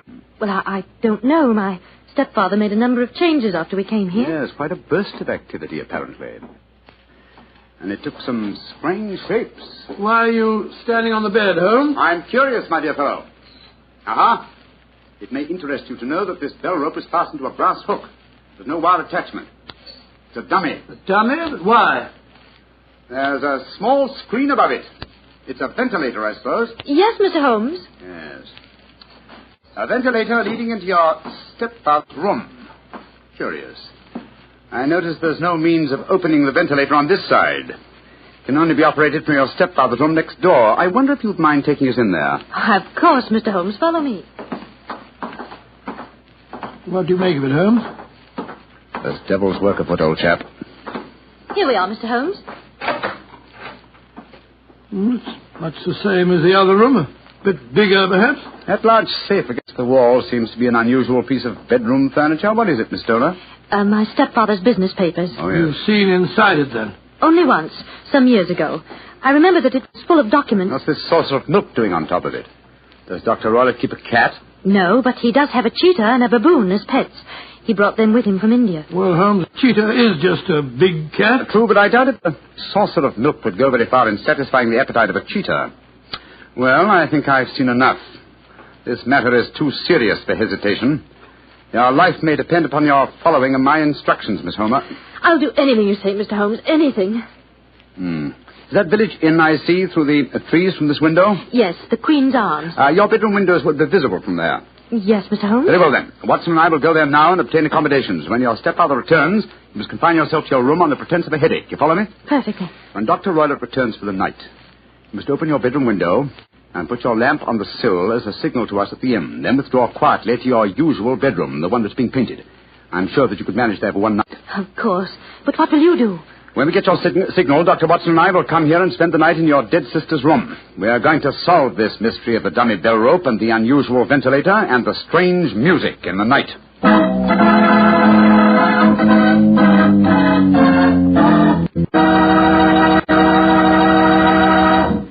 You'll hear the remainder of Dr. Watson's story in just a second, so I'm just going to point out that at any really important dinner, you know, like when diplomats get together, you'll find wine on the table.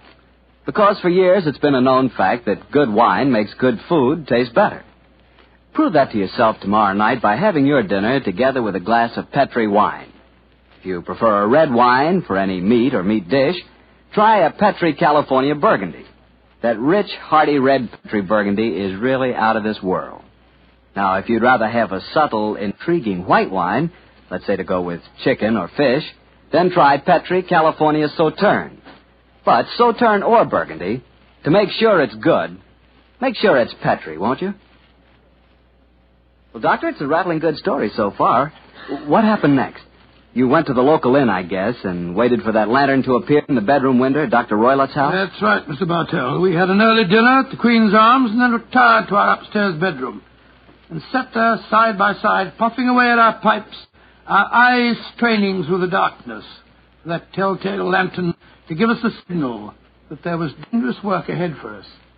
As we sat there discussing the various aspects of the case, I remember that Holmes was very concerned about my own safety. Watson, I really have some scruples about taking you with me tonight. This is an infernally dangerous business. What about that poor girl, alone in the house with that fiend Roylott? I can handle the case by myself, old chap. I'm coming with you, Holmes. You speak of danger. You evidently seen more in those rooms than was visible to me. No, but possibly I've deduced a little more, and I imagine you saw all that I did. No, I saw nothing remarkable except the bell rope, and what purpose that could answer, I confess, is more than I can imagine. You saw the ventilator, too. Yes, but I don't think it's such an unusual thing to have an opening between two rooms. It's so small that a mouse could hardly pass through it. True, but at least you will admit there was a curious sequence of coincidences. A ventilator is constructed. A bell cord is hung from it. A lady sleeps in a bed directly below the ventilator, a bed that is anchored to the floor. A lady dies. Well, I begin to see what you're driving at, Holmes. Look. There's the lantern in Miss Toner's window. It's our signal, all right. Come on, Watson. Our night's vigil begins.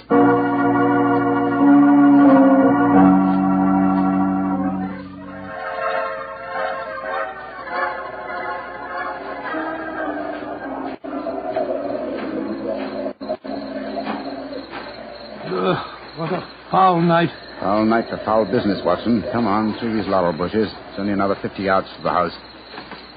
Yes, the lantern's still burning away in the bedroom window. Yes, all the other lights are out. Including the one in Dr. Roylott's room. He must have gone to sleep. To bed, possibly, Watson, but not, I think, to sleep. Great heavens, Holmes. Look at that frightful creature leaping about in the moonlight. It looks like some hideous child. That's Dr. Roylott's pet baboon. Well, it looks positively human. Yes, probably a great deal more so than its master. They're directly below the window now. This ivy provides a most convenient ladder. I'll go up first. Careful, Holmes, careful. Wait a minute. I hope the thing's strong enough to hold us both. We look pretty stupid on our backs in the mud. Get a hand with you, Holmes. I can't quite get my leg up over this window ledge. Oh, thanks, old boy. Oh, say, phew. Now to close the window shutters. This room looks exactly like the same as it did this afternoon. These sound would be fatal to our plans. Keep the lamp covered, so that if the ventilator is open from Dr. Roylott's room, no light will show from in there. That's it. Well, why are you carrying that stick, Holmes? Prepared for a visitor that I expect before the night is over. A visitor who will herald his entrance with faint music from an Indian pipe. You mean the music is a signal? Exactly, old fellow. The signal to an accomplice who can enter a room with locked doors, an accomplice who kills and leaves no trace. You mean that... Shh, no more talking, Watson. I'll sit on the edge of the bed here. You sit on that chair. Have your revolver ready in case you should need it. Right you are. Have the lantern ready, too. When I shout now, turn the light full on the top of the bell rope. You understand? Yes, perfectly. Good. Now we must wait. Perhaps for some time. But don't go to sleep, Watson. Don't go to sleep. Your very life may depend on it.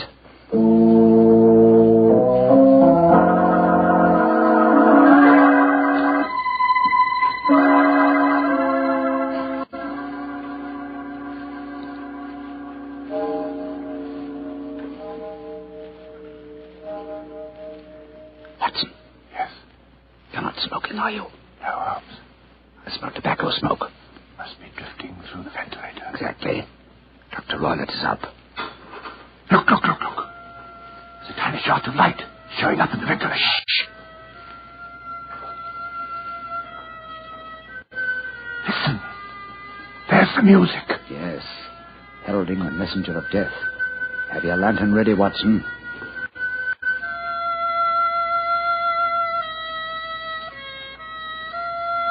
Now, Watson, now! Great heavens, it's a snake slithering down the bell rope. Come on. You can't sit it without stick Holmes out of the way. Let me get a shot at it. I'm going to drive it back the way it came. Get out. There it goes. Back through the ventilator. Oh. What a fiendish plan.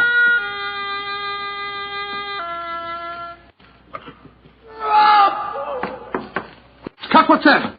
I think the devil has turned on its master. Come on, Watson, into Dr. Roylott's room. Dr. Roylott! Dr. Roylott! Doctor! Good Lord, Holmes. Look at him sprawled on the bed. Look at his eyes. Yes. And see what is coiled around his forehead. It's the snake. Yes, the band. The speckled band. He's dead, Holmes. Yes. He's been bitten by the deadliest snake in the world. The Indian swamp adder. Deadly fangs produce death within 10 seconds. Well, Watson, violence does in truth recoil upon the violent.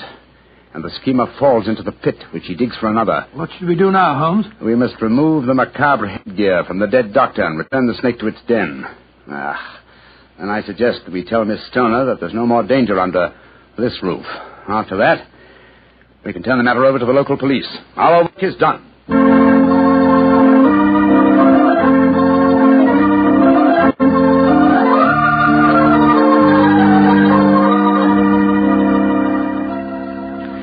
Holmes, Dr. Watson, I can't tell you how grateful I am that you brought me back into Baker Street. Stoner, it would have been inhuman to leave you in that house of horror and death.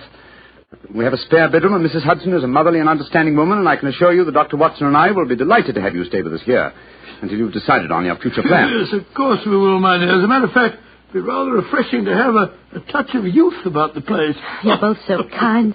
Mr. Holmes, I think it's wonderful how you foiled my stepfather's devilish plan. Yes, wasn't it a remarkable example of logical deduction? No, it wasn't, old fellow. At first, your mention of the gypsies, Miss Stoner, and the use of the word band put me on an entirely wrong scent. However, when we examined the fatal room, I drew the obvious conclusion. You mean the dummy bell rope, the ventilator, and the immovable bed? Yes, old fellow. It instantly gave rise to the suspicion that the rope was there as a bridge for something coming through the ventilator and traveling to the bed. I once thought of a snake.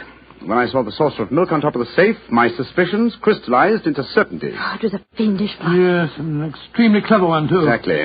My stepfather must have trained the snake to return to him when he played the music. Yes, he put it through the ventilator with the certainty that it would crawl down the rope and land on the bed. It might or might not bite the occupant.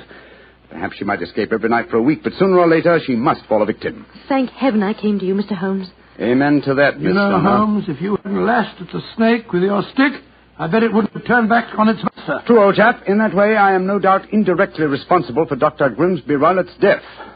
But I can't say it's a fact that's likely to weigh too heavily on my conscience.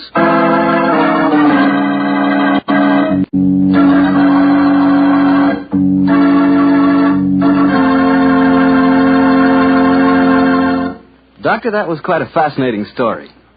You know something? I'm not exactly a coward, but no kidding, my toes really curl when I get mixed up with snakes. Oh, you're not alone in that respect, Mr. Bartell. I must admit that I like to have a revolver and at least 20 feet between me and any snake that wants to cross my path.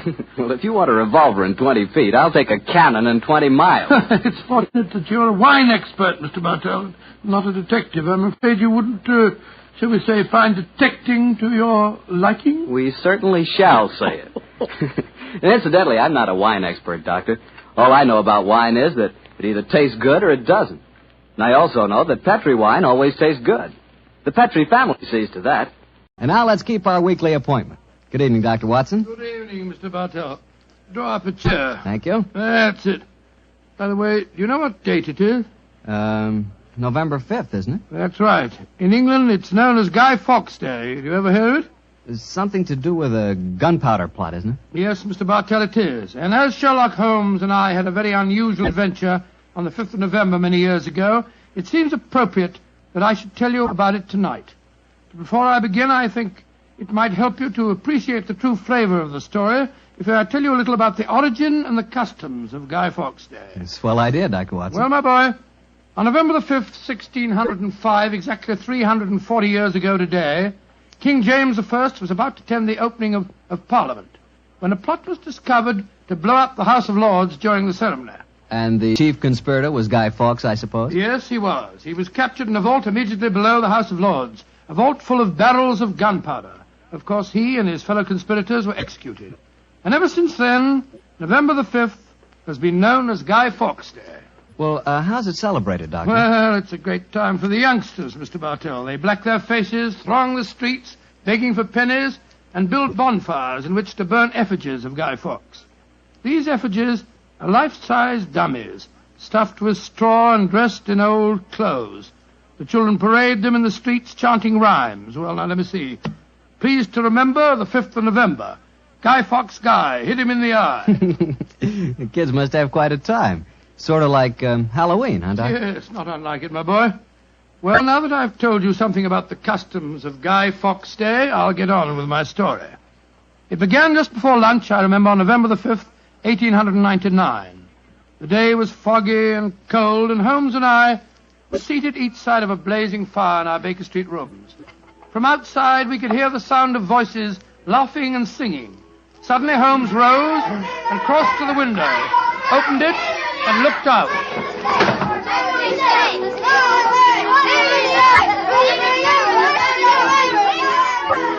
Then he turned to me and spoke. Children are having a great time, Watson, aren't they? Yes, it cost me a shilling worth of pennies to walk here this morning. Has it occurred to you, Watson, that the gunpowder plot offers very promising material to the speculative mind? In what way, Holmes? I say it's confoundedly chilly in here. Don't you think you might shut that window? Sorry, old chap. As I was saying, the gunpowder plot offers very promising material to the speculative mind.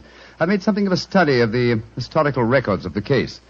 There is more than a little evidence to suggest that King James was never in any real danger. Never in any danger? Well, what makes you say that? Knowledge of the proposed dastardly scheme came to light early. But James Stuart, King of England, the possessor of a shrewd and diabolical mind, used the spectacular discovery of the plot to try and bolster his waning popularity, as well as to justify increased religious persecutions. Well, that's the first I've heard of it, Holmes. I dare say, old fellow, but it's true just the same. I'm afraid James Stuart, King of England, was an unscrupulous tyrant. Come in. Oh, yes, Mrs. Hudson? There is a gentleman to see you, Mr. Holmes. He said it was very important, and he asked me to give you his card. Oh, thank you, Mrs. Hudson. Oh, ask him to come up, please, will you? Aye, sir. Who is it, Holmes? A gentleman with a remarkably fine sense of timing. Read his card for yourself. Let's have a look. Mr. James Stuart. Great Scott, that's an extraordinary coincidence that he should arrive just as we're talking about James Stuart, King of England. Come in. Mr. James Stuart. How do you do, Mr. Stuart? My name is Sherlock Holmes, and this is my colleague, Dr. Watson. How do you do, sir? How do you do? Mr. Holmes, you've got to help me. I'm walking about in mortal fear of my life. You've got to help me. Mr. Stuart, I suggest that you sit down. I'll do anything in my power to help you, but you must compose yourself first and tell me quietly what it is that's frightening you. How can I compose myself when I may be dead within a few hours? No, Mr. Stuart. I'm a doctor. I really think if I were to give you a sedative that you'd find... How can you talk of sedatives when I... My heart. Doctor... My heart. All right. Now, here, let me help you into this sofa. There you are now. Imagine if brandy would be in order, Watson. Yes, Holmes, and I'll give him some digitalis. A fellow with a bad heart like this shouldn't allow himself to get so excited. Here you are, Mr. Stuart. Drink this. That's it. And now this, Mr. Stuart. What is it? It's digitalis. Very well. Yeah, now. Feel better, sir? Yes, Mr. Holmes. Yes, I do. You're right. I shouldn't get so excited. My heart can't stand it, you know. Watson, is he well enough to talk, do you think? Yes, if he doesn't excite himself again. I'll be careful, Doctor. I'll take it quietly. Mr. Holmes, when you saw my card just now, did it strike any responsive chord? Oh, naturally, sir. Who could fail to be intrigued when a James Stuart calls to see one on Guy Fawkes Day? It isn't just coincidence that my name is James Stuart. I've got royal blood in my veins. People know of it. And that's another reason they're out to kill me. They're jealous of my heritage. Every instinct I have is a royal one. Now, you gentlemen know that falconry is a king's sport. And my greatest hobby is the breeding and the training of Mr. falcons. Stewart, please, Mr. Stewart. Owing to the state of your health, I suggest that you be as economical as possible in your explanation. In fact, I think it might be better if I were to question you. Very well, Mr. Holmes. Now, you say that your life is in danger. What evidence do you have to substantiate that claim? My cousin, Guy Falconby, has threatened it. You see, Mr. Holmes, he and I are the only heirs to a wealthy uncle. His fortune will go to the surviving heir. If I were dead, Guy would inherit everything. Seems to me, Mr. Stewart, that you should have applied to Scotland Yard for protection. I did, Dr. Watson. Only a few days ago I saw a certain Inspector Lestrade, I think his name was, and he laughed at my fears. Oh, Lestrade. And he laughed, did he? Well, then in that case, there may be something in your story, sir.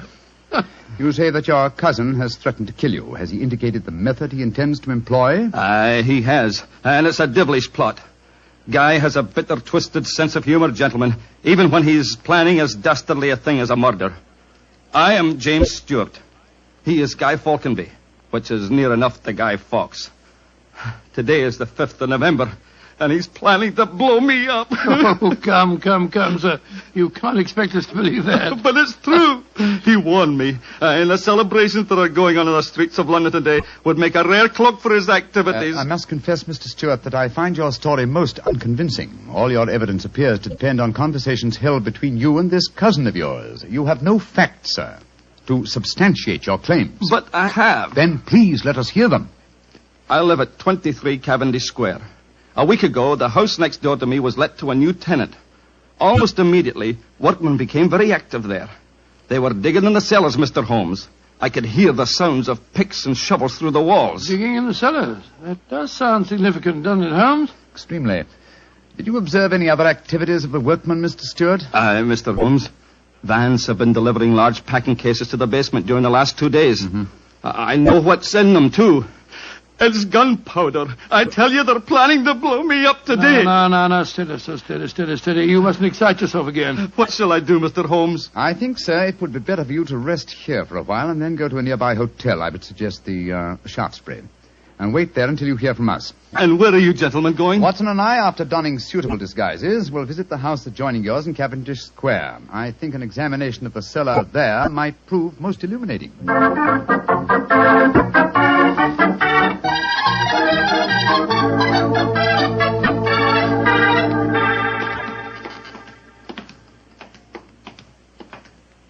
This must be the house, all right, Holmes.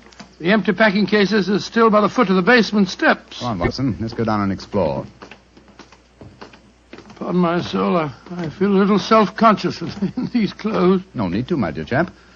You look a most authentic inspector of plumbing. Well, if anyone challenges us, you'd better let me do the talking, though. I think my accent might be a little more convincing. Shh. Listen. I can't hear anything. Exactly. Then we may reasonably assume that either the workmen are observing the Guy Fawkes holiday or that their work is done. Come on, let's try this door. It's unlocked. Yes. Huh. This is too easy, Watson. We must be prepared for a trap. Come on. I've got my revolver handy if there's any trouble. I don't use it until I tell you to. Remember, we're supposed to be plumbing inspectors. It's pitch black in here. I can't see a thing. Strike a match.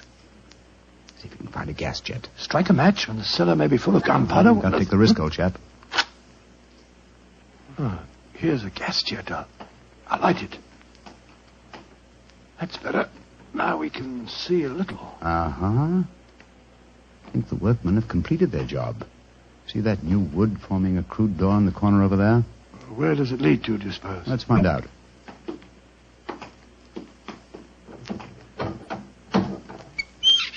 Oh, also unlocked. And here's a miner's lantern, waiting conveniently for us on this ledge. Oh, this is ridiculously easy. Now I'm sure it's a trap. I like the lantern. Great Scott, it's a tunnel. Yes, it's a tunnel leading into Mr. Stewart's house next door. Let's explore it.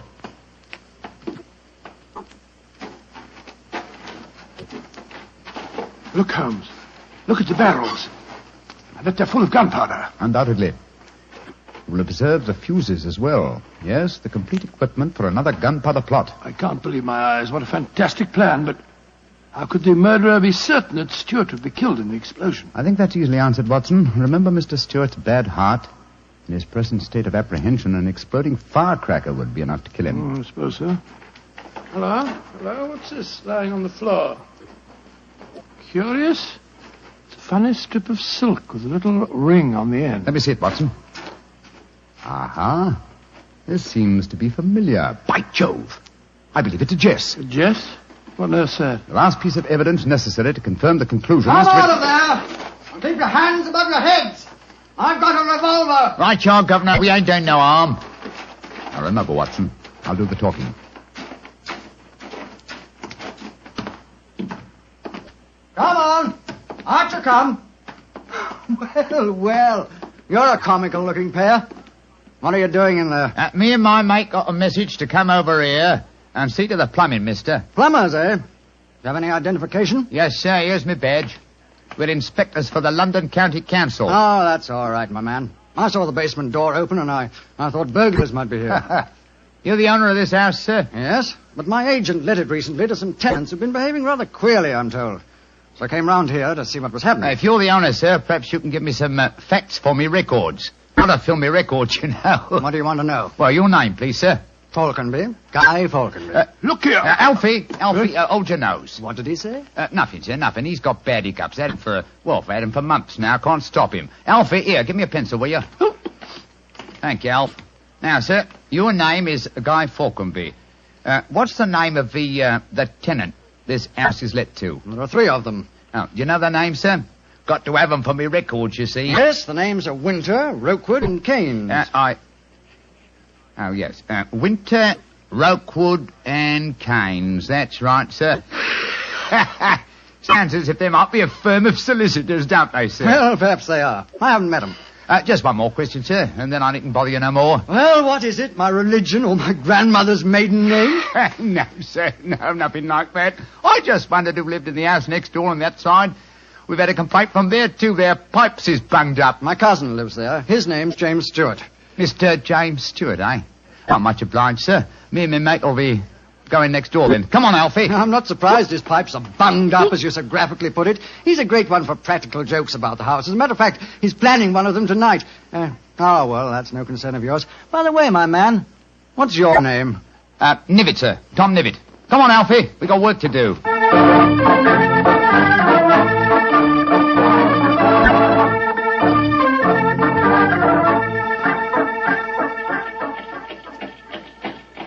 Holmes, I wish you'd tell me what's going on. Why have we taken this cab back to Baker Street? Get out of these clothes. They've served their purpose. Now there's more serious work afoot. Well, I'm still confused about our interview with Guy Falconby. Why did you say your name was Tom Nivet? More touch of vanity, old fellow. Vanity? How do you mean? Well, consider the names in this case so far, Watson. James Stewart says that he's been threatened by Guy Falconby. A name, as Mr. Stewart points out, not unlike Guy Fawkes. Do you recall the names of the 3 tenants that Mr. Falconby gave us a few minutes ago? Yes. Winter, Rokewood, and Keynes. But what's that got to do with it? A great deal, my dear fellow. Thomas Winter, Ambrose Rokewood, and Robert Keynes were the 3 men executed with Guy Fawkes in the original Gunpowder plot in 1605. Good Lord, where does Tom Nivet, the name you gave yourself, fit into the picture? Thomas Nivet was the Westminster magistrate who arrested the conspirators. Since the would-be murderer has such an academic knowledge of the original plot, I thought I'd let him know that he was up against an opponent worthy of his skill.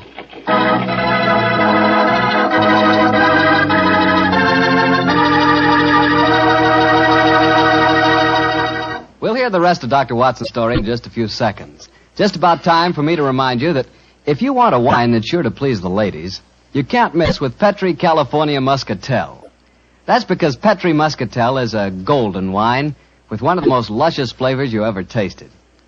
Did you ever taste a big, plump muscat grape that's ripened in the sun? If you have, then you know what to expect when you taste Petri Muscatel. It's a wonderful wine. Perfect after dinner and swell when company comes. Just remember that, won't you? Petri Muscatel. Well, Doctor, you and Mr. Holmes were certainly having yourselves quite a Guy Fawkes day. What happened when you got back to Baker Street? We quickly changed out of our disguises and back into our ordinary clothes. I'm still pretty much in the dark, as usual. And I kept questioning Holmes as to our next move. He was in a state of suppressed excitement.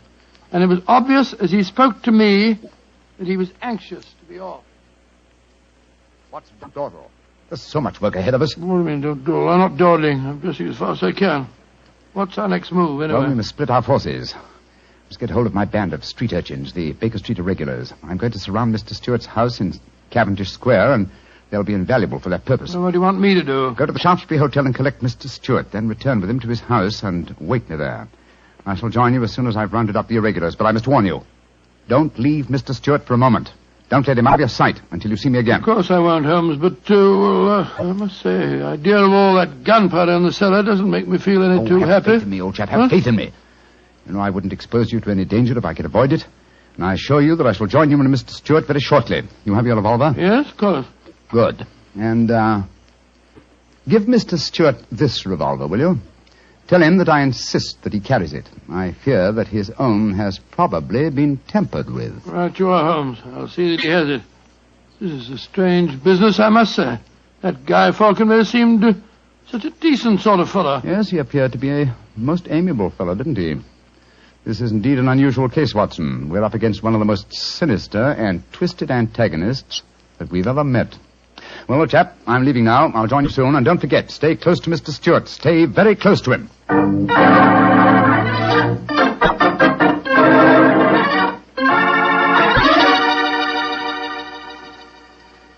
Dr. Watson, I wish your friend were here. No, don't get so excited, Mr. Stewart. You'll be here any moment now. You've still got the revolver that I gave you? Yes, it's in my pocket. But what's the good of a revolver if there should be an explosion? Answer me that if you can. No, you must have faith in Mr. Holmes, sir. He's arranging now to have this house of yours surrounded by his band of street urchins.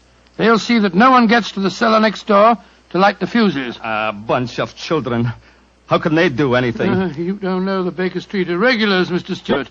And it's a perfect day for them to operate. As black-faced boys begging for pennies, they'd pass unnoticed anywhere. I hope you're right. But I have a premonition, Doctor.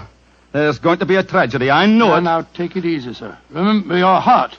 You're in splendid hands when Sherlock Holmes is on the case. Here he is now. Holmes, I say, I'm glad to see you. You received your visitor yet? Visitor?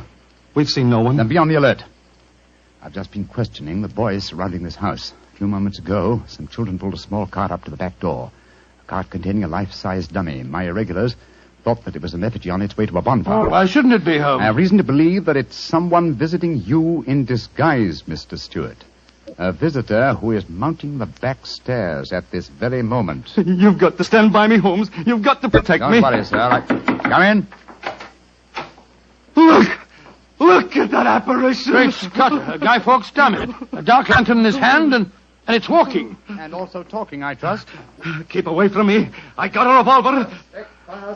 For Victoria's sake. If you won't give me one, I'll take two. The better for me and the worse for you. It's Guy Falconberry. Keep away from me, do you hear? The better for me and the worse for you. All right, then. I'm going to fire.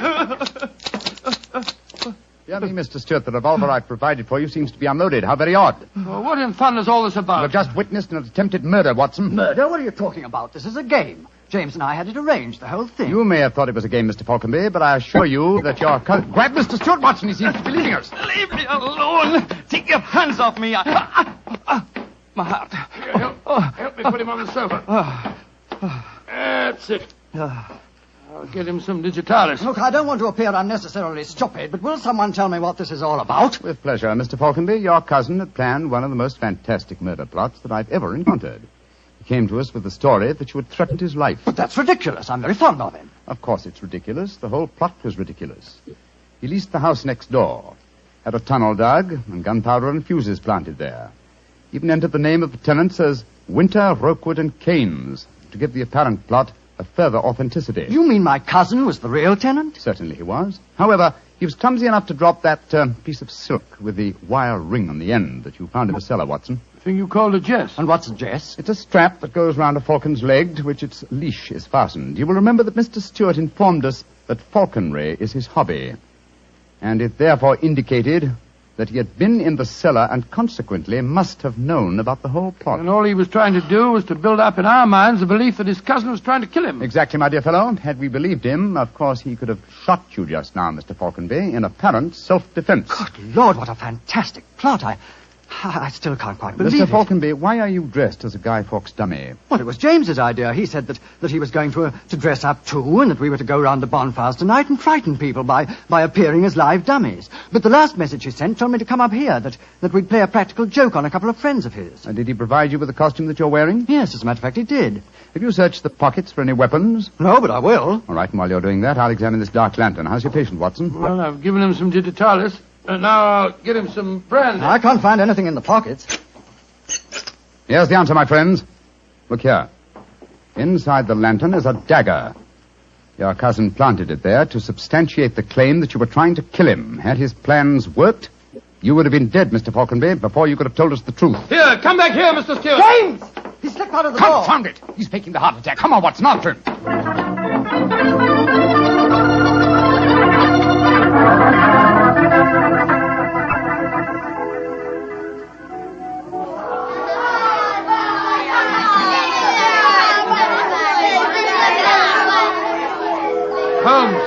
Holmes, where are you? Out of the way, please. Blarney, here comes the Lord Mayor of London, chums. Excuse me, please. I'm trying to find a friend of mine. Most important. Holmes, where are you? Here I am, Watson. I hear you calling me. Out of the way, please. I'm coming, Holmes. Why don't you send in a postcard? You got away from me in the crowd. I'm afraid Mr. Stewart got away from us. Well, we'll never find him in this mark. Not too old, fellow. He's a dangerous man. There's no knowing what he may do. Where are the irregulars? There's Wiggins. Wiggins? Hello, Mr. Elms. Wiggins. Dr. Watson. Did you see a man run out of that house a few minutes ago? No, Governor. Perhaps Charlie did. Hey, Charlie, come over here a minute. It's Mr. Elms. All right. I bet Charlie didn't see anything, though. He's got some savvy girl with him. Hello, Mr. Holmes and Dr. Watson. Hello, Charlie. Hello, Charlie. Did you see a man run through this crowd a few minutes ago? A tallish man with a grey moustache? Yes, I did. A man came running out of the house over there. That's the house. Where'd he go? He ran down toward where the shops are. And he stole our dirt, he did. The one we are going to burn in the bonfire. I tried to stop him, but he got away. Holmes, look up there on the roof. There's a figure. By Jove, I believe it's James Stewart. That's the man. He's the one that stole our dummy. He's standing up on the roof. He's going to jump. If he does, he's going to land in the bonfire. There he goes. He is jumping. Right into the middle of the fire. It's awful. He'll be burned to death. Don't worry, Wiggins. There wasn't a man who fell into the bonfire. What do you mean? From the gyrations that the figure performed as it fell, my dear Watson, I'm convinced that Mr. Stewart threw the stolen dummy to try and put us off the track. Then Stewart's still up there. He is, Watson. Come along, old boy. It's up on the rooftops for us. Up on the rooftops.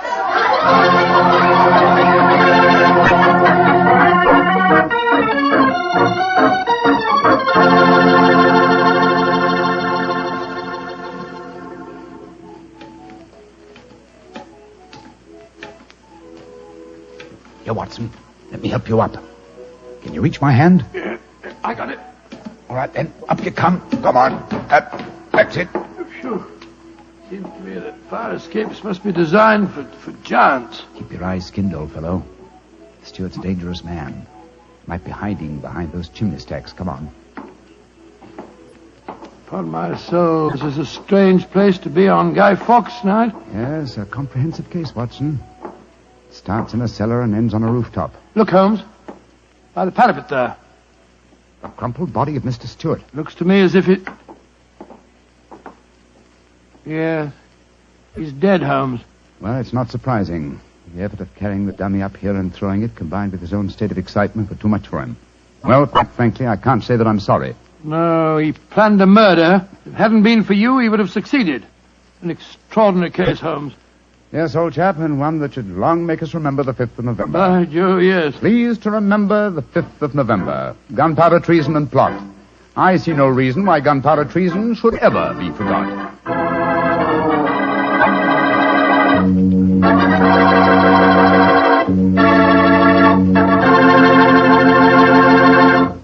Well, Doctor, as you boys would say, that story was a bit of exciting, what? Yes, and even now I sort of lose my breath when I remember climbing that fire escape. You know, Doctor, those two fellas certainly went out of their way to celebrate Guy Fawkes Day. Now, take me. When I got a little celebrating to do, I like to do it quietly. Some friends, a glass of port. Yeah, Petri port, of course. What else? Leave it to you. No matter what the occasion is, you can somehow make it a perfect occasion for Petri wine. Come in. Good evening, Doctor. Good evening, Mr. Bartell. Come over here and join me by the fire. I didn't think it was cold enough for a fire tonight, Doctor. Oh, I suppose it isn't really, but there was one late, so I just couldn't resist putting a match to it. Fire's a good accompaniment to storytelling anyway. Yes, my boy, a fire and a glass of port. Care to join me in one? Thanks, Doctor. So, you're going to tell us a sea story tonight? Yes, Mr. Bartell. The whole adventure took place aboard a small steamer as it plowed through the stormy seas of the Indian Ocean. Here's your glass, my boy. Thanks. And what were you and the great Sherlock Holmes doing on the Indian Ocean, may I We're ask? on our way to Calcutta to solve the case of the vanishing elephant of Parbutipur. Oh, yes, the story you told us a few weeks ago. That's quite right, my boy. It's in the summer of 1894 that we left Liverpool aboard the steamship Lucifer. It wasn't a large ship, and as both the Mediterranean and the Red Sea proved somewhat, shall we say, unfriendly, I may tell you the first part of the voyage was quite unpleasant. In fact, until we left Aden, I'd spent most of the time in my cabin. I'm not much of a sailor, you know. However, as we headed eastward towards Colombo, the weather cleared up a bit, and I came on deck and joined Holmes. I remember on the second night out of Aden, we paced the decks together. The stars above us twinkled, the promise of a bright tomorrow, and the faint tinkle of a piano being played in the passenger lounge formed a perfect setting for an evening stroll. It only seems like yesterday that Holmes said... Watson, it's good to see you on your feet again. Yes, it's good to be on 'em, Holmes. It's been a miserable trip for me so far. The captain told me tonight that we can expect good weather between here and Karavati, our next port of call. I thought Colombo was the next stop. And where is Karavati, whatever you call it? Anyway, I never heard of the place. It's a tiny island in the Indian Ocean. It's a British protectorate.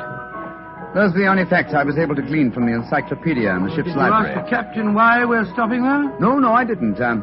As we're traveling incognito, I felt it wiser not to ask too many questions. I find this incognito business something of a strain. Every time a steward calls me Mr. Hamish, I can't think who on earth he's talking to. Whereas I find myself answering to Mr. Mycroft almost automatically. By the way, old chap, now that you're going to mix with the ship's passengers, I suggest that you adopt a Scotch accent. It would seem more appropriate for a Mr. Hamish, and I don't want anyone aboard to suspect our true identities. Oh, I'll do my best, but I must say, Holmes, I think you're being unnecessarily mysterious. Possibly I've been influenced by reading too many of your rather florid stories of our adventures together. My stories are not florid. They're all perfectly true. Oh, don't be angry with me, old chap. Don't be angry, please. By the way, you'll be interested to know that I've unearthed a little mystery aboard this boat. I trust you to do that. Where is she? I mean, what is it? Oh, you observe that suite of cabins on the bridge deck above us? Yeah? What about them? Well, I've been watching them during my nightly strolls for the past 2 weeks. The suite is occupied, and yet the blinds are never raised. And I've never seen meals taken in there. I presume, therefore, that it must contain a private galley and a cook. I don't see anything mysterious about that. It's probably occupied by some wealthy invalid. Oh, possibly. Another interesting fact is that the occupants are not entered on the ship's passenger list. It all sounds very mysterious. There's probably a perfectly simple explanation for it. In any case, you must save your energies for the problem that awaits us in India. You're Mr. Mycroft now, remember that. I will, Mr. Hamish. Mr. Mycroft? Yes, Mr. Hamish? Would you care to join me for a wee drop of brandy in the smoking room? Mr. Hamish, I shall be delighted.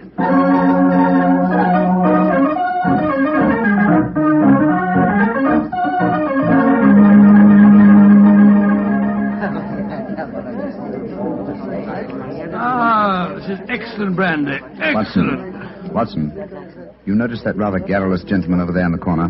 You mean the one at the table with the oriental-looking fellow? Yes, the talkative man is the ship's doctor, but I haven't seen the other gentleman before on this voyage. I wonder if he's an occupant of the mysterious suite on the bridge deck. Let's go over and talk to him, shall we? And remember the accent, Mr. Hamish. And so, Verda, when we landed at Colombo, I decided to take Mrs. Abbott for a moonlight rickshaw drive through the cinnamon gardens. Did you gentlemen want to see me? If you'll excuse us, Dr. Harris, my friend Mr. Hamish and I were having a little argument, and we thought that perhaps you might be able to settle it for An us. argument? Oh, I love a good argument. Sit down, gentlemen. This is Mr. Verder. How do you do, gentlemen? Good evening, sir. My name is Hamish, and this is my friend, Mr. Mycroft. I'm so happy to meet you, gentlemen. Now, how do you know Mr. Verder?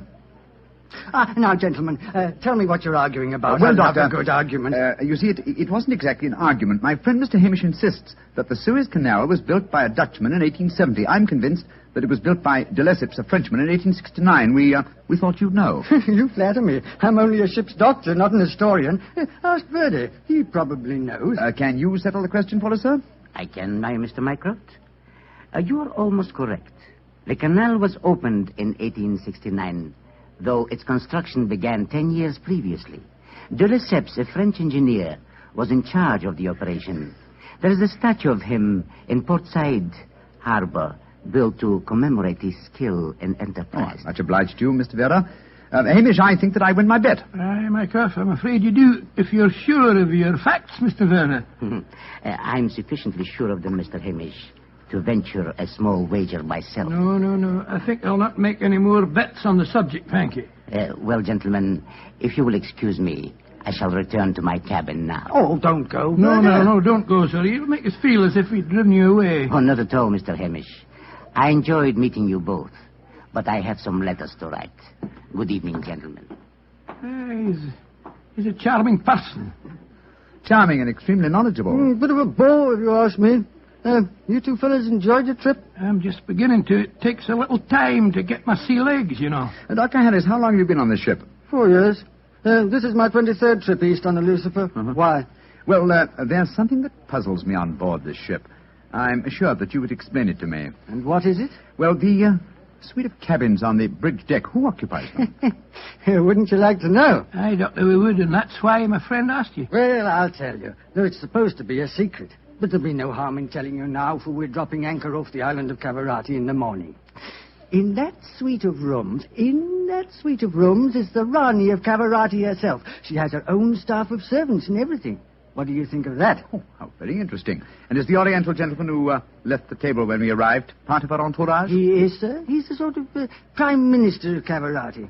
This whole trip of theirs is very hush-hush. Rani returning to her country, afraid someone might make an attack on her life. Have to keep it all hush-hush. Cavarati is an island that's had a lot of trouble. You seem to be remarkably well informed about the place, sir. Yeah, should be. I used to practice there in my younger days. Oh, really? How very interesting. Yes, I could tell you strange tales about the island. I remember... Oh, hello. See that fella coming into the lounge? You mean the big man with the grey hair? Yes.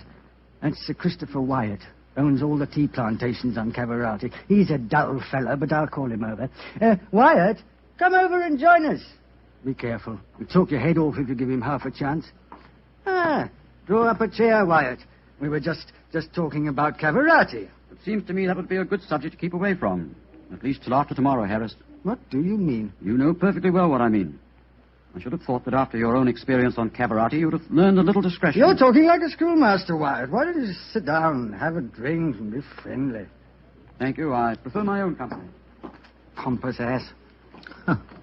You and Sir Christopher don't seem on the best of terms, Doctor. I know too much about him. He's afraid of me. That's what he is. Look at this girl coming into the room. Great Scott, she's good looking. Judging by our Oriental costume, she must be a member of the Rani's retinue. She's coming to our table.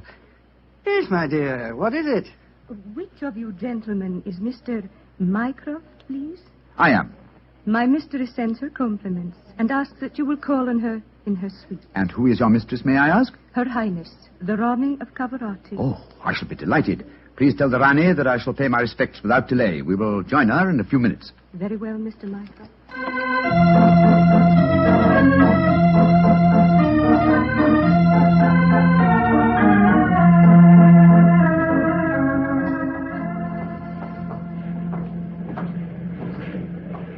You know, Holmes, this is pretty exciting. The girl that just brought us the message was a stunning creature. Imagine what the Rani herself must be like. Oh, what an incurable romanticist you are, Watson. I suppose you picture the Rani clad in oriental splendor, reclining like an odalisque on silken cushions. No, there's no need to make fun of me, old fellow. Here we are at the cabin. Ah, it is you, gentlemen. Follow me, please.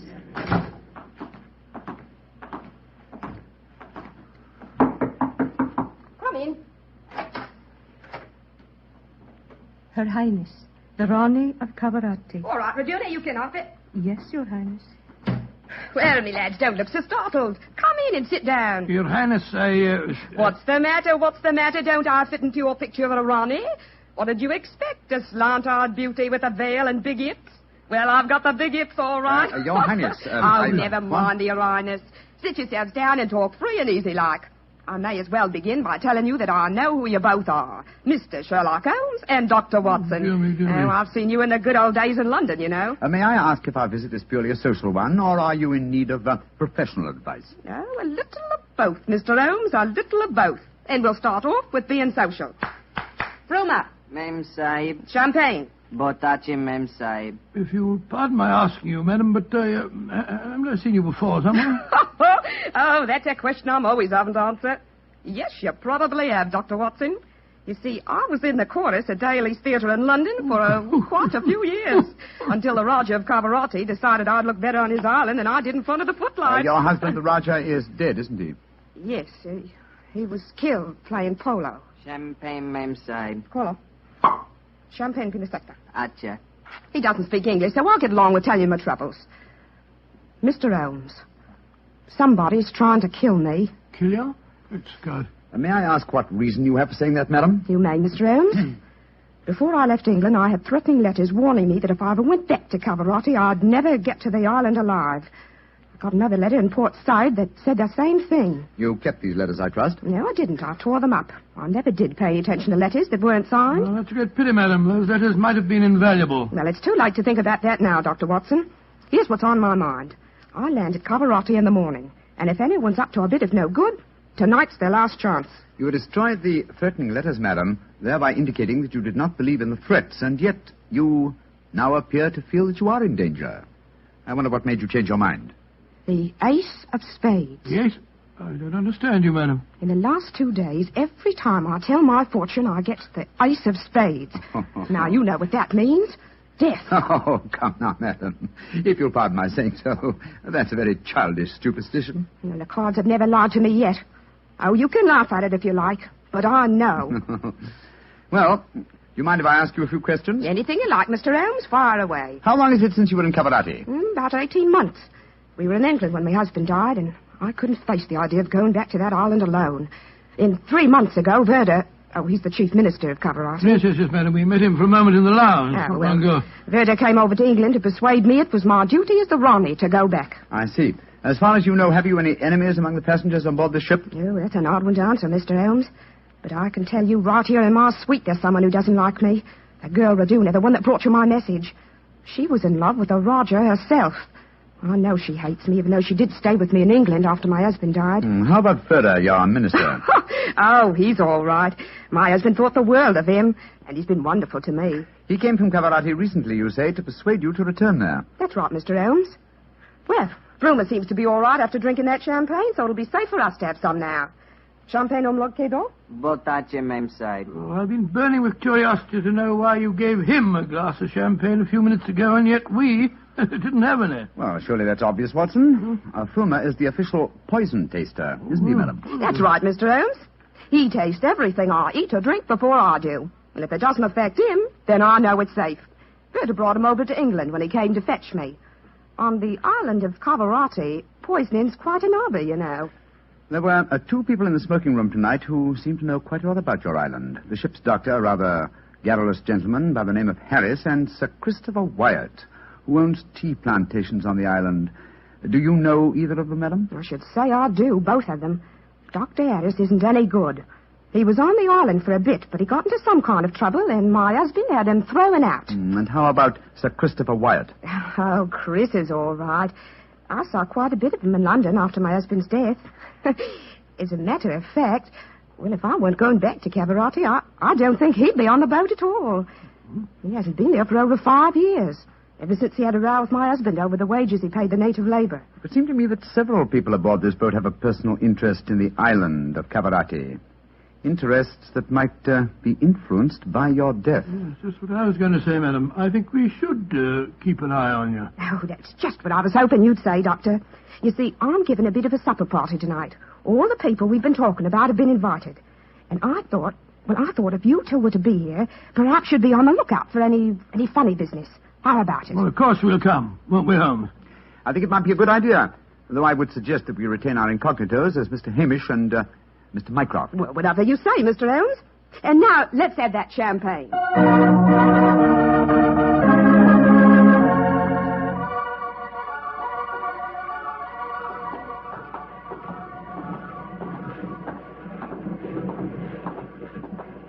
You know, Holmes, I remember the Raleigh when she was in the chorus at Daly's. She looked stunning in tights. There was one night I... Yes, no time, old chap, if you don't mind. At the moment, there's a question I want to ask you. Oh, sir? Is your medical bag fully equipped with all the antidotes to poison? Poison? That's ridiculous.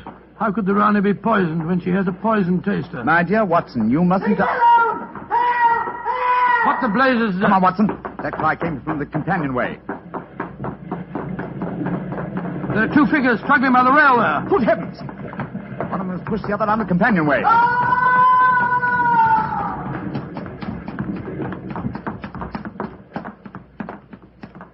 Good Lord. His skull smashed in. I'm afraid that he... What's happened? Sir Christopher Wyatt. What are you doing here? I was taking a stroll. I heard a yell from this direction and came here as fast as I could. Great Scott, this fellow's bleeding badly. We must get the ship's doctor at once. That's hardly necessary, I fear, Sir Christopher. What do you mean? In the first place, this man is dead. In the second place, he is the ship's doctor.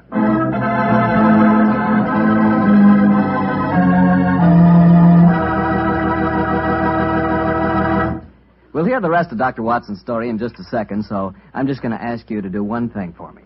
Well, I should say for yourself. Tomorrow night, if you're having meat or any meat dish for dinner, why not open up a bottle of Petri California Burgundy? That wonderful, rich, red Petri Burgundy will turn your dinner into a real feast. You see if it doesn't. Because there's nothing like a good wine with good food. And I know your family gets good food, and I know that Petri Burgundy is a good wine. In fact, it's a perfect mealtime wine. Try it and see. And now, Dr. Watson, tell us what happened next. You said you found the ship's doctor dead at the foot of the companionway? Yes, Mr. Bartell. His neck had been broken instantly. Imagine there was a good deal of excitement aboard. No, my boy, as a matter of fact, there wasn't. We managed to get the body back to its cabin without attracting attention. Holmes, after revealing his true identity, was able to persuade the captain to hush up the killing until after the Raleigh's party had taken place. Oh, he didn't want to scare the murderer, I guess. What happened next, Doctor? Holmes and I returned to our cabin to dress for the party. Holmes, I remember, was in a state of suppressed excitement. He spoke quietly and deliberately. Watson, surely it's obvious why the doctor was murdered? Well, it isn't obvious to me. It's elementary, my dear fellow. If you are planning a subtle murder by poison, how wise to remove the one man who might save the victim's life, a doctor. Oh, you keep harping on poisoning. It seems to me to be the last way a murderer would try to dispose of the Rani. Everything she touches is first tested by the poison tester. Exactly. That's why I call it a subtle murder attempt. Didn't you notice the physical attributes of Frumer, the poison tester? Which in particular, Well, his unusually glossy hair, his remarkably clear complexion, his plump figure. Look here. Just tell me one thing, will you? What's that? I presume that in your medical bag you have a supply of magnesia. Naturally. Do you also have hydrated ferric oxide? Yes, I do. Splendid. Let's be off to the party. Oh, funny things to take to a party, I must say. That's true, my dear fellow, but I'm afraid that this party may not prove as convivial as the Rani thinks.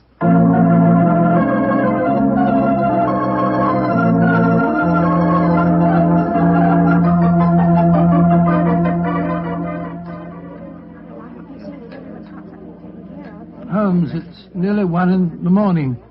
Everything seems to be going splendidly. It seems to be, Watson, but keep your eyes on the Rani. Yes, I have been. The poison testers tested everything that passed her lips. We and Doris to you, Sir Christopher. You having a good time? Yes, indeed, thank you, Mr. Hamish. How about you, Mr. Mycroft? Oh, the Rani's a perfect hostess. Who could help having a good time? I don't think that girl Regina should be here, though. I don't want to be pompous, but after all, she's only a glorified servant. Possibly the laws of etiquette are not so strict in Cavarati as they are in London, Sir Christopher. Oh, perhaps you're right. But I don't trust the girl. There's something shifty about her. I've told the Rani more than once. Oh, well, I suppose it's none of my business. I think I'll try and persuade the Rani to sing us one of her old songs. He doesn't trust Verduna, and I don't trust him. I don't think it was an accident that we found him near the body of Dr. Harris. Shh. Here comes Vera. I trust you gentlemen are enjoying yourselves. Very much, Mr. Vera, thank you. I imagine you must be excited at the prospect of returning to Caravati. I am, Mr. Mycroft. Though I only left it 3 months ago, it has seemed more like 3 years. Do you ken what time we'll arrive there? I am told that we shall be there in 5 hours, Mr. Hamish. Oh, look. The Rana's at the piano. She must be going to give us a tune. Yes. Let's move a little closer, shall we? Chris here has asked me to sing something. Yeah, my voice isn't what it used to be, and don't I know it. But me spirit's the same, and that's enough to put a number over. So, hold tight, boys. Here we go. My sweetheart's the man in the moon. I'm going to marry him soon. 'Twould fill me with bliss just to give him one kiss, but I know that a dozen I never would miss. I'll go up in a great big... Great Scott, she... Quick, Watson, your medical bag. I'll lock the doors. Right, your Holmes. Bring some water, please. Help me. Oh, please, help me. What is the matter? Don't be frightened, madam. I'll take care of you. Thirsty. Give me water. Oh, such pain. All the symptoms of arsenic poisoning. Now I know why Holmes asked me if I had any magnesia and ferric oxide. Do something for me, Doctor. I'm dying. Don't worry, Your Highness. You're not going to die.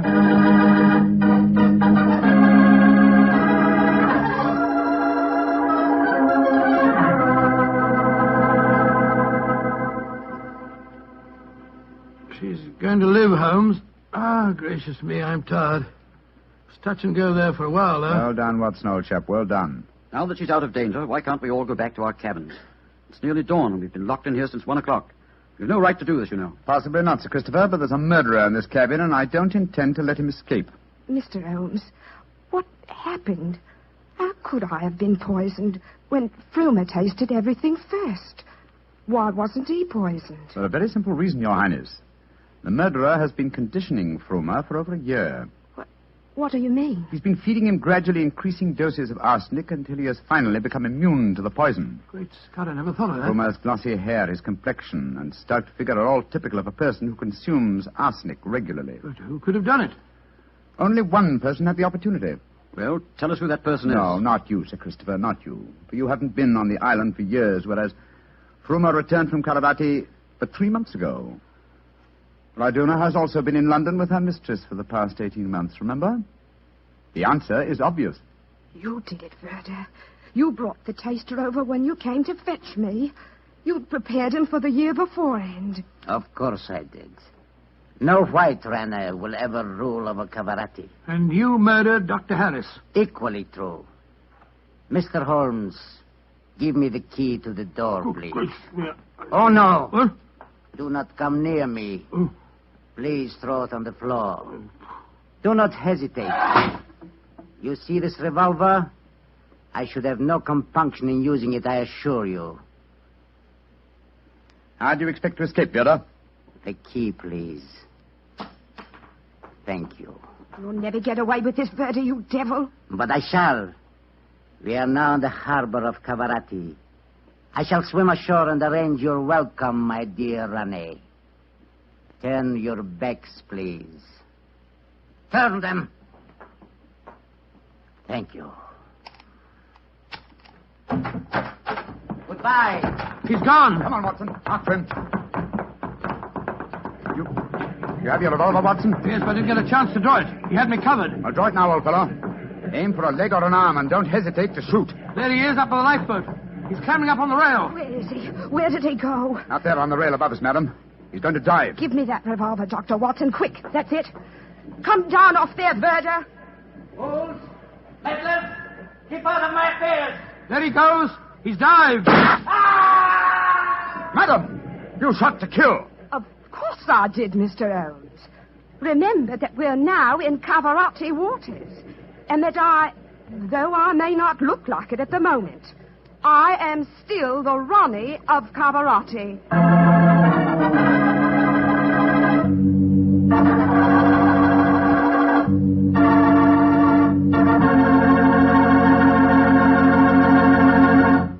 Say that was a swell story, Doctor. It had a lot of color and quite a bit of action. Color and a bit of action. Well, I'm glad you liked it, my boy. Oh, I did.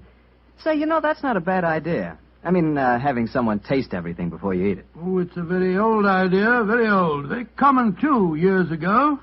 You know the kind of job I'd like? No, what's that? I'd like to be the official taster for the Petrie family. Boy, just think of all the Petrie wine I'd get to taste. Petrie to the right of me, Petrie to the left of me. What a life. What wine? Yeah, I wouldn't mind having that job myself. You said it. The Petrie family, really knows how to make good wine. Well, here's the patio of Dr. Watson's Northern California bungalow, but where's the doctor? Here I am, Mr. Bartell, out in the garden. Okay, I'll be right there. Oh, sitting by the fish pond, huh, Doctor? Yes, my boy. It's rather pleasant out here for a change. Has it ever occurred to you how stupid the expression of a goldfish is, Mr. Bartell? Well, I can't say I've ever given it much thought, Doctor. Why? You see this foolish little fellow here with his silly little mouth opening and closing as though he were constantly astonished? What is this? I thought you were a fish lover. Yes, I am. But as I was brooding over tonight's story, that goldfish seemed to be making faces at me as though it was trying to remind me of how my face must have looked on a certain June evening in 1890. It sounds to me as if you're going to tell a story against yourself, Doctor. I am, young fellow, my lad. What happened? One Sunday morning in 1890, I dropped round to visit my friend in Baker Street. Mrs. Hudson told me that he was out, but suggested that I wait in our old rooms for his return, and promised me a pot of strong tea and some buttered scones as an inducement. As I walked into the sitting room, I was astonished to see Holmes standing there, a bag in one hand and a coat in the other.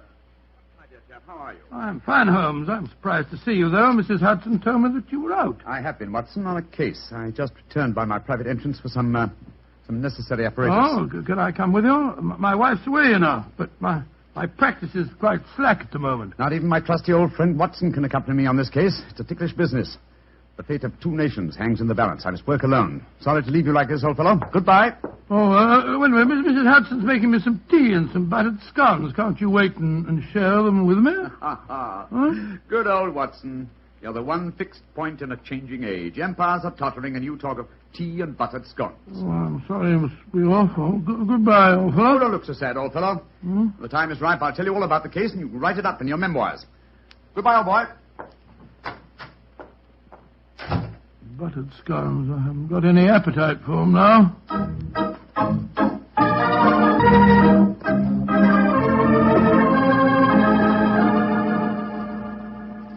Did you enjoy the scones, Dr. Watson? Oh, I'm afraid my appetite disappeared when Mr. Holmes left. It did it? I see you've eaten them all just the same. What? Oh, yes, so I did. I've got a surprise for you, Doctor. Inspector Lestrade is downstairs. Oh, is he? He came to see Mr. Holmes, but when I told him he was out, the inspector said he'd like to see you. Oh, he did? Oh, splendid. I'll ask him to come up, please, will you, Mrs. Hudson? Aye, sir. Will you come up, please, Inspector? Thank you, Mrs. Hudson. Can I butter you up a few more scones? No, thank you. I really couldn't eat them. I'll just go and make some more the same. You'll eat them if I fix them, Doctor. No, really, thank you.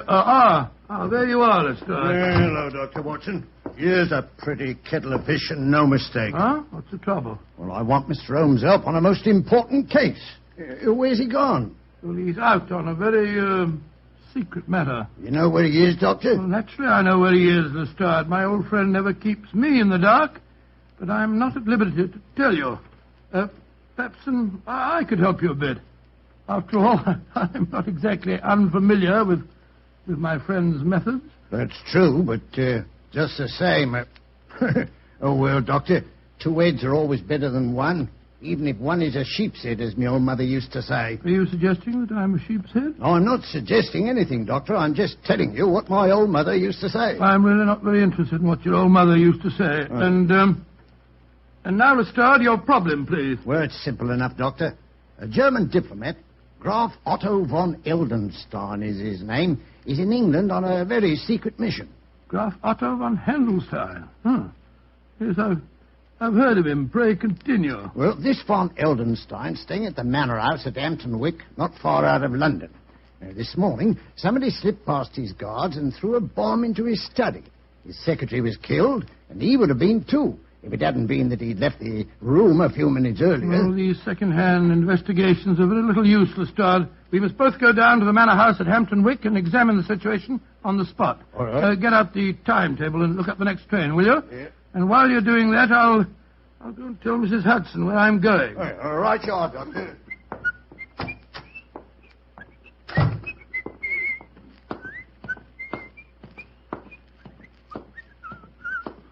Scones, Doctor. I was just bringing them up to you. Scones? Well, who can think of scones when an empire's tottering? You're sure you're feeling quite well, Doctor? Of course I am. Now, listen to me, Mrs. Hudson. If Mr. Holmes should return, please tell him that I've gone to Hampton Wick with Inspector Lestrade to investigate the von Heldenstein business. The von Heldenstein business. Aye, Doctor, I'll tell him that. Mr. Holmes didn't tell you where he was going, did he? No, Doctor, he didn't. Oh, I see. All right. Well, thank you, Mrs. Hudson. Thank Are you sure you don't want the scones, Doctor? I might as well take him along. I dare say Lestrade could eat him. Aye, you're the one, Doctor.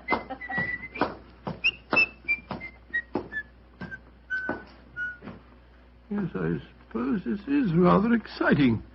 Just the same, I wish I knew what Holmes was doing at this moment.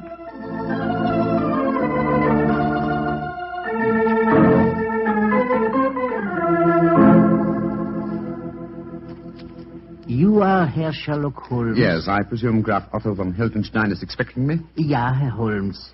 He was so anxious that you would come here to the manor house. I left immediately after I got his summons. He's very weak. He has lost much blood from the injuries he received this morning. Injuries that no one knows about, eh? Nein, Herr Holmes. Only I, his old and faithful servant, knows. Follow me, please. I will take you to him.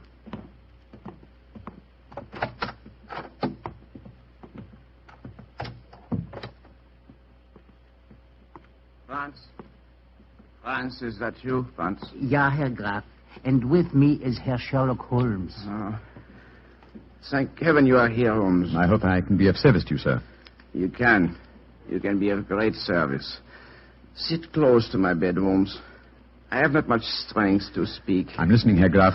You must impersonate me. Yes, so I gathered when I received your message. I am in England on a most delicate and important mission for the German government. Within a few weeks, your government and mine will conclude a treaty outlining the German and British spheres of interest in Africa. I see. Obviously, that bomb was thrown this morning by someone who does not wish the treaty to be concluded. Yeah, exactly, Herr Holmes. That is why you must impersonate me. In 24 hours' time, I shall be well enough to resume my work.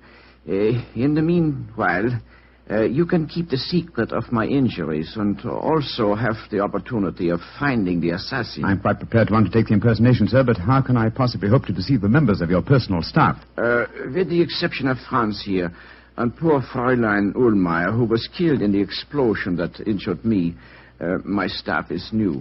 They have joined me here from the German consulate in London. They will believe that you are me. Very well, sir. I'll try it. I have heard of your skill in the art of disguises, and also it seems to me we are not so unlike each other. I was about to comment on that fact myself, sir. Yes, I think that a moustache and side whiskers will work wonders. If I can make the accent reasonably convincing... I will coach you, my friend. Splendid. Help me off with my coat, will you, Franz? Get me towels and a mirror. Jawohl, Herr Holmes. And while I'm applying my makeup, Herr Graf, perhaps you will be so good as to give me the complete circumstances regarding this morning's attempt on your life. If I'm to impersonate you successfully, I must have all the facts at my fingertips.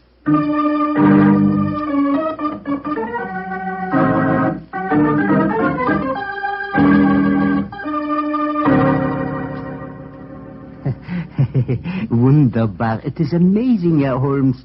Even I can hardly tell you from my master. Yes, I think it's the wig that puts the finishing touch to my disguise. How did it look to you, Herr Graf? Mm-hmm. Colossal. I feel as if I were looking into a mirror. And my accent, you find it reasonably convincing? Oh, yeah. Extremely so. Try it once again, Herr Holmes. Ja, Herr Graf. It gives me the greatest pleasure to do what you ask of me. Prächtig, splendid, Herr Holmes, splendid. A cab is drawn up at the gate. 2 men are getting out. You can see them from the window here. Oh, it's the police, possibly, or... Great Scott. It's Watson and Lestrade. Friends of yours, Herr Holmes? One of them is my close colleague, and the other is a detective inspector from Scotland Yard. Oh, you must keep up the deception, even with your friends. As a matter of fact, my friend's investigations will prove an excellent mask for my own search for the assassin. But, well, this is a delicious situation. I hope they won't recognize me.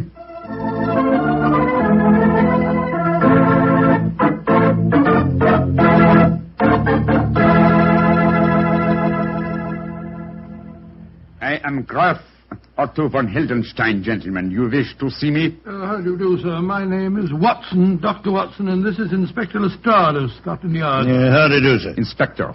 Dr. Watson, may I ask if I have the great distinction of addressing the Dr. Watson, friend of Sherlock Holmes? Oh, I'm very flattered that you know me, Herr Graf. But who does not know the great Dr. Watson? In my country, many people think that you are the real brains of the combination. Tell me, Herr Doctor, is that true? Well, I wouldn't exactly say that, sir. Of course, you have both come here to investigate what occurred this morning. Yes, we have, sir. Please sit down. If you can find any furniture that is unbroken. Oh, thank you, sir. I must say the place is in a bit of a mess. And now, Herr Graf, please tell us exactly what happened. Yeah. I will tell you everything, Herr Doctor. This morning I was working in here with my secretary, poor Fräulein Ulmer. I had occasion to go upstairs to my room to get some necessary papers. As I came down the staircase to return here, I heard a scream from Fräulein Ulmer. A moment later, there was a most frightful explosion. The concussion stunned me. When I came to, my poor secretary was dead. What people were inside the house at the time of the explosion? The servants were all at the church. The only people here was my secretary who was killed. My servant, Franz. I can vouch for him because he was upstairs when I went for my documents. There were 3 other people in the house, however. Madame Lisa Varona, my hostess, and the owner of this house. A young Englishman from the Home Office. His name is Hilary Adams, and the 3rd person in the house was a member of the German embassy, Colonel Schweiger. Oh, then it's just a matter of cross-questioning the 3 of them as to their alibis at the time of the explosion. I'll take them one at a time, Lestrade. Ring for that servant fellow. What was his name? Franz. Franz, that's the name. This is a rare privilege to watch a master detective at work. Yes, Herr Graf. I shouldn't be surprised if my methods teach you quite a bit about the art of detection.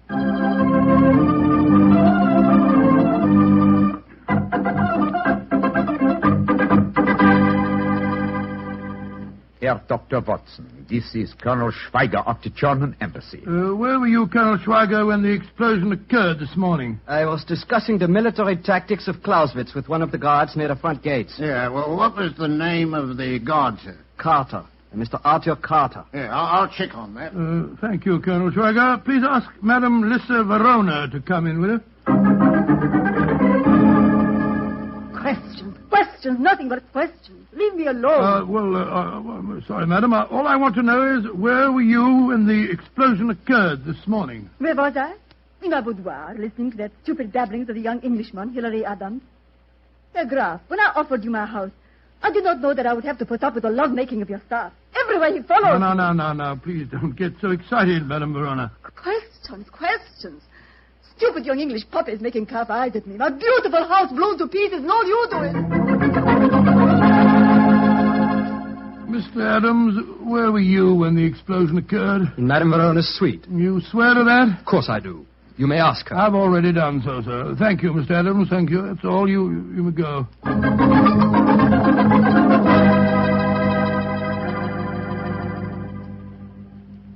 Well, Lestrade, did you check on Colonel Schweiger's alibi? Yes, Doctor. He was telling the truth. He was talking to the Colonel when the explosion happened. Dear me, Herr Doctor, your examination has not been very successful, has it, sir?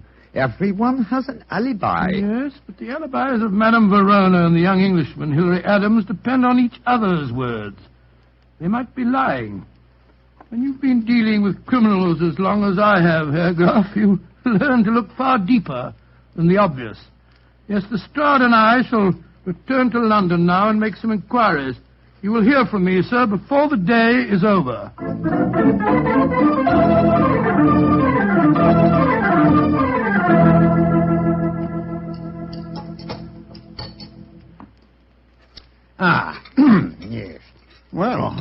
Much obliged to you, Doctor, for a very nice meal. Although we've been talking in circles... Not entirely. Anyway, I have come to one important decision. Oh, and what's that, Doctor? Madame Verona is addicted to the use of drugs. The pupils of her eyes were contracted to pinpoints. It's an invariable indication of drug addiction. Lestrade, you go to Scotland Yard and see what you can find out about her, and I'll go back to my house. You can meet me there later.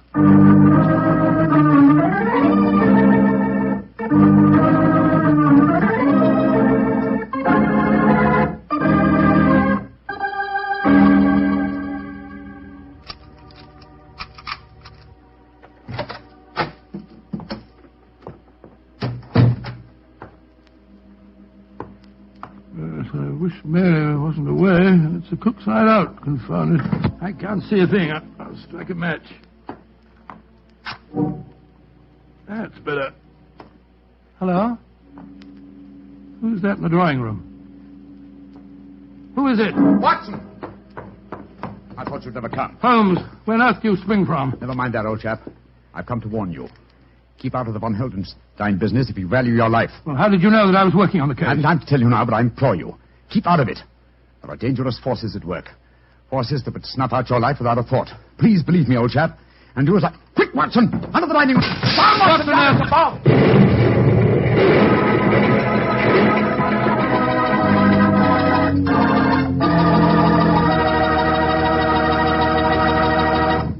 You'll hear the rest of Dr. Watson's story in just a few seconds. All the time I need to remind you that, what with this being National Wine Week, if you want to take a gift to a young lady, why not take her a bottle of Petri California Muscatel? Petri Muscatel is the kind of wine you'd serve a queen. That Petri Muscatel has the flavor of plump, sun-ripened Muscat grapes, and is it ever good?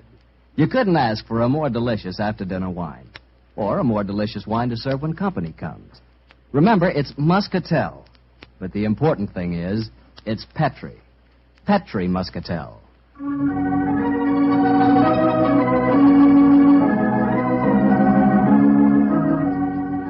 And now back to Dr. Watson and tonight's adventure, the Manor House case. Well, that was a fine place to break off your story, Doctor, I must say. Mr. Basil, I thought I'd keep you in as much suspense as possible. Well, what happened next? Were you and Holmes injured when that bomb exploded? No, my boy. The concussion of the explosion knocked me out for a few minutes. When I came to, Holmes had disappeared. And I can imagine where he'd gone. Go on, Doctor. Soon after that, Lestrade arrived on the scene, and after a quick and fruitless examination of the premises, we decided to return once more to the Manor House. And so, an hour later, I was telling my story to the man I still thought to be the Graf Otto von Heldenstein. But this is dreadful, Herr Doctor. The bomb might easily have killed you. Oh, I was ready for it, sir. Quick thinking and presence of mind are my stock in trade, you know. When I heard the crash, I flung myself under the dining room table. I'm most distressed that you yourself should be exposed to such danger. Not at all, Herr Graf. As a matter of fact, I exposed myself deliberately to the attack. It's an old army trick, you know, what we call drawing the enemy's fire. Calm now, Doctor. You don't mean to tell us that you expected to have that bomb chucked through the window at you? Of course I did, Lestrade. The assassin knew that I was working on the case. He followed me to London and fell into my trap, just as I intended him to, by showing his hand. Well, I don't see what he's got you, Doctor. I myself must admit I cannot see that you are any nearer to finding the murderer. On the contrary, sir, the case is nearly solved. Well, I don't see how you figured that one out, Doctor. Elementary, my dear Lestrade, elementary. One of the three people under suspicion followed me to my house tonight. The second bomb was thrown at approximately 7 o'clock. Now, it's only a question of finding which one of the three cannot account for his movements at that time. Then we shall know the murderer. You want to cross-examine them again, Doctor? Yes, Lestrade. Bring them in, please. One at a time.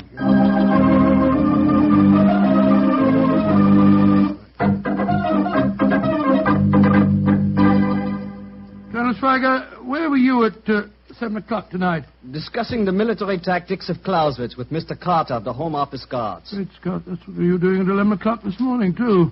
It would take many days of discussion for two students to appreciate all the subtleties of Clausewitz. Yeah, I'll check on that again, Doctor. Thank you, Lestrade. And please ask Madame Verona to come in, will you? Questions, and still more questions. Where was I 7 tonight, you ask me? I was listening to more babblings from that stupid young Englishman. Ask him for yourself. Mr. Adams, where were you at 7 tonight? With Madame Verona in her boudoir. There is a curious sameness about the pattern of life in this house, is there not, Herr Doctor?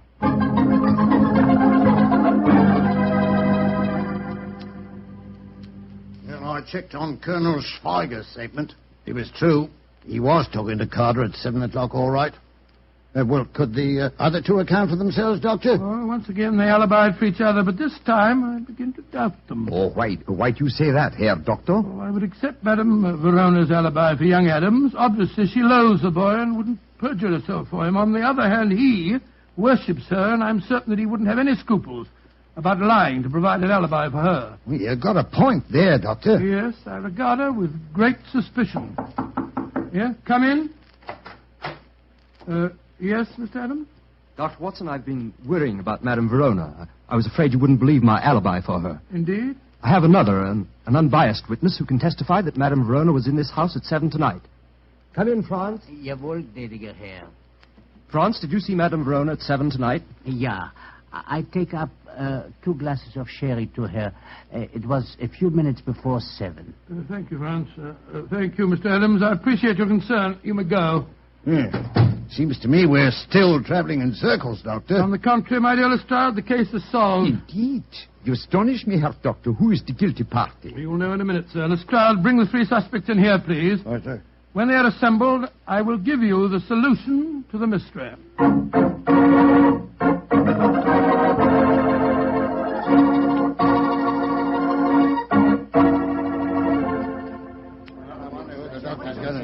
Ladies and gentlemen, the mystery is solved, and I must apologize for any little inconvenience that you've undergone. You, Madame Verona, you, Colonel Schweiger, and you, Mr. Adams, have all unshakable alibis. Therefore, the solution's obvious. As my dear friend Sherlock Holmes has often said, eliminate the impossible, and whatever remains, no matter how improbable, is the truth. Therefore, the only person that could have thrown both bombs is you yourself, Graf Otto von Heldenstein. Oh, George, I believe you're right, Doctor. What have you got to say for yourself, sir? That I, too, Herr Doctor, have an unshakable alibi. Oh, what is it? I was with you, Herr Doctor, when the second bomb was thrown. What on earth are you talking about? I was alone, sir. Oh, come now, old fellow, that's not true. Holmes. What? Holmes, how could you? Mr. Holmes. Well, strike me. Don't be angry with me, old chap. Oh, you made a complete No, fool of me, my dear fellow, not at all. I've never I seen suppose you. you got the real solution to the case, as usual, Mr. Yes, Adams? Lestrade, I have. Well, let's hear it, then. Might as well show me up Oh, for the my dear acid Watson, I've stop been, huh? berating yourself. You really handled the case very well. You made only one mistake. Huh? May I revise that dictum of mine which you just quoted? Eliminate the possible, and then, if nothing remains, some part of the impossible must be possible. Which part? Colonel Schweiger's alibi was valid. So was Madame Verona's, since it was corroborated by the trusty Franz. But what does your alibi rest on, Mr. Adams? Madame Verona's told you I was here at 7. Yes, but Madame Verona is addicted to the use of drugs. I'm sure that you spotted that fact, Watson. Yes, matter of fact, I did. Your mistake, old chap, was in not drawing the correct conclusion. Mr. Adams' alibi depends on the unsupported word of a drug addict. Now, the use of drugs notoriously destroys, first of all, the sense of time. Any trick such as the resetting of clocks could be worked on her without her noticing. Her word on a time alibi is completely valueless. Then Adams is the man Fools, meddlers, why don't you... No. He's a murderer and a traitor.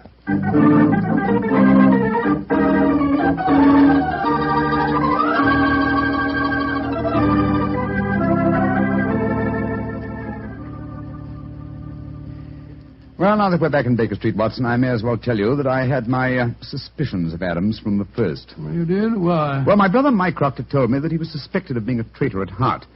He's been under observation for some years. He was purposely given this assignment as a definite test of his integrity. Well, I understand it all now, Holmes. It's the same. I did make an ass of myself in front of Lestrade, too. Don't worry about it, old chap. Please don't worry. You always can correct that impression, you know. Yours will be the last word. Huh? How do you mean? Well, when you come to write this story in your memoirs, my dear fellow, you can always do a little, what shall we say, re-editing of your own part. Posterity never need know.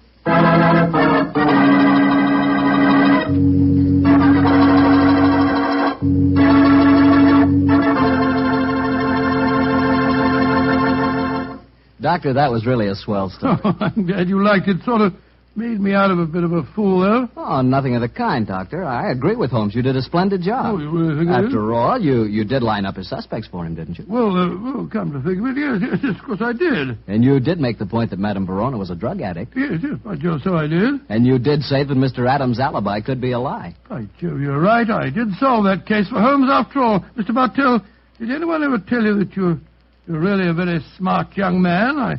I wish you and I could work on a case together. We can. Starting tonight. No. Really? Sure. In celebration of National Wine Week, I brought you a case of Petri wine. And I suggest we start on it right now with a glass of port. What a fellow. What a wine. Let's see. No, Mr. Bartell. Don't say let's see if he's expecting us. You know I always expect you at this time on Monday evenings, my boy. So draw up your usual chair and settle down. Thanks, Doctor. That's it. All alone this evening, Doctor? Where are the puppies? Out on the patio. They had a most unfortunate encounter with a dead seal on the beach this afternoon. In consequence, they're a little malodorous, shall we say. In that case, Doctor, perhaps we'd better change the subject. So, suppose I ask you about tonight's new Sherlock Holmes adventure. Well, my boy, as I told you last week, the story took place in the foul alleyways of Limehouse. It was there on a foggy December evening in 1890 that my story began. An old friend and patient of mine, Isa Whitney, had disappeared, and his distraught wife had come to me for help. Knowing the man to be the victim of the shocking habit of taking opium, I suspected that I might find him in one of the vile dens inhabited by the dregs of the waterfront. And so, Mr. Bartell, about 5 o'clock on that December evening, I began my search. After an hour of fruitless wanderings, I found myself in a vile alley called Upper Swandam Lane. I could hear the distant moans of the riverboats as I walked, eyes alert, and hand on the revolver in my coat pocket.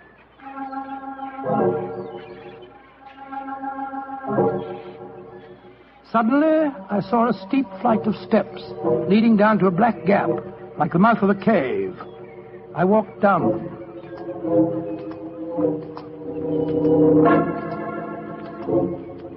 The steps were worn hollow in the center by the ceaseless tread of stumbling feet.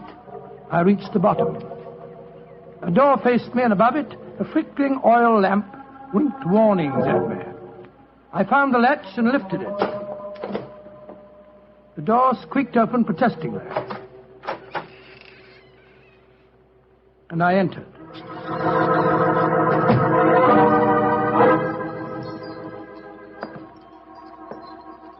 There was a tinkle of Chinese wind bells as I walked towards a long, low room. A strange sight met my eyes. Through the gloom, thick and heavy with the brown opium smoke, I saw that the room was terraced with wooden berths, like the forecastle of an emigrant ship. Out of the shadows, there glimmered little red circles of light, now bright, now faint, as the burning poison waxed or waned in the metal pipes. Bodies lay in strange, fantastic poses. Bowed shoulders, bent knees, heads thrown back. The attendant came up to me with a pipe and beckoned me to an empty berth.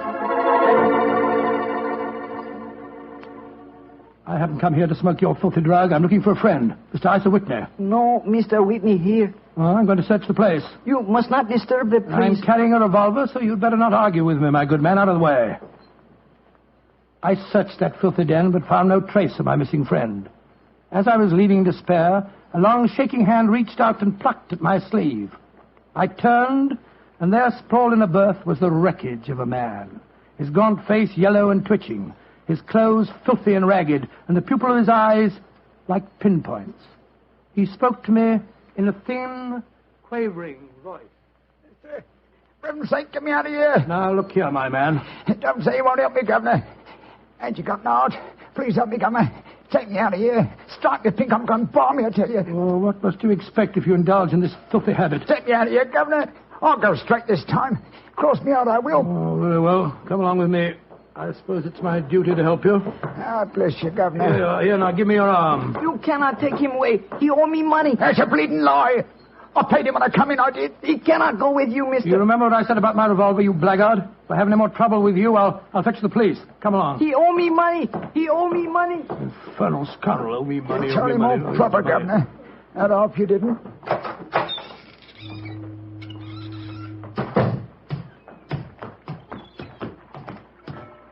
Now, look here, my good man. I'll give you a square meal, some advice, and some medical attention. But the rest... Never mind the advice, Watson, but I'll take you up on that square meal. Holmes. Yes, I'm very glad to see you, old fellow. What brought you to that filthy den of iniquity? Oh, gracious me, I want to find a friend. And I, an enemy. Your disguise is wonderful. It completely fooled me. But I'm afraid the proprietor was beginning to penetrate it. That's why I staged the little rescue scene. Had I been recognized, my life wouldn't have been worth an hour's purchase. Well, how long had you been there? Why were you there? Come on, Holmes. Tell me all about it. With pleasure, old chap. But first, let's find a chop house. I want that square meal you promised me.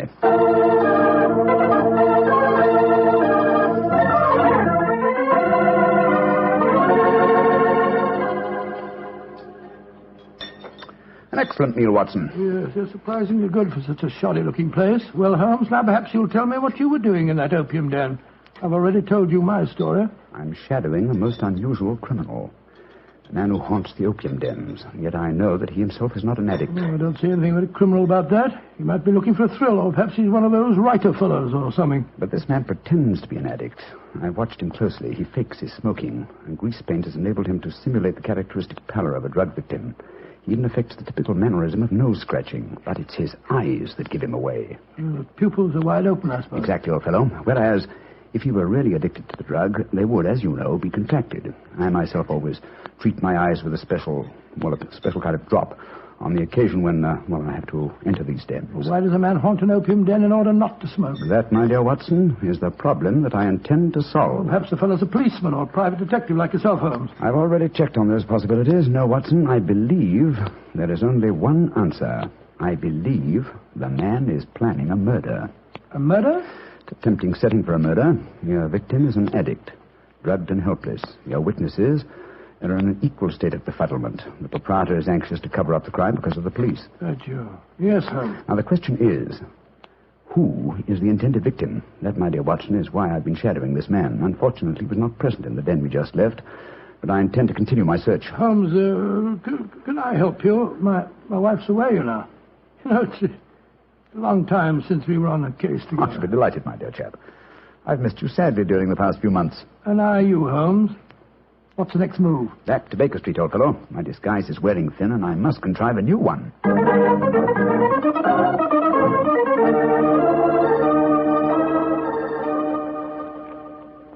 New disguise, eh?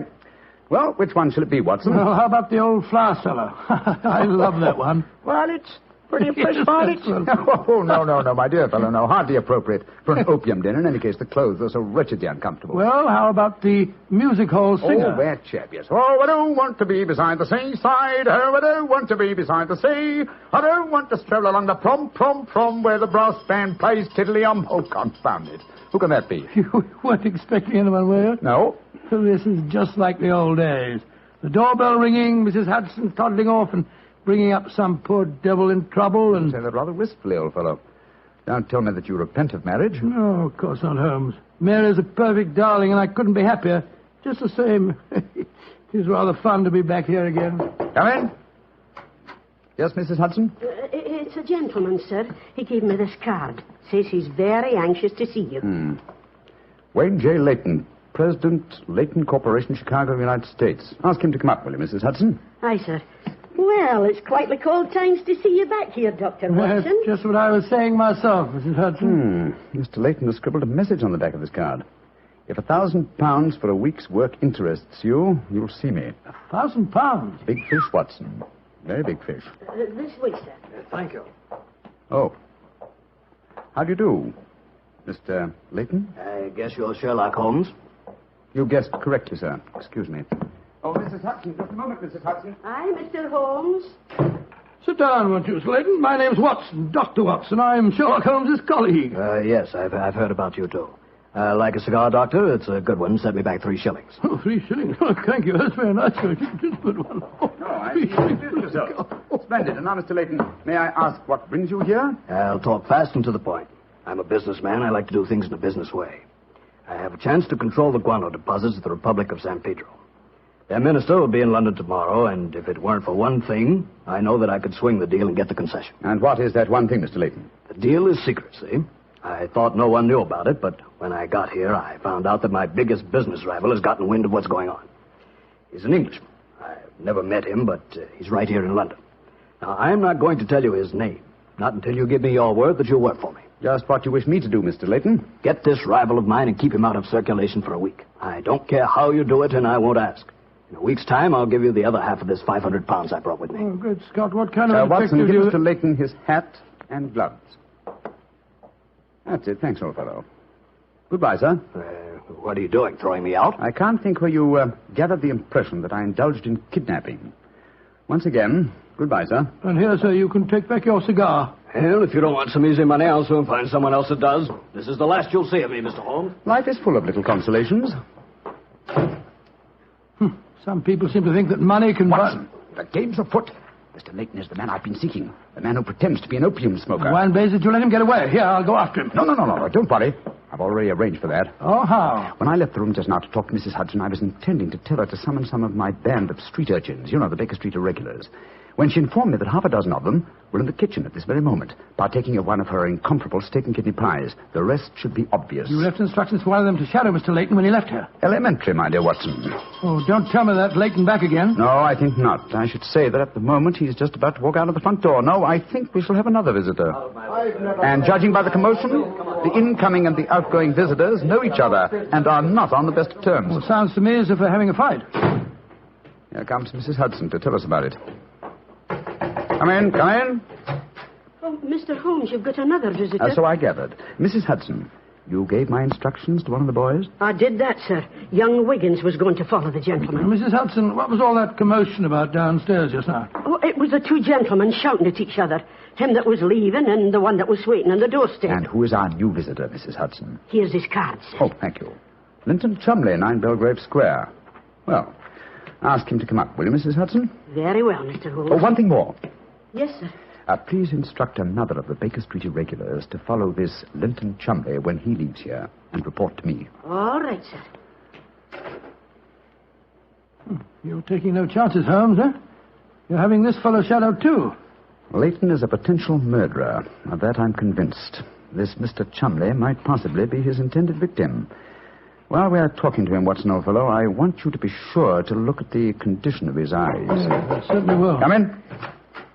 Oh, good evening, Mr. Chumley. Are you Mr. Sherlock Holmes? I am. This is my colleague, Dr. Watson. How do you do, sir? That was Wayne Leyton that was just left here, wasn't it? Won't you sit down, sir? Thank you. I don't want to sit down. All right. You needn't answer my question, but I know it was Leyton.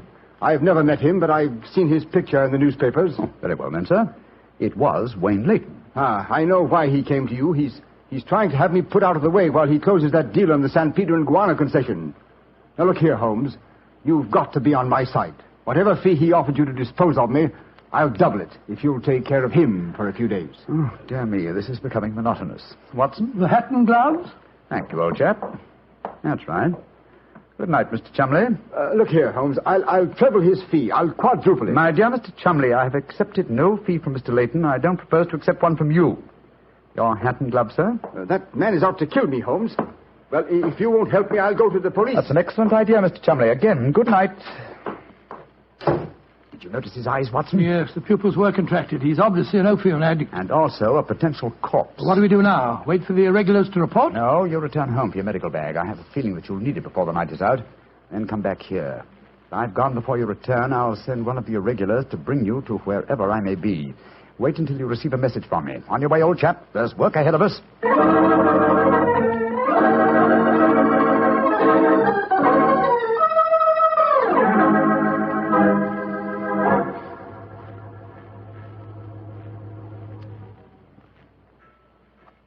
Wiggins, you're certain that this is the place that Mr. Holmes told you to bring me to? Oh, yes, Dr. Watson. The corner of Swanham Line and Brixton Street, Mr. Holmes said. Yeah, well, this is the spot, all right. I don't see any sign of him. Hello? This old woman coming towards us.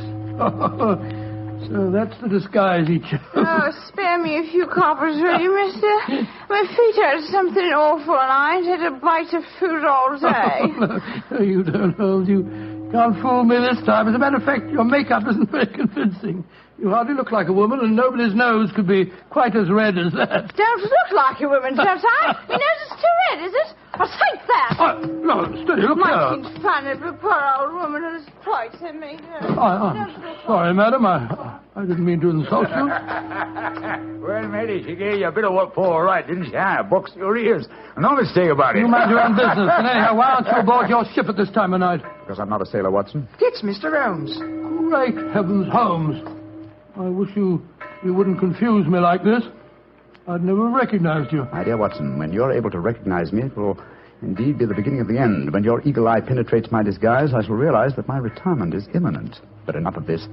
See that house opposite? You mean the ramshackle place with the broken tiled roof? Yes, I gave the irregulars instructions to let me know at once if our two quarries ever enter the same house at the one time. They're inside there now, and I'm going in after them. Be careful, Holmes. I better come along with you. Can't I come too, Mr. Holmes? No, certainly not. Both keep watch outside. If I need any help, I'll smash one of the windows, and then you can come in after me. Wait here for me. I don't expect I'll be very long. I'll be here, Holmes. Don't worry about me. Just take good care of yourself.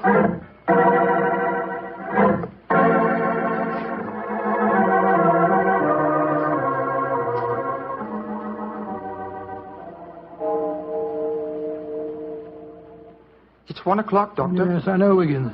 He's been in there half an hour. I'm beginning to get worried. Start going after him, sir. No, Wiggins. You know Mr. Holmes. When he gives orders, he likes them. There's the signal for help. Keep watching the house, Wiggins. I'll be out in 5 minutes.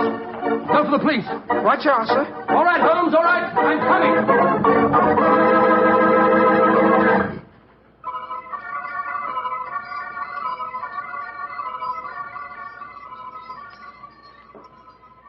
You have searched my house from basement to attic. Why do you not give up? I tell you again, there has been no one here tonight. But my friend came in here half an hour ago. I saw him, and before that, 2 other men are known to have come in here. If that is so, then where are they? 3 men cannot vanish. That's just the point, you scoundrel. Out of the way. I'm going to search this hovel again. I'm not leaving here until I find Mr. Sherlock Holmes.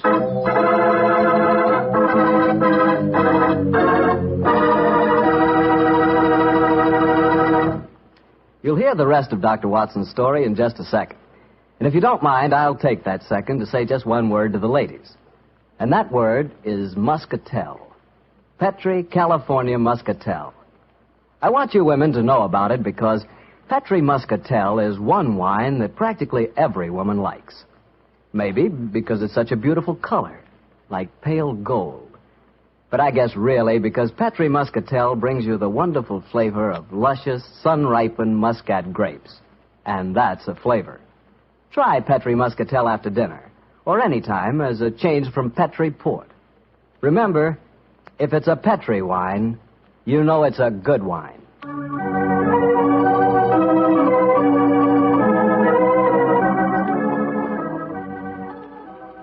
And now back to Dr. Watson and tonight's story, The Eyes of Mr. Leyton.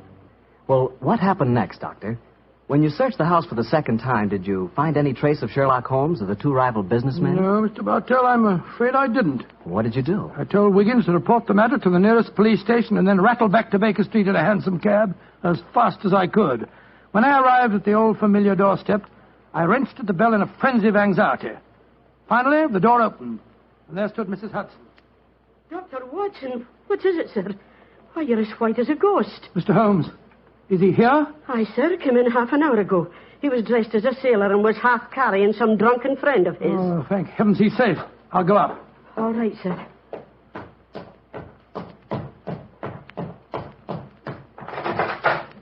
Now, what's more, chap? There you are. Holmes, I can't tell you how glad I am to see you. Who's that lying on the sofa? Well, up with your bag, Watson. Oh, I'm afraid the poor devil's done for. Great Scott, it's Wayne Leyton, the American fella. With a knife wound between his ribs. See what you can do for him, will you? All right. This is extraordinary, Holmes. You said that Leyton was a potential murderer, and now he's a victim himself. The biter bit, eh, old chap? Yes, he's still breathing, but he hasn't a chance.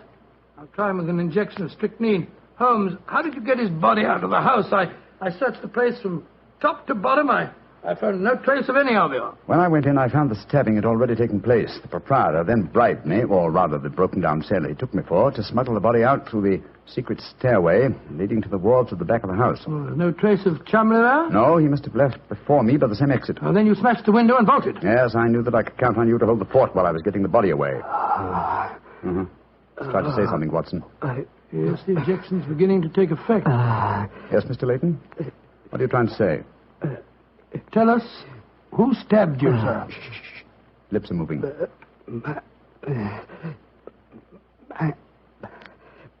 Mandalay. He's dead, Holmes. Yes, but he gave us the clue to the murderer's identity. How? The word he mumbled just before he died.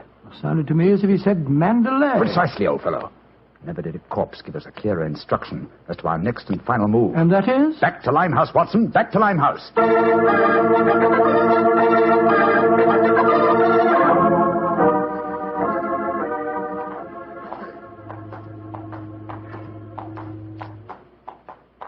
Here we are. This must be the place. What's this? Another opium den? Yes, I knew that since Chumley refrained from smoking earlier on in the night, in order to keep his faculties alert for murder, that an enormous reaction would set in.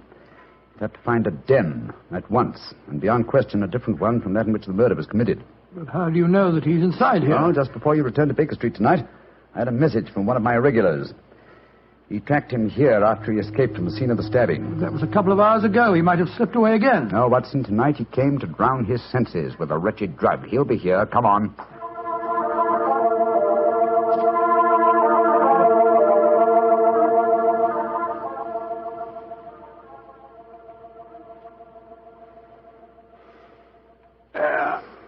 That second injection of caffeine should bring him round. He's heavily drugged, but I think it'll work. Surprising what a £5 note will do, isn't it? Yes, the proprietor let us bring Chumley into his private room, and he's coming too. Who are you? What do you want? Remember me, sir? I'm Sherlock Holmes. Oh, yes, I remember you. You're in serious trouble, Mr. Chumley. Very serious trouble. Trouble? What trouble? Wayne Leyton didn't die. Oh. He's badly wounded, but he's going to live. He's at Baker Street now. He wants to go to the police and give evidence. You've got to get me out of this, Holmes. I'll pay you anything. 10,000, 20,000. Why did you stab Leyton? He was in my way. I wanted the San Pedro concession. I meant to kill him. But we can fix it up now, can't we, Holmes? We can fix it up now. Yes, we can fix it beautifully, sir. As neat a murder confession as ever I listened to, Holmes. Exactly. Come along, Mr. Chumley. I think some night air will be good for you. We'll take you for a nice drive to Scotland Yard.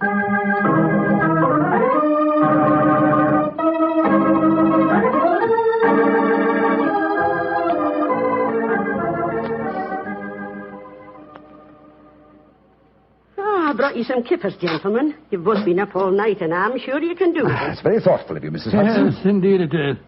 What is Mrs. Watson going to say when she finds you've been out all night? Oh, don't you worry about that, Mrs. Hudson. She's very understanding. It's lucky for you that she is. Well, I'll go and leave you to your breakfast.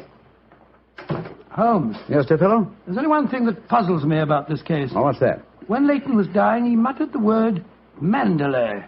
How did that give you the key to the murderer's identity? Oh, the dead American had never met Mr. Chumley, you remember, except when they bumped into each other in our hallway. Yes, he told us that he recognized him from the newspaper photographs. Being an American, he had no reason to know that the name Chumley is in no way pronounced the way it is spelt. Oh, Joe, I never thought of that. Chumley. That name's spelt C-H-O-L, Chol, M-O-N, Mon, D-E-D-L-E-Y. Cholmondeley. Mondeley. Precisely, old fellow. What you thought to be Mandalay was really Cholmondeley, the name of the murderer. Amazing case. You did a remarkable job, Holmes. I'm beginning to be confoundedly sleepy. Why not sleep, old chap? Your old room's all ready for you. Are you going to take a nap? Oh, dear me, no. I have much too busy a day ahead of me. Let me look at my engagement book.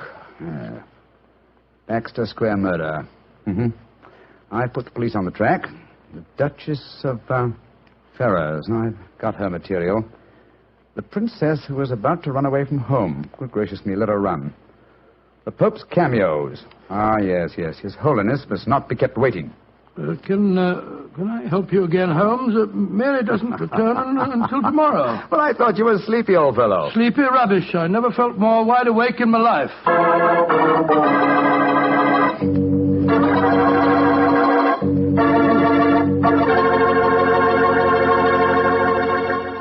That was a swell story, Doctor. I'm glad you enjoyed it. And it was really funny when you mistook that old lady for Holmes and she slapped your face. It wasn't very funny at all. Sure it was. Come on, admit it, Doctor. Well, she did look like Holmes in disguise, you know, and you would have made the same mistake that I did. Okay. Her nose was ridiculously red, and she did look like a man. Look, Doctor, forget I ever said anything. Huh? I won't say another word. I'll keep my mouth closed forever. Oh, come on, I wouldn't do that. Mr. Bartell? Mr. Bartell? Won't you even open your mouth to finish your wine? Your Petri wine? Okay, you win. You know I'll open my mouth for Petri wine anytime. That Petri wine is always good wine. And for good reason, too. The Petri family has always owned and operated the Petri business. They've been making fine wines for 3 generations, since way back in the 1800s. That adds up to a lot of experience. Experience handed on down from father to son, from father to son. The Petri family really knows how to turn luscious California grapes into fragrant, delicious wine. And that's why, no matter what kind of wine you want, I'm sure you'll like it better if it's a Petri wine. Because Petri took time to bring you good wine. And now, Dr. Watson, what story are you going to tell us next week? Well, now, next week, Mr. Bartell, I'm going to tell you a most unusual adventure that Holmes and I had in the heart of the English countryside. It concerns a corpse, a missing revolver, and a beautiful girl who was frightened of her own shadow.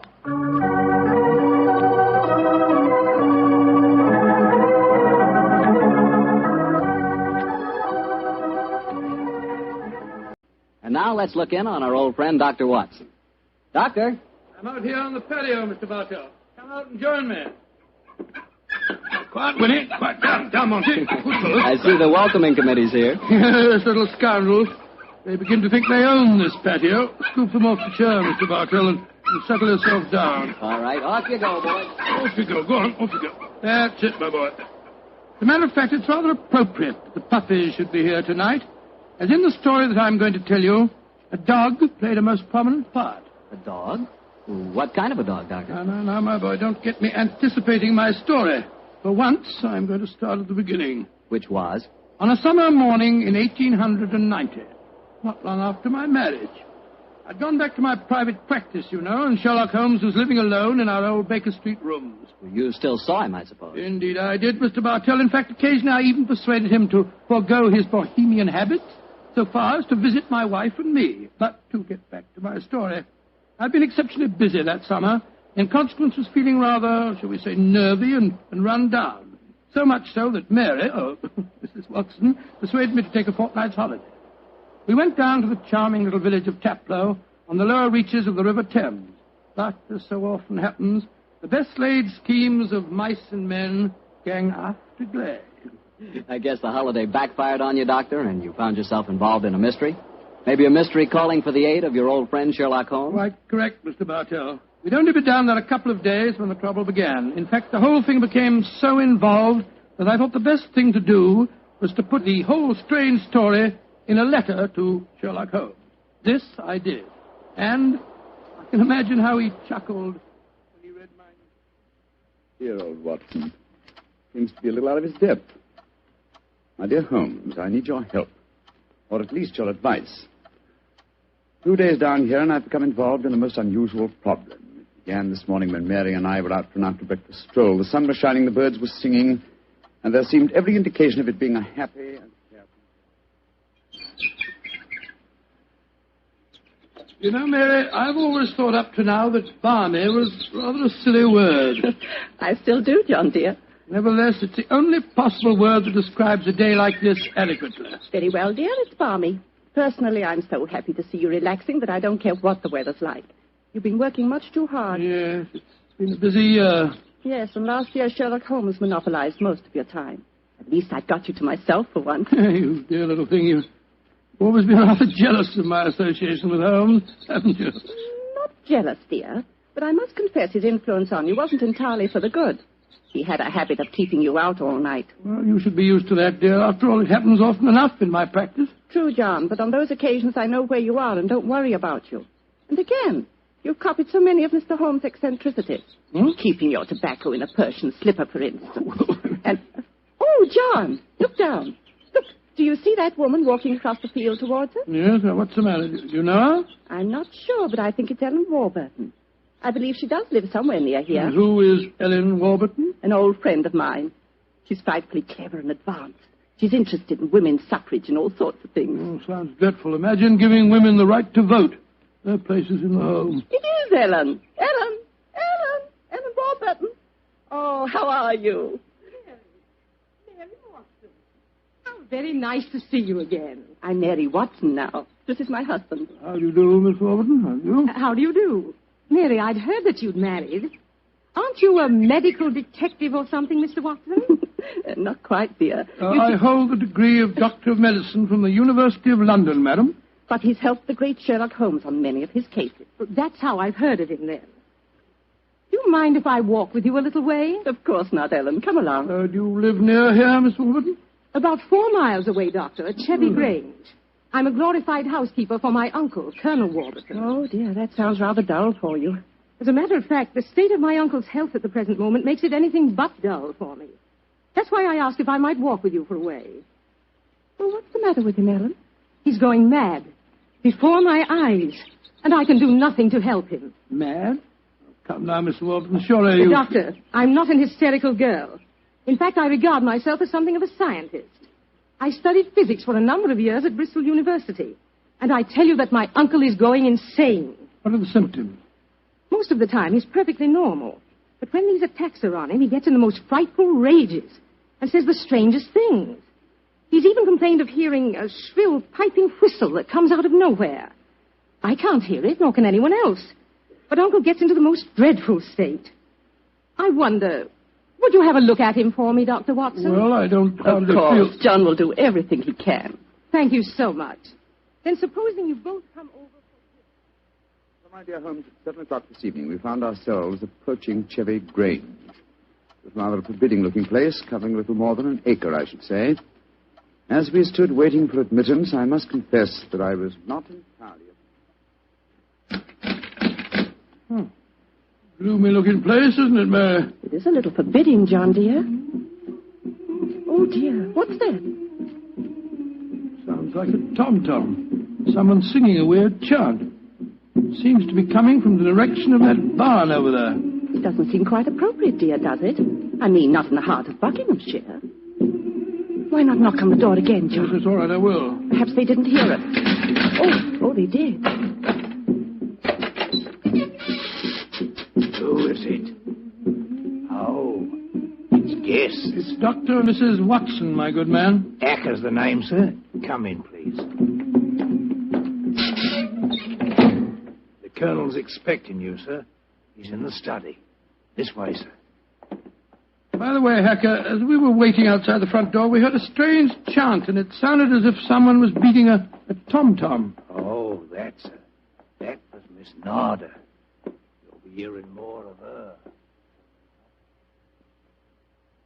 Promising beginning. Let's see what happened next. This very unpleasant fellow Hacker showed us into the study where we met Colonel Warburton. First, it was hard to believe that he was a sick man. He looked well enough, and his conversation was sprightly. Spent most of his army life in Africa as military governor in a Zulu district. And the African spears and other trophies that lined his study walls bore mute evidence to his past life. He encouraged me to tell him some of my own army experiences. Oh, dear, poor fellow. It was really rather sad. There I was, Colonel Warburton, on the howdah of this wretched elephant. The river was a raging torrent, and I couldn't get the confounded animal to budge. Well, I'm a pretty strong swimmer, you know. Won several cups of swimming, as a matter of fact. Of course, I was a much younger man then. John, dear. Yes, ma'am? You interrupted Colonel Warburton's story, Oh, dear. sorry. I thought this little incident would be interesting. Do go on, Colonel. Yes, Your story was so right, interesting. right. You were telling us that you were intercepted by an African drum code message. Oh, yes. Well, I don't want to sound conceited, but I doubt if there was another Englishman in the world who could have told you what those particular drum beats meant. Oh, I don't doubt that, Colonel Warburton. Well, I'd spent a good number of years studying the native customs. I spotted the code right away. It meant that an uprising was planned to start throughout the whole province at noon the next day. Of course, there it is again. The devilish whistle. Can you hear it, Dr. Watson? Mrs. Watson? I can hear nothing, sir. Nor can I. Of course not. No one can hear it but me. Now, Colonel Warburton, don't get so excited, it's sir. It's black magic, that's what it is. Oh, really, sir, black magic? You must realize that the powers of jungle witchcraft are completely unknown in this country, Dr. Watson. But I know of them, and I can think of many people who might wish to employ them against me. Come in. Oh, it's you, Nada. Great Scott, she's very beautiful. Nada, I want you to meet some friends of Ellen's, Dr. and Mrs. Watson. I am very pleased to meet both of you. How do you do? How do you do, Miss Nada? Nada's father was a Chaga jeweler, one of the greatest Zulu chieftains I ever had the privilege of knowing. He did me the rare honor to swear blood brotherhood. So when the missionary sent Nada to England to complete her education, I insisted that she spend her first few months here under my wing. Listen. What is it, Colonel? That whistle again. For heaven's sake, say that you heard it this time. Please say that you did. I didn't hear a thing, sir. Well, I did, and I know where that sound came from. Now, put down that spear at once, will you, Colonel Warburton? The devils are trying to kill me. I'll kill them first. No, don't throw it, sir. Don't throw it. Someone's opening the door. Uncle! It's Ellen. Great Scott. The spear missed her by an inch. Uncle, what is it? Whistle. I heard it again, Ellen. And I'm going to find where it came from. Poor Uncle. Of course, you heard no sound. Nothing, Ellen. What can we do to help him, Dr. Watson? Well, it's hard to say, Miss Warburton. I'm not sure that medical help's what she needs. He seems perfectly sane and lucid except for these strange outbursts. But we must do something. I propose to, madam. As soon as I get back to the inn, I think I'll write to my old friend Sherlock Holmes and ask his advice. There's a problem. I can't feel that the man should be committed to an asylum, and yet obviously when these attacks are on him, he's as mad as a hatter. Well, fascinating problem, and one that calls for speedy action. I think a telegram to my friend Watson might help to clarify some aspects of the case. Yes. Let's see. Dr. John H. Watson, Red Lion Inn, Taplow, Bucks. I suggest that you ascertain one important fact. Does the Warburton household have a dog? Telegraph reply, Holmes. Oh, my soul, Mary. That's a cryptic answer to my letter. Yes, dear, it is. I'm afraid Ellen will be disappointed. He's coming over to join us for lunch to see if you have any news. What on earth can dogs have to do with the case? I can't possibly... Here's Helen now. Good morning, Ellen. Hello, Mary. Good morning, Doctor. Good morning. I suppose it's too early to have received any reply from Mr. Holmes. Well, as a matter of fact, I just got this telegram from him. You can read it if you like. I can't see it makes much sense, that's all. But that's extraordinary. I did have a little dog. He was killed a week ago. But it didn't occur to me to tell you about it yesterday. Well, that's amazing. How could Mr. Holmes have known about it? It's very little that Holmes doesn't know, my dear. How was your dog killed, Miss Warburton? I found him in the grounds with his head smashed in by a stone. Oh, how dreadful. Who do you think did it? It might have been a poacher. And then again, it might have been... Your uncle? It's possible. When he's in those rages, I don't think he knows what he's doing. That's very important. I think I shall go and send Holmes a telegram at once. Don't wait lunch for me.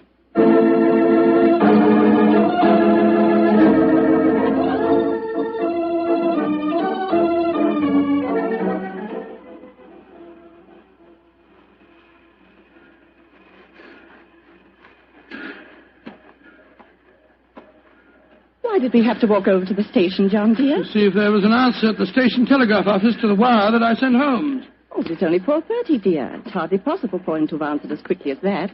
In any case, they delivered the telegram to the hotel, you know. Well, it was a nice walk, my dear. Hello, there's a train in the station now. I wonder where it's from. Why don't you ask that porter, dear? It's not a bad idea. Porter, what train is this? Oh, it's the London train, sir. Right on time. Next stop, ready? Not many people getting off here, are there? Great Scott!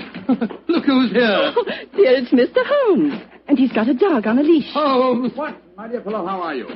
Mrs. Watson, how nice to see you again.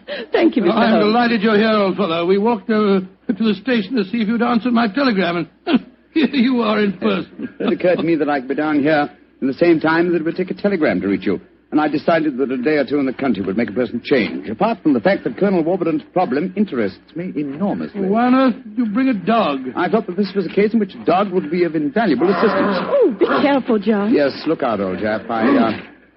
I think it would be safer not to pat him. I picked him up on the Mile End Road for a couple of florins, and I fear he's a dog that should have remained in London.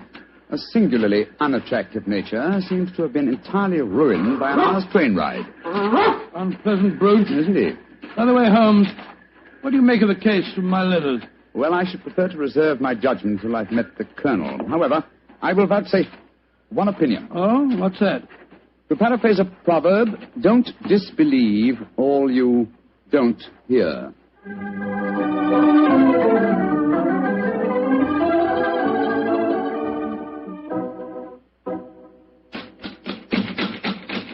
I can't think why someone doesn't answer. They can't all be out. Well, while we're waiting, I think I'll tie the dog up to this tree here. I don't want my arrival to cause too much commotion. Quiet! Quiet! Don't you think perhaps we could try the door, John? Yes, certainly. Good idea. Hello. It's unlocked. Let's go in, old fellow. Let's go in. Colonel Warburton? Colonel Warburton? Ellen? Ellen? What was the name of that butler fella? Hacker. Yes, of course, that's it, Hacker. Hacker! Hacker! We appear to be in an empty house. The dog! Oh, fool that I am. I shouldn't have left him here. Come on.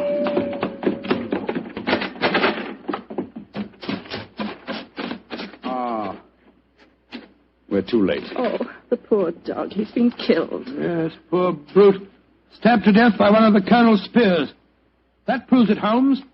The man is mad. I think not, Watson. I think it proves that Colonel Warburton is a great deal more sane than some of the members of his household.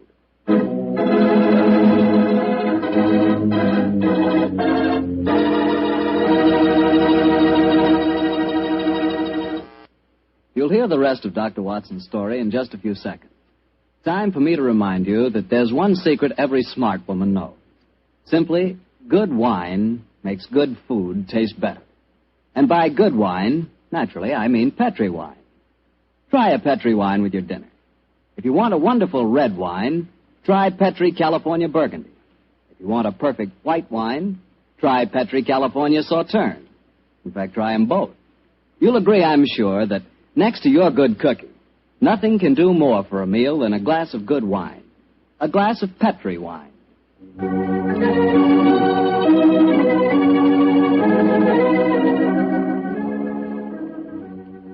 And now back to tonight's new Sherlock Holmes adventure, the story of Colonel Warburton's madness.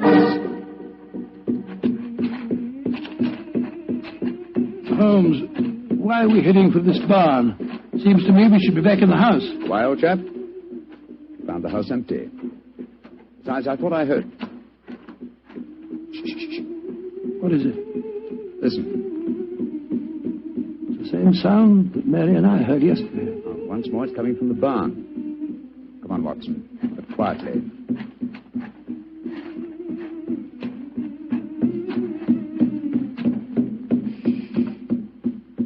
We can see through this window here. It's that Zulu girl, Nada. She's beating a drum and chanting. Who's the man with her? It's Colonel Warburton. No, it isn't. It's that servant fellow, Hacker. What in thunder's he doing here? Apparently assisting Miss Nada in some of her African mysticism. It's black magic they're dabbling with, just as the Colonel said. Let's go in and catch them red-handed. No. Stay quiet. We'll talk to them soon enough. At the moment, I feel it's much more urgent that we find Colonel Warburton. Come on.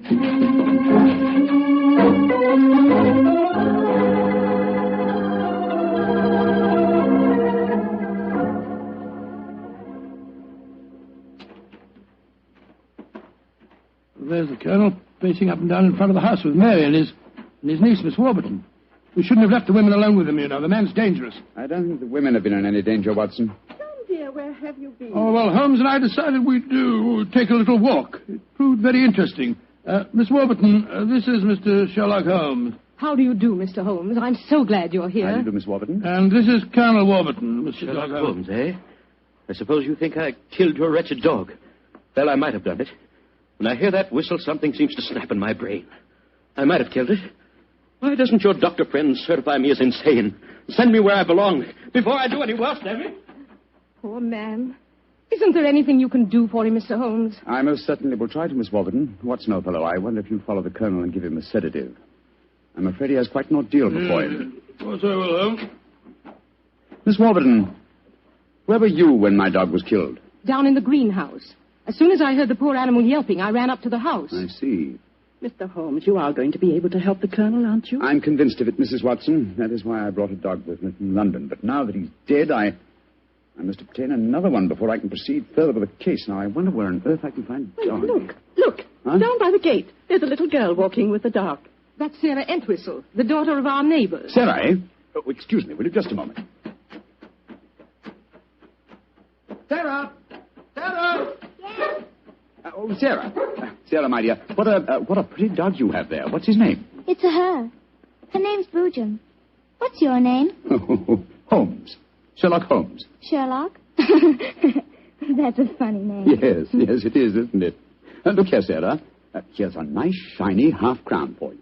Why are you giving me money? Well, because I love dogs, and I want to borrow, what did you call him? Pigeon. Pigeon, oh, yes. I want to borrow Pigeon for half an hour. Why? Well, I want to play with her, Sarah. You can play with her here. She's awfully friendly. Well, you see, I really want to take her for a nice walk. Why? She's just had one. Now, look here, Sarah. It's a beautifully shiny half-crown. Mommy's told me I mustn't take money from strangers. But I'm not a stranger. I'm a friend of Colonel Warburton.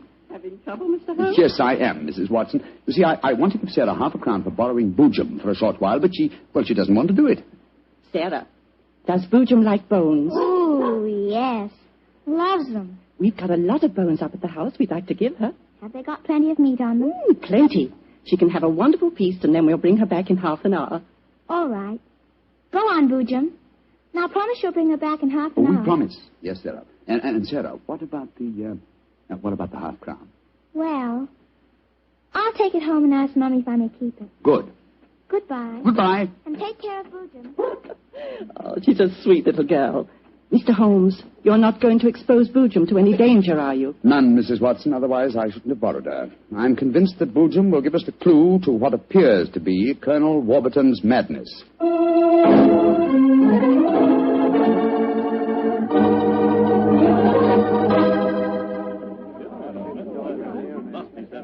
Now, let me see. We're all here. Miss Warburton, the Colonel, Miss Nada, Hacker, and the dog Boojum. Yes. Now, ladies and gentlemen, I propose to conduct an experiment. Before I conduct it, I should like to point out the chronology of the events in this case. First, Miss Nada arrived here. Mr. Holmes, you're not suggesting Please let me finish, Miss Nada. First, Miss Nada arrived here. Second, the Colonel first heard the mysterious whistle. Third, your dog was killed, Miss Warburton. Fourth, the whistling set in dead earnest. The Colonel Warburton and Miss Warburton. Doesn't that pattern suggest anything to you? No, I can't say that it does, Mr. Holmes. I don't see what you're driving at. Nor do I, Holmes. We should be more explicit. Very well, then I will. I shall now conduct my experiment. I want you all to watch Colonel Warburton and the dog Boojum. Excuse me while I turn my back.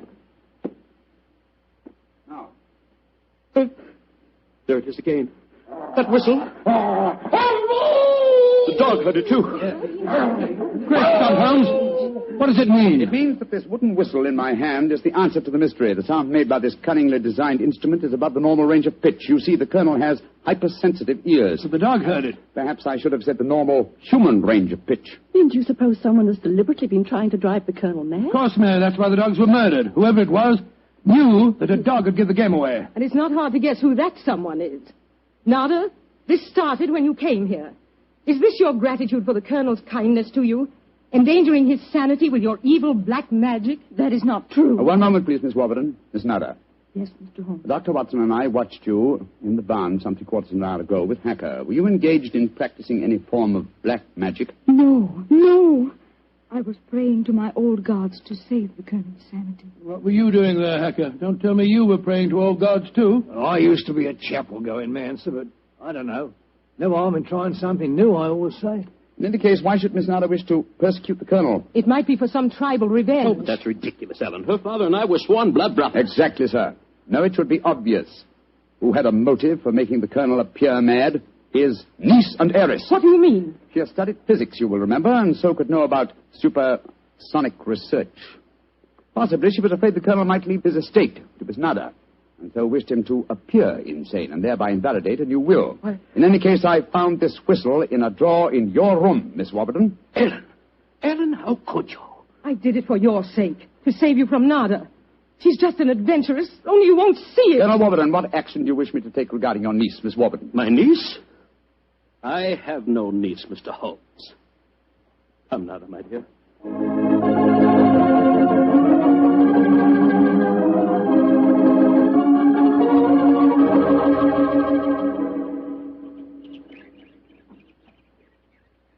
Oh, what an amazing case, Holmes.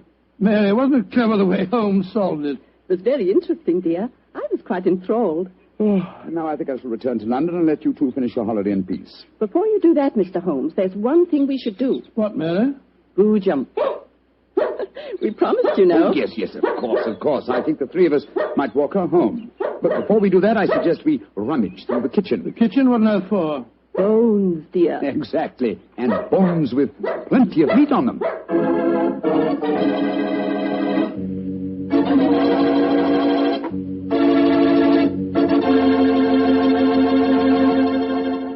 Say, Doctor, that was a swell story. And look, you mean there really is a whistle that only dogs can hear? I thought you'd ask me that question, so I've got one of those whistles to show you. There. Well, there's nothing unusual about it. Blow it, Doctor. Well, listen, Mr. Bartell, if I want you to come quickly, I don't just have to whistle. All I have to say is, would anybody like a glass of Petri wine? And hey, presto, there you are. Well, can you blame me? And now for our weekly visit with the good Dr. Watson. Let's see if he's expecting us. Come in. Ah, good evening, Doctor. Good evening, Mr. Campbell. It's about time you got here. Draw up a chair and make yourself comfortable. Oh, thanks. Well, you have the old black dispatch box out again, I see. I suppose you've been going over your notes on tonight's adventure. That's right, my boy. And this may interest you. Mrs. Watson figured prominently in the story. She did? Yes, in fact, if it hadn't been for some remarkably quick thinking on her part, Holmes and I might have... well, there I go again, telling you the end of the story before I forget it. Well, how did it begin, Doctor? On a winter evening in 1887. I'd been married some months, and in consequence I hadn't seen much of my old friend Sherlock Holmes. Oh, you're still living at Baker Street, I suppose? Yes, my boy, but we couldn't persuade him to come round and see us. From time to time I'd heard some vague accounts of his doings, of his summons to Odessa, in the case of the Trepoff murder, and of his clearing up the singular tragedy of the Atkinson brothers. But to get back to tonight's story, my wife and I had just finished an excellent dinner. I remember had settled ourselves down for an evening of pleasant domesticity. She was stitching away on a piece of extra petit point, and I was at my desk balancing figures in the family account book. After a few moments, my wife looked up to me and said, John, dear, don't look so troubled. Oh, was I looking troubled? Well, you've been scowling at that account book for 10 minutes now. What's the matter, dear? Don't the figures add up correctly? Oh, yes, they add up correctly. In fact, they tell a very pretty story. After buying my practice and setting up all my outstanding accounts, I find that we have nearly £150 left of the dowry that Mr. Sholto settled upon you. 160, isn't it, dear? I was doing the same sum this morning. Oh, well, but still 160. In any case, Mary, dear, the point I was going to make is that we don't need the money just now. My practice is picking up splendidly, and I was thinking that we might invest it in something really sound, of course. Who's been talking to you, John? Dr. Wilson again. Well, as it happens, I did bump into him at the hospital today. He can put us onto something very good in Peruvian silver. What do you think of the idea? Well, John, the fact is, I'd almost decided to make a business investment with it myself. I thought I'd surprise you. Well, now let me tell you about it, John. Oh. Yesterday, when you were out on your rounds, a most charming man called here, a Mr. Ted Barber. He introduced himself as a friend of Mrs. Cecil Forrester's. He said he was certain we'd be interested in his new company. And he talked so convincingly that, well, I'm afraid I almost promised him I'd buy some stock in the company. Did you really? What sort of company is it? Well, I didn't quite understand that part of it. But it sounded wonderful. He left a prospectus. It's in the right-hand drawer of the desk.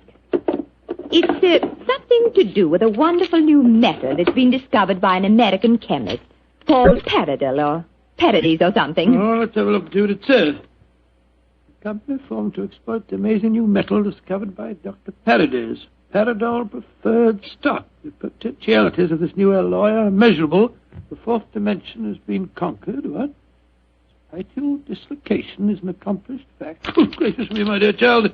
This prospectus is absolute poppycock. Now, John, you mustn't be stubborn. I think at least we should investigate. The man said that if we went to the laboratories, Dr. Paradise would give us a demonstration himself. But Mary dear, the fourth dimension. I mean to say, it's obviously fraud. That's what everyone says when a new invention comes out. But this might be an opportunity for us to make a lot of money, John. Mary, I do wish to please me, dear. Well, I can't argue with you very long, Mary. All right. I'll take you to the laboratory in the morning, but I warn you, I'll show this Dr. Paradise up for the charlatan that he is.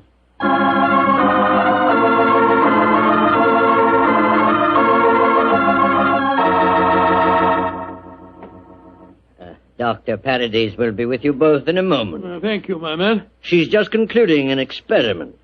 She? Dr. Paradise is a woman, then? Oh, yes, madam, and a very brilliant one, too. Excuse me. Oh, it's a last straw. The whole thing sounded like an obvious fraud, and now we get here and find that a woman doctor's at the back of it all. Just because she's a woman, it doesn't mean to say that... How do you do? I'm Dr. Paradise. Oh, how do you do, madam? I'm Dr. Watson, and this is my wife, Mrs. Watson. Oh, yes. Come into the laboratory, won't you? Oh, thank you so much, Dr. Paradise. Oh, I'm afraid we're just wasting your time. We're not really interested in this at all, you know. John, don't mutter. Mr. Barber told me that he had called on you, Mrs. Watson, and that you were very interested in my invention. Oh, yes, I am. That's why I persuaded my husband to come down with me and see a demonstration. I'll be most happy to show you everything I can. Here's a practical example of the application of my work. This chamber you see in front of you is made completely of my new alloy. Oh, what's the thing do? It's just a great metal box with a lot of dials and switches and things. Why is it so big? Do people get inside it? They can. What? Though if they do, they're liable to find themselves transported many miles from here. Come inside, won't you? Oh, what a lot of nonsense. Now, John. I give you a demonstration. I want you both to see that there is no exit from inside this chamber. No trapdoors or anything. The only exit is the door we just came through. Yes, it's just like an airtight metal room. Stuffy in here, isn't it? Now let's go outside again. I'll show you how the machine operates. Albert! Yes, Dr. Paradise. I'm going to demonstrate the Paradol chamber to Dr. and Mrs. Watson. Oh, very well. The usual time? Yes, please, Albert. Now, my assistant goes inside the chamber. I close this metal door on him, so... What are you going to do with him? Within a matter of seconds, he will be 7 miles from here. Really, madam, you Please, can't Dr. expect Watson, us to believe... You're a scientific man. At least give me the opportunity of demonstrating my work. I'm sorry. Now, I adjust these dials, turn on the electrical generator, and...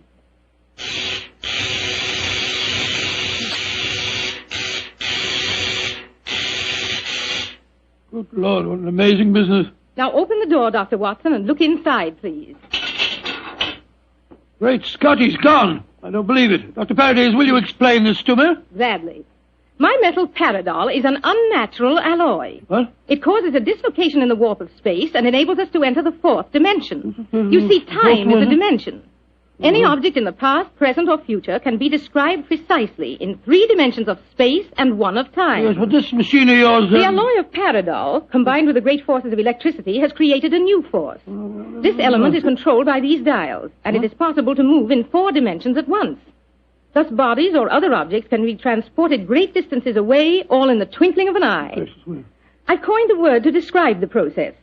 Teleportation, I call it. Teleportation? Well, I'm completely confused. All my scientific training tells me this is impossible, and yet... I wonder if you'd give us another demonstration. Certainly. Perhaps you yourself would like to be teleported somewhere. Certainly not. Gracious me, no. No, I think John would be very unhappy in the 4th dimension. He wouldn't belong. Yes, you said that any objects could be moved. How about that brown paper parcel on the table over there? Certainly. It only contains some company circulars. I suggest you write your initials on it so that you can identify it later. Oh, very well. J.H.W. There you are. Where do you want it dispatched to? Send it to my house. I'll give you the address. That won't be necessary. Mary, this is an amazing business. Isn't it, John? Exciting, too. Now I adjust the dials once more, and...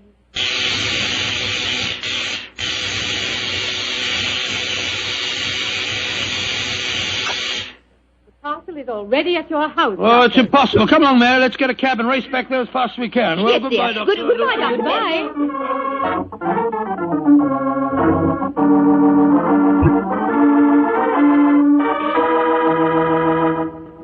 Now, dear, John, you must admit you're just as excited as I am. Well, I confess that I'm enormously intrigued. Let me just get my latch front door key up. Here we are. Dr. Paradis is a devilishly clever woman. Even so, my intelligence tells me it's impossible for the package to have reached here before us. Ah, here we are. Ah, there you are, Master. Mum, Just in time for lunch. Tell me, Annie, did a package arrive for us? Oh, yes, it did, Mum. I put it on our table. Great Scott. How was it delivered, Annie? Well, now, that's the funny thing about it, sir. I don't know.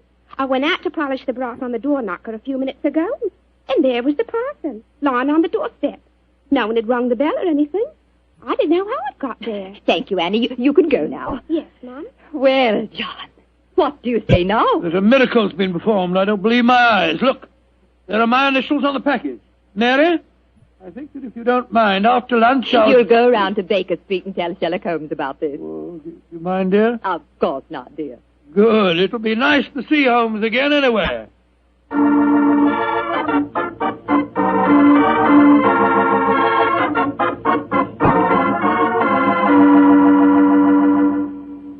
Dr. Watson, how nice to see you again. Hello, Mrs. Hudson. How are you, my dear? Oh, I'm just fine. Oh, you're looking grand, sir. Marriage agrees with you, if you don't mind my saying so. Oh, thank you, Mrs. Hudson. Is Mr. Holmes in? Aye, sir. And I'm very glad you're seeing him. He's no been acting like himself lately. Oh, really? Locking his door, and only unlocking it for me when I give him a password.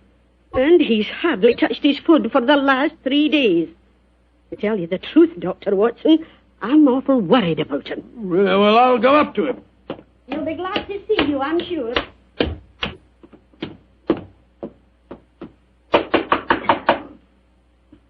Yes? Who is it? It's me, Watson. Watson? Oh, possibly. I'm not taking any chances. Holmes, this is ridiculous. Surely you know my voice after all these years? John H. Watson. Tell me what your middle initials stand for, and I'll let you in. It stands for Hamish. Watson, my dear fellow. How are you? I'm fine and delighted to see you again, Holmes. Incidentally, why all this rigmarole about locked doors and passwords? Well, Professor Moriarty has decided that it's high time to settle his score with me. There have been several attempts on my life lately. Twice I've been attacked in the streets, and only yesterday a shot was fired at me through the window you see broken there. Lord Holmes, you must be careful. I am being very careful. That's why I indulged in what you refer to as all this rigmarole. But, well, enough of my problems. What's on your mind? There's a sparkle in your eye and an air of excitement that tells me that you've some news to impart. Well, I must say there is something. Of course there is, my dear fellow. Come on, tell me about it. You ever hear of a new metal called Paradol and its inventor, Dr. Paradis? Oh, yes, indeed I have. I received a prospectus concerning it the other day. Well, what do you think of the idea? Oh, obviously it's rubbish designed to fool a gullible public into buying shares. Don't tell me that you were taking advice. Oh, no, of course not, Holmes. Naturally, as a scientific man, I knew it was rubbish. My wife, however, had become a little involved in the concern, and so today, to prove to her that the whole thing was a fraud, we went down to the laboratory and met this Dr. Paradis. Oh, did you indeed? In the first place, let me tell you, this Dr. Paradis is a woman. Oh, a woman? As you can imagine, I didn't have any difficulty in discrediting her theories. In fact, I'm afraid I made her seem rather stupid. However, we did stay there long enough for her to give us a demonstration.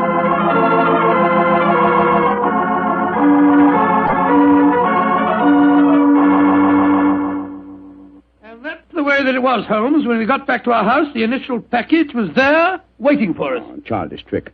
Obviously, the Paradol chamber contains an ingeniously hidden trap door, through which the assistant disappeared and later the package. A fast cab then took it to your home before you could get there. Oh, yes, oh, really? Well, yes, of course, that's exactly how I explained the thing to Mary. Was she impressed with the feat? Yes, she was. But you know how women are. I tried to tell her the whole thing was a fraud. She's very obstinate. I was hoping perhaps that you will help me expose the concern. Oh, hardly seem necessary, old fellow. Such an obvious fraud. However, For your sake, I'll be glad to do anything I can. Well, I thought we might go down to the laboratory late tonight when nobody's there and take a look at that Paradol chamber a little more closely. Yes, that's a good idea. After being cooped up here for 3 days, it'll be a pleasure to get some night air and indulge in a little simple burglarizing. Well, shall I call for you here? No, wait a minute, dear fellow. It's much too dangerous. I'll be in a hansom cab outside your house about 11:30 tonight. How's that? Splendid. Quite like old times, isn't it, Holmes? Yes, 'tis, old chap, though I think that this time, for Mrs. Watson's sake, I must try and keep you out of trouble.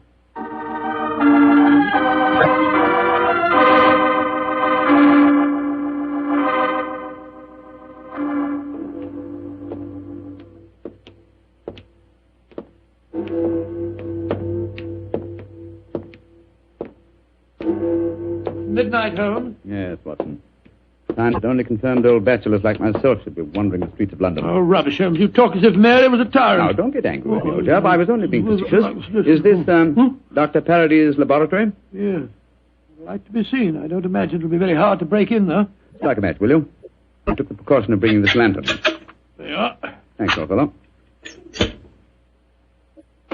Is the door locked? Yes, but I think a skeleton key will do the trick. Hold this lantern for a second, will you? Yeah. Oh, this is child's play so far. Come on. Yeah. There's the Paradol chamber over there. Uh-huh. Give me the lantern again, old chap, will you? Thanks. Mm-hmm. Quite an elaborate construction. The door's been left open. Let's go in and take a look at the inside of it. Not both of us, Watson. If this is the only entrance, and the two of us walked in, it'd be too easy to slam the door shut on us. I suppose so. You go in and I'll keep watch out here. All right. Oh, I trust that in a few minutes I won't find myself lying on your doorstep. Holmes, there are times when your sense of humor is a little strained.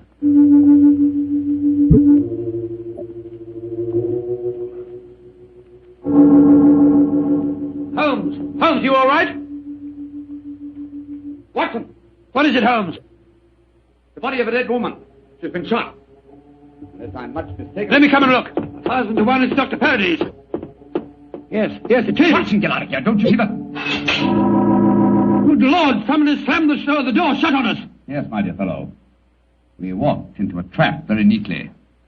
I'm afraid that we're imprisoned in what appears to be an airtight metal chamber, and the only person who can help us to get out of it again is a corpse.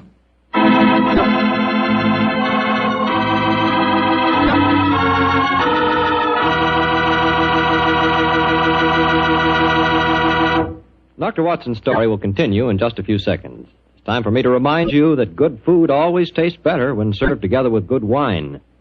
Did you know that Petri makes 2 wonderful mealtime wines? Wines especially made to go with food? Well, they do. Petri California Burgundy and Petri California Sauterne. You want a rich, hearty red wine, a wine that's great with any meat or meat dish, you just try Petri Burgundy. And if you want a wine that's perfect with chicken or fish, try a delicate golden-colored Petri Sauterne. Petri Burgundy if you want a red wine, Petri Sauterne if you want white. But always a Petri wine if you want a good wine.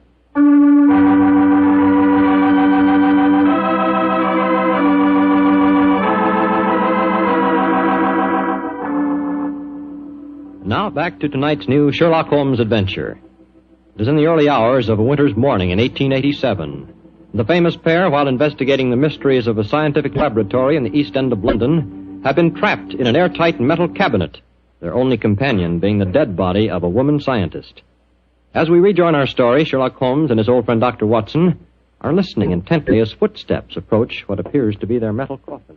There's someone outside. They're sliding back the mental panel. Good evening, gentlemen. That voice, it's Dr. Parady's assistant.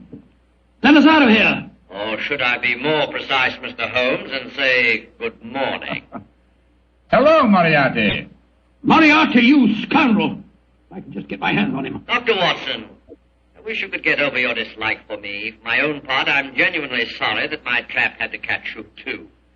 I've often felt unhappy that you're not on my side. Such slavish admiration of you given your friend Sherlock Holmes must be highly gratifying. There's never mind about all that. What do you think you're up to? It's obvious, my dear Watson. The whole scheme was a plan to lure me out of my safe hiding by presenting an intriguing problem, and one that victimized the wife of my old friend. You knew it would get back to my ears, didn't you, Moriarty? Yes, exactly. But why did you murder this Parady's woman? That's equally obvious, my dear Watson. It served her purpose in presenting a most convincing scientific front.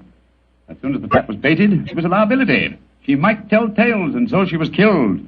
Like so many other of your accomplices, my dear Professor. Ah, precisely. Now, my dear fellows, I'm afraid that I must close this panel and say goodbye. Quite sorry to have to kill you, but you're becoming dreadfully in my way. And how do you plan to kill us, Moriarty? By doing nothing more than closing this panel. Oh, I could be frightfully dramatic and release deadly gases into the chamber, or poisonous snakes, or something equally colorful.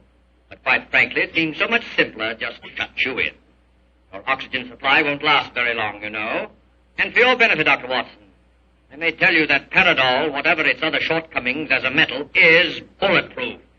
Goodbye, you meddling fool! Oh. There seems nothing for us to do but look around and ascertain our chances of escape. Holmes, I don't like this. We're in a very nasty situation. My dear Watson, sometimes you're a master of understatement. Aha, just as I thought. What have you found, Holmes? Sliding panel, just behind the dead woman. It leads us to a passageway. A passageway that has been bricked up only within the last few hours. But long enough, I'm afraid, to make it impossible. No, there's no escape here. Hold the lantern a little higher, will you, Walter? Yeah. That's it. Well, what are we going to do now? I was just estimating the cubic capacity of this chamber. The air supply should last comfortably for at least another 8 hours. I recommend a brief sleep to refresh us and also to conserve our oxygen supply. Sleep? Who could sleep at a time like this? I can and you can, old chap, if you discipline yourself. Well, I'll try, Holmes, but I know perfectly well I shan't close my eyes.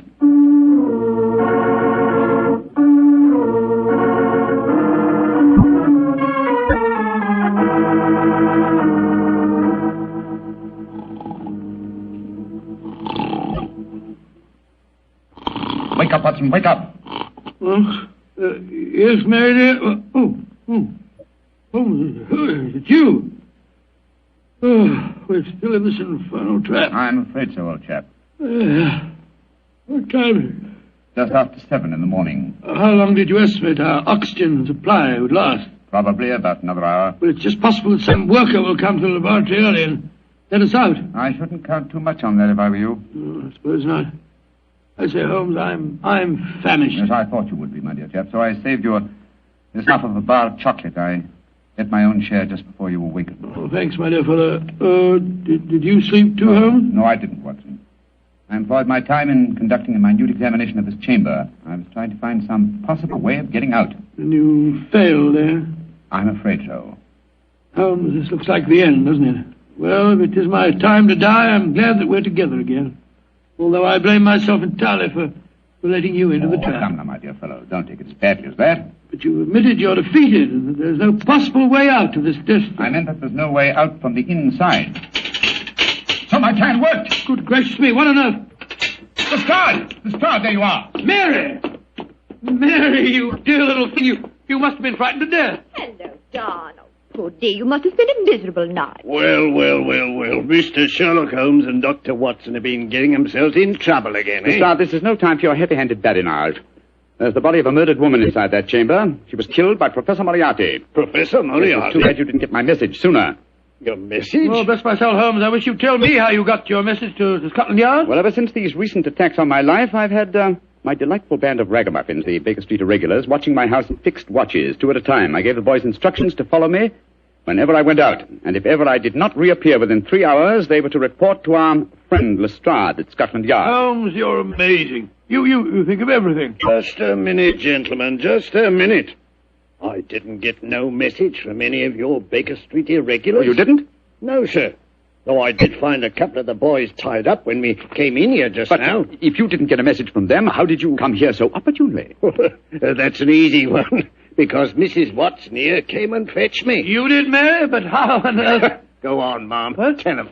Well, it's really very simple. When John came back from seeing you yesterday, Mr. Holmes, he was over elaborately casual in his references to the Paradol chamber. So, of course, I knew at once the two of you were going to investigate the matter.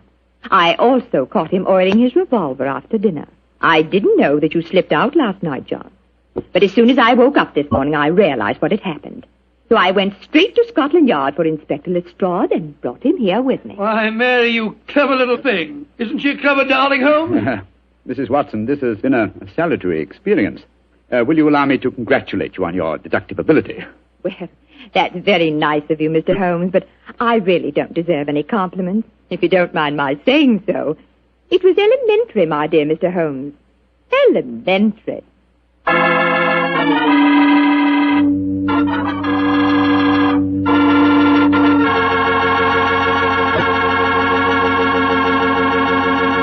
Let's knock on his library door and see if... There's no point in doing that, Mr. Slattery. I'm right behind you. Oh, hello, Dr. Watson. Don't tell me you've been stalking me. No, my boy. I was on the patio and I heard your footsteps, so I thought that I'd come in and fetch you. Let's go back and sit out there, shall we?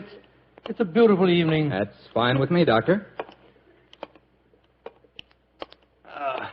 Here we are. Now, settle yourself down in a chair and light a cigarette, if you have one. I'll get on with my story. Well, last week you told us it concerned an adventure that you and Sherlock Holmes had in Flanders during the First World War. That's right, Mr. Slattery, did. I thought that you and the great man had retired at that period. We had, my boy, but it was only natural that as soon as the war broke out, we both offered our services in any capacity that might help our country. Of course. And how did tonight's story begin, Doctor? It was in the winter of that first year. Things weren't going very well for the Allies. The Germans were advancing on Paris, and the picture was looking very black. It was just 24 hours before the famous Battle of the Marne began, the battle that changed the early course of the war, when Holmes told me that we had to go up to the front lines on a secret mission. We'd been in Paris for several weeks, where Holmes had just solved the case of the missing aide-de-camp. I was anxious to get back to England and my work in the war hospitals, but of course this new summons was in the nature of a command. And so, late on a rainy September afternoon, Holmes and I, with the boom of gunfire in our ears, found ourselves in the front seat of a staff car, sloshing and jolting its way towards the battlefield. Am I driving too fast for you, gentlemen? No, Sergeant, not at all. No, you're doing a splendid job. Oh, my man, look out considering the state of the road. Thank you, sir. Hello? The gunfire's getting nearer, Holmes. Yes, old fellow. I imagine we haven't much further to go, have we, Sergeant? No, sir, we're nearly there. Did you notice the two civilians in the back seat, Holmes? Yes. Handsome woman and a distinguished-looking man, several years her senior. I wonder who they are. I'll tell you. He's a Shakespearean actor of some note, though he never achieved the fame to which he thinks he's entitled. I shouldn't be at all surprised if he feels that he's been slighted in not receiving a knighthood. But, Holmes, that's amazing. How can you possibly deduce all that from just looking at the man as we got into the car? Elementary, my dear fellow. I didn't deduce it. We saw him twice last year in the London Theatre, if you remember. His name is Maitland Morris. As for his biography, he's a friend of my brother, Mycroft's. He told me about him. Well, what do you suppose he's doing up here near the front line? His brother is General Sir Stanley Morris, who was in command of this particular front, and it would seem reasonable to presume that his brother has come up here to give a performance for the front-line troops. I suppose this hut is as far as we can drive, Sergeant. I'm afraid so, sir. We're 4 miles from the front line now. You'll have to clear your papers here. See that ruined farmhouse there, sir? Yes, Sergeant. Is that the General's headquarters? Yes, sir. Come on, Watson. Good Lord, it's pelting with rain. Yeah, let's make a dash for it.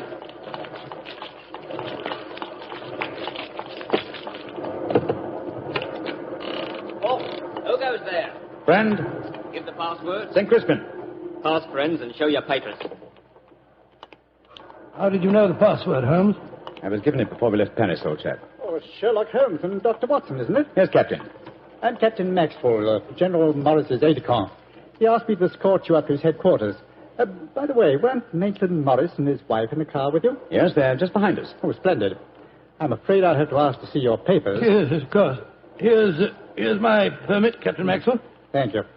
I know you both, of course, but we can't afford to take any chances when they're this close to the enemy lines. Let's see. Oh, yes, that's fine, Doctor. Everything's in order. Yours, please, Mr. Holmes. Here you are. Thanks. Oh, who goes there? Friend. There's the rescue party now. Oh, good. This is quite in order, Mr. Holmes. Show your papers. Oh, there you are, Captain Maxwell. Oh, hello, sir. Hello, Mrs. Morris. How are you, Captain Maxwell? Well, you both met Mr. Sherlock Holmes and Dr. Watson, I suppose? Well, no, we haven't, even though we drove up in the same car. Natural reserve of us Britishers, I suppose. How are you, Mr. Holmes? How do you do, sir? I know your brother Mycroft very well. How are you, Doctor? I'm glad to meet you, Mr. Morris. I saw you a couple of times in the theatre last year and enjoyed your performances very much. Well, thank you, sir. Then you must know my wife, my leading lady. How do you do, gentlemen? How do you do, Mr. Morris? Can I see your papers, Mr. Morris? Just a matter of form. You understand. Yes, of course. Mrs. Morris, I presume you and your husband are going to give a performance tonight for the men going up the front line. Yes, Doctor. We're very flattered. They've asked us to do some Shakespearean things. Oh, yes. Although I should have thought something a little lighter would have been more appropriate. The General, he's Maitland's brother, you know, seemed to think differently. Well, my dear, show Captain Maxwell your papers. Then we can all go along and see my brother Stanley. Very well, Maitland. Mr. Morris, I shall look forward to hearing your reading of Shakespeare's St. Crispin's speech from Henry V tonight. Well, bless my soul, Holmes. How did you know I was planning to do it? Well, the setting is so perfect and the time so appropriate, I can't conceive an English actor who could resist the temptation. Oh. I noticed that your brother appreciated the fact in naming today's password. Yes, it's amazingly appropriate. You know, it's almost 500 years ago to the day that the Battle of Agincourt took place. Well, let's hope that the results of the forthcoming battle will be equally successful for England. Yes, indeed. Oh, by the way, Holmes, this will probably seem rather silly to you, but I'm an inveterate autograph collector, and I have my book here with me. I wonder if you'd mind signing. I'd be very glad to, Mr. Morris. Give me a pen, will you, Watson? Here we are, Holmes. You'll find yourself among quite distinguished company in that book, sir. So I see. Adelina Patty, Crown Prince of Norway. Oh, no. Field Marshal von Tauchnitz. Oh, yes. He was one of my admirers when I played in Munich before the war. I suppose now that our countries are fighting, I should tear that page out. You know, I cannot help but feel that art and the appreciation of art are independent of national hatred. Quite so, sir. I myself still have a medal presented to me by the University of Leipzig for some trifling services. There you are, Mr. Morris. Oh, thank you very much, Mr. Holmes. A notable addition to my collection. I shall be very glad to sign your book for you, Mr. Morris, if you'd like me to. That's very kind of you, Doctor.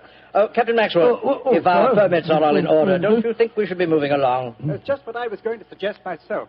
I'll take you all straight over to General Morris's headquarters.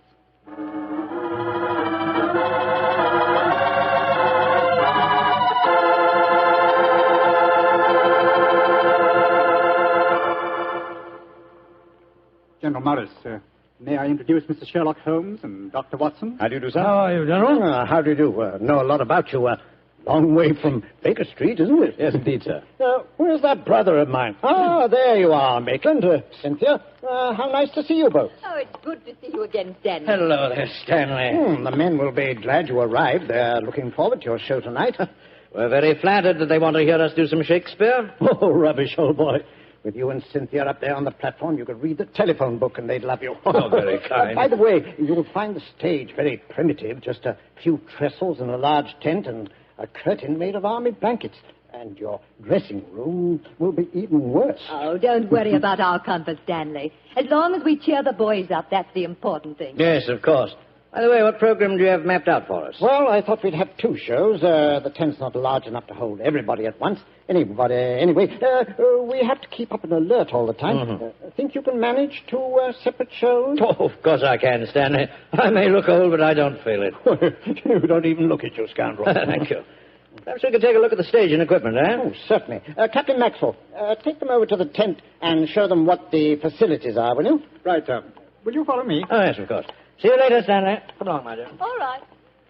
I'm glad you're here, Holmes. I'm sure I can speak quite freely in front of Dr. Watson. Oh, yes, with perfect freedom, sir. He's my colleague, and he's an old army man himself. Really? What regiment, Doctor? 5th Northumberland Fusiliers, sir. Later attached to the Berkshires in Afghanistan and wounded in the Battle of Mainwan. Really? Then I'm sure I can speak freely in front of you. Holmes, you know why you're up here so near the front line, don't you? I have a very shrewd suspicion, sir. Yeah, I thought you had. That's why I asked for you to be sent here. You asked for me to be sent here, General. Yes, I think I understand. Well, I wish I did. You will, Doctor, in due time. In the meanwhile, gentlemen, I'll have an orderly show you to your quarters. Thank you, sir. And, Holmes, take a look around, will you, and keep your ears open. We're comparatively a little distance from the German front lines, and yet there's a very puzzling silence just now. Yes, I noticed that, sir. And half an hour ago, on our way up, there was quite a lot of shelling. Exactly. It's unnatural and rather frightening at a time like this. You see, we're attacking at dawn. The enemy might be trying to infiltrate spies, and the whole success of this battle depends on a surprise attack. I quite understand, sir. Come on, Watson.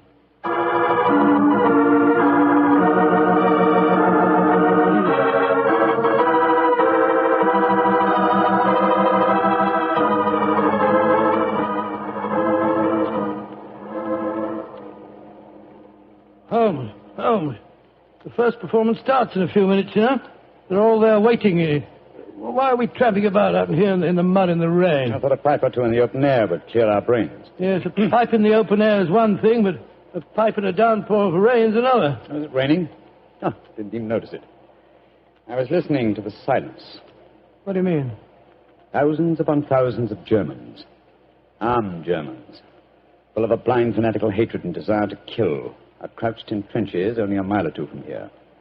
Surrounding us are an equal number of English boys, also armed. And with a will, if not the desire, to fight. Because they know their cause is the cause of freedom and justice. All these thousands poised, ready to pounce on each other and fight to the death. And yet, beyond that patter of rain, there isn't a sound to break the stillness of the September evening. Strange world we live in, old chap. You're being unusually rhetorical, Holmes. Yes, I am, aren't I? Let's be a little more practical, shall we? I wonder what is wrong with the actors tonight. Why do you ask that? Well, a little while ago I noticed Mrs. Morris in a great state of excitement going towards the farmhouse where the General is. Then she went back to her own quarters, and now she seems to be headed in our direction. Is anything wrong, Mrs. Morris? It's Maitland. What's wrong with him, madam? He's disappeared. Disappeared? What's happened? We were in the tent together, making up for our performance, when an orderly came in with a message. Maitland said it was from his brother. Slipped on a raincoat and went out, saying he'd be back in a few moments. I waited and waited, and after a while I got worried, and I went over to see the General myself. He said that he'd sent no message, and that he hadn't seen any sign of Maitland. Good Lord, what could have happened to him? I don't know, Doctor, but I'm frightened. What shall I do, Mr. Holmes? You're a brave woman, Mrs. Morris. Brave? I don't know, Mr. Holmes. Why? Because the show must go on. I shall take your husband's place. But Holmes, something's happened to Maitland Morris. He's in danger. He might True, be... Watson, true. But 1,000 men inside that tent are in mortal danger, too. Tomorrow morning, many of them may be corpses on the fields of Flanders. But tonight, they've been promised a show. Do you think that you can do it, Holmes? Oh, I think I can, with the help of Mrs. Morris. I can't do it, Mr. Holmes. You can, Mrs. Morris, and you will. If only to uphold that great tradition of the theater, that the show must go on.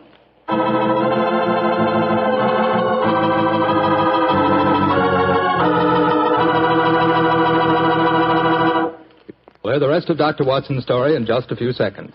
Time I'd like to take to tell you that if you've got a butcher who has meat, and you've got the points to get that meat, don't forget to bring home a bottle of Petri California Burgundy. Tell you why. That Petri Burgundy is a rich red mealtime wine that's wonderful with any meat or meat dish. That's a fact. Petri Burgundy can make a banquet out of a hamburger.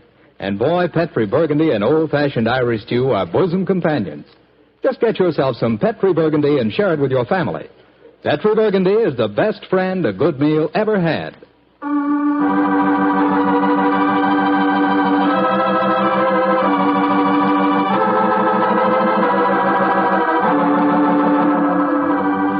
And now, back to tonight's new Sherlock Holmes adventure. It is just before the Battle of the Marne in the First World War, and Sherlock Holmes and Dr. Watson are at headquarters a few miles behind the front-line trenches. A famous Shakespearean actor who was to give a performance for the troops has mysteriously disappeared, and the great detective has taken his place at the last minute. As we rejoin our story, Sherlock Holmes, alone on the improvised stage, is delivering a Shakespearean speech before a spellbound audience. Happy breed of men, this little world, this precious stone set in a silver sea, which serves it in the office of a wall or as a moat defensive to a house against the envy of less happier lands. This blessed plot, this earth, this realm, this England.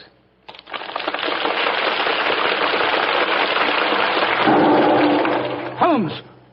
That shot, are you all right? Yes, old chap. Fortunately, I started to leave the stage as the shot was fired. The bullet just missed me. I heard it splinter some wood nearby. But who on earth would want to shoot you? That's what we've got to find out, though I think it more likely that the shot was intended for me. It was not intended for me, but for Maitland Morris, the man for whom I'm substituting. Well, even so, who'd want to shoot him? Oh, don't ask me so many questions, old fellow. Let's see what clues we can find. Now, the shot was fired from outside the tent from behind me. Yes, look there. See the hole in the tent there? By Jove, yes. The footlights would outline your shadow on the back of the tent. Whoever it must have fired at your silhouette. The question is, where did the bullet embed itself? Uh-huh. Look here, Watson. You got a penknife? Yeah, wait a minute. Here, Holmes. This shouldn't be hard to extract. Look at this splintered tent pole. Wait a minute. There we are. Excellent. Huh. Very interesting. Oh, what's so interesting about it? Just a revolver bullet, isn't Oh, no, it? it isn't, Watson. Huh? It's far from just a revolver bullet. This bullet was fired from a German Luger pistol. A German pistol? There must have been a spy here behind our lines. That's a reasonable enough assumption. Yes, we may be sure that no English soldier would carry such a weapon and face inspection. Come on, I want to talk to Mrs. Morris.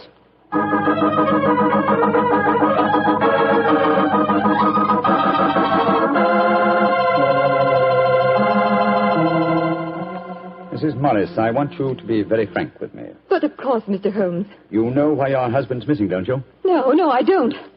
Have you found out anything? Come, madam. Why keep up this pretense any longer? I know that your husband is a spy, or at least a great sympathizer with the German cause. The General's brother a spy? Good Lord. How dare you say that? Because it's true. Foreign Office have been suspicious of his sympathies for some time. His own brother knew it. That's why he asked to have me sent up here to keep an eye on him during his visit. It is true. Why should I keep up the pretense any longer? You see, Maitland was a disciple of Stuart Houston Chamberlain. Oh, who was this Stuart Houston Chamberlain? An Englishman who married one of Richard Wagner's daughters and became a German citizen, and an arch-enemy of England. I tried to dissuade Maitland. I implored him to consider his British heritage, his brother's name and mine. But Maitland was a strange man. His life was one of frustration and envy. Envy of his brother, I suppose? Yes. When Stanley was knighted, it hurt Maitland terribly.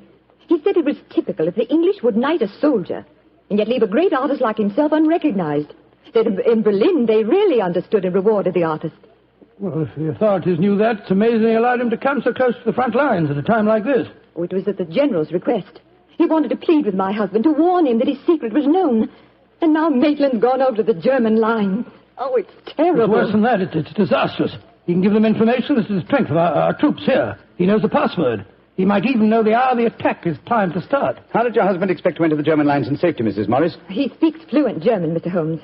I fancy the autograph book he was carrying, containing the signature of Field Marshal von Tobacconist, was in reality his pass through the German lines. You told the General that his brother was gone, of course. I haven't been able to. He moved up to the front line position immediately after the first performance, though I had warned him what I thought Maitland was planning to do. I think he intended to give his performance first, then cross the lines immediately afterwards. But something must have made him change his mind. Perhaps he suspected I'd warned the General. Anyhow, as you know, when I got back to our quarters, he'd gone. Did he leave any note, madam? Yes, he did. Here it is. Thank you. I have gone, my dear. Try and understand and forgive if you can. You wouldn't come with me, and so I'm taking what is left of my heart and my hopes where they belong, among the friends that understand and appreciate me. It is something stronger than love and blood and country that makes me do this. It is something dearer to me than life itself. Dearer to me than life itself. Oh, how could he? How could he? The shame of this will kill poor Stanley. Mr. Holmes, will you break the news to him? I know it's cowardly of me, but I just can't tell him myself. Don't worry, Mrs. Morris. I'll tell him. Dr. Watson and I will ask Captain Maxwell to escort us to the General's frontline headquarters. In the meantime, try and keep calm. We'll tell him.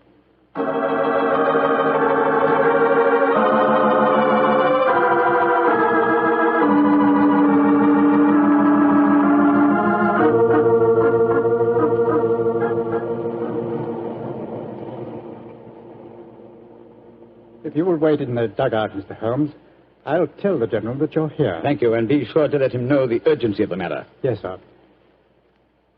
Holmes, this is a dreadful business. Yes, it is, Watson. Though if my plans work out correctly, I think the success of tomorrow's battle may not be imperiled. What plan? Listen. You know, Holmes, a strange silence from the German line since we came here might be accounted for by the fact that they knew Maitland was making his getaway. They wouldn't want to risk wounding such a valuable spy. Quite possibly. What I still don't understand is who shot at you with a German pistol and why. You're being very dense, old fellow. Surely it's obvious that... Here comes General Morris now. Poor devil. This is going to be a dreadful shock to him. Hello, Holmes. Dr. Watson? General Morris, I'm afraid that I've bad news for you. Your brother has gone over to the German lines. Maitland did go there. I should have put him under an armed guard as soon as he came here, but I thought I could reason with him, appeal to his sense of honor. Instead of which you tried to shoot him, sir, but fortunately for me, you missed. You see, I took his place at the first performance. But that shot was fired from a German pistol. True. That was when I first knew the general had fired the shot. But I still don't see how you could now. Only a high-ranking officer, not subject to inspection, could carry a non-regulation firearm. You're an old army man, you should know that. In any case, you'll observe that the general carries a Luger at his waist. Great heavens, Holmes, I thought I was firing at Maitland. I had no idea that it was you. You intended to kill your own brother, sir? Yes, and I'm sorry I failed. I'd rather see my brother dead than alive and a traitor to his country. But now he's safely in the German lines. Heaven knows what secrets he may be imparting. One thing we can be certain. Our chance of a surprise attack in the morning is gone. Possibly not, sir. Oh, what do you mean? You see, I took the liberty of altering your brother's credentials quite extensively. How, Holmes? I knew of his German sympathies. Mycroft had given me a great deal of information about him, and so I took it on myself to decide that it was unsafe to allow him so near the enemy lines with his own identification on him. Well, what did you do, Holmes? I took the liberty, sir, of stealing his autograph book, the one containing the magical signature of Field Marshal von Tauchnitz. I have it in my pocket now. I think we shall find within its pages a code concealed in the various autographs, giving valuable information to the enemy. Good Lord. I also switched military permits on him. I felt that in the event that he did go over to the German lines, his welcome might be less cordial if they were under the impression that they'd captured Sherlock Holmes. To make that identification doubly sure, I also slipped in his pocket a slight souvenir of my own. Well, Joe Holmes, you mean that medal that was presented to you by the University of Leipzig? Exactly, old fellow. I no longer wish to own a decoration given me by a country of barbarians, and it seemed a rather neat and effective way of returning it to them. So the Germans will think they've captured Sherlock Holmes? Yes, sir, and unless I'm much mistaken, he'll receive very short shrift at their hands. Yes, they hate you. There's your answer, sir. I'm sorry. Don't be sorry, Holmes. It's better that way. Now his secret can die with him. Excuse me, sir. Yes, Maxwell, what is it? Would it be in order for me to return to headquarters now, sir?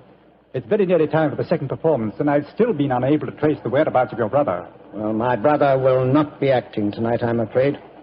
Holmes, I wonder if I might ask you to take his place once again. If you want me to, General. I do. Maitland had planned to do the St. Crispin speech from Henry V. He knew how much I loved it. I realize that, sir.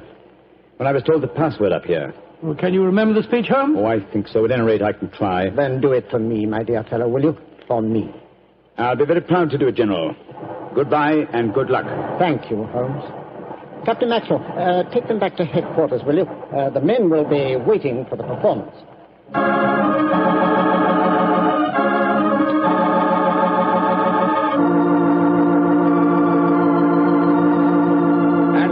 Crispian shall ne'er go by from this day to the ending of the world, but we in it shall be remembered. We few, we happy few, we band of brothers.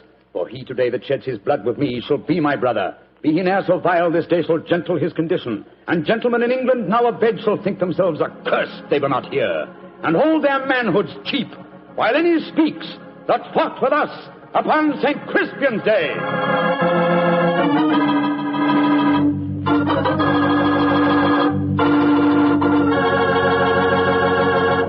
Well, Doctor, that was a bit of an exciting adventure you told. No, I can still remember that awful feeling I had when I heard the shot in the tent and realized someone had tried to kill Holmes. He did have a narrow escape, didn't he? Well, Holmes always said there was no such thing as a narrow escape. He said you either escaped or you didn't. If you did, well, why worry? And if you didn't, you couldn't worry. So what? Quite a philosophy. I'd like to discuss it with you further. Over a bottle of wine? How else?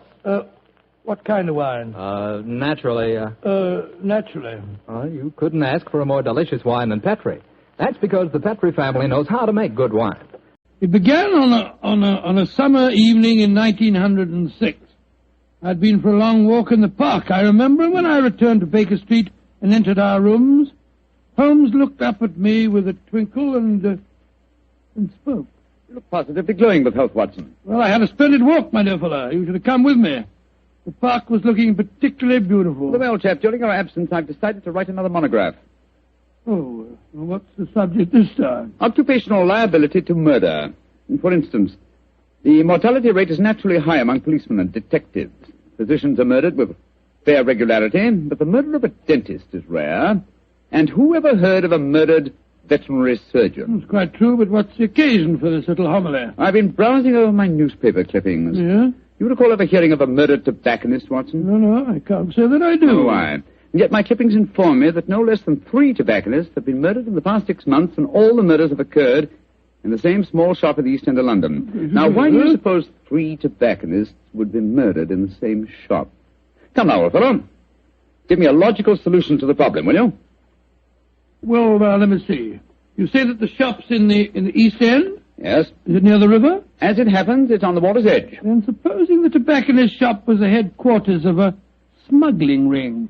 Perhaps boxes of cigars were unloaded from the dock and brought to the shop. Cigars containing pearls or opium or something. Watson, my dear fellow, you're doing splendidly. You must walk in the park more frequently. You're positively scintillating. Oh, no, you're making fun of me. I assure you I'm not. You're expecting anyone home? No, probably a visitor from Mrs. Hudson. Go on with your fascinating theory. Now, why are 3 tobacconists murdered? Well, because they know too much. Perhaps they demand a share in the profits, so the head of the ring decides to kill them. Plausible enough, Watson. I really must congratulate you. I can see that I'm very lucky in having a biographer with such a lively imagination. Thanks very much. Come in. That's very nice of you. Imagination. Oh, hello, Lestrade. Lestrade, I'm glad to see you. I hope I'm not intruding. Not at all, my dear fellow. Come along, sit down. Thank you, Mr. Holmes. Anything remarkable on hand? No, Mr. Holmes. Nothing very particular. Then tell me all about it, Lestrade. Can't hide anything from you, can I, sir? Yes, there is something on my mind, and no mistake. And it concerns the 3 murdered tobacconists, I see. Splendid. Now, how the blazes did you know that? Yes, Holmes, that's pure magic. Not at all, my dear Watson. It's simple deduction. Observe the 5 cigars peering out of Lestrade's breast pocket. They are of a far superior quality to his usual brand. Obviously, the scene of his latest investigation has proffered certain, well, shall we say, professional perquisites. Am I right, Lestrade? Of course you are. Careful one, Mr. Holmes. Thank you, I'll stick to my pipe. Well, how about you, Doctor? Oh, thank you, Lestrade. By Jove. Coronas. And now, Inspector, tell me about the murdered tobacconists. Well, how much do you know about the case, sir? Just what I've read in the papers. Well, curiously enough, we were discussing the affair as you walked in, Lestrade. It's a strange business, gentlemen. I only got hold of the old story today when I had a long talk to young Jack Longworth. He's the owner of the shop. Oh, in relation to Gerald Longworth, the taller member of Parliament who battled so successfully against the slum clearance bill? His son, Mr. Holmes. Nice young fellow, too. When his father died, he inherited this shop along with a lot of other property in the East End. Well, how big a shop is it, Lestrade? Oh, just a hole in the wall, Doctor. Like all the other shops in that part of London. Young Mr. Longworth tells me he first rents it to a man by the name of George Grillett. He lives there with his daughter Lily and made quite a nice go out of the shop. 6 months ago, when Jack Longworth was abroad, George Grillett has a stroke and nearly kicks the bucket. Kicks the what? He nearly dies, Doctor. Oh, kicks the bucket. Very good. I remember that. And then what happened, Lestrade? Well, while he's in the hospital, his daughter gives up the lease on the shop. A few days later, an Italian takes it over, and a couple of weeks later, he's found with his float cart. Did you investigate that first murder yourself? No, Mr. Holmes. It seemed like any of a dozen killings we get in that part of London. A shopkeeper cut up, his till emptied, no clues. Well, who was the next tenant? A Scotchman. Bloke by the name of Mackintosh. A few weeks after he moved in, the same thing happened to him. That time, I did go down there, but I couldn't find out nothing. Was robbery again the apparent motive? Yes, sir. But the killing wasn't the same. He was strangled with a silk scarf. Silk scarf, eh? And who was the third tenant? The man who was murdered yesterday? A Hindu fella. A man by the name of Mukherjee. He takes it over a week last Friday, and yesterday we finds him knife through the back and his money gone. Of course, I was down there before you could say Crystal Palace. But once again, I didn't find out nothing. No knife, no fingerprints on the till, no footprints. Just a very dead Hindu. Was young Mr. Longworth a landlord in England when these murders occurred? Yeah, that's the funny thing about it, Mr. Holmes. He docked at Tilbury yesterday morning. He didn't know nothing about what had been going on. Well, I imagine he'd have difficulty in renting the shop after 3 murders. Well, that's just it, Doctor. That's why he comes to me at the yard. George Grillett, his first tenant of the shop, moved back there today with his daughter Lily. And young Mr. Longworth's worried about them. Well, if you ask me, he's more worried about the daughter than he is about old man Grillett. So the original tenants of the shop Back in residence again, eh? And, what do you want me to do? Well, I thought perhaps you'd be interested enough to come along with me and look at the shop, Mr. Holmes. I should be very glad to, my dear fellow. Get your coat and hat, Watson. Oh, that's your... Oh, dear, that wretched instrument. I'll answer it. Hello? Mycroft, how are you? What? Yes. Yes, he's here now. Why, of course. I'll do everything I can, certainly. Let's have dinner together soon, shall we? Splendid idea. All right, goodbye. Is that your brother, Holmes? Yes. Lestrade, I do think you might have told me the whole truth. Well, how do you mean, sir? I thought your visit was prompted by a need for friendly assistance. I didn't realize that you came here virtually on a government order. Well, it wasn't just quite like that, Mr. What's Holmes. the government got to do with the case, and how does your brother Mycroft fit into the picture? Not sure yet. But of one thing we may be certain. There's obviously a great deal more in this case than Lestrade would have us believe. Why do you say that, Holmes? You must bear in mind, old fellow, that occasionally Mycroft is the British government.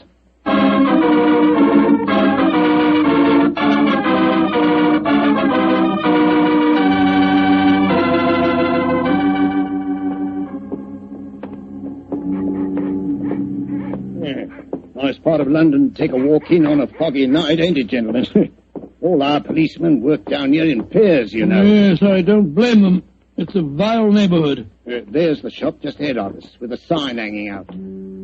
Hello, there he is again. Oh. See that bearded Hindu skulking off around the corner there? Oh, yes. He's been haunting the place ever since I came down here.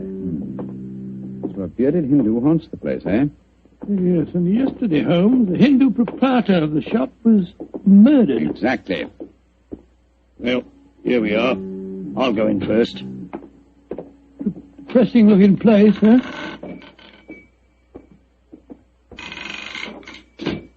I'll be at you, Gypsy. That's Lily, George Grillet's daughter. Helps him with the shop. Sorry to keep you wet. Oh, it's you, Inspector Lestrade. Yes, Miss Lee. I brought some gentlemen to see your father. This is Mr. Sherlock Holmes and Dr. Watson. Pleased to meet you, I'm sure. How do you do, Miss Grillet? How do you do, young lady? Is your dad home? No, Inspector, he won't be in till after dinner. Went down at the docks, he did, to see about some cigar shipments. Mr. Longworth's here. If you want to see him, we were just having some tea in the back room. Yes, I'd like these gentlemen to meet him. Jack, come out in the shop, Jack. What is it, Lily? Oh, Inspector Lestrade. And this must be Mr. Sherlock Holmes and Dr. Watson, I'm sure. How do you do, sir? How are you, Mr. Longworth? I'm very glad the inspector was able to persuade you to come down here, Mr. Holmes. I'm dreadfully worried about this business, particularly since Lily's father insisted on coming back here. I'm afraid they're in great danger, but I can't make Mr. Grillet see it. Young lady, I wonder if I might ask you a few questions. Well, of course, Mr. Holmes. Before your father had his stroke, did he receive any threats concerning his occupancy of the shop? Well, if he did, he never told me about him. But it wouldn't surprise me. I often told him his biggest enemy is himself, if you know what I mean. Yes, I think I do, Miss Grillet. When your father had his illness, who decided to give up the lease on the shop? I did. No money was coming in, and, well, it looked like Dad might be an invalid for life. Of course, I couldn't run the shop by myself. Anyhow, I never did like this part of London. It wasn't the right business for Father. What was his reaction when you told him to have given up the lease? Oh, he was awful angry with me. Said I'd no right to do it without asking him. By the way, we saw that bearded Hindu again as we walked up just now. He's been hanging around ever since we came back here, Inspector. Well, has he actually come into the shop, Miss Grillet? No, but he keeps walking by and looking in the window. I'm sure if we both went into the back room or left the shop for a little while, well, he'd come right in. Then I suggest we give him the opportunity he's seeking. Miss Grillet, I wonder if you and Mr. Longworth would mind leaving the shop for a while. Of course not, Mr. Holmes. Make your departure rather ostentatious, shall we say, so that he can't help noticing it. Give us half an hour or so and then come back. Perhaps you wouldn't mind going with them, Lestrade. But, Mr. Holmes, this is my case. I know, but in a situation like this, Watson and I work much better alone. We may have to go a little outside the law, and your presence might embarrass us. You'd never think I was a detective, too, would you? Very well, We'll be back in Mr. half an hour.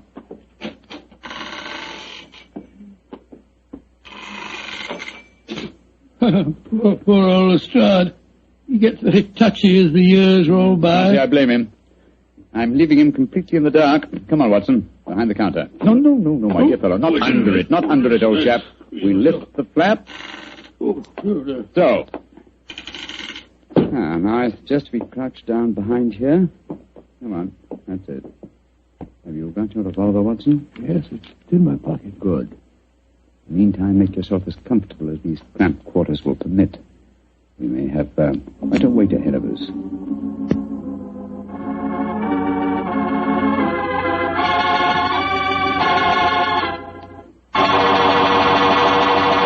Look, Holmes. There's the Hindu now, peering through the window. Handy. Yes, sir. Here he comes.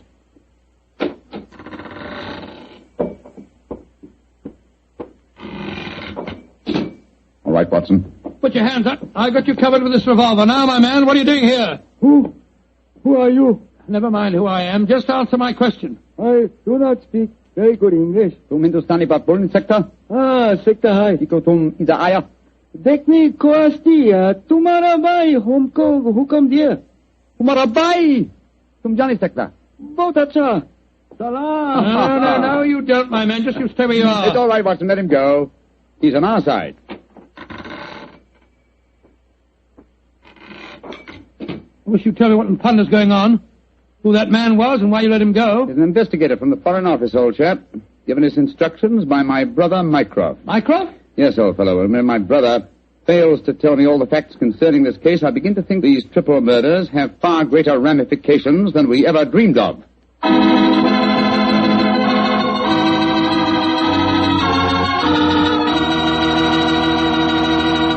Dr. Watson's story will continue in just a second. Just about time enough for me to mention that any meal becomes a better meal when you serve it with Petri wine. And say, you'll find that Petri California Burgundy and Petri California Sauterne are just made to go with food. That Petri Burgundy is a rich red wine that's bosom pals with any meat or meat dish. Boy, what a flavor. And that Petri Sauterne is the delicate white wine that's just perfect with chicken or with fish.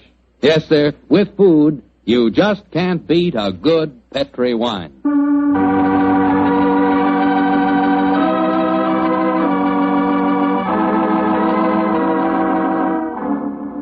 And now back to tonight's new Sherlock Holmes adventure. A puzzling case is occupying the attentions of Sherlock Holmes and Dr. Watson.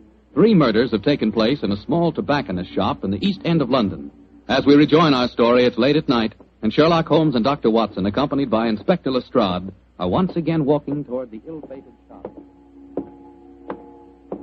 Well, I don't see that you've accomplished much, Mr. Holmes, except that you've just bought me a nice dinner. Oh, I'm making progress, Lestrade.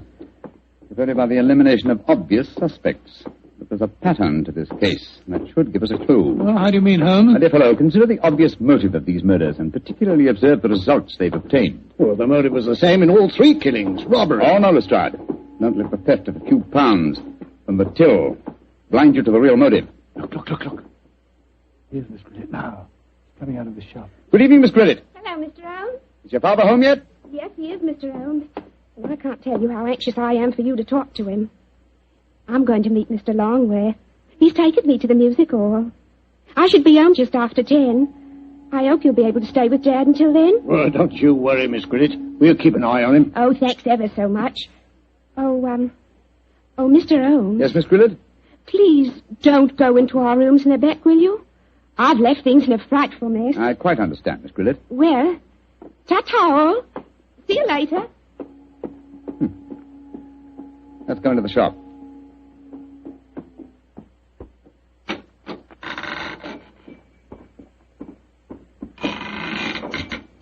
Oh, is it?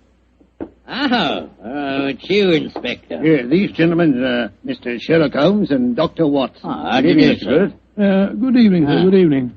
Did you meet young Lily just now? Yes, she told us she was going out to the music hall with Mr. Longworth. Yes. I'm afraid we had quite a set to about that. A very strong-willed girl, Lily, very strong-willed. Am I to assume that you disapprove of your daughter's association with Mr. Longworth? Yes, of course I do. He's a top. He's got lots of money. Lily's so blunt she can't see that he's up to no good. I'm pretty sure he's afraid I might find out what's really at the back of these here murders. And what is your theory, sir? Well, I'll tell you this in confidence. Got nothing to back it up now, you understand. There's been talk of widening the docks around here. That'd make property values go up, you see, of course. Well, young Longworth's been trying to buy up all the other shops along the waterfront here, but they wouldn't sell. If you ask me, he's had these murders done just to frighten people away so that he could buy cheap. Now, I'm not saying that he did the murders himself, you understand, but he planned them. Why, in these parts, it's easy enough any night to get a throat cut for a couple of quid. Yeah.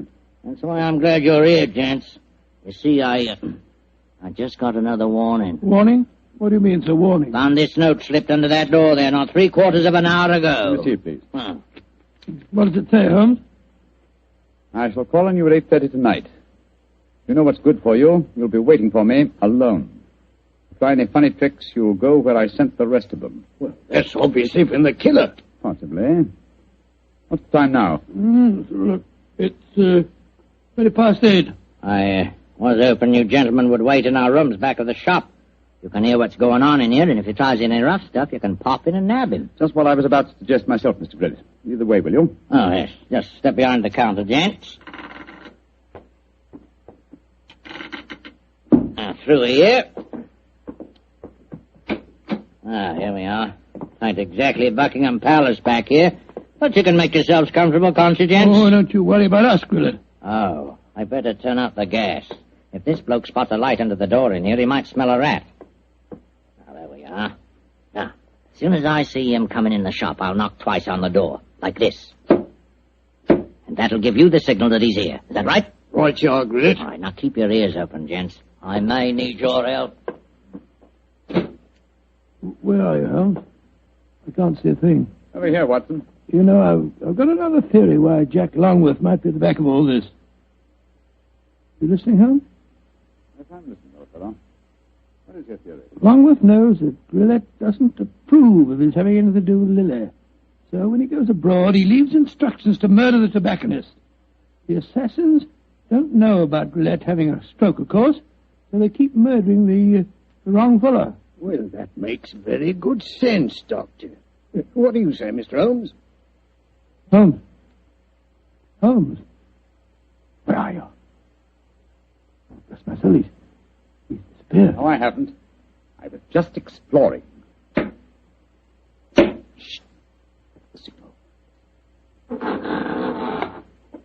There goes the front door. Somebody's come in.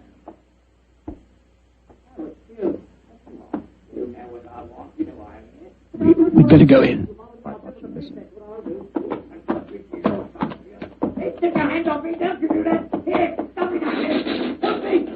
We've got to get in there at once. Open the door. Well, it's locked. Never mind that. Get your shoulders into it. Come on, help me. On here. Go. Come on, one more.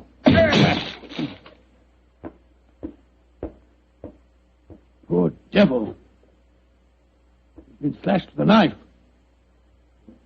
Grillet! Grillet! What, the killer got away? I'm going No, Lestrade, conserve your energy. Your murderer lies there. But that's Grillet. Of course it is. Search his pockets, Watson. I think you'll find a blood-stained knife. Let's have a look. Good Lord. Here's a razor in his pocket. It's covered with blood. You mean to say that he slashed himself? Let's slip the handcuffs on him, Lestrade. While he's still play-acting, he may be more difficult to handle when he realizes the game's up. Take your hands off of me. Come on, quick. Come on, yes. Hey. Come on. Very neat, Lestrade. Yeah. Well, now that I've knocked a wounded man out cold, perhaps you'll tell me what's going on, Mr. Holmes. Yes, I'm completely in the dark, too. Oh, it's very simple, really. Grillet has just staged a fake attack on himself. Fool us into believing that someone else is the murderer. Yeah, but the threatening note he received... Composed by himself for the occasion. Yes, but we heard voices. We heard the shop door open. We heard Grillet talking to himself. And as for the shop door, that's how he gave himself away. Well, how do you mean, Mr. Holmes? Whenever the shop door opens, there's a bell that jangles. You will notice... So. Yeah, that's right, there is. There was no bell jangle when we were in the back room. Grillet got us in there, locked the door on us unobtrusively, and staged his little drama. Yes, but we heard the door creak open and close, Mr. Holmes. The creak of this flap in the counter would sound exactly the same, my dear fellow. Now listen. Yes, but why, Holmes? How did you spot that Grillet was a man? It was obvious from the beginning that since nothing had changed about the shop except the ownership, that the attackers were directed against any tobacconist who was not Grillet himself. Of course, his daughter, Lily, obviously knew what was going on. Well, I don't see how you figure that one out, Mr. Holmes. Every remark that she made showed that although she loved her father, she knew his failings. In any case, she gave me the final clue. Oh, what clue was that? In very pointedly asking me not to go into the back room of the shop. Of course, she meant the reverse of what she said. I followed her advice when you were explaining your theory to Lestrade. Well, what did you find, Mr. Holmes? Miss Gillett had obligingly left a secret door open, a door leading to a passageway that seemed to go down to the waterfront. We'll examine it more thoroughly in a minute. Yes, but I still don't understand Gillette's motive, Holmes. Neither do I, old chap. No, I suspect that from the interest of the Foreign Office in the case, this shop has been the headquarters of an espionage ring. I'm afraid the final answer to that question will have to be given by someone else. Oh, who, Holmes? By my elder brother, Mycroft. Humiliating, isn't it, Watson?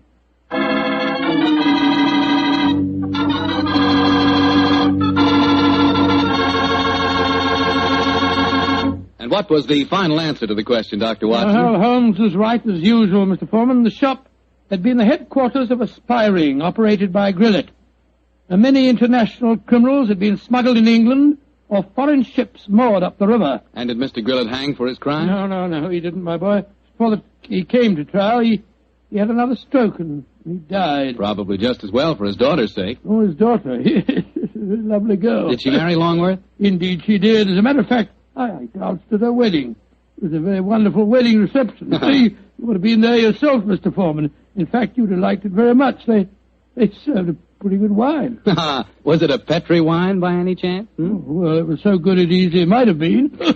You mean because Petri wine is the kind of a wine you can't forget? That's exactly what I do. Well, that's because the Petri family really knows all there is to know about the fine art of turning luscious, sun-ripened grapes into fragrant, delicious wine.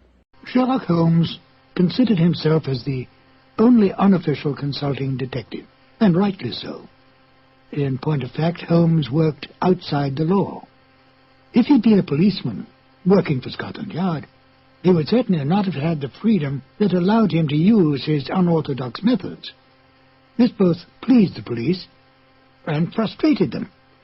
Pleased them because he almost invariably let such men as Inspector Lestrade and Inspector Gregson take the public recognition for a case that he had solved. Frustrated them because he could literally work on a case using his own specialized abilities, while they had to stay within prescribed limits. Yet Holmes did respect the law, for he was in fact an amateur, and felt it best to have a healthy relationship with the professional police. This encouraged such men as